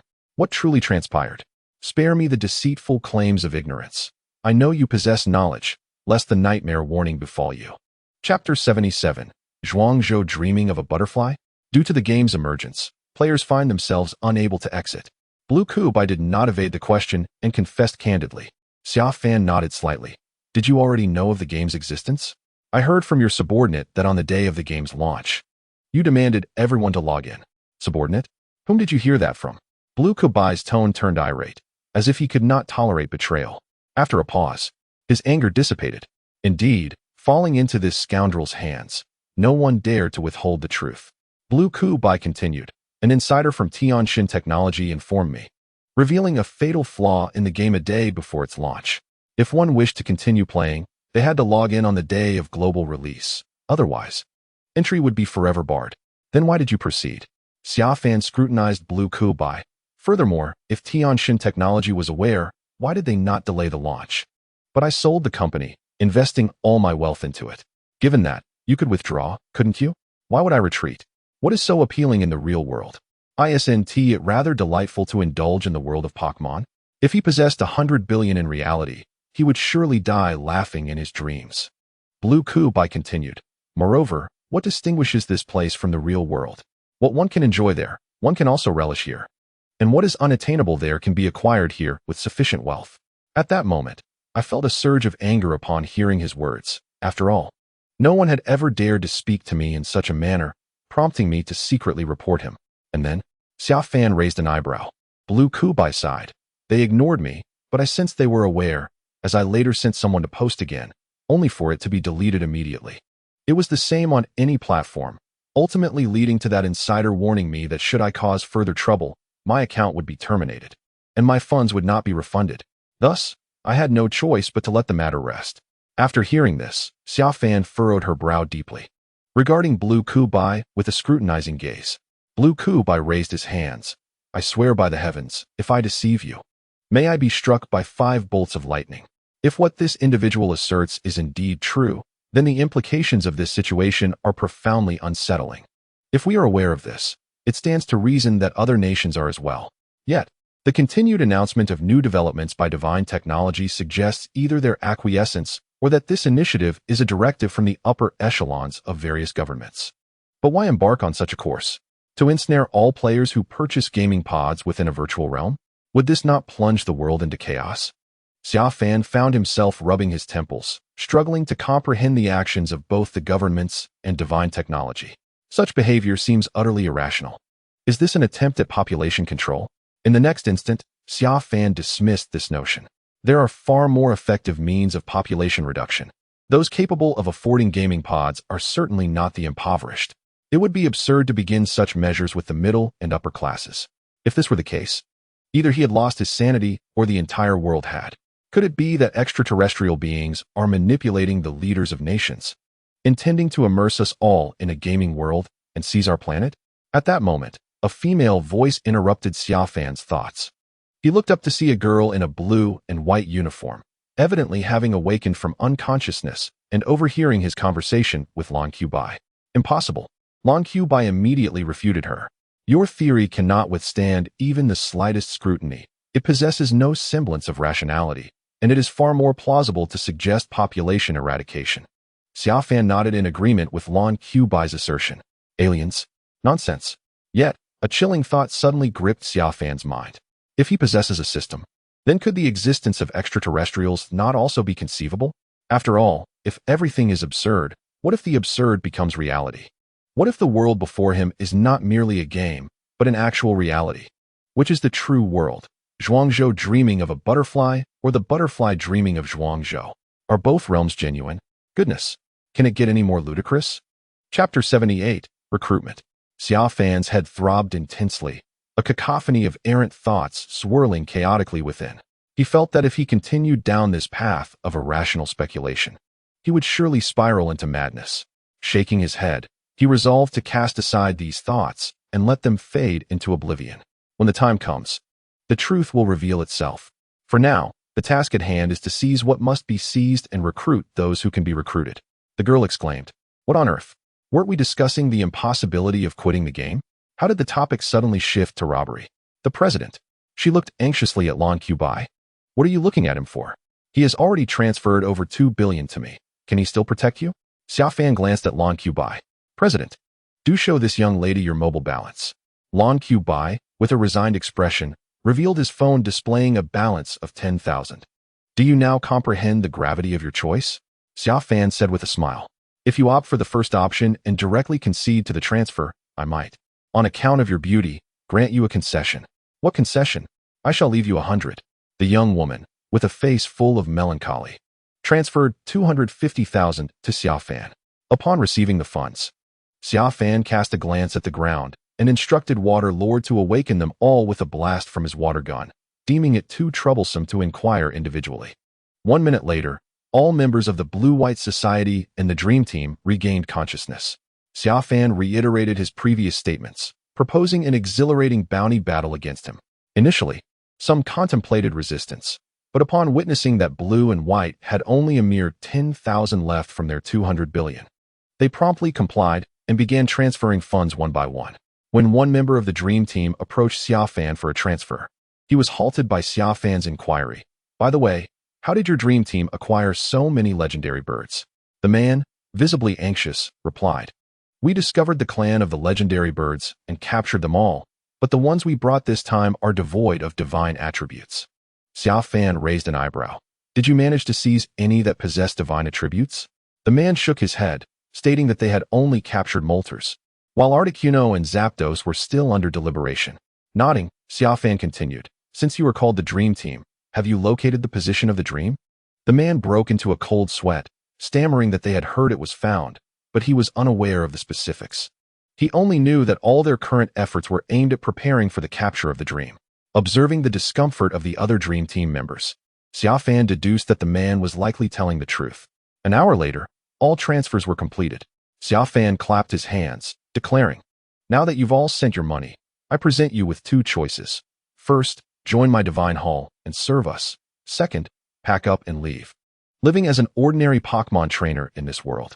Rest assured, I am a man of my word. Should you choose the latter, I shall not impede your path. The members of the Dream Team and Blue-White Society exchanged glances. Xia Fan added, those choosing the first option, step to the left. Those opting for the second, step to the right. You have 2 minutes to deliberate. After 2 minutes, only 7 or 8 individuals opted for the first choice, while the remainder chose the second. Xia Fan licked his lips, stating, the benefits of my divine hall are on par with those of the Blue-White Society. Upon hearing this, the number of those choosing the first option surged, leaving only 15 for the second, 10 of whom were still from the Dream Team. Xia Fan nodded in satisfaction. This was more like it. Having chosen the second option, can we leave now? Inquired Blue. Having lost 200 billion in funds and an 800 billion combat ship, he was resolute in his refusal to join the Divine Hall. Certainly, Xia Fan agreed, but then he called out to the members of the Dream Team behind Blue, indicating they needed to wait a moment. Are you having second thoughts? The Dream Team members asked in a panic. Second thoughts? Xia Fan smiled and said, I only ask you to convey a message to the leader of the Mutuo team. In a few days, I will be heading to your Kanto region. So he should expedite the capture of Mutuo. I would prefer not to encounter a situation where you possess no resistance upon my arrival. The members of the Mutuo team exchanged glances, gritting their teeth as they departed.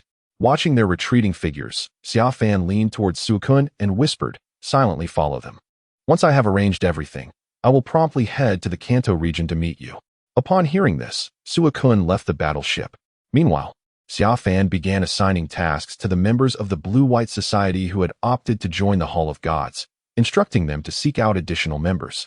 He also selected a leader among them, transferring 10 million as operational funds. Once these trivial matters were settled, Xia Fan departed alone in the battleship. 2 hours later, he arrived at the forest south of Jiegeng City, the very same forest where he had encountered Nei. Xia Fan parked the battleship within the forest, commanding the Pokémon there to remain vigilant. If any outsiders approached, they were to be promptly expelled. After ensuring these arrangements were in place, Xia Fan set off with Mew and Ho-Oh. Initially, he had intended to travel to the Kanto region aboard the battleship for some grandstanding. But upon learning from a member of the Blue-White Society that it would cost a staggering 100 million for just a day's journey, he decisively opted to leave it behind, planning to reassess its use in the future. Chapter 79. The News Debate. Ho-Oh, do you know where Lugia is? Xia Fan suddenly inquired while riding on Ho-Oh's back en route to the Kanto region. I do. Ho-Oh's telepathic voice resonated in Xia Fan's mind. Having learned everything from Nei, it was well informed. Where is it? Let us seek it out and invite it to join us. Xia Fan exclaimed with delight, surprised that his casual question yielded such knowledge. However, Ho-Oh replied, I advise against visiting it at this moment. Why not? To capture it, you must first obtain the silver feather and then approach it. For that is its feather. Only those possessing the silver feather can battle and tame it, compelling its obedience, akin to your rainbow feather. Xia Fan raised an eyebrow. Do you know where the silver feather is located? I do not. Sighing, Xia Fan felt a headache coming on. It seemed he needed to collect yet another item to ensnare it.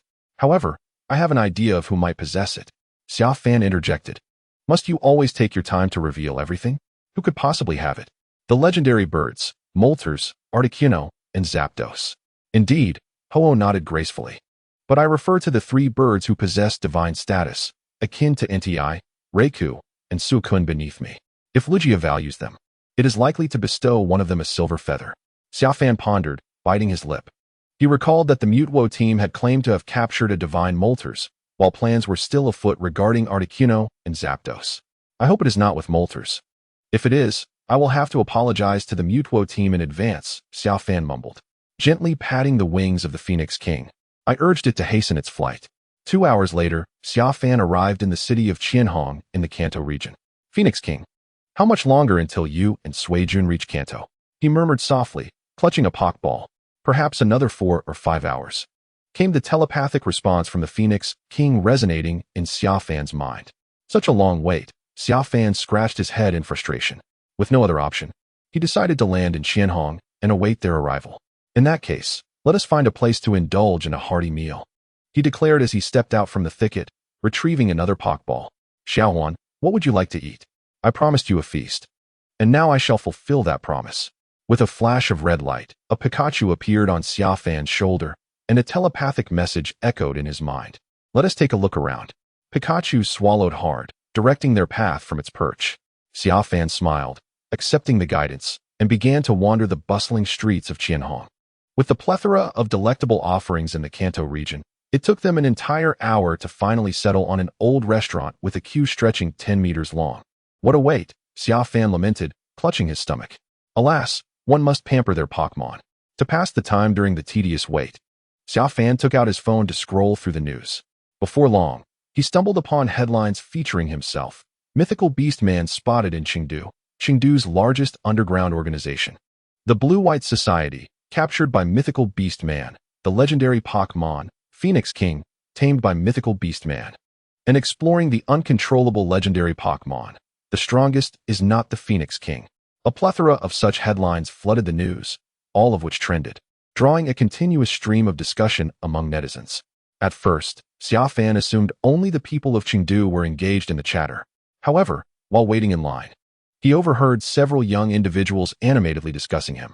Their words brimmed with admiration, and Xia Fan felt an urge to step forward and declare, "Brothers, I am your idol. Would it be possible for your idol to cut in line for a moment? I could offer some autographs." Yet, just as he took a step, he suddenly realized how unseemly that would sound and opted to remain in line like a decent person. After all, fame comes with a certain responsibility to maintain one's image. Thus, he silently reveled in the flattery directed his way.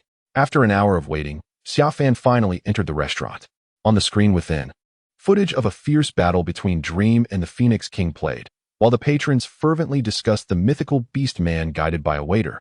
Xia Fan entered a private room. Once a large table laden with food was set before him, he released Inti and Reiku, allowing them to join Dream in the feast. While he stepped out of the room, grinning as he listened to the diner's praises. Whenever someone delivered a particularly flattering remark, he would call out, "Order more dishes. This meal is on me." The diners were left in a state of bewilderment. After spending 3 hours in the restaurant, Xia Fan finally met with Shui Jun, reluctantly departing from this forthright establishment. Following the guidance of the Phoenix King, he made his way to rendezvous with Shui Jun. On the path to their meeting, Xia Fan switched his phone's location to the Kanto region, perusing the fervent discussions surrounding himself in that area. As he strolled along, he scrolled through the trending topics, chuckling as he reached the very end, when suddenly his expression shifted. The city of Kureha would host a Pokémon trainer competition on July 9th, with the ultimate victor receiving the legendary item, the Silver Feather. July 9th? That was merely 2 days away. Xia Fan's face reflected disbelief. When had fortune favored him so? Just as he sought the Silver Feather, it appeared before him. Could it be that in this world he was truly the chosen one, where thoughts manifested into reality? "Deoxys, come forth and battle me," Xia Fan called out exuberantly. However, he was met with a barrage of incredulous stares. A passing player couldn't resist commenting, "Bro, what on earth have you been drinking?" Maintaining a calm facade, Xia Fan hastily walked away. 10 minutes later, he encountered Shui Jun in the dense forest west of Shallow Red City. Upon seeing Xia Fan, Shui Jun's expression morphed into one of utter disbelief. "Master, how did you end up here?" Xia Fan retrieved a Pokeball, hesitating before explaining. "Well, it appears that the Phoenix King flew much faster than anticipated." Shui Jun's astonishment quickly shifted to a look of frustration. "Then why did I expend so much effort chasing those individuals all the way to the Kanto region?"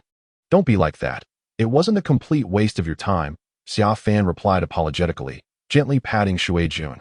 "I just received news that there will be a trainer competition in Kureha City in 2 days, with the final prize being the Silver Feather, essential for capturing Lugia.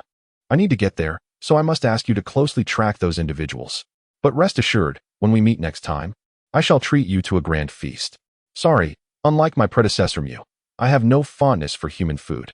With a disdainful huff, Shui Jun arrogantly dashed away to continue the pursuit. "Shui Jun is upset," Mew's voice echoed in Xia Fan's mind. He sighed. "I never imagined the Phoenix King's speed would surpass theirs by such a margin. So it's my fault, is it, master?" The Phoenix King's voice resonated in Xia Fan's thoughts, imbued with a commanding tone that rendered Xia Fan momentarily stiff. A singular thought raced through his mind. Danger. 2 seconds later, Xia Fan's expression shifted to one of profound regret. "No, all blame lies with me. Had I understood you better, this could have been avoided." As his words faded, the Inti and Reiku within their Pokeballs exchanged glances, exasperated. "Here we go again," they sighed. As for the newly joined Phoenix King, it was momentarily taken aback, surprised by Xia Fan's candid admission of fault, leaving it feeling rather embarrassed. "Do not say that. It is not your issue. After all, I have only just joined your team. With time, I believe you will not behave this way." The Phoenix King's voice took on a comforting, elder sister tone. Upon hearing this, Yin Di and Lei Gong exchanged glances, rendered speechless. Alas, the Phoenix King has indeed fallen into the trap. Having followed Xia Fan for some time now, they have arrived at a conclusion. It is better to believe in the existence of ghosts than to trust the words of this Xia fellow. He could make the deceased sound alive. An hour later, Xia Fan traveled from Jiegeng City to Kai City aboard the Phoenix King. Unlike the coastal city of Qiansong in the Chengdu region, Kai City is an international port city by the sea, from which cruise ships can voyage to various parts of the world, and conversely, many cruise ships from around the globe arrive here. Hence, one can frequently encounter Pokémon from distant regions. Upon arriving in Kai City, Xia Fan's first act was to purchase a large bag of ice cream. He had done the same upon reaching Qiansong City, leading his little Snorlax and Mew while indulging in ice cream and searching for Leigong's whereabouts. However, now he was accompanied solely by Mew, enjoying his ice cream while seeking the registration address for the grand competition noted on his phone. Yendi and Leigong observed, harboring a hint of envy. By the way, Phoenix King, what do you usually eat? I will find a way to get it for you. Halfway through licking his ice cream, Xia Fan suddenly recalled a crucial point, due to its size. He had yet to provide the Phoenix King with anything to eat, not even a sip of water. Despite being a formidable first-level deity, it surely required sustenance to absorb energy. Unlike Yendi and Leigong, who could simply feast in a large private room. I consume things that you cannot procure, my master. The delicate voice of the Phoenix King replied. Upon hearing this, Xia Fan handed the bag of ice cream to Mew for inspection and darted to a corner, where in a flash of white light, he transformed into a majestic bird and flew away. 2 minutes later, he returned, taking the bag and continuing his search for the registration address with Mew. After ambling for another half hour, they finally located the registration venue. However, upon witnessing the long queue stretching several dozen meters, Xia Fan could not help but furrow his brow. Why are there still so many people lining up to register at this hour? Is it really necessary? His displeasure caught the attention of a middle-aged man in a hat, who approached him. Excuse me, young man. Are you looking to register for the Pokémon trainer competition commencing the day after tomorrow? Xia Fan nodded in affirmation. Then, are you pressed for time and somewhat reluctant to wait in line? Xia Fan nodded again. The man then revealed a crooked smile. I have a way to assist you. What method? Xia Fan raised an inquisitive eyebrow. Follow me, the man instructed, leading Xia Fan to the third position in the line. This spot can be sold to you for 20,000. Xia Fan's expression turned incredulous upon hearing this. What the hell? Who is the scoundrel bringing scalping to this place? Truly impressive. Xia Fan decisively handed over the money, securing the coveted third position. For him, anything that could be accomplished with wealth was hardly a matter for discussion. With over 20 billion at his disposal, he felt like the most dazzling figure in the world. However, a minute later, when it was time for Xia Fan to register, he found himself pondering the hefty registration fee of 50,000. It wasn't he that he found it exorbitant. Rather, he suspected that this grand competition might be a ploy by the Silver Feather to swindle participants. A fee of 50,000 just to register. Who were these unscrupulous organizers? After much contemplation, Xia Fan ultimately decided to pay the fee. Nevertheless, should he emerge victorious without receiving the promised Silver Feather, he would storm the organizers' headquarters, demanding an exhilarating bounty battle. Chapter 81. The Four Heavenly Kings of Kanto, Kona. 2 days later. In the contestant waiting area for the Pokémon Trainer Tournament in Withered Leaf City, Xia Fan reclined on a chair, taking a brief respite. Around him, numerous trainers were engaged in pre-competition training with their Pokémon. Before long, a commotion erupted in the waiting area, rousing Xia Fan from his slumber. He yawned, sitting up in his chair, casting an impatient glance at the source of the noise. However, the crowd was too dense for him to see anything. He could only glean a few key pieces of information from the clamor. Among them was the revelation that Kona, one of the elite four of the Kanto region, had arrived with her disciples to participate in the tournament. Upon hearing this news, Xia Fan felt an irresistible urge to push his way through the crowd for a closer look. In his memory, Kona was not only a formidable presence within the Pokémon realm, but also a strikingly beautiful woman. Everyone possesses an appreciation for beauty, and Xia Fan was no exception. There was no crime in admiring a woman who embodied both strength and grace. However, the throngs of infatuated onlookers made it difficult for him to navigate through. After licking his lips and contemplating for a moment, Xia Fan snapped his fingers. Suddenly, a bolt of lightning descended from the clear blue sky. Given that the waiting area was outdoors, the strike landed directly on a large tree within the vicinity. The thunderous sound of the lightning startled everyone present, nearly sending them into a panic. Seizing the opportunity, Xia Fan rushed to the forefront of the crowd, where he beheld a woman with striking red hair, clad in a form-fitting professional outfit. She was currently gazing in astonishment at the tree that had been struck by lightning. Teacher, a thunderstorm on a clear day is an ominous sign, indicating that there are surely ill-fated individuals among this crowd. It would be prudent for us to avoid contact with them, remarked a handsome young man standing behind Kona, surveying the encroaching trainers with a disdainful look, as if guarding a prized possession. Jiaren, you comprehend this? Kona inquired, glancing at the young man. Ominous energy? Is there such a concept? Kona responded, astonished. May I learn this skill from you? Jiaren shook his head. I'm afraid not, teacher. This ability is unique to our lineage. Only those of our bloodline can perceive it. Very well, Kona replied, somewhat disappointed as she prepared to depart under the young man's guidance. Meanwhile, Xia Fan, having overheard their exchange, felt a twitch at the corner of his mouth. The individual known as Jiaren is indeed a player, possessing a remarkable talent for nonsense that rivals even his own. His casual invocation of a thunderous skill is transformed in his words into a method for dispelling foul energies. How absurd. It is he who is steeped in the very essence of corruption. At that moment, the sky, cloaked in ominous clouds, unleashed yet another bolt of lightning, sending a jolt of fear through the crowd. The most terrified among them was undoubtedly Jiaren, for the lightning struck precisely 1 meter behind him, where he had just been standing. Pale as a specter, Jiaren turned to his instructor, Kona, and urged, Teacher, we must depart swiftly. The foul energies these beings emanate are potent enough to provoke erratic lightning strikes. Fortunately, I received a warning just in time. Otherwise, we would already be corpses. Kona swallowed hard, casting a wary glance at the scorched earth behind him, still shaken by the encounter. I heed your words. Xia Fan raised an eyebrow, contemplating the absurdity of Jiaren's claims. How easily he had evaded accountability. As a professional debunker, Xia Fan found it hard to believe that he could not expose the charlatan today. With a sharp snap of his fingers, a crisp sound echoed through the air. In the next instant, under the scrutiny of all present, a third bolt of lightning descended, landing just a meter in front of Jiaren. The shock was enough to render him paralyzed on the ground, his complexion as pale as a sheet of paper. Xia Fan stroked his chin, feigning astonishment. Oh. 2 of the 3 lightning strikes appeared directed at Mr. Jiaren. Surely, the true foul energy does not reside within him.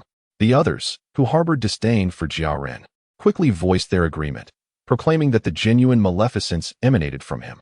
Desperate, Jiaren protested, You are talking nonsense.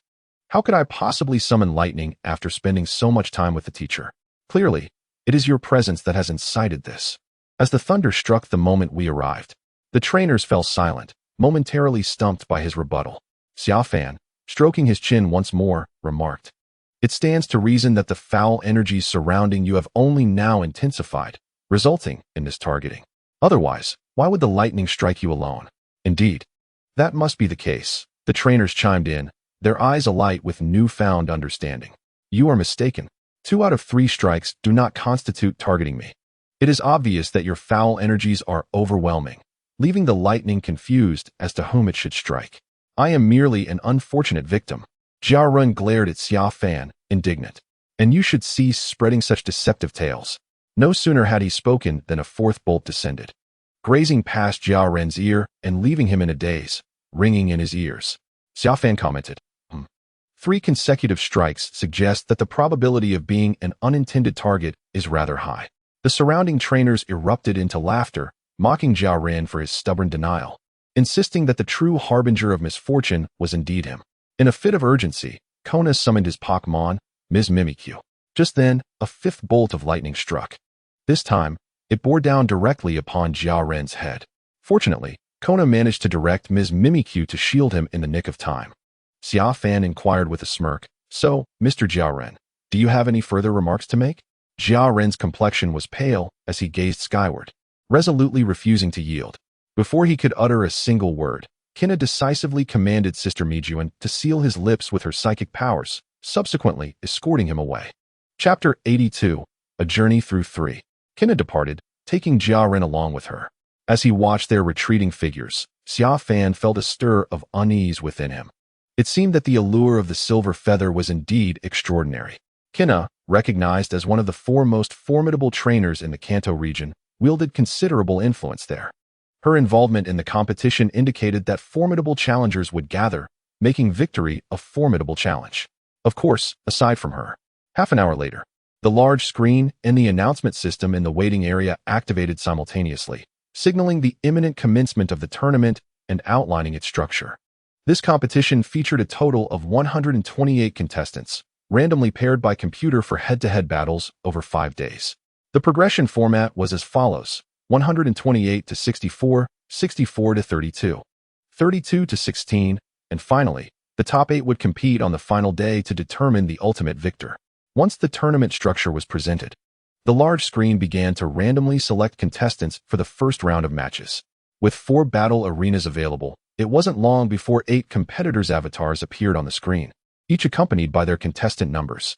Group: Contestant 99, Xia Fan, versus Contestant 26, Wang Ling. Group: Contestant 44, Mary Fan, versus Contestant 102, Zayula. Group: Contestant 8, Mogan. Group: Contestant 32. Seeing his name on the screen, Xia Fan raised an eyebrow, surprised that he had drawn himself for the very first match of the tournament. Given this opportunity, he resolved to deliver a stellar debut. He strode towards the entrance of his designated arena. A few minutes later, he arrived at the battleground. Group S arena was a stony terrain, advantageous for rock-type and ground-type Pokémon.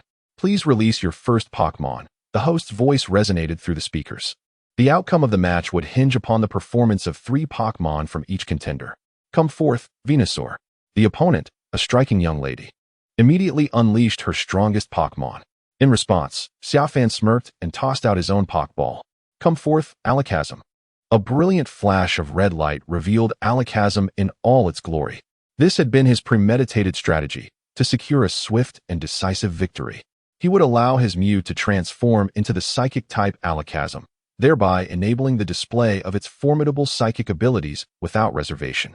The announcement echoed once more. Excellent. Both contestants have summoned their strongest Pokémon right from the outset. Now, let the system's roulette determine who shall strike first.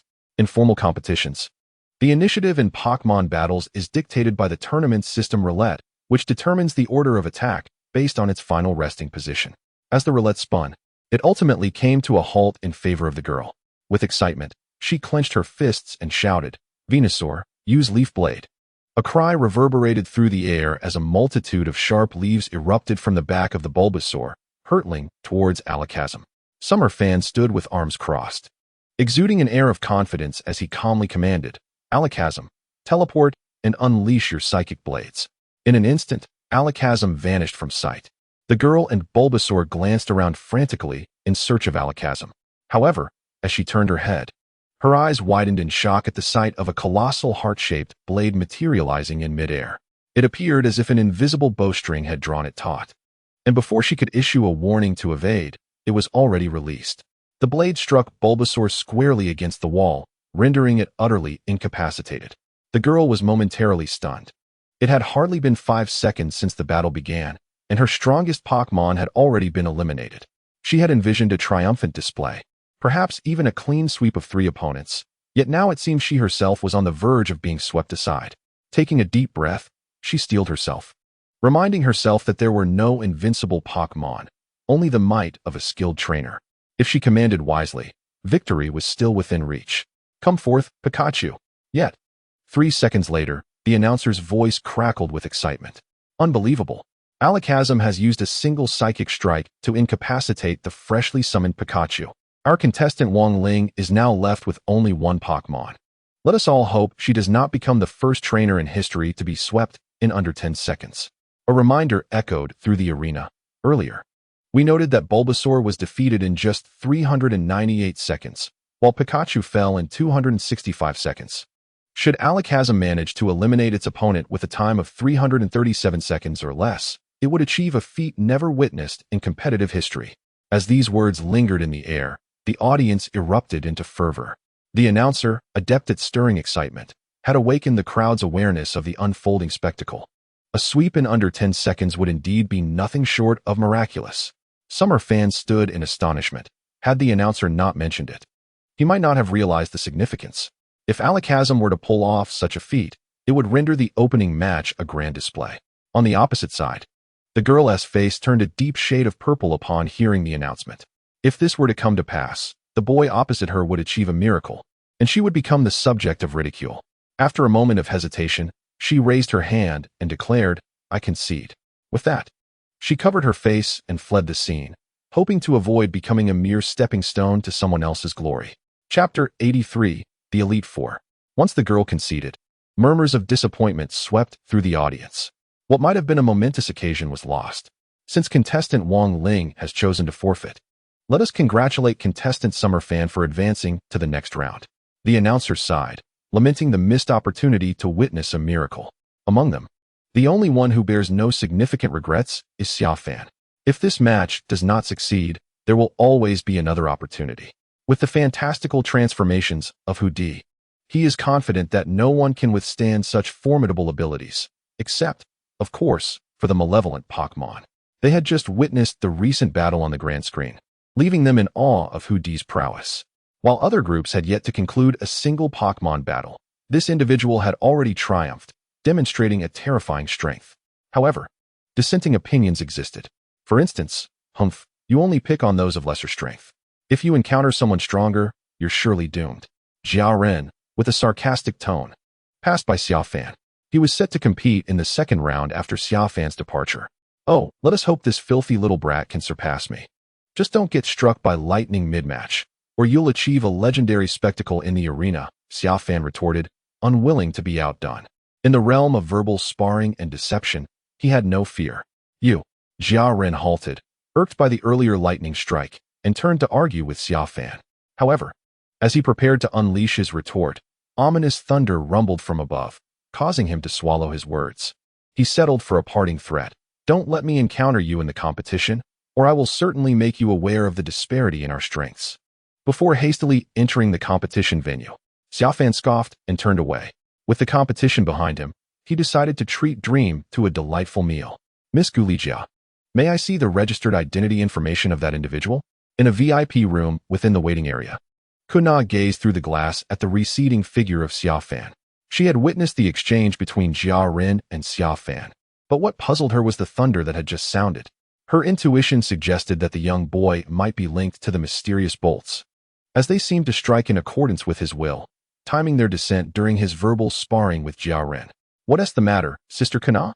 Are you contemplating teaching him a lesson on behalf of your disciple?" A stunning girl with azure hair approached. She was the organizer of the tournament. "Do you truly perceive me as such?" Kuna rolled her eyes, insisting her interest lay solely in understanding the depth of his formidable abilities. Quite similar came the response.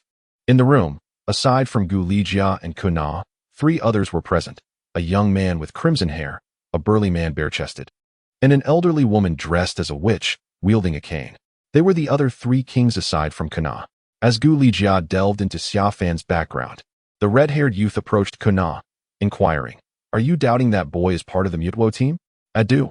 I merely wish to comprehend," Kana replied, shaking her head in resignation. Moreover, while the Mutuo team has been rather ostentatious lately, they cannot be foolish enough to showcase their strength so brazenly in a tournament. That would be inviting scrutiny. Indeed, that is a valid point. Adu pondered for a moment before finally nodding in agreement. However, that boy's alakazam is truly formidable. It is the first time I have witnessed one capable of defeating a Venusaur with just a single psychic blade. If all goes well, he should be able to reach the top 4, or even the finals. With that, Adu glanced at the sullen, silent elder woman. "Kikuko-senpai, you should keep a close eye on this individual to avoid any unforeseen mishaps. I have located his registration information," but at that moment, Galia interjected, interrupting the conversation among them. Adu and Kina turned to look, their expressions gradually shifting to one of bemusement. For on Summer Fan's registration form, amidst the dozens of questions, apart from his name, only 3 words remained. Honor guess, address guess, age guess, height guess, family members guess.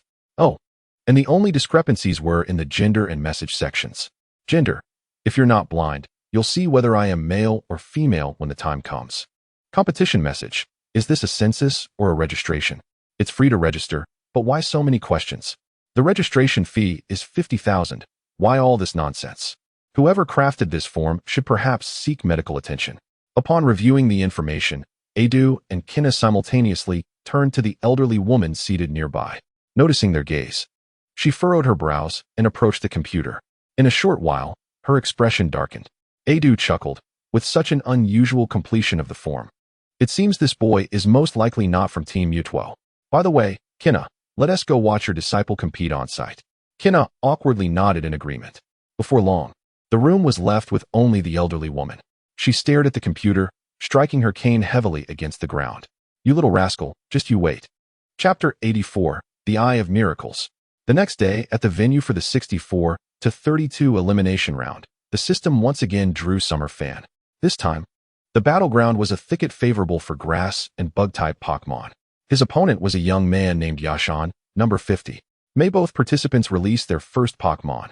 The host's voice resonated through the loudspeaker. Summer Fan released his Pokémon first. A flash of red light revealed once more Alakazam.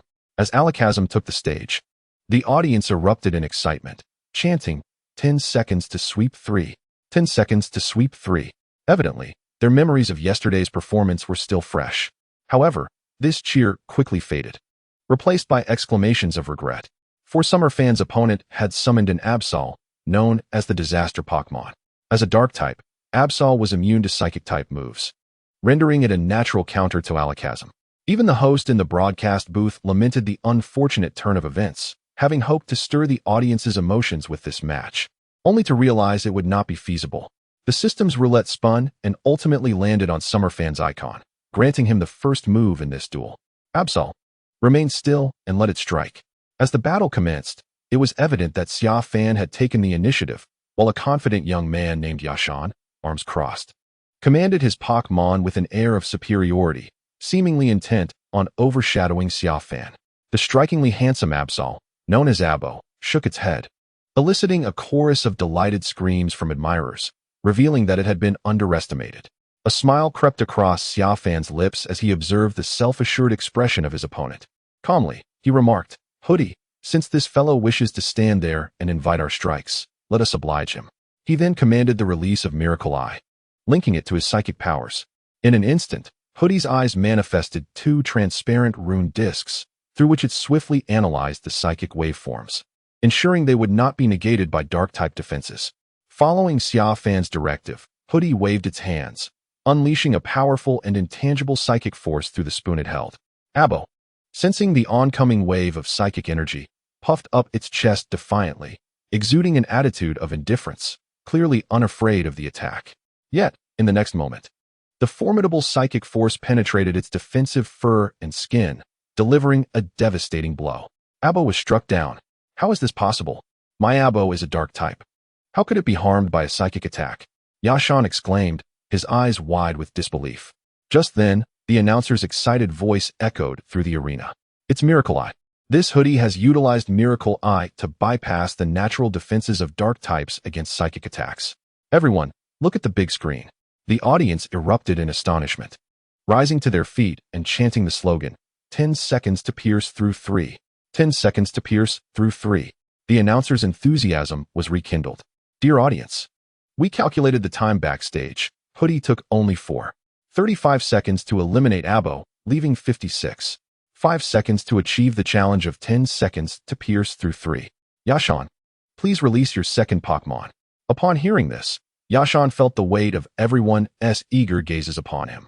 Cold sweat trickled down his brow as he sent forth his second Pokémon, a Monferno. However, barely had it materialized when a powerful psychic force surged toward it. Monferno was struck down instantly. Witnessing this, Yashan was incensed and shouted at Xia Fan, Is there no martial ethics in your conduct? I had just released it, and hadn't even spoken a word before you launched your attack. Xia Fan sheepishly scratched his head, apologizing, I'm sorry. I simply couldn't resist the audience's fervent energy and felt compelled to fulfill their wishes by swiftly concluding the challenge. Yashan gasped in disbelief. Regaining his composure after a few moments, he turned to the referee. Is this permissible? At that moment, the announcer interjected, Yashan. While this may seem a breach of martial ethics, it is not against the rules. Once combat has commenced, an attack can be initiated at any time. As the words fell, the audience erupted into a cacophony of disdain, berating Yashan for his excessive verbosity. They lambasted him for his lack of prowess, insisting that if he were truly formidable, he would not have been eliminated. They clamored for him to unleash his third Pokémon without delay. Listening to the vitriol directed at him, Yashan's anger boiled over. prompting him to spit defiantly onto the ground and shout, "Bah!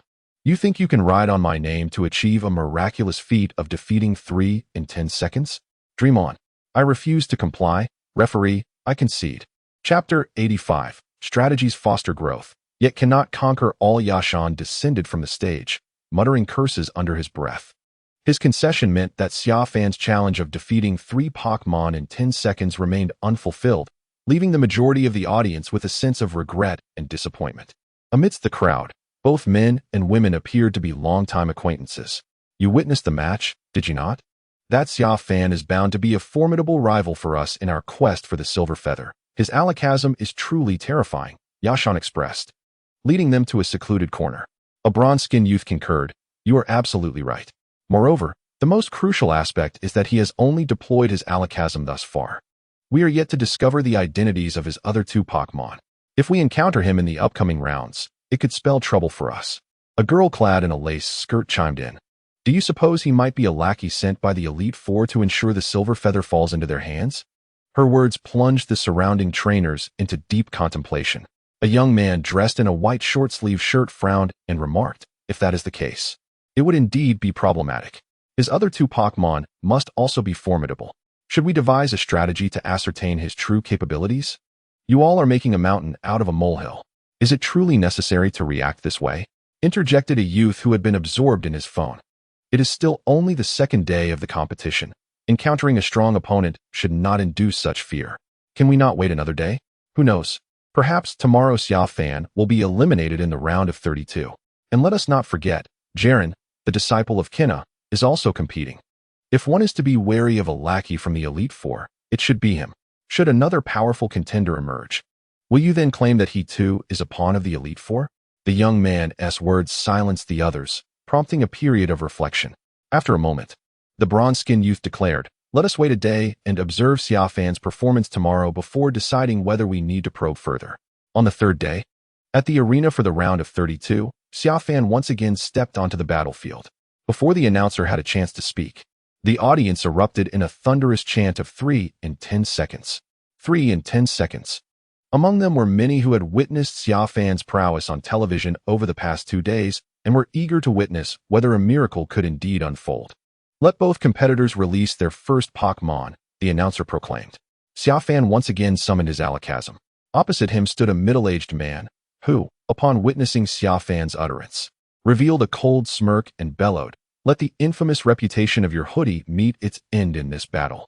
He unleashed his Pokeball, and a formidable Metagross, boasting both psychic and steel attributes, emerged. As it appeared, the announcer on the broadcast could not suppress a sigh of regret. "It's Metagross. Contestant 63, Kuzi, has summoned a Metagross, which is 4 times resistant to psychic-type attacks. It seems the challenge of overcoming 3 opponents in 10 seconds will remain unfulfilled."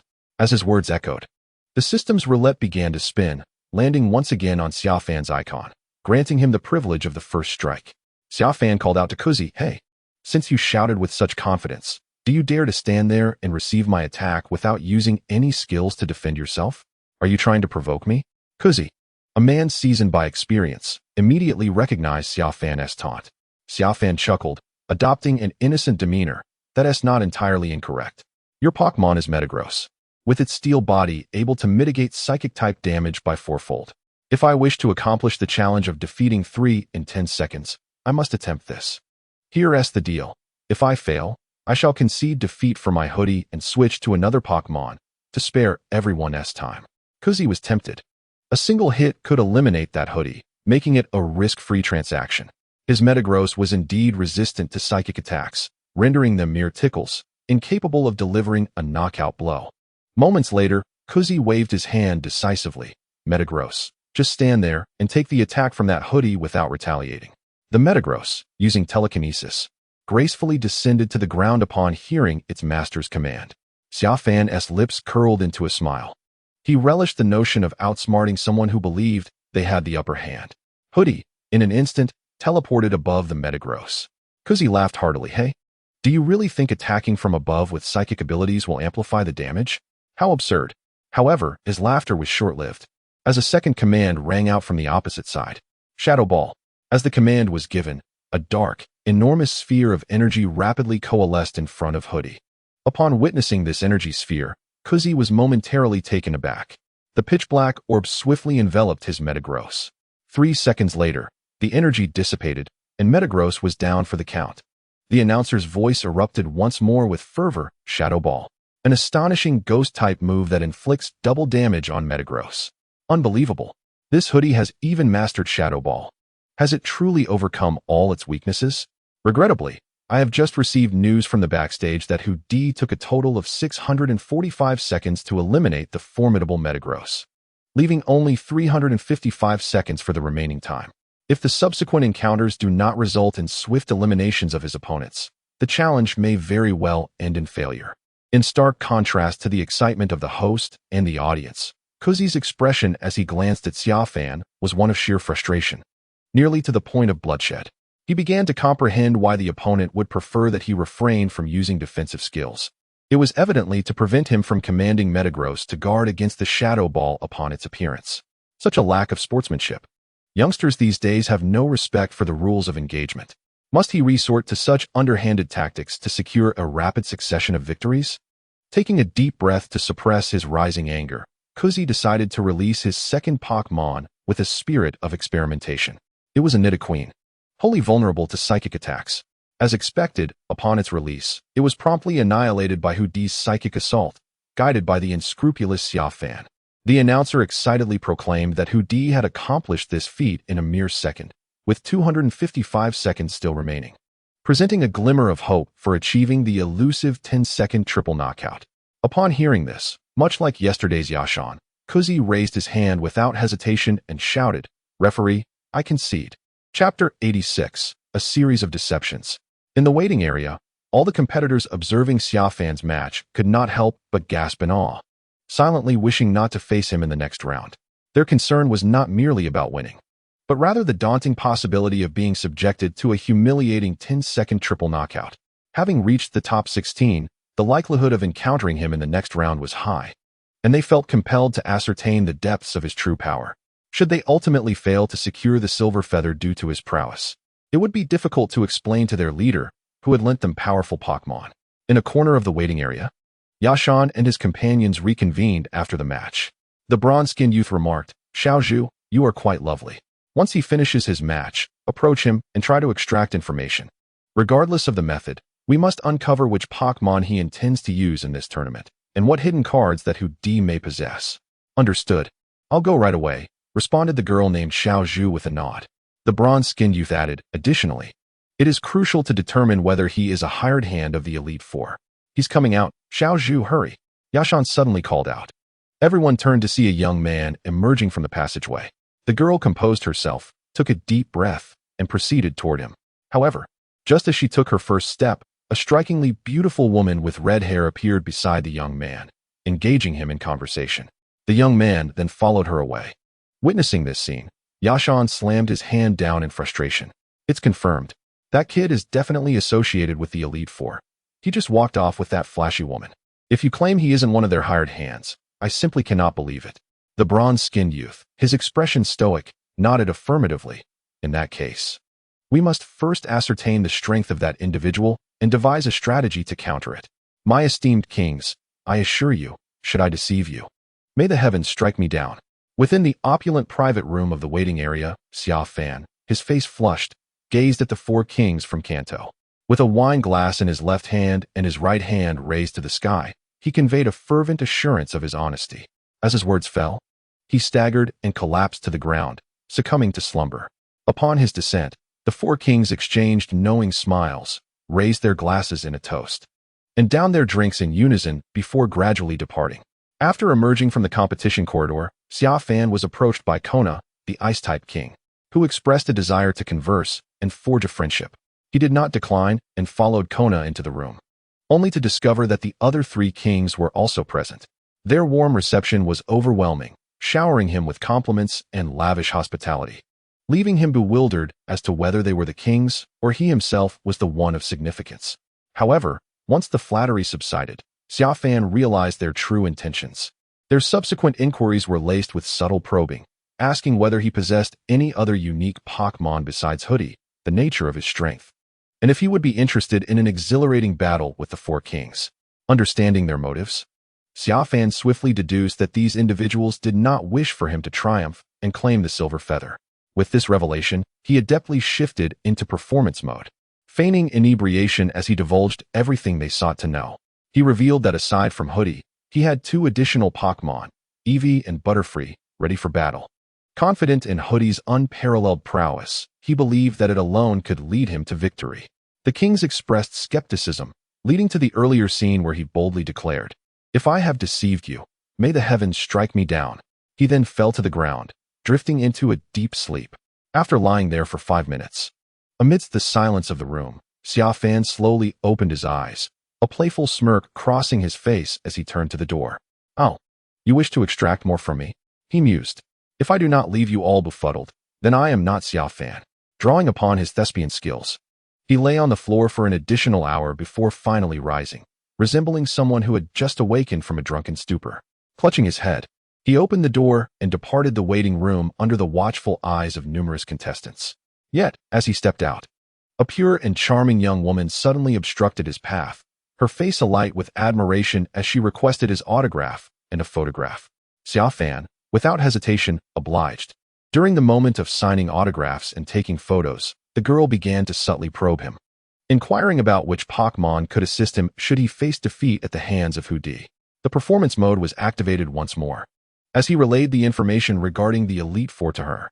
However, what Xia Fan failed to notice was that, at that very moment, the Ghost-type champion Yuki and the Dragon-type champion Aidu were approaching from a distance. Upon spotting Xia Fan, they quickly concealed themselves beneath a tree to observe. Soon, their expressions shifted, for they recognized the girl. Yuki spoke in a somber tone. "That girl seems to be one of the suspected members of the Mutuo team." Aidu furrowed his brow. If that is the case, and Xia Fan is so close to her, does that mean he is also a member of the Mutuo team? With that, Aidu and Yuki exchanged glances, their faces reflecting a growing anger born from betrayal. Chapter 87. 10 Seconds to Victory, accomplished. On the fourth day, in the round of 16, the system randomly selected Xia Fan, pitting him against the third contender, Jiegeng. Indeed, he was the one ensnared by the clutches of filth. Prior to the match, the host began to generate excitement around both competitors. One was a formidable trainer who had compelled his opponents to surrender within 10 seconds for 3 consecutive days, while the other was a disciple of Ice-type champion Kenna. One aimed to achieve the remarkable feat of defeating 3 opponents consecutively, while the other sought to uphold the honor of the champion's disciple. As the host's words echoed, Xia Fan and Jiegeng stepped onto the stage, immediately greeted by a roaring wave of cheers. Supporters of Xia Fan chanted for his 10-second triumph, while those rallying for Jiegeng offered their encouragement, albeit with noticeably less fervor. This was largely due to Xia Fan's impeccable performance with Hoodie in recent days. As the host instructed both competitors to release their Pokémon, the duel commenced. Xia Fan summoned Hoodie once again, while Jiegeng, brimming with excitement, unleashed his Ms. Mime, a Pokémon lent to him by Kenna for the purpose of matching Hoodie's psychic prowess. Jiegeng had witnessed the formidable strength of Ms. Mime through his mentor, and he was confident that, in a battle of psychic abilities, Ms. Mime would undoubtedly prevail. "Let me shatter their illusions about you," Jiegeng thought, casting a triumphant glance at Xia Fan, recalling the confrontation from a few days prior. The system's roulette spun, landing on Jiegeng's avatar, granting him the first strike. Without hesitation, Jiegeng commanded, "Ms. Mime, use psychic." Ms. Mime hesitated momentarily, its eyes enveloped in a strange glow. A wave of red psychic energy radiated from its body, sweeping across the arena. Xia Fan, wearing a dismissive smile, calmly replied, "Hoodie, use psychic." Hoodie extended its hands, mirroring Ms. Mime. Its eyes also enveloped in an otherworldly light. A surge of yellow psychic energy emanated from its body, expanding outward. The two waves of psychic energy collided midair, and the audience held their breath in anticipation, for such a display of psychic prowess was a rare spectacle. However, when they anticipated a stalemate between the two psychic forces, the yellow energy wave unexpectedly surged forward, overwhelming the red energy wave with an irresistible force. How could this be possible? Jiegeng was taken aback. After all, this was his teacher Kenna's remarkable Pokémon, not one of those inferior creatures like Legendary.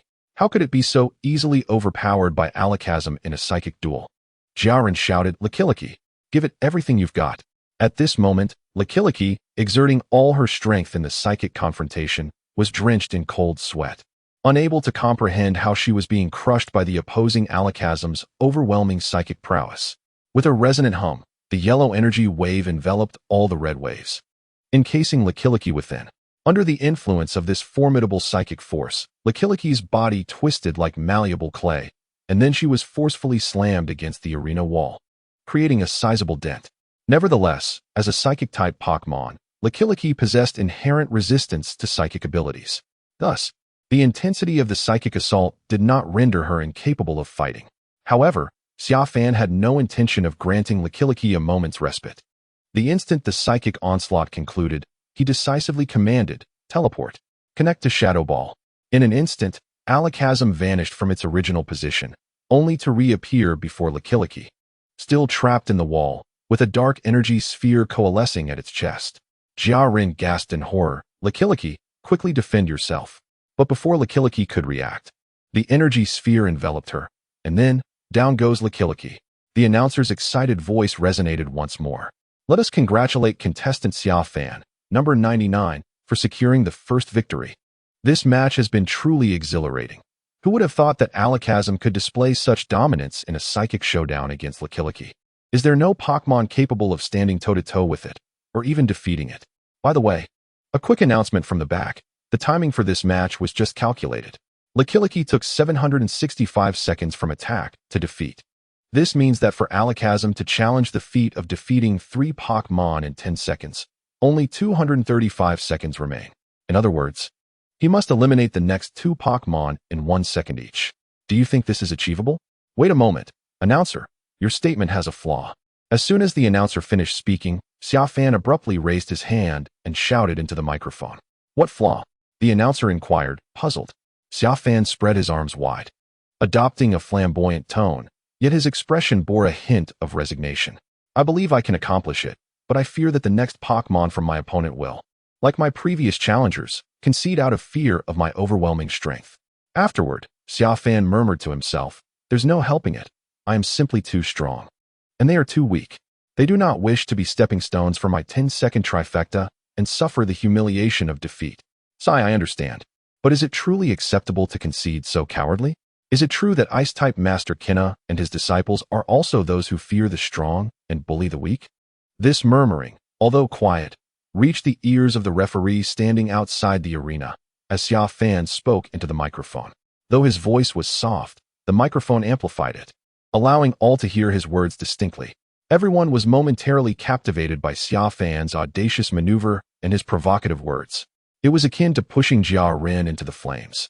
To concede would be to suffer great humiliation and reveal a lack of resolve, especially since his teacher was also known for being cowed by strength. Conversely, to refuse defeat could potentially render him the first trainer in history to be eliminated in mere seconds during a major competition. Upon hearing Xia Fan's remarks, Jiaren trembled with fury, smoke seemingly rising from his head, his jaw clenched tightly. Moments earlier, during the elimination of the alluring Lien, he had indeed contemplated surrender. But now he found himself cornered by this scoundrel Xia Fan. Jiaren began to scan the surroundings.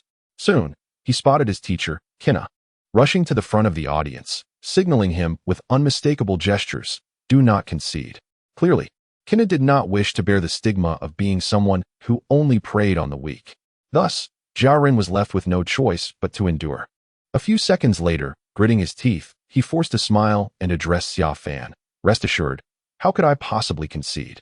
Moreover, what makes you think you can eliminate my 2 Pokémon in the remaining 2 seconds?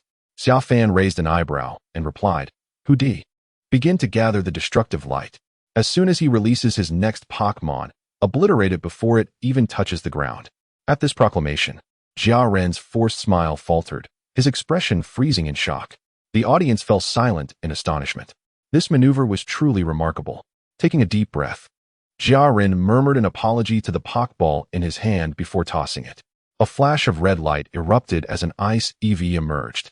Yet, before it could even descend, it was struck down by a beam of destructive light, obliterated in an instant. Jiaren felt a pang of heartache, tears welling in his eyes. "My dear ICV, I am so sorry. After steadying himself with another deep breath, Jia Ren produced another Pokeball. A flash of red light revealed a Glacian, but before it could utter a sound, it too was instantly annihilated by the destructive light. As Glacian fell, the host's voice boomed through the speakers, announcing the successful completion of Hoodie's challenge of eliminating 3 Pokemon in 10 seconds. The arena erupted into thunderous applause, a cacophony of awe akin to witnessing a miracle. Only Jia Ren remained, sorrowfully cradling his Glacian and Ice EV, tears streaming down his face as he lamented, "Father, I am so sorry." Chapter 88. Trouble. I've been discovered. This is bad. I feel a bit dizzy, utterly disoriented. Inside the waiting room, the members of the Psychic Dream Team stared at the large screen where Xia Fan had triumphed over Jia Ren, their minds buzzing with confusion. Wasn't Jia Ren a disciple of Kina among the Elite Four? And wasn't Xia Fan a hired hand of the Elite Four? How had the hired hand ended up eliminating one of their own? Although this outcome was a result of the system's random selection, the method of achieving a 3-for-1 elimination should have applied to their Psychic Dream Team, not to Jia Ren.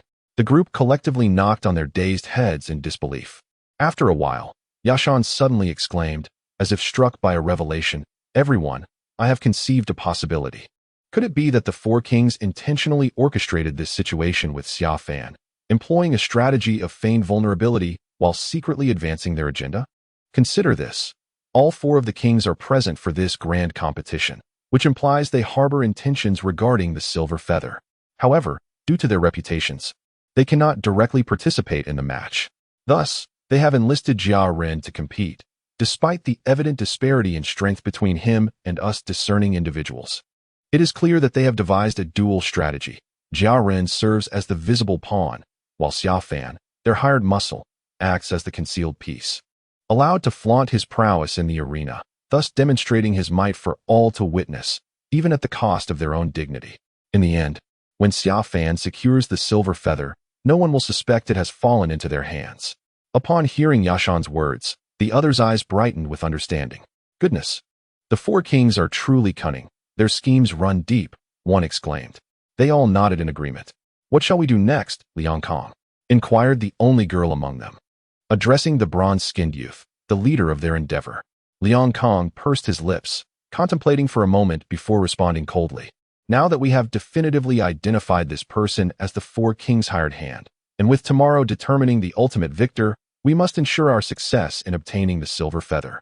Therefore, we shall act tonight to prevent him from participating in the competition. The group exchanged glances, their lips curling into subtle smiles. The scene shifted to another room in the waiting area. The 4 kings, observing Jia Ren being bested by Xia Fan, began to feel restless. Kina exclaimed in panic, "What are we to do, Edu? I am increasingly apprehensive about the match tomorrow. Even Senior Kikuko may struggle against him. Did you all witness the earlier confrontation between my illusion sister and that Hoodie? It was a complete rout." Edu remained silent, turning to a white-haired youth seated beside him. This youth was Kikuko, the ghost-type king, currently disguised. According to their original plans, Kikuko was to act as their secret weapon in this competition, disguised as a boy to seize the silver feather. However, with Xia Fan's unexpected emergence, their strategy began to unravel.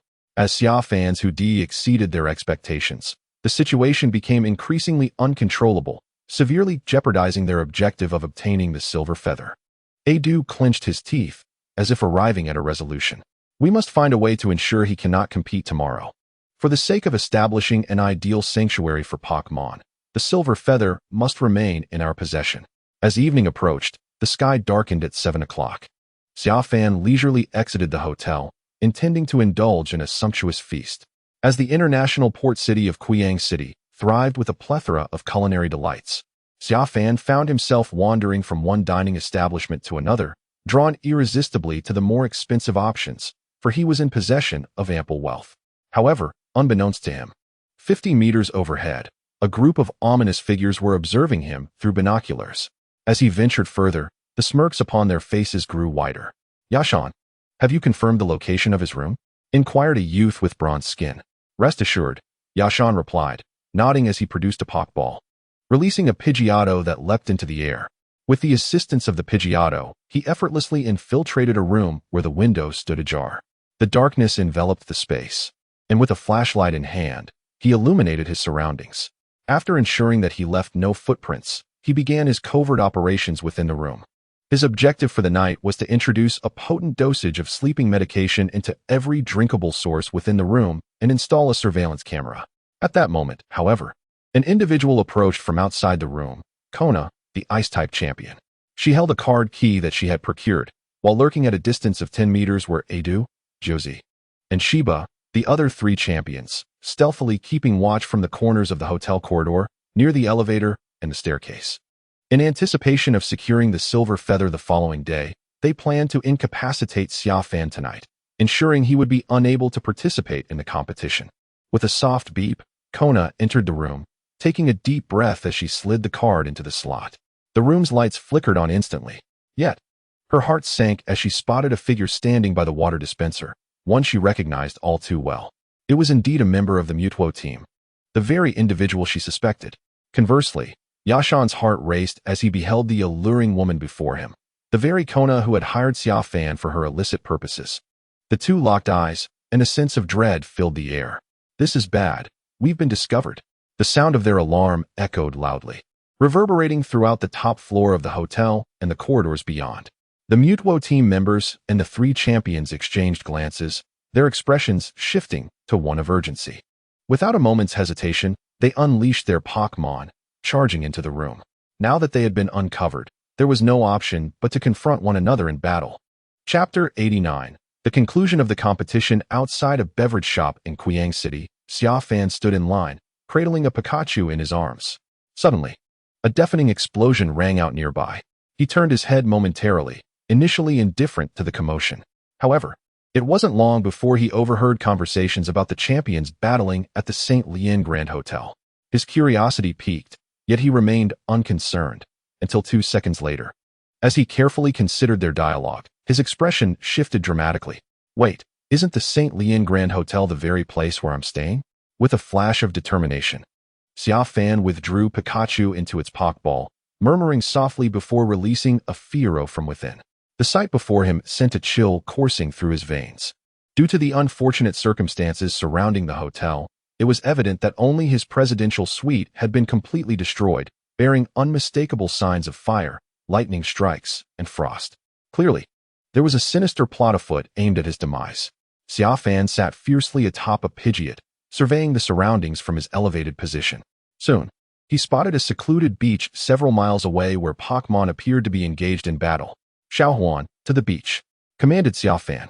On the sandy shore, the Elite Four and members of Team Mutuo were orchestrating a chaotic clash among their respective Pokémon. Although Team Mutuo had 3 more members than the Elite Four, the latter's individual prowess and tactical acumen gave them a slight edge, resulting in an evenly matched confrontation. Under their intentional guidance, the battlefield gradually distanced itself from the onlookers. "You lot are quite the performers," an irate voice suddenly echoed in their ears. They looked up to find Xia Fan, arms crossed, standing on the back of Pidgeot, casting a cold, commanding gaze upon them. Alarmed, the Elite Four and Team Mutuo members felt a rush of panic. They had mistakenly perceived Xia Fan as an ally, fearful that his involvement would tip the balance of power. Exchanging glances with their teammates, they contemplated a hasty retreat. At that moment, a booming voice resonated from above. "Planning to flee? If I let you escape, I will no longer bear the name Xia." In midair, Xia Fan unleashed 2 Pokeballs. With a flash of red light, Nti and Raikou burst forth. Nti, Sacred Fire. Raikou, Thunderbolt. Nti roared, releasing flames imbued with mysterious energy to block the Elite Four's escape route. Simultaneously, a cataclysmic bolt of lightning descended from the sky, with Raikou leaping forth to intercept Team Mutuo's retreat. Both sides were taken aback, their hearts racing in disbelief. How could this be? Aside from the Hypno, Xia Fan possessed the legendary Pokémon Nti and Raikou. The voice of Xia Fan rang out once more. "Nti, Raikou, give them a thorough lesson first." The 2 legendary Pokémon roared, gathering their power. In a state of urgency, Team Mutuo and the Elite Four hurriedly commanded their Pokémon to resist. Xia Fan raised an eyebrow, bemused. "Oh, still daring to resist?" He whispered a few words to Pidgeot. With a flash of white light, Pidgeot transformed into Mew. Mew. Mew raised its diminutive arms gracefully.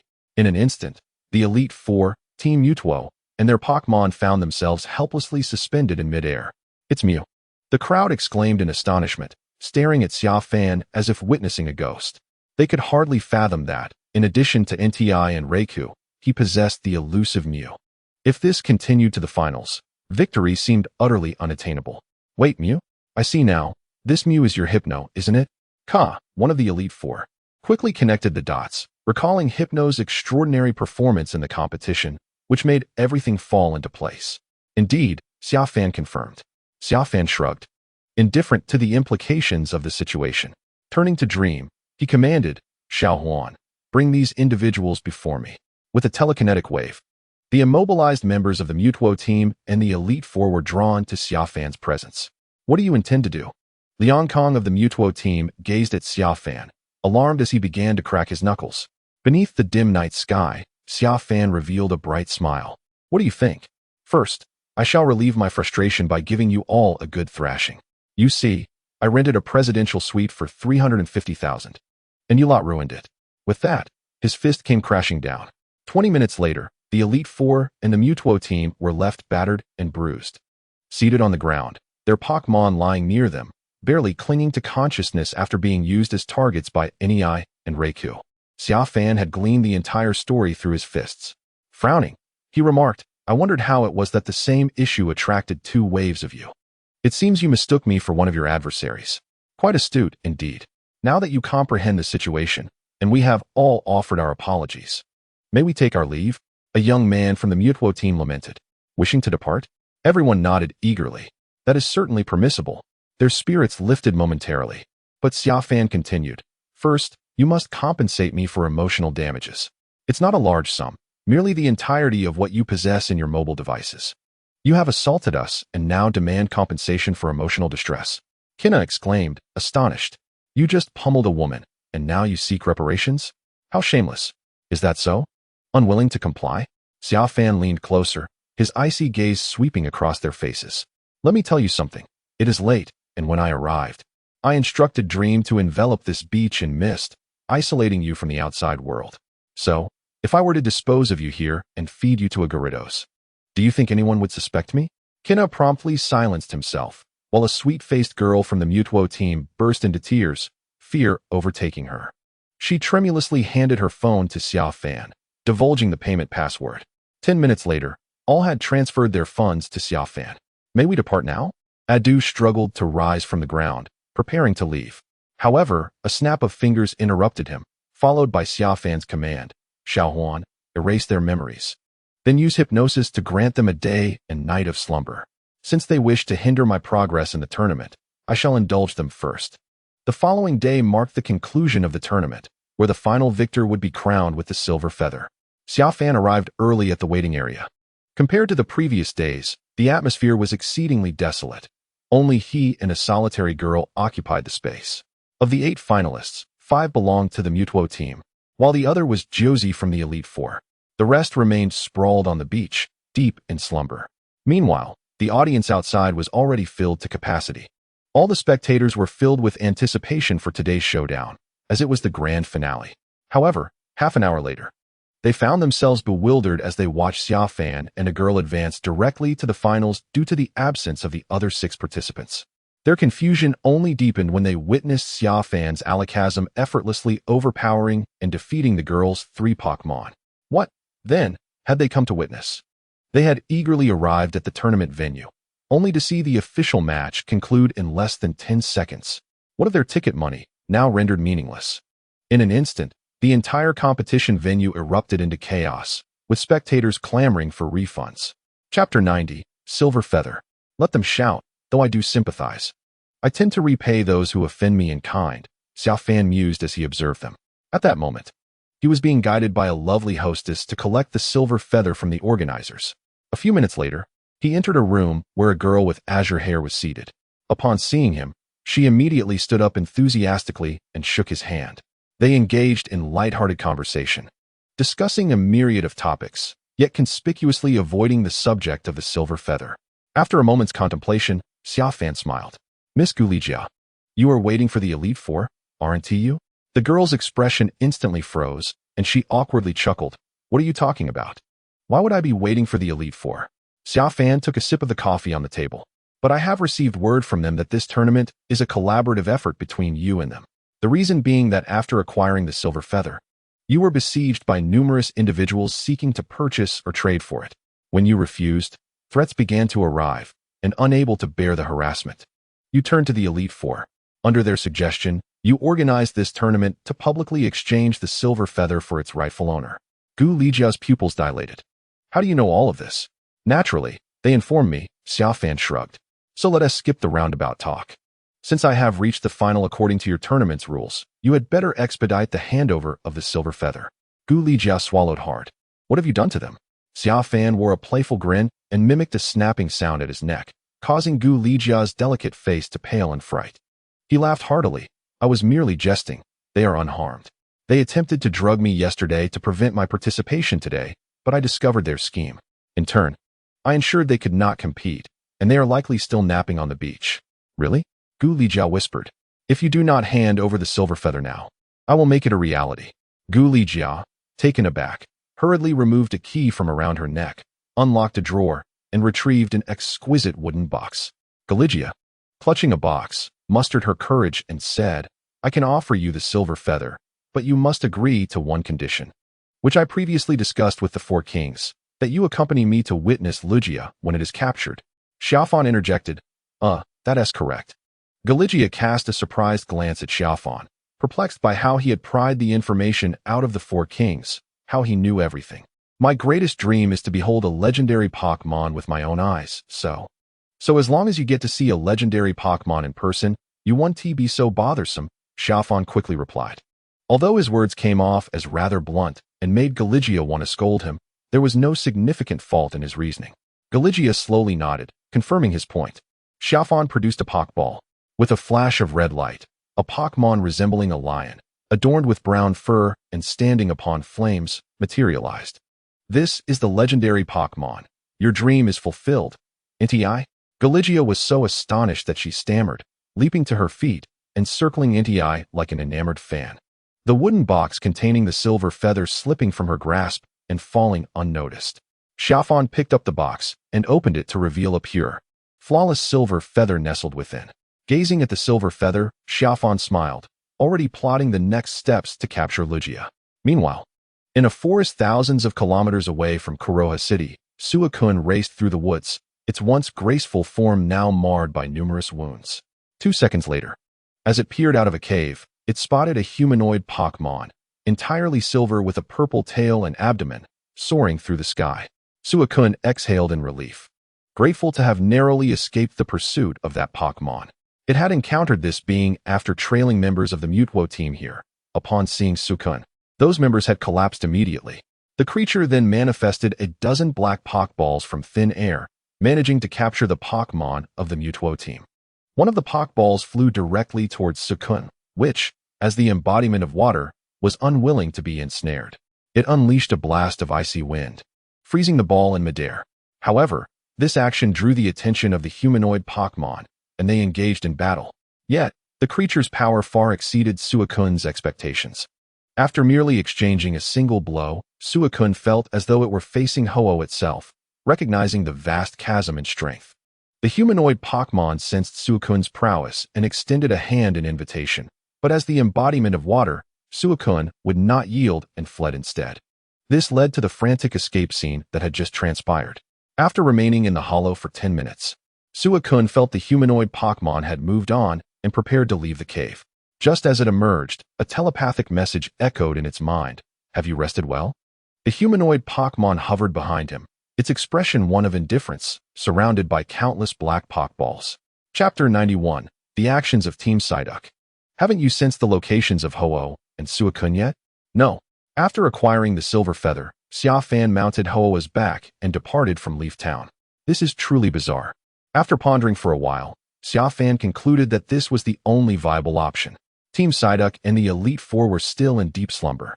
Xia Fan scanned his surroundings and eventually brought Liang Kong onto Ho-Oh's back. During their previous conversation, this fellow had mentioned he was the leader of this operation. Being the leader implied he held a significant position within Team Psyduck and would possess the most knowledge. Xiaohuan, give him a squirt of water. Splash. Liang Kong awoke with a start, lazily glancing around. In the next moment, he sprang upright as if propelled by a spring. What do you want to do? Why am I in the sky? What are you planning? Wait, is that Mew? Liang Kong trembled as he gazed at Xia Fan, stammering with a multitude of questions. Xia Fan sighed, regretting not preventing Mew from erasing his memory the day before. Xiaohuan, can the erased memories be restored? Indeed, master. The so-called erased memories are merely buried deep within his heart. They can be retrieved once again. Then let us proceed. 10 minutes later, Liang Kong opened his eyes once more. Upon realizing he was in the sky, he panicked. Didn't you say you would let us go? Why am I here? And where are the others? Xia Fan raised an eyebrow. Excellent. His words indicate that his memories have indeed returned. Ho-oh. Liang Kong seized upon a crucial keyword and scrutinized the magnificent Pokémon beneath him, its golden red wings radiating a spectrum of colors. Goodness, it truly is Ho-oh. Liang Kong placed his left hand over his mouth, while his right hand trembled as he pointed at Xia Fan. Why you actually captured Ho-oh? Although he felt elated, Liang Kong abruptly closed his mouth. Xia Fan scoffed. With your tough exterior, do you require me to employ the same harsh methods as yesterday? With that, Xia Fan approached Liang Kong. A minute later, Liang Kong emerged, nursing a bruised face. You see, if you had just spoken up earlier, this could have been avoided. Xia Fan sighed and indicated the direction to Ho-oh. According to Liang Kong, Team Psyduck's stronghold lay behind an unnamed mountain north of Evergrande City. 30 minutes later, propelled by Ho-oh's swift flight, they arrived at the mountain Liang Kong had mentioned. Under Liang Kang's guidance, they traversed the mountain. However, there was nothing remarkable about it. Just trees upon trees. Xia Fan turned to Liang Kong. Are you deceiving me? Liang Kong replied helplessly. Brother, how could a stronghold be easily visible? It is, of course, built underground. That seems reasonable. Xia Fan retracted the fist he had raised. So how do we get in? As they proceeded approximately 500 meters ahead, a concealed door came into view. By merely presenting the pass of their team, the Ultra Dream Team, they could unlock it. Liang Kong indicated the location to Xia Fan, continuing to lead the way. He was now thoroughly intimidated by Xia Fan, fearing that one slight dissatisfaction from him might result in a punch. In his mind, the Ultra Dream Team was doomed today. Encountering such an anomaly, how could one possibly survive? If it were merely Inti and Reiku, he would undoubtedly defect and report to headquarters. Yet the true terror lay in the fact that this individual possessed both Mew and Ho-oh. There was no room for betrayal unless one sought certain death. 10 minutes later, under Liang Kang's guidance, Xia Fan arrived at the so-called concealed door. Liang Kong produced a blue magnetic card from his pocket, preparing to place it against a scanning port at the center of the door when the ground suddenly trembled. Almost immediately, before their eyes, the earth began to crack open. This signified that the Ultra Dream Team was about to embark on a significant operation. As he spoke, he retrieved his phone. Xia Fan stood beside him, stealing a glance and noting that this fellow had learned to inquire about the nature of the operation by checking for updates in their leadership group. Half a minute later, Liang Kong let out a long sigh and explained to Xia Fan. This time, we are preparing to capture Articuno and Zapdos. Are they legendary or non-legendary? Xia Fan inquired. Of course, they are legendary. All non-legendary ones have already been captured. Just as he finished speaking, enormous helicopters began to ascend from the fissured ground. Observing these aircraft, Xia Fan quietly murmured, Ho-oh, can you sense Suakun's location now? The response was still negative. Furrowing his brow in contemplation, Xia Fan ultimately made a decision. The lack of a signal suggested Suakun might not be present, so he would first accompany the Ultra Dream Team to subdue the legendary birds. As all the helicopters took flight and the ground sealed itself once more, Xia Fan released Mew to transform into Pidgeot, allowing them to trail behind the helicopters. After approximately 20 minutes, the helicopters split into two groups. Several headed south, while others veered eastward. What is going on? Xia Fan queried, glancing at Liang Kong. Once again, Liang Kong retrieved his phone, perusing through the leadership group. After a short while, he explained, they are dividing into two teams. The ones flying south are headed to Twin Island to capture Articuno, while those flying east are going to the unmanned power plant on Route 10 to capture Zapdos. According to reports from investigators in these regions, both locations have recently shown signs of their presence. Nodding in response, Xia Fan heard Mew's voice resonate in his mind. Master, which path shall we take? Xia Fan bit his lip, finding the decision quite challenging. 3 seconds later, he declared, Liang Kong, Mew, let's head south to capture Articuno. He then patted Mew's back, instructing, "Little Mew, lower your altitude." Having said that, he retrieved 2 Pokeballs, offering fatherly advice as he addressed them. "Emperor Yin and Lei Gong, shortly you shall follow the helicopters soaring towards the east. If you happen upon the Thunderbird and those rascals initiate their capture operation, create a commotion. However, bear in mind to avoid heedless chaos. Rely instead on cunning, much like I used to. Do you understand?" Xia Fan rolled his eyes at Lei Gong's Pokeball. One might say so. With that, Xia Fan pressed the buttons of 2 Pokeballs. A flash of red light ensued, and Emperor Yin and Lei Gong sprang forth, leaping atop the towering trees below in pursuit of the helicopters heading east. Xiaohuan. Fly southward. Chapter 92, Twin Islands. 3 hours later, trailing the helicopters of the Mutuo squad, Xia Fan arrived at the Twin Islands. Located along Route 20 in the Kanto region, these islands are aptly named for their identical twin shapes. Upon the Mutuo squad's arrival, they swiftly subdued the island's residents. "Did your group mention whether the Articuno resides on the left island or the right? On the waters beyond the islands?" Xia Fan and Liang Kong perched atop the back of a Dragonite, surveying the surroundings. "Not on the island, but beneath it," Liang Kong remarked, gazing at his phone. "Beneath?" "Indeed, there exists a vast 5-tiered cavern beneath the Twin Islands, expansive enough to encompass both islands, where the Articuno has made its home at the lowest level." Xia Fan raised an eyebrow, patting Dream's back before instructing it to take them ashore. The entrances to the cavern abound on the islands, and shortly after landing, they discovered an unguarded entrance. The two ventured nearly a mile within before stepping into the cavern's interior. Inside, the glow had been illuminated by several Pokémon under the direction of the Mutuo squad. It was indeed vast, as Liang Kong had stated. One could hardly discern an endpoint. Simultaneously, numerous wild Pokémon inhabited the cavern. Xia Fan and Liang Kong concealed themselves behind a massive rock, trailing a contingent of Mutuo squad members. These individuals commanded their Pokémon to assault the wild creatures, capturing them within their Pokeballs. According to Liang Kong's observations from the group chat, these individuals were advanced scouts of the Mutuo squad, tasked with facilitating the entry of the larger force and preemptively dealing with any wild Pokémon that might hinder their capture of the Articuno. Your Mutuo squad resembles Team Rocket in their antics. Every place they visit becomes a chaotic frenzy for the local Pokémon. Concealed behind a great stone, Xia Fan couldn't help but voice his disdain for the Mutuo squad's actions. Liang Kong sheepishly scratched his head, offering no defense. 5 hours later, the advanced team of the Mutuo squad had cleared the entrances from the 1st to the 4th levels of the cavern, capturing several formidable Pokémon while expelling the weaker ones. The 5th level, being the dwelling of the Articuno, contained no wild Pokémon requiring their intervention. The advanced team began to establish their base on the 4th level, with some awaiting the arrival of the main force, while others pressed on to scout the 5th level. Xia Fan, accompanied by Liang Kong and Dream, pressed onward. Upon reaching the 5th level, a bone-chilling cold enveloped Liang Kong, causing him to shiver uncontrollably. In stark contrast to the 4th level, this place not only boasted a significant drop in temperature, but was also adorned with an array of icicles hanging ominously above, evoking unsettling thoughts of what might occur should one of them fall. Liang Kong cast a peculiar glance at Xia Fan and inquired, "Aren't you cold?" Xia Fan shrugged nonchalantly, replying, "Not really. It feels rather refreshing." Thanks to the presence of the sacred flame skill, his body had transcended that of an ordinary person, rendering the sub-zero temperatures largely inconsequential to him. However, Liang Kang's teeth chattered as he lamented, "If I stay here any longer, I fear I shall freeze to death. Could you perhaps lend me a coat? Rest assured, I would never betray you. I am fully aware of your strength, and even with 100 lives, I would not dare." Xia Fan turned to see Liang Kang's bronze skin showing signs of frostbite. "Wait a moment, I will fetch you a garment," he said calmly before leading Dream away. Within a minute, Liang Kong, now clad in thermal attire, felt revitalized. He glanced at a woman he had stripped of her clothing and asked, "Are we leaving her here? Why would we do that? She is a life, after all." Xia Fan replied, his brow furrowed.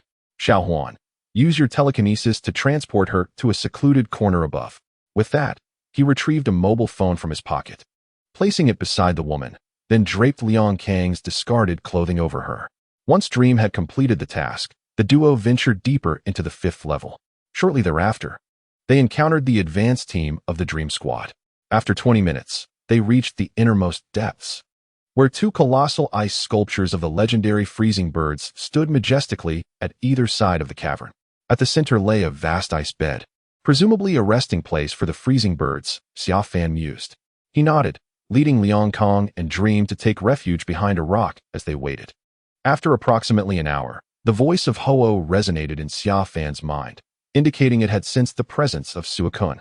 A surge of joy filled Xia Fan, as this revelation suggested that all was well. However, it wasn't long before Liang Kong, absorbed in his phone, suddenly displayed an expression of disbelief. "What is the matter?" Xia Fan inquired. Liang Kong swallowed hard and responded, 10 minutes ago, Zapdos appeared at the abandoned power plant. And so? Xia Fan furrowed his brow, perplexed by Liang Kang's reaction. It appeared, so what? Why the grim expression? But Mutwo has also appeared, Liang Kong continued. It attacked the nearby Dream Squad and captured both Zapdos and all their Pokémon. To alleviate Xia Fan's skepticism, Liang Kong handed him his phone. Soon, Xia Fan's expression mirrored Liang Kang's incredulity as he observed the frantic updates in Liang Kang's group chat, which were filled with photographs and videos from the abandoned power plant. "Goodness gracious," he exclaimed. I pondered how the Water Lord could evade the detection of the Phoenix King, only to realize that it was the doing of this wretched individual. Chapter 93, The Insider. If he possesses the ability to seize others' Pokémon, what am I Nti and Raikou? A foreboding sense suddenly gripped Xia Fan. In such circumstances, if Nti and Raikou were to heed his commands and confront Mutwo, it would undoubtedly be tantamount to courting death. Mutwo's strength is far beyond what they could contend with. Outside the abandoned power plant, Nti and Raikou nestled in the dense forest, gazing skyward at the humanoid Pokémon. Moments ago, this long-deserted facility transformed into an open arena with a mere wave of the humanoid Pokémon's hand. It summoned countless black Pokeballs, capturing all of Mutwo's Pokémon, including Zapdos, which was easily subdued after being ruthlessly overpowered. However, what astonished them most was that the once silent Water Lord had become a mere lackey of that Pokémon. Just look at its pompous demeanor. I have truly misjudged it. Raikou gazed at the Water Lord, recently released by Mutwo, with palpable indignation. Upon its release, the Water Lord complied with Mutwo's every command, behaving like a sycophant, which enraged Raikou. When it was in the presence of the Phoenix King, it had never acted in such a manner. Could it be that the black Pokeball has ensnared it, thus compelling the Water Lord to behave this way? Nti hesitated. Impossible, Raikou snapped, turning away in fury. Do not forget, we are the sacred beasts under the Phoenix King's command. Aside from the Phoenix King, there is also that unscrupulous Xia Fan. Be it man or any other legendary Pokémon, as long as we resist, no one can command us. Nti fell silent. Raikou's assertion held merit. Their wills were formidable. Even if they had become Xia Fan's Pokémon, they could easily defy his commands if they chose to.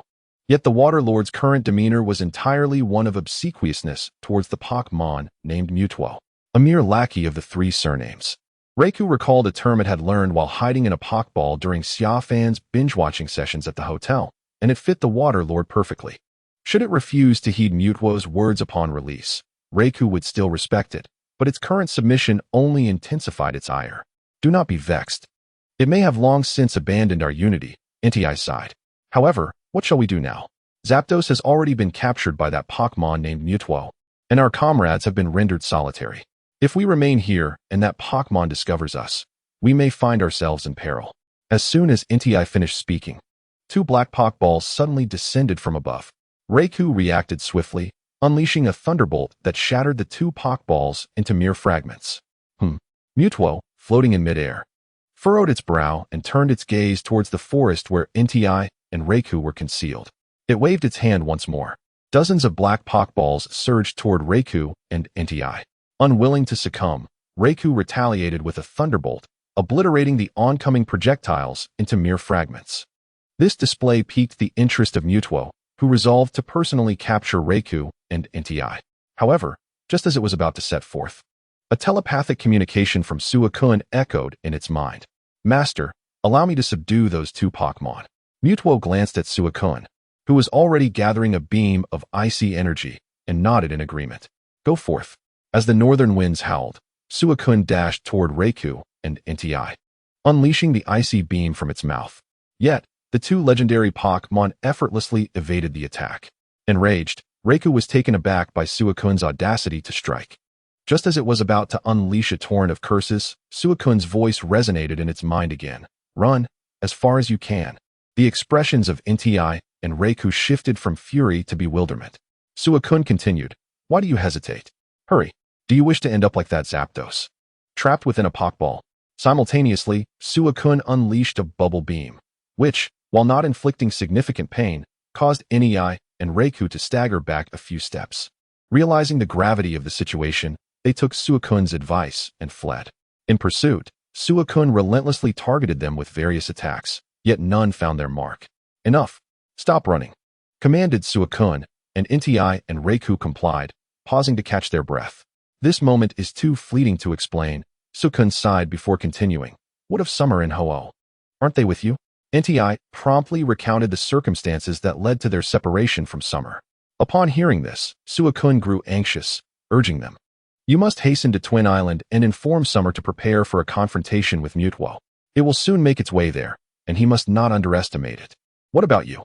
Since you are not under its control, wouldn't it be prudent to accompany us? Reiku inquired. I cannot escape, Suakun replied, shaking its head. Its power far exceeds your comprehension. After spending time in its presence, I fear that even Ho-Oh may falter in battle against it. Though I do not know why I have evaded its black Pokeballs, if I were to flee too far and arouse suspicion, none of us would escape. Thus, it is best I remain here as an insider. Nti and Reiku exchanged glances. 20 minutes later, what has happened to you? Mutwo observed the battered Suakun, a glint of coldness in its gaze.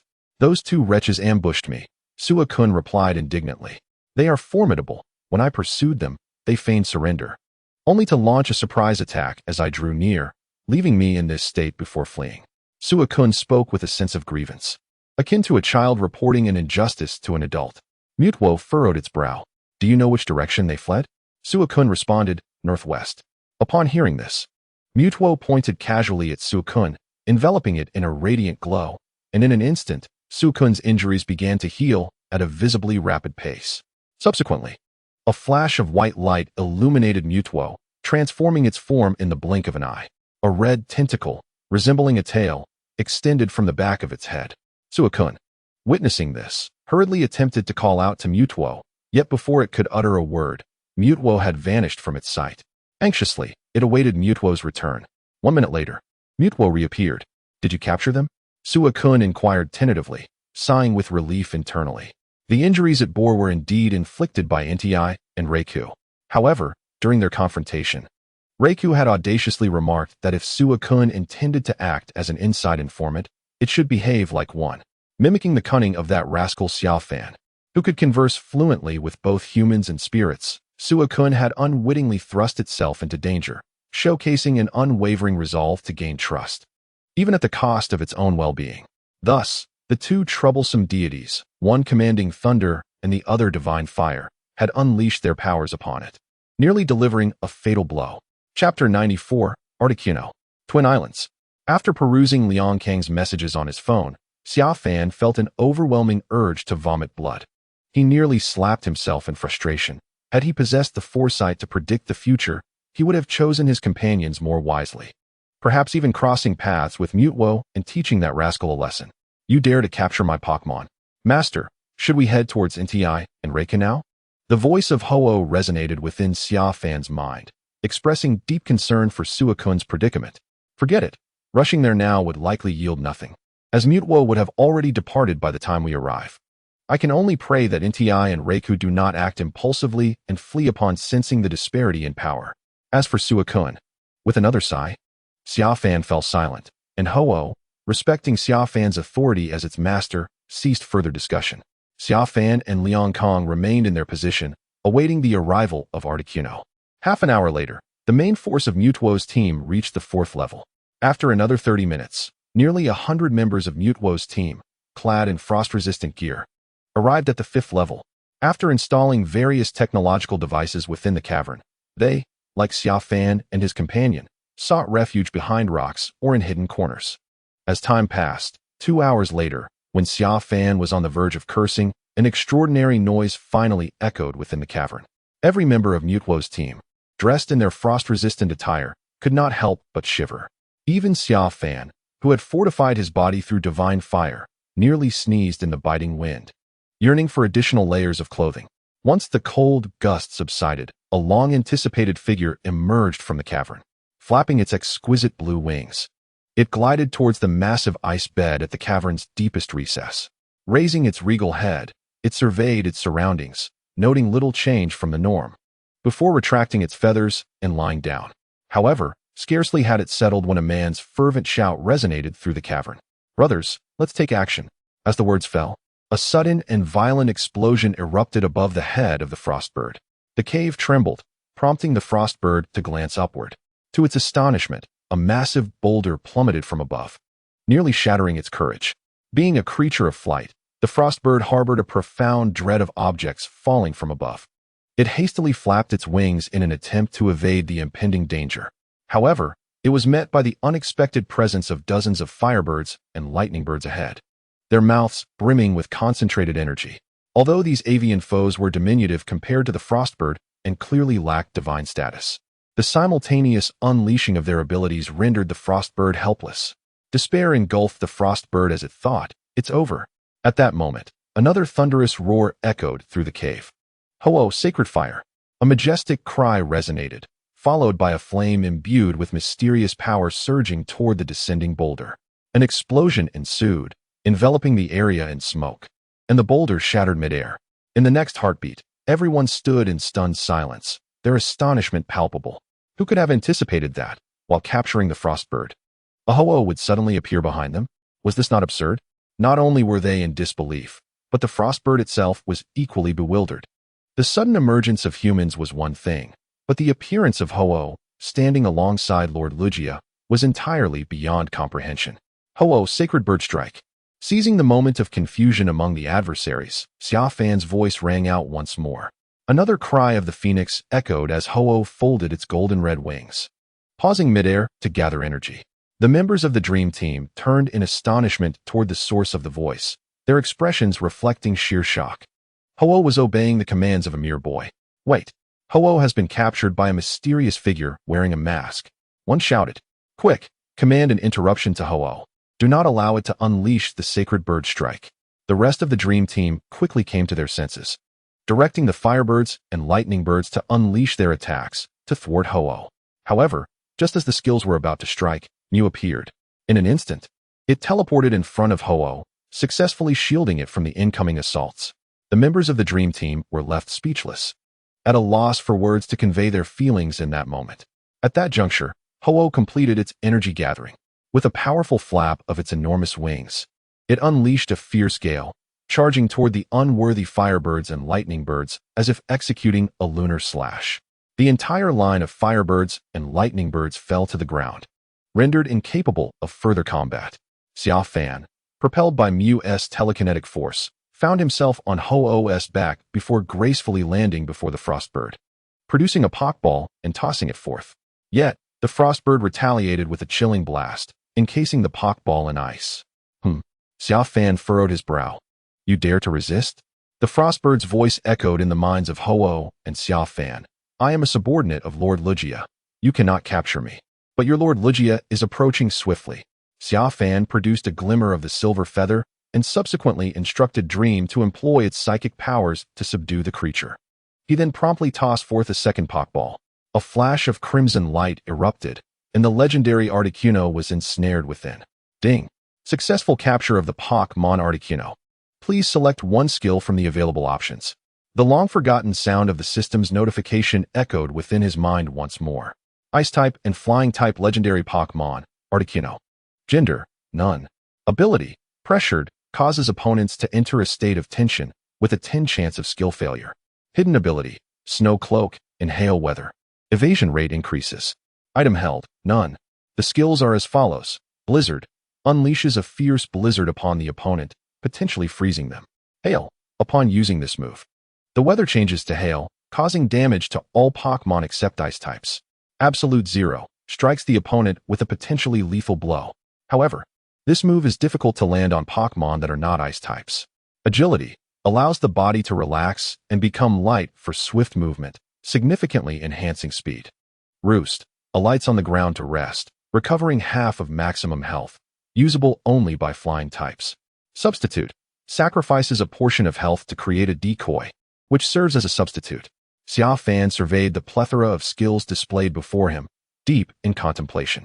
As a fellow large avian Pokémon alongside Ho-Oh, Articuno's abilities, to be frank, appeared rather ordinary in his eyes.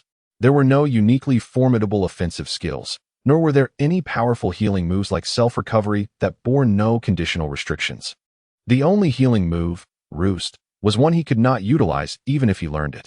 After a minute of reflection, Xia Fan ultimately reached a decision. I choose the skill substitute, he affirmed internally. After considerable deliberation, this skill seemed to possess the best practicality among the options presented. If he could eventually pair it with self-recovery, it would be absolutely remarkable. Chapter 95, Mutuo. In the next moment, with the skill selected, the skill bar in Xia Fan's mind expanded to a 6th slot. He felt a surge of elation and prepared to attempt the substitute technique by gesturing dramatically.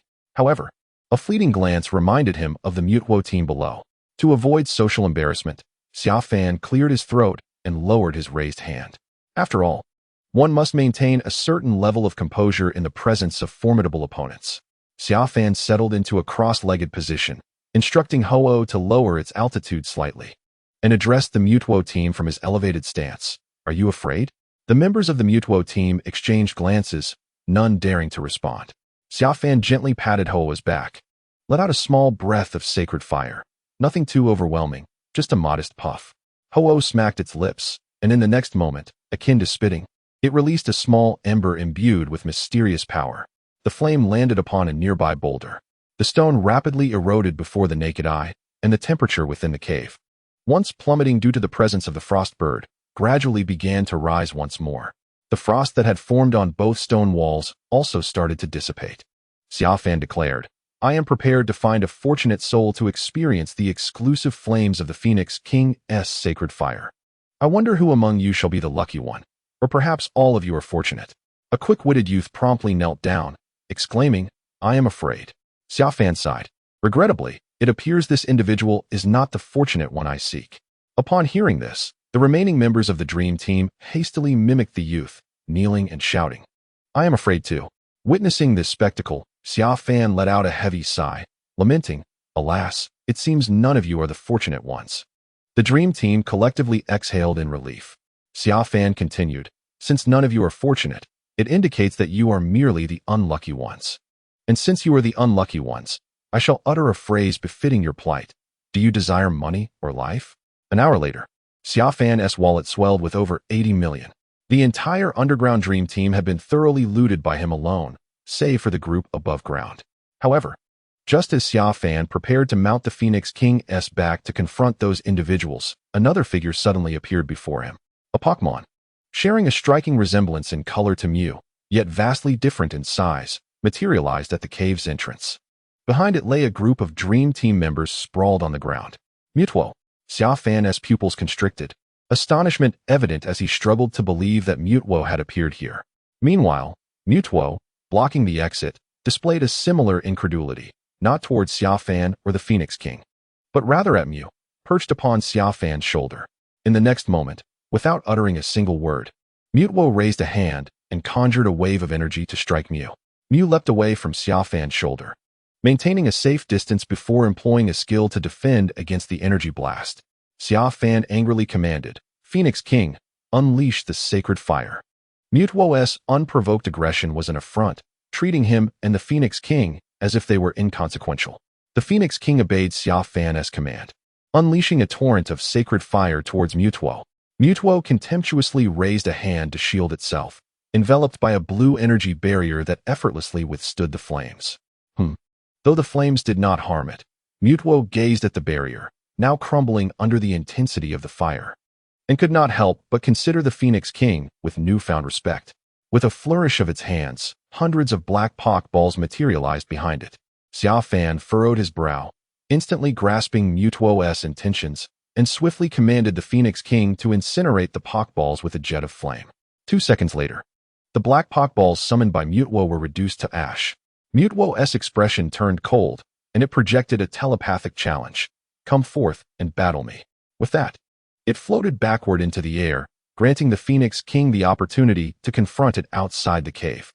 The Phoenix King soared forth, locking eyes with Mutwo in midair, while Xia Fan perched upon its back, observing Mutwo's ostentatious demeanor. There is an overwhelming impulse to rush forward and deliver a punch. It seems that throughout this encounter, it has never cast even a glance in his direction. No, not even a fleeting glance. Xia Fan, wait a moment, you and Fengwang will join in. Xia Fan declared indignantly to the approaching dream. A creature as arrogantly grand as Chao Meng deserves a taste of a societal reckoning, courtesy of the two of you. Master, you are absolutely right. This fellow is indeed overdue for a reckoning. Dream wholeheartedly agreed, infuriated by Chao Meng's earlier action of hurling a wave missile upon sighting it. Dream, you have surprisingly become a human's Pokémon. At last, Chao Meng acknowledged Xia Fan. With a mocking expression, it remarked, now that is truly a display of ineptitude. What did you say? Chao Meng was enraged. Its body ignited with a mysterious blue energy, and an invisible wave of psychic force began to ripple outward.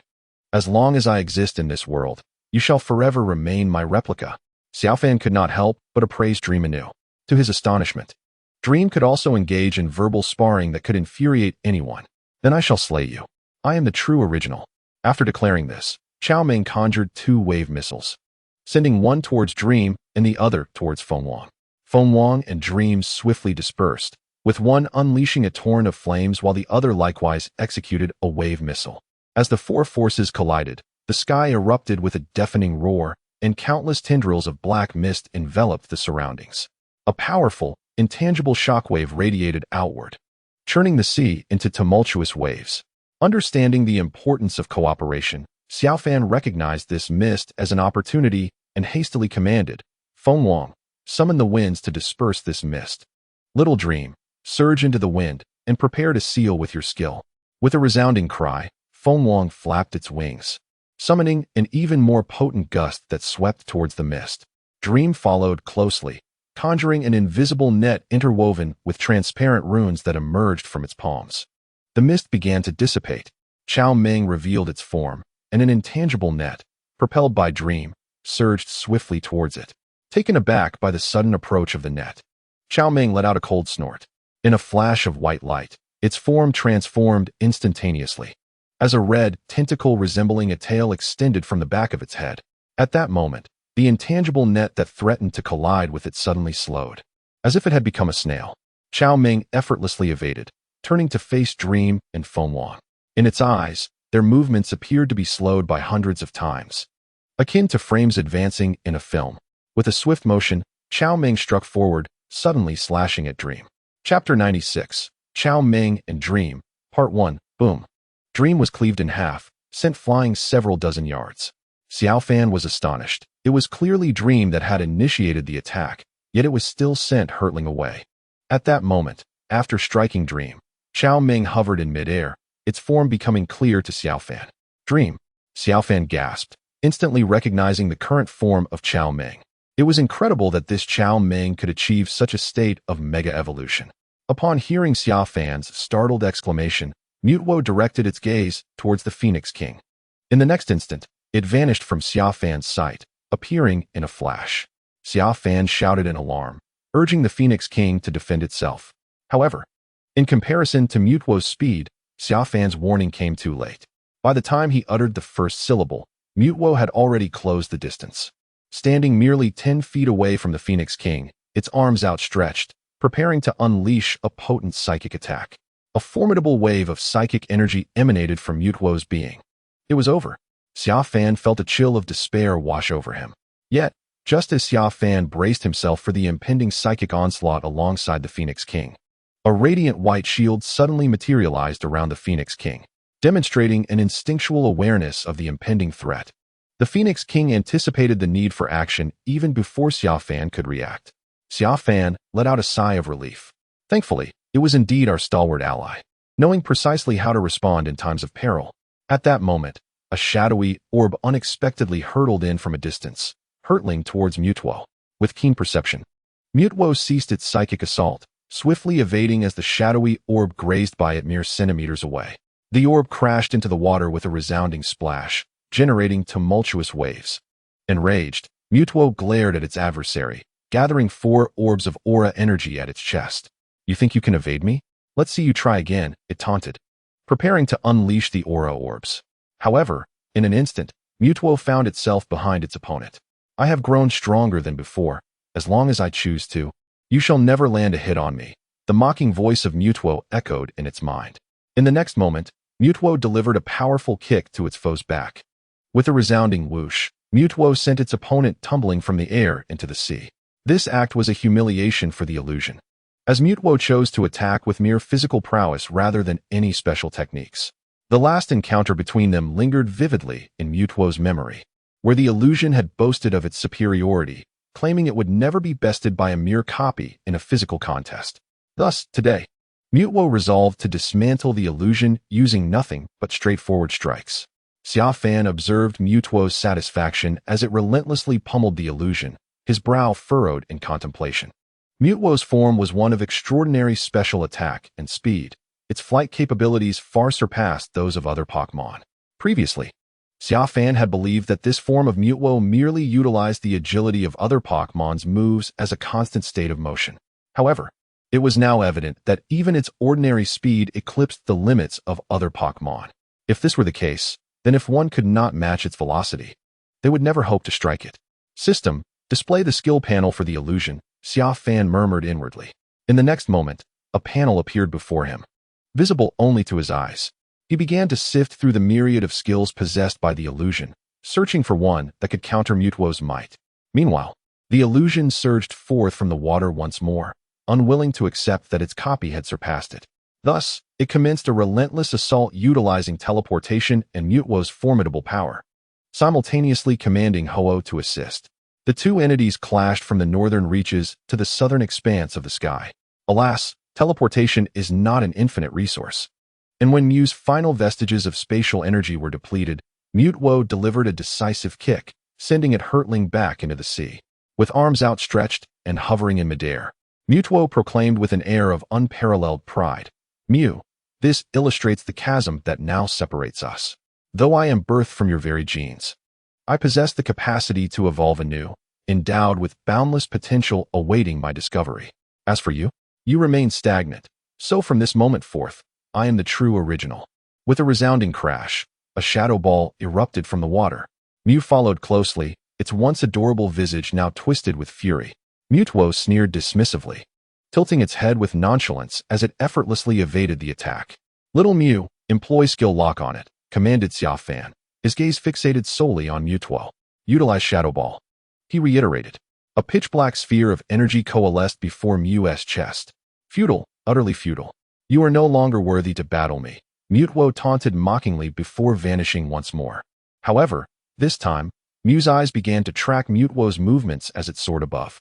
Resolutely, it propelled the Shadow Ball upward. Bang! It struck true, sending Mutuo spiraling through the air. Mew was momentarily stunned, but quickly fluttered excitedly to Xia Fan's side, circling him affectionately.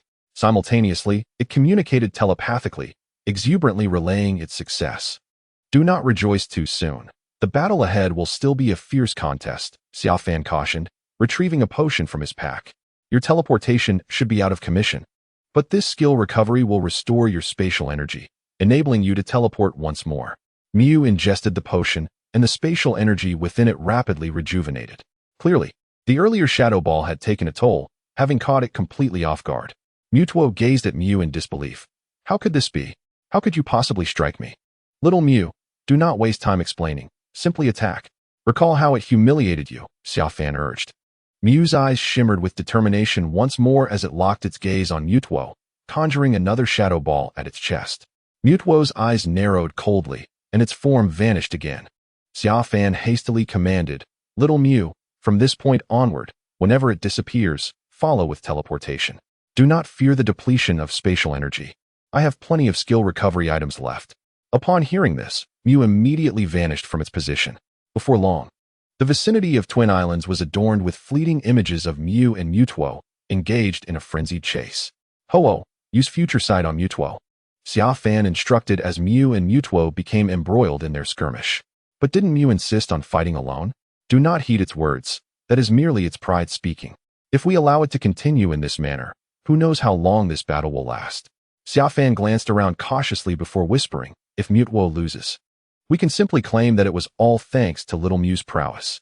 After contemplating his words, Ho-Oh ultimately complied with Xia Fan's instructions, closing its eyes. When it reopened them, its vision was enveloped in a radiant white light, revealing the location where Mewtwo would materialize within 5 seconds. In an instant, a surge of psychic energy emanated from its mind, lying in wait at that very spot. As soon as Mewtwo arrived, it would immediately manifest to strike. Chapter 97, Mewtwo and Mew, Part 2. 5 seconds later, Mewtwo indeed appeared at the location foreseen by Ho-Oh. A powerful psychic force erupted suddenly, catching Mewtwo off guard. Mew, entangled in a fierce battle with it, swiftly launched in Shadow Ball. Against the psychic-type Mewtwo, the Shadow Ball proved to be the optimal offensive move. Struck by the attack, Mewtwo was sent crashing into the water. Yes, Xia Fan exclaimed, his fists clenched in excitement. It was clear that predicting the future was a skill that could effectively counter Mewtwo's forms.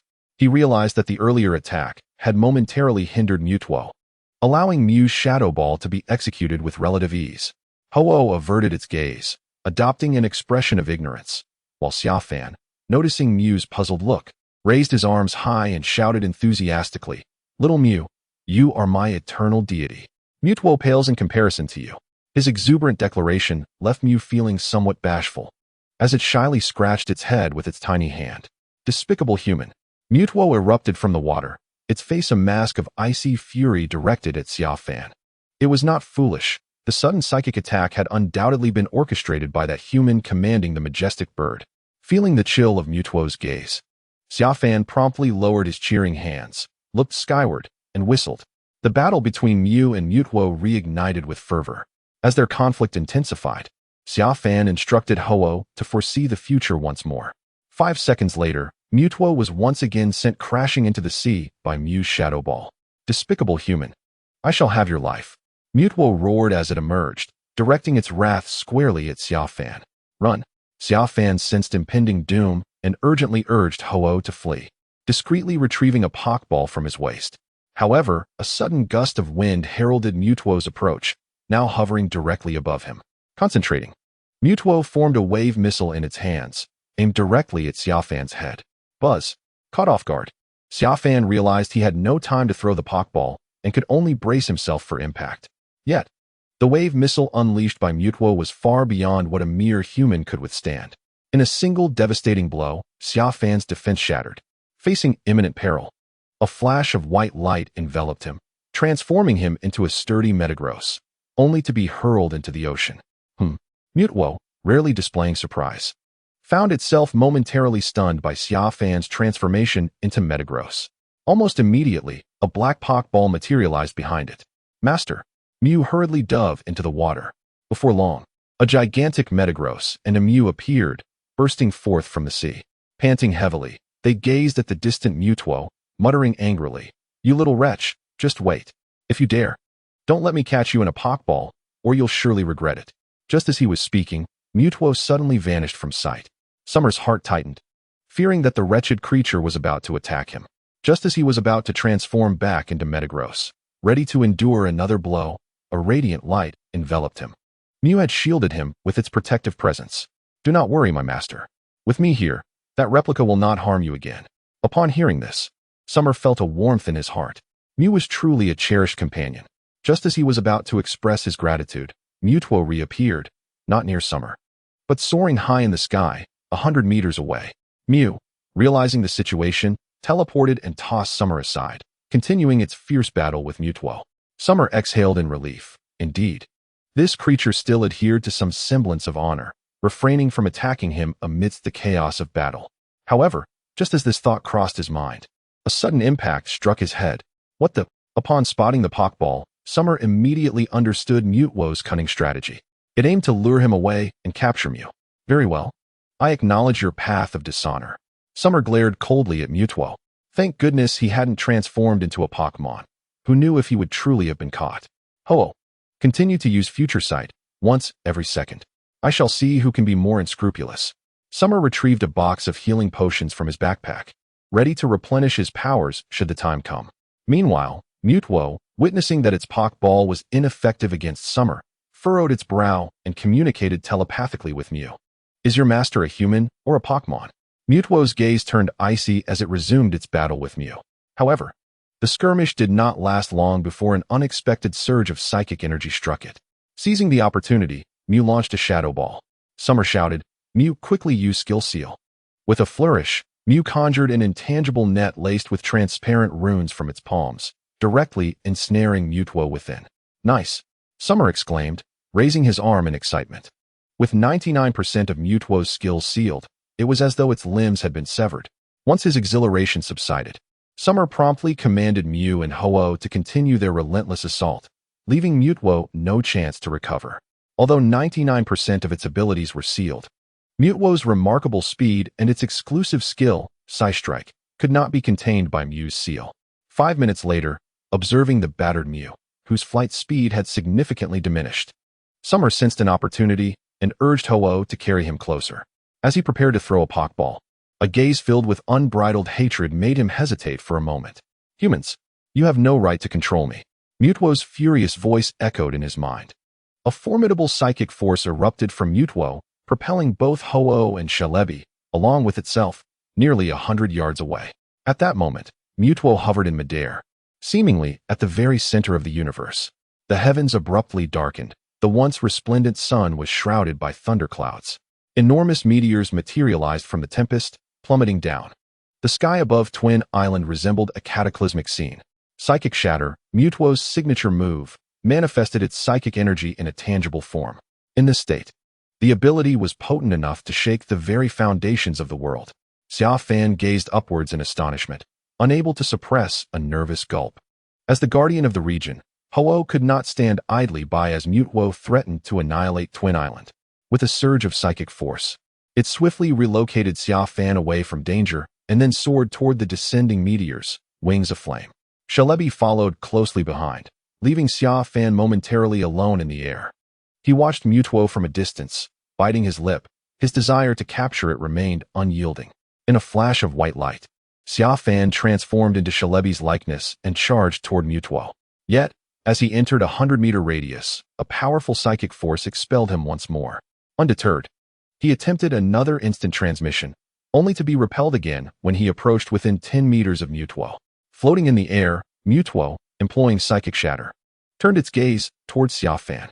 You lowly beings, who rely solely on the powers of Pokémon, may speak of commanding me only when you can confront me with your own strength, it conveyed telepathically. Xia Fan was momentarily taken aback, not by Mutwo's words, but because, following its mental transmission, a system notification echoed in his mind. Ding! The resistance value toward the host for Mutwo has reached 100%. The host is now assigned a fateful mission. Chapter 98. The fateful mission from Mutwo. Please defeat Mutwo using your own strength and capture it afterward. This task is a mandatory challenge for capturing Mutwo. Should the host choose to forcibly capture it, there is a 99% probability that Mutwo will self-destruct. This task is not time-bound. Completion rewards. 1 random extraction of the primal law. After absorbing the system's announcement, Xia Fan stared at Mutwo in the distance, unable to resist licking his lips. How could this creature be so resilient? If I attempt a forceful capture, it will self-destruct. Well played, Mutwo, I concede defeat. But what is this primal law? System, what does the random extraction of the primal law entail? Xia Fan inquired within his mind. Unfortunately, the system remained silent. Lowering his head with a resigned sigh, he decided not to delve further. In any case, to capture Mutwo, he must first subdue it with his own power. Master, are you all right? At that moment, a familiar telepathic voice resonated in Xia Fan's mind. It was Suakun. He quickly lowered his head and surveyed his surroundings, ultimately catching sight of Suakun amidst a thicket on Twinleaf Island. Glancing at Mutwo, he noticed it was not directing its gaze towards him. In the next instant, he teleported onto the island. Upon his arrival, Suakun dashed towards an entrance of a cave. Summer followed closely behind. Eventually, the two met within the cave. Akin to spies rendezvousing, Suakun shook its head, expressing uncertainty. I cannot ascertain whether I have been captured. Previously, when you commanded me to accompany those members of the Mutwo squad, I encountered Mutwo, which forcibly ensnared me within its Pokeball. However, I am perplexed. The mind control device within that Pokeball seems ineffective against me. In my memory, you remain my master. while the other Pokémon ensnared by Mutwo appear to have been successfully brainwashed, obediently serving Mutwo once captured. Fearing that Mutwo might detect my defiance and retaliate against me, I have been feigning compliance in its presence. Summer furrowed his brow upon hearing this. Could it be that becoming his Pokémon granted immunity against Mutwo's mind control? After pondering for a while, he ultimately theorized it might be due to the system.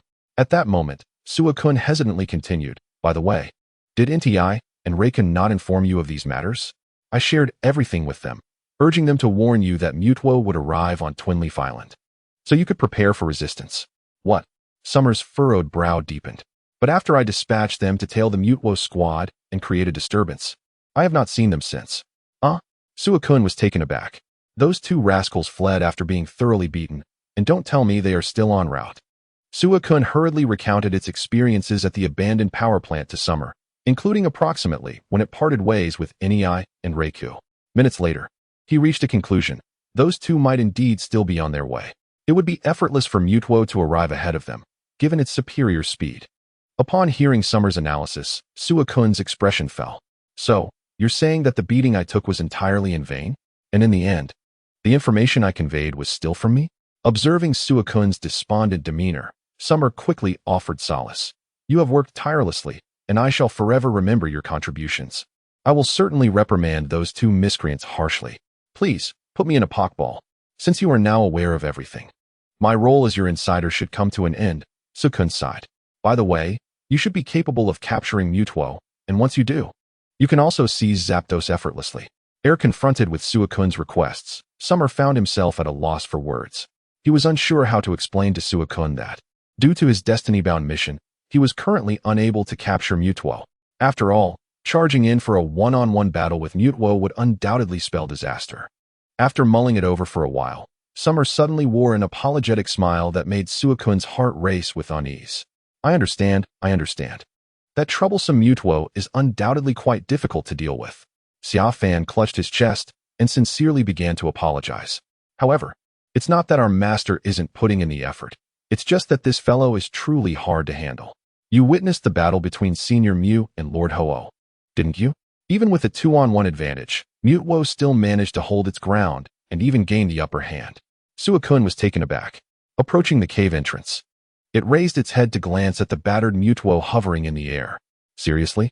After being beaten to such a state, it can still be said to have the advantage? Was the scene of Senior Mew mercilessly thrashing Mutwo just a figment of my imagination?" Noticing the look of existential doubt on Suakun's face, Xia Fan hurriedly stepped forward and pointed to the sky. "Suakun, do not view the situation too myopically. Please shift your gaze slightly higher. Do you see those massive meteors? That is the true power of Mutwo. Do you think Senior Mew and Lord Ho-Oh could achieve such a feat?" The skeptical expression on Suakun's face gradually faded. Xia Fan continued, "Thus, if we do not infiltrate such a terrorist organization with an insider, the consequences could be dire. And you, my friend, are the most suitable candidate for this role. Of course, the primary reason is not solely because you are the only one among us who has been captured by it, but rather because you possess a certain aura." "What aura?" Suakun instinctively inquired. "Righteousness," Xia Fan declared with utmost seriousness. "Righteousness?" Suakun responded, bewildered. "What does that mean? I do not understand." Xia Fan waved his hand dismissively. "Not understanding is precisely the point. Just know that this is an exceedingly rare quality, and I have only seen it within you. Those who possess this aura lead lives of integrity and are not easily suspected by anyone. Therefore, you are the most fitting choice among us." Suakun was at a loss for words, merely gazing intently at Xia Fan. It recalled a saying once expressed by Raikou: "I would rather believe in the existence of ghosts than trust the words of Xia Fan." Meanwhile, Xia Fan remained unfazed under Suakun's scrutiny. Suakun's eyes widened. "Is that true? Rest assured, as long as you join us, you will shine brighter than anyone else here. Furthermore, every legendary Pokémon that joins our ranks must read 100 times about your significant contributions to capturing Mutwo. Deal. I promise to be a good insider." Suakun raised its hand and lightly tapped its fist against Xia Fan's. It then envisioned a glorious return, imagining the foolish Inti and Raikou groveling before it, calling it boss. Chapter 99, Mutwo's Departure. Observing Suakun, who had become lost in self-admiration, Xia Fan nodded in satisfaction. "Excellent, from now on, I will rely on this ally to keep me informed of Mutwo's movements. At this moment, the meteors conjured by Mutwo's psychic power began to crumble under the resistance of Mew and Ho-Oh. Simultaneously, Mutwo, straining to maintain its psychic force, began to falter, causing the meteors to shimmer in and out of existence. Minutes later, the meteors dissipated, and the sky returned to its previous clarity. Mutwo gazed upwards at Mew and Ho-Oh, feeling a sense of retreat. The time since the mythical skill of Mutwo was sealed has now passed. Suddenly, it spread its arms wide, and a multitude of black Pokeballs appeared behind it, soaring toward Twin Island, including Suakun. In that moment, a telepathic communication from both Ho-Oh and Mew resonated within Xia Fan's mind. Master, should we intervene? No, he replied, watching as Mutwo fled with countless Pokeballs in tow. Approximately 10 minutes after Mutwo's departure, two figures came into view, Nti and Reiku. Upon seeing Xia Fan, Mew and Ho-Oh, they exhibited great excitement, hastily communicating through telepathy that Mutwo was also headed for Twin Island, urging them to prepare. Xia Fan remained unfazed by their remarks, having already been mentally prepared by Suakun. However, Mew and Ho-Oh exchanged glances, their expressions tinged with incredulity, as if regarding fools. Why are you sharing this now, after the battle has concluded? Nti inquired, perplexed. The telepathic link ended, and Nti and Reiku shared an awkward glance, choosing to remain silent. Master, what should we do now? Should we seek out Legia? Ho-Oh's voice echoed in Xia Fan's mind. After a moment of contemplation, he shook his head. No, we must first deal with Mutwo. From Liang Kang's phone, he had learned that Mutwo's team had not brought the legendary molters along this time. It remained at their headquarters. Thus, while he was still in the Kanto region, he needed to secure molters swiftly and eliminate Mutwo's team. Otherwise, it would be too late once Mutwo arrived. Based on Mutwo's previous actions, it was certain that it would also head to Mutwo's headquarters to eliminate them, forcibly capturing their Pokémon. It would be far better for Xia Fan to take charge instead. With this thought in mind, Xia Fan turned his gaze toward Liang Kang on Twin Island, who, along with many members of Mutwo's team, had witnessed the recent battle and was now trembling with fear. They had considered fleeing, but Mutwo had stolen their Pokémon, leaving them with no means of escape. Furthermore, although Mutwo had departed, another scoundrel, who specialized in robbing them, remained. Xia Fan led Mew and Ho-Oh to stand before the trembling individuals. With an impassive expression, he stated, "You know too much." The crowd froze, their expressions shifting gradually to fear. Surely, this could not bode well for them. Yet Xia Fan continued, "So, would you care to join me?" The expressions of fear morphed into bewilderment. This rogue, who had robbed them of everything, was now offering them a chance to follow him. Raising an eyebrow, Xia Fan remarked, "It appears you do not wish to join me. In that case, Ho-Oh, set fire to them. It is unwise to let those who know too many secrets remain." As soon as the words left his mouth, everyone immediately knelt, eager to pledge their allegiance. Satisfied, Xia Fan nodded, bringing Liang Kang to his side, appointing him to lead this group and providing him with 10 million as operational funds. Liang Kang was overwhelmed with gratitude. There is no way to underestimate a man capable of driving away Mutwo. After making arrangements for everything here, Xia Fan left them behind and headed towards the headquarters of Team Mutwo. To prevent any leaks, he refrained from informing anyone in advance. Approximately 2 hours later, Xia Fan arrived at the headquarters, soaring on the wings of Ho-Oh. It is uncertain whether the leader of Team Mutwo sensed impending danger or if someone had tipped them off, but upon his arrival, he witnessed nearly 100 helicopters hovering above the forest, poised for departure. Seeing this scene, Xia Fan could not allow them to escape. He summoned Ho-Oh, Mew, Nti, Reiku, and Articuno without hesitation. In the face of such formidable power, Team Mutwo found themselves utterly defenseless, with only a single Moltres to represent their might. However, even that was left trembling under the might of Ho-Oh. Ultimately, Team Mutwo was subdued within 10 minutes. Everyone lined up to transfer funds to Xia Fan, and the Moltres was forced to be released before being captured by him. The skills of Moltres, aside from its elemental abilities differing from those of Articuno, were largely similar, lacking any unique traits. After a thorough examination, Xia Fan concluded that to capture Mutwo, he must personally confront it in battle. Thus, he opted for the psychic skill of high-speed movement. With this, he would possess a comprehensive array of offensive, defensive, and speed-related skills, leaving only the need for a potent recovery skill. Master, is the next destination to seek out Legia? Ho-Oh communicated with him telepathically after Xia Fan captured Moltres. Of course, Xia Fan replied with a smile, for he greatly anticipated the power of Lugia, a being of level 1 divinity. After instructing Liang Kong to take over the headquarters of Team Yutuo, Xia Fan and his companions departed.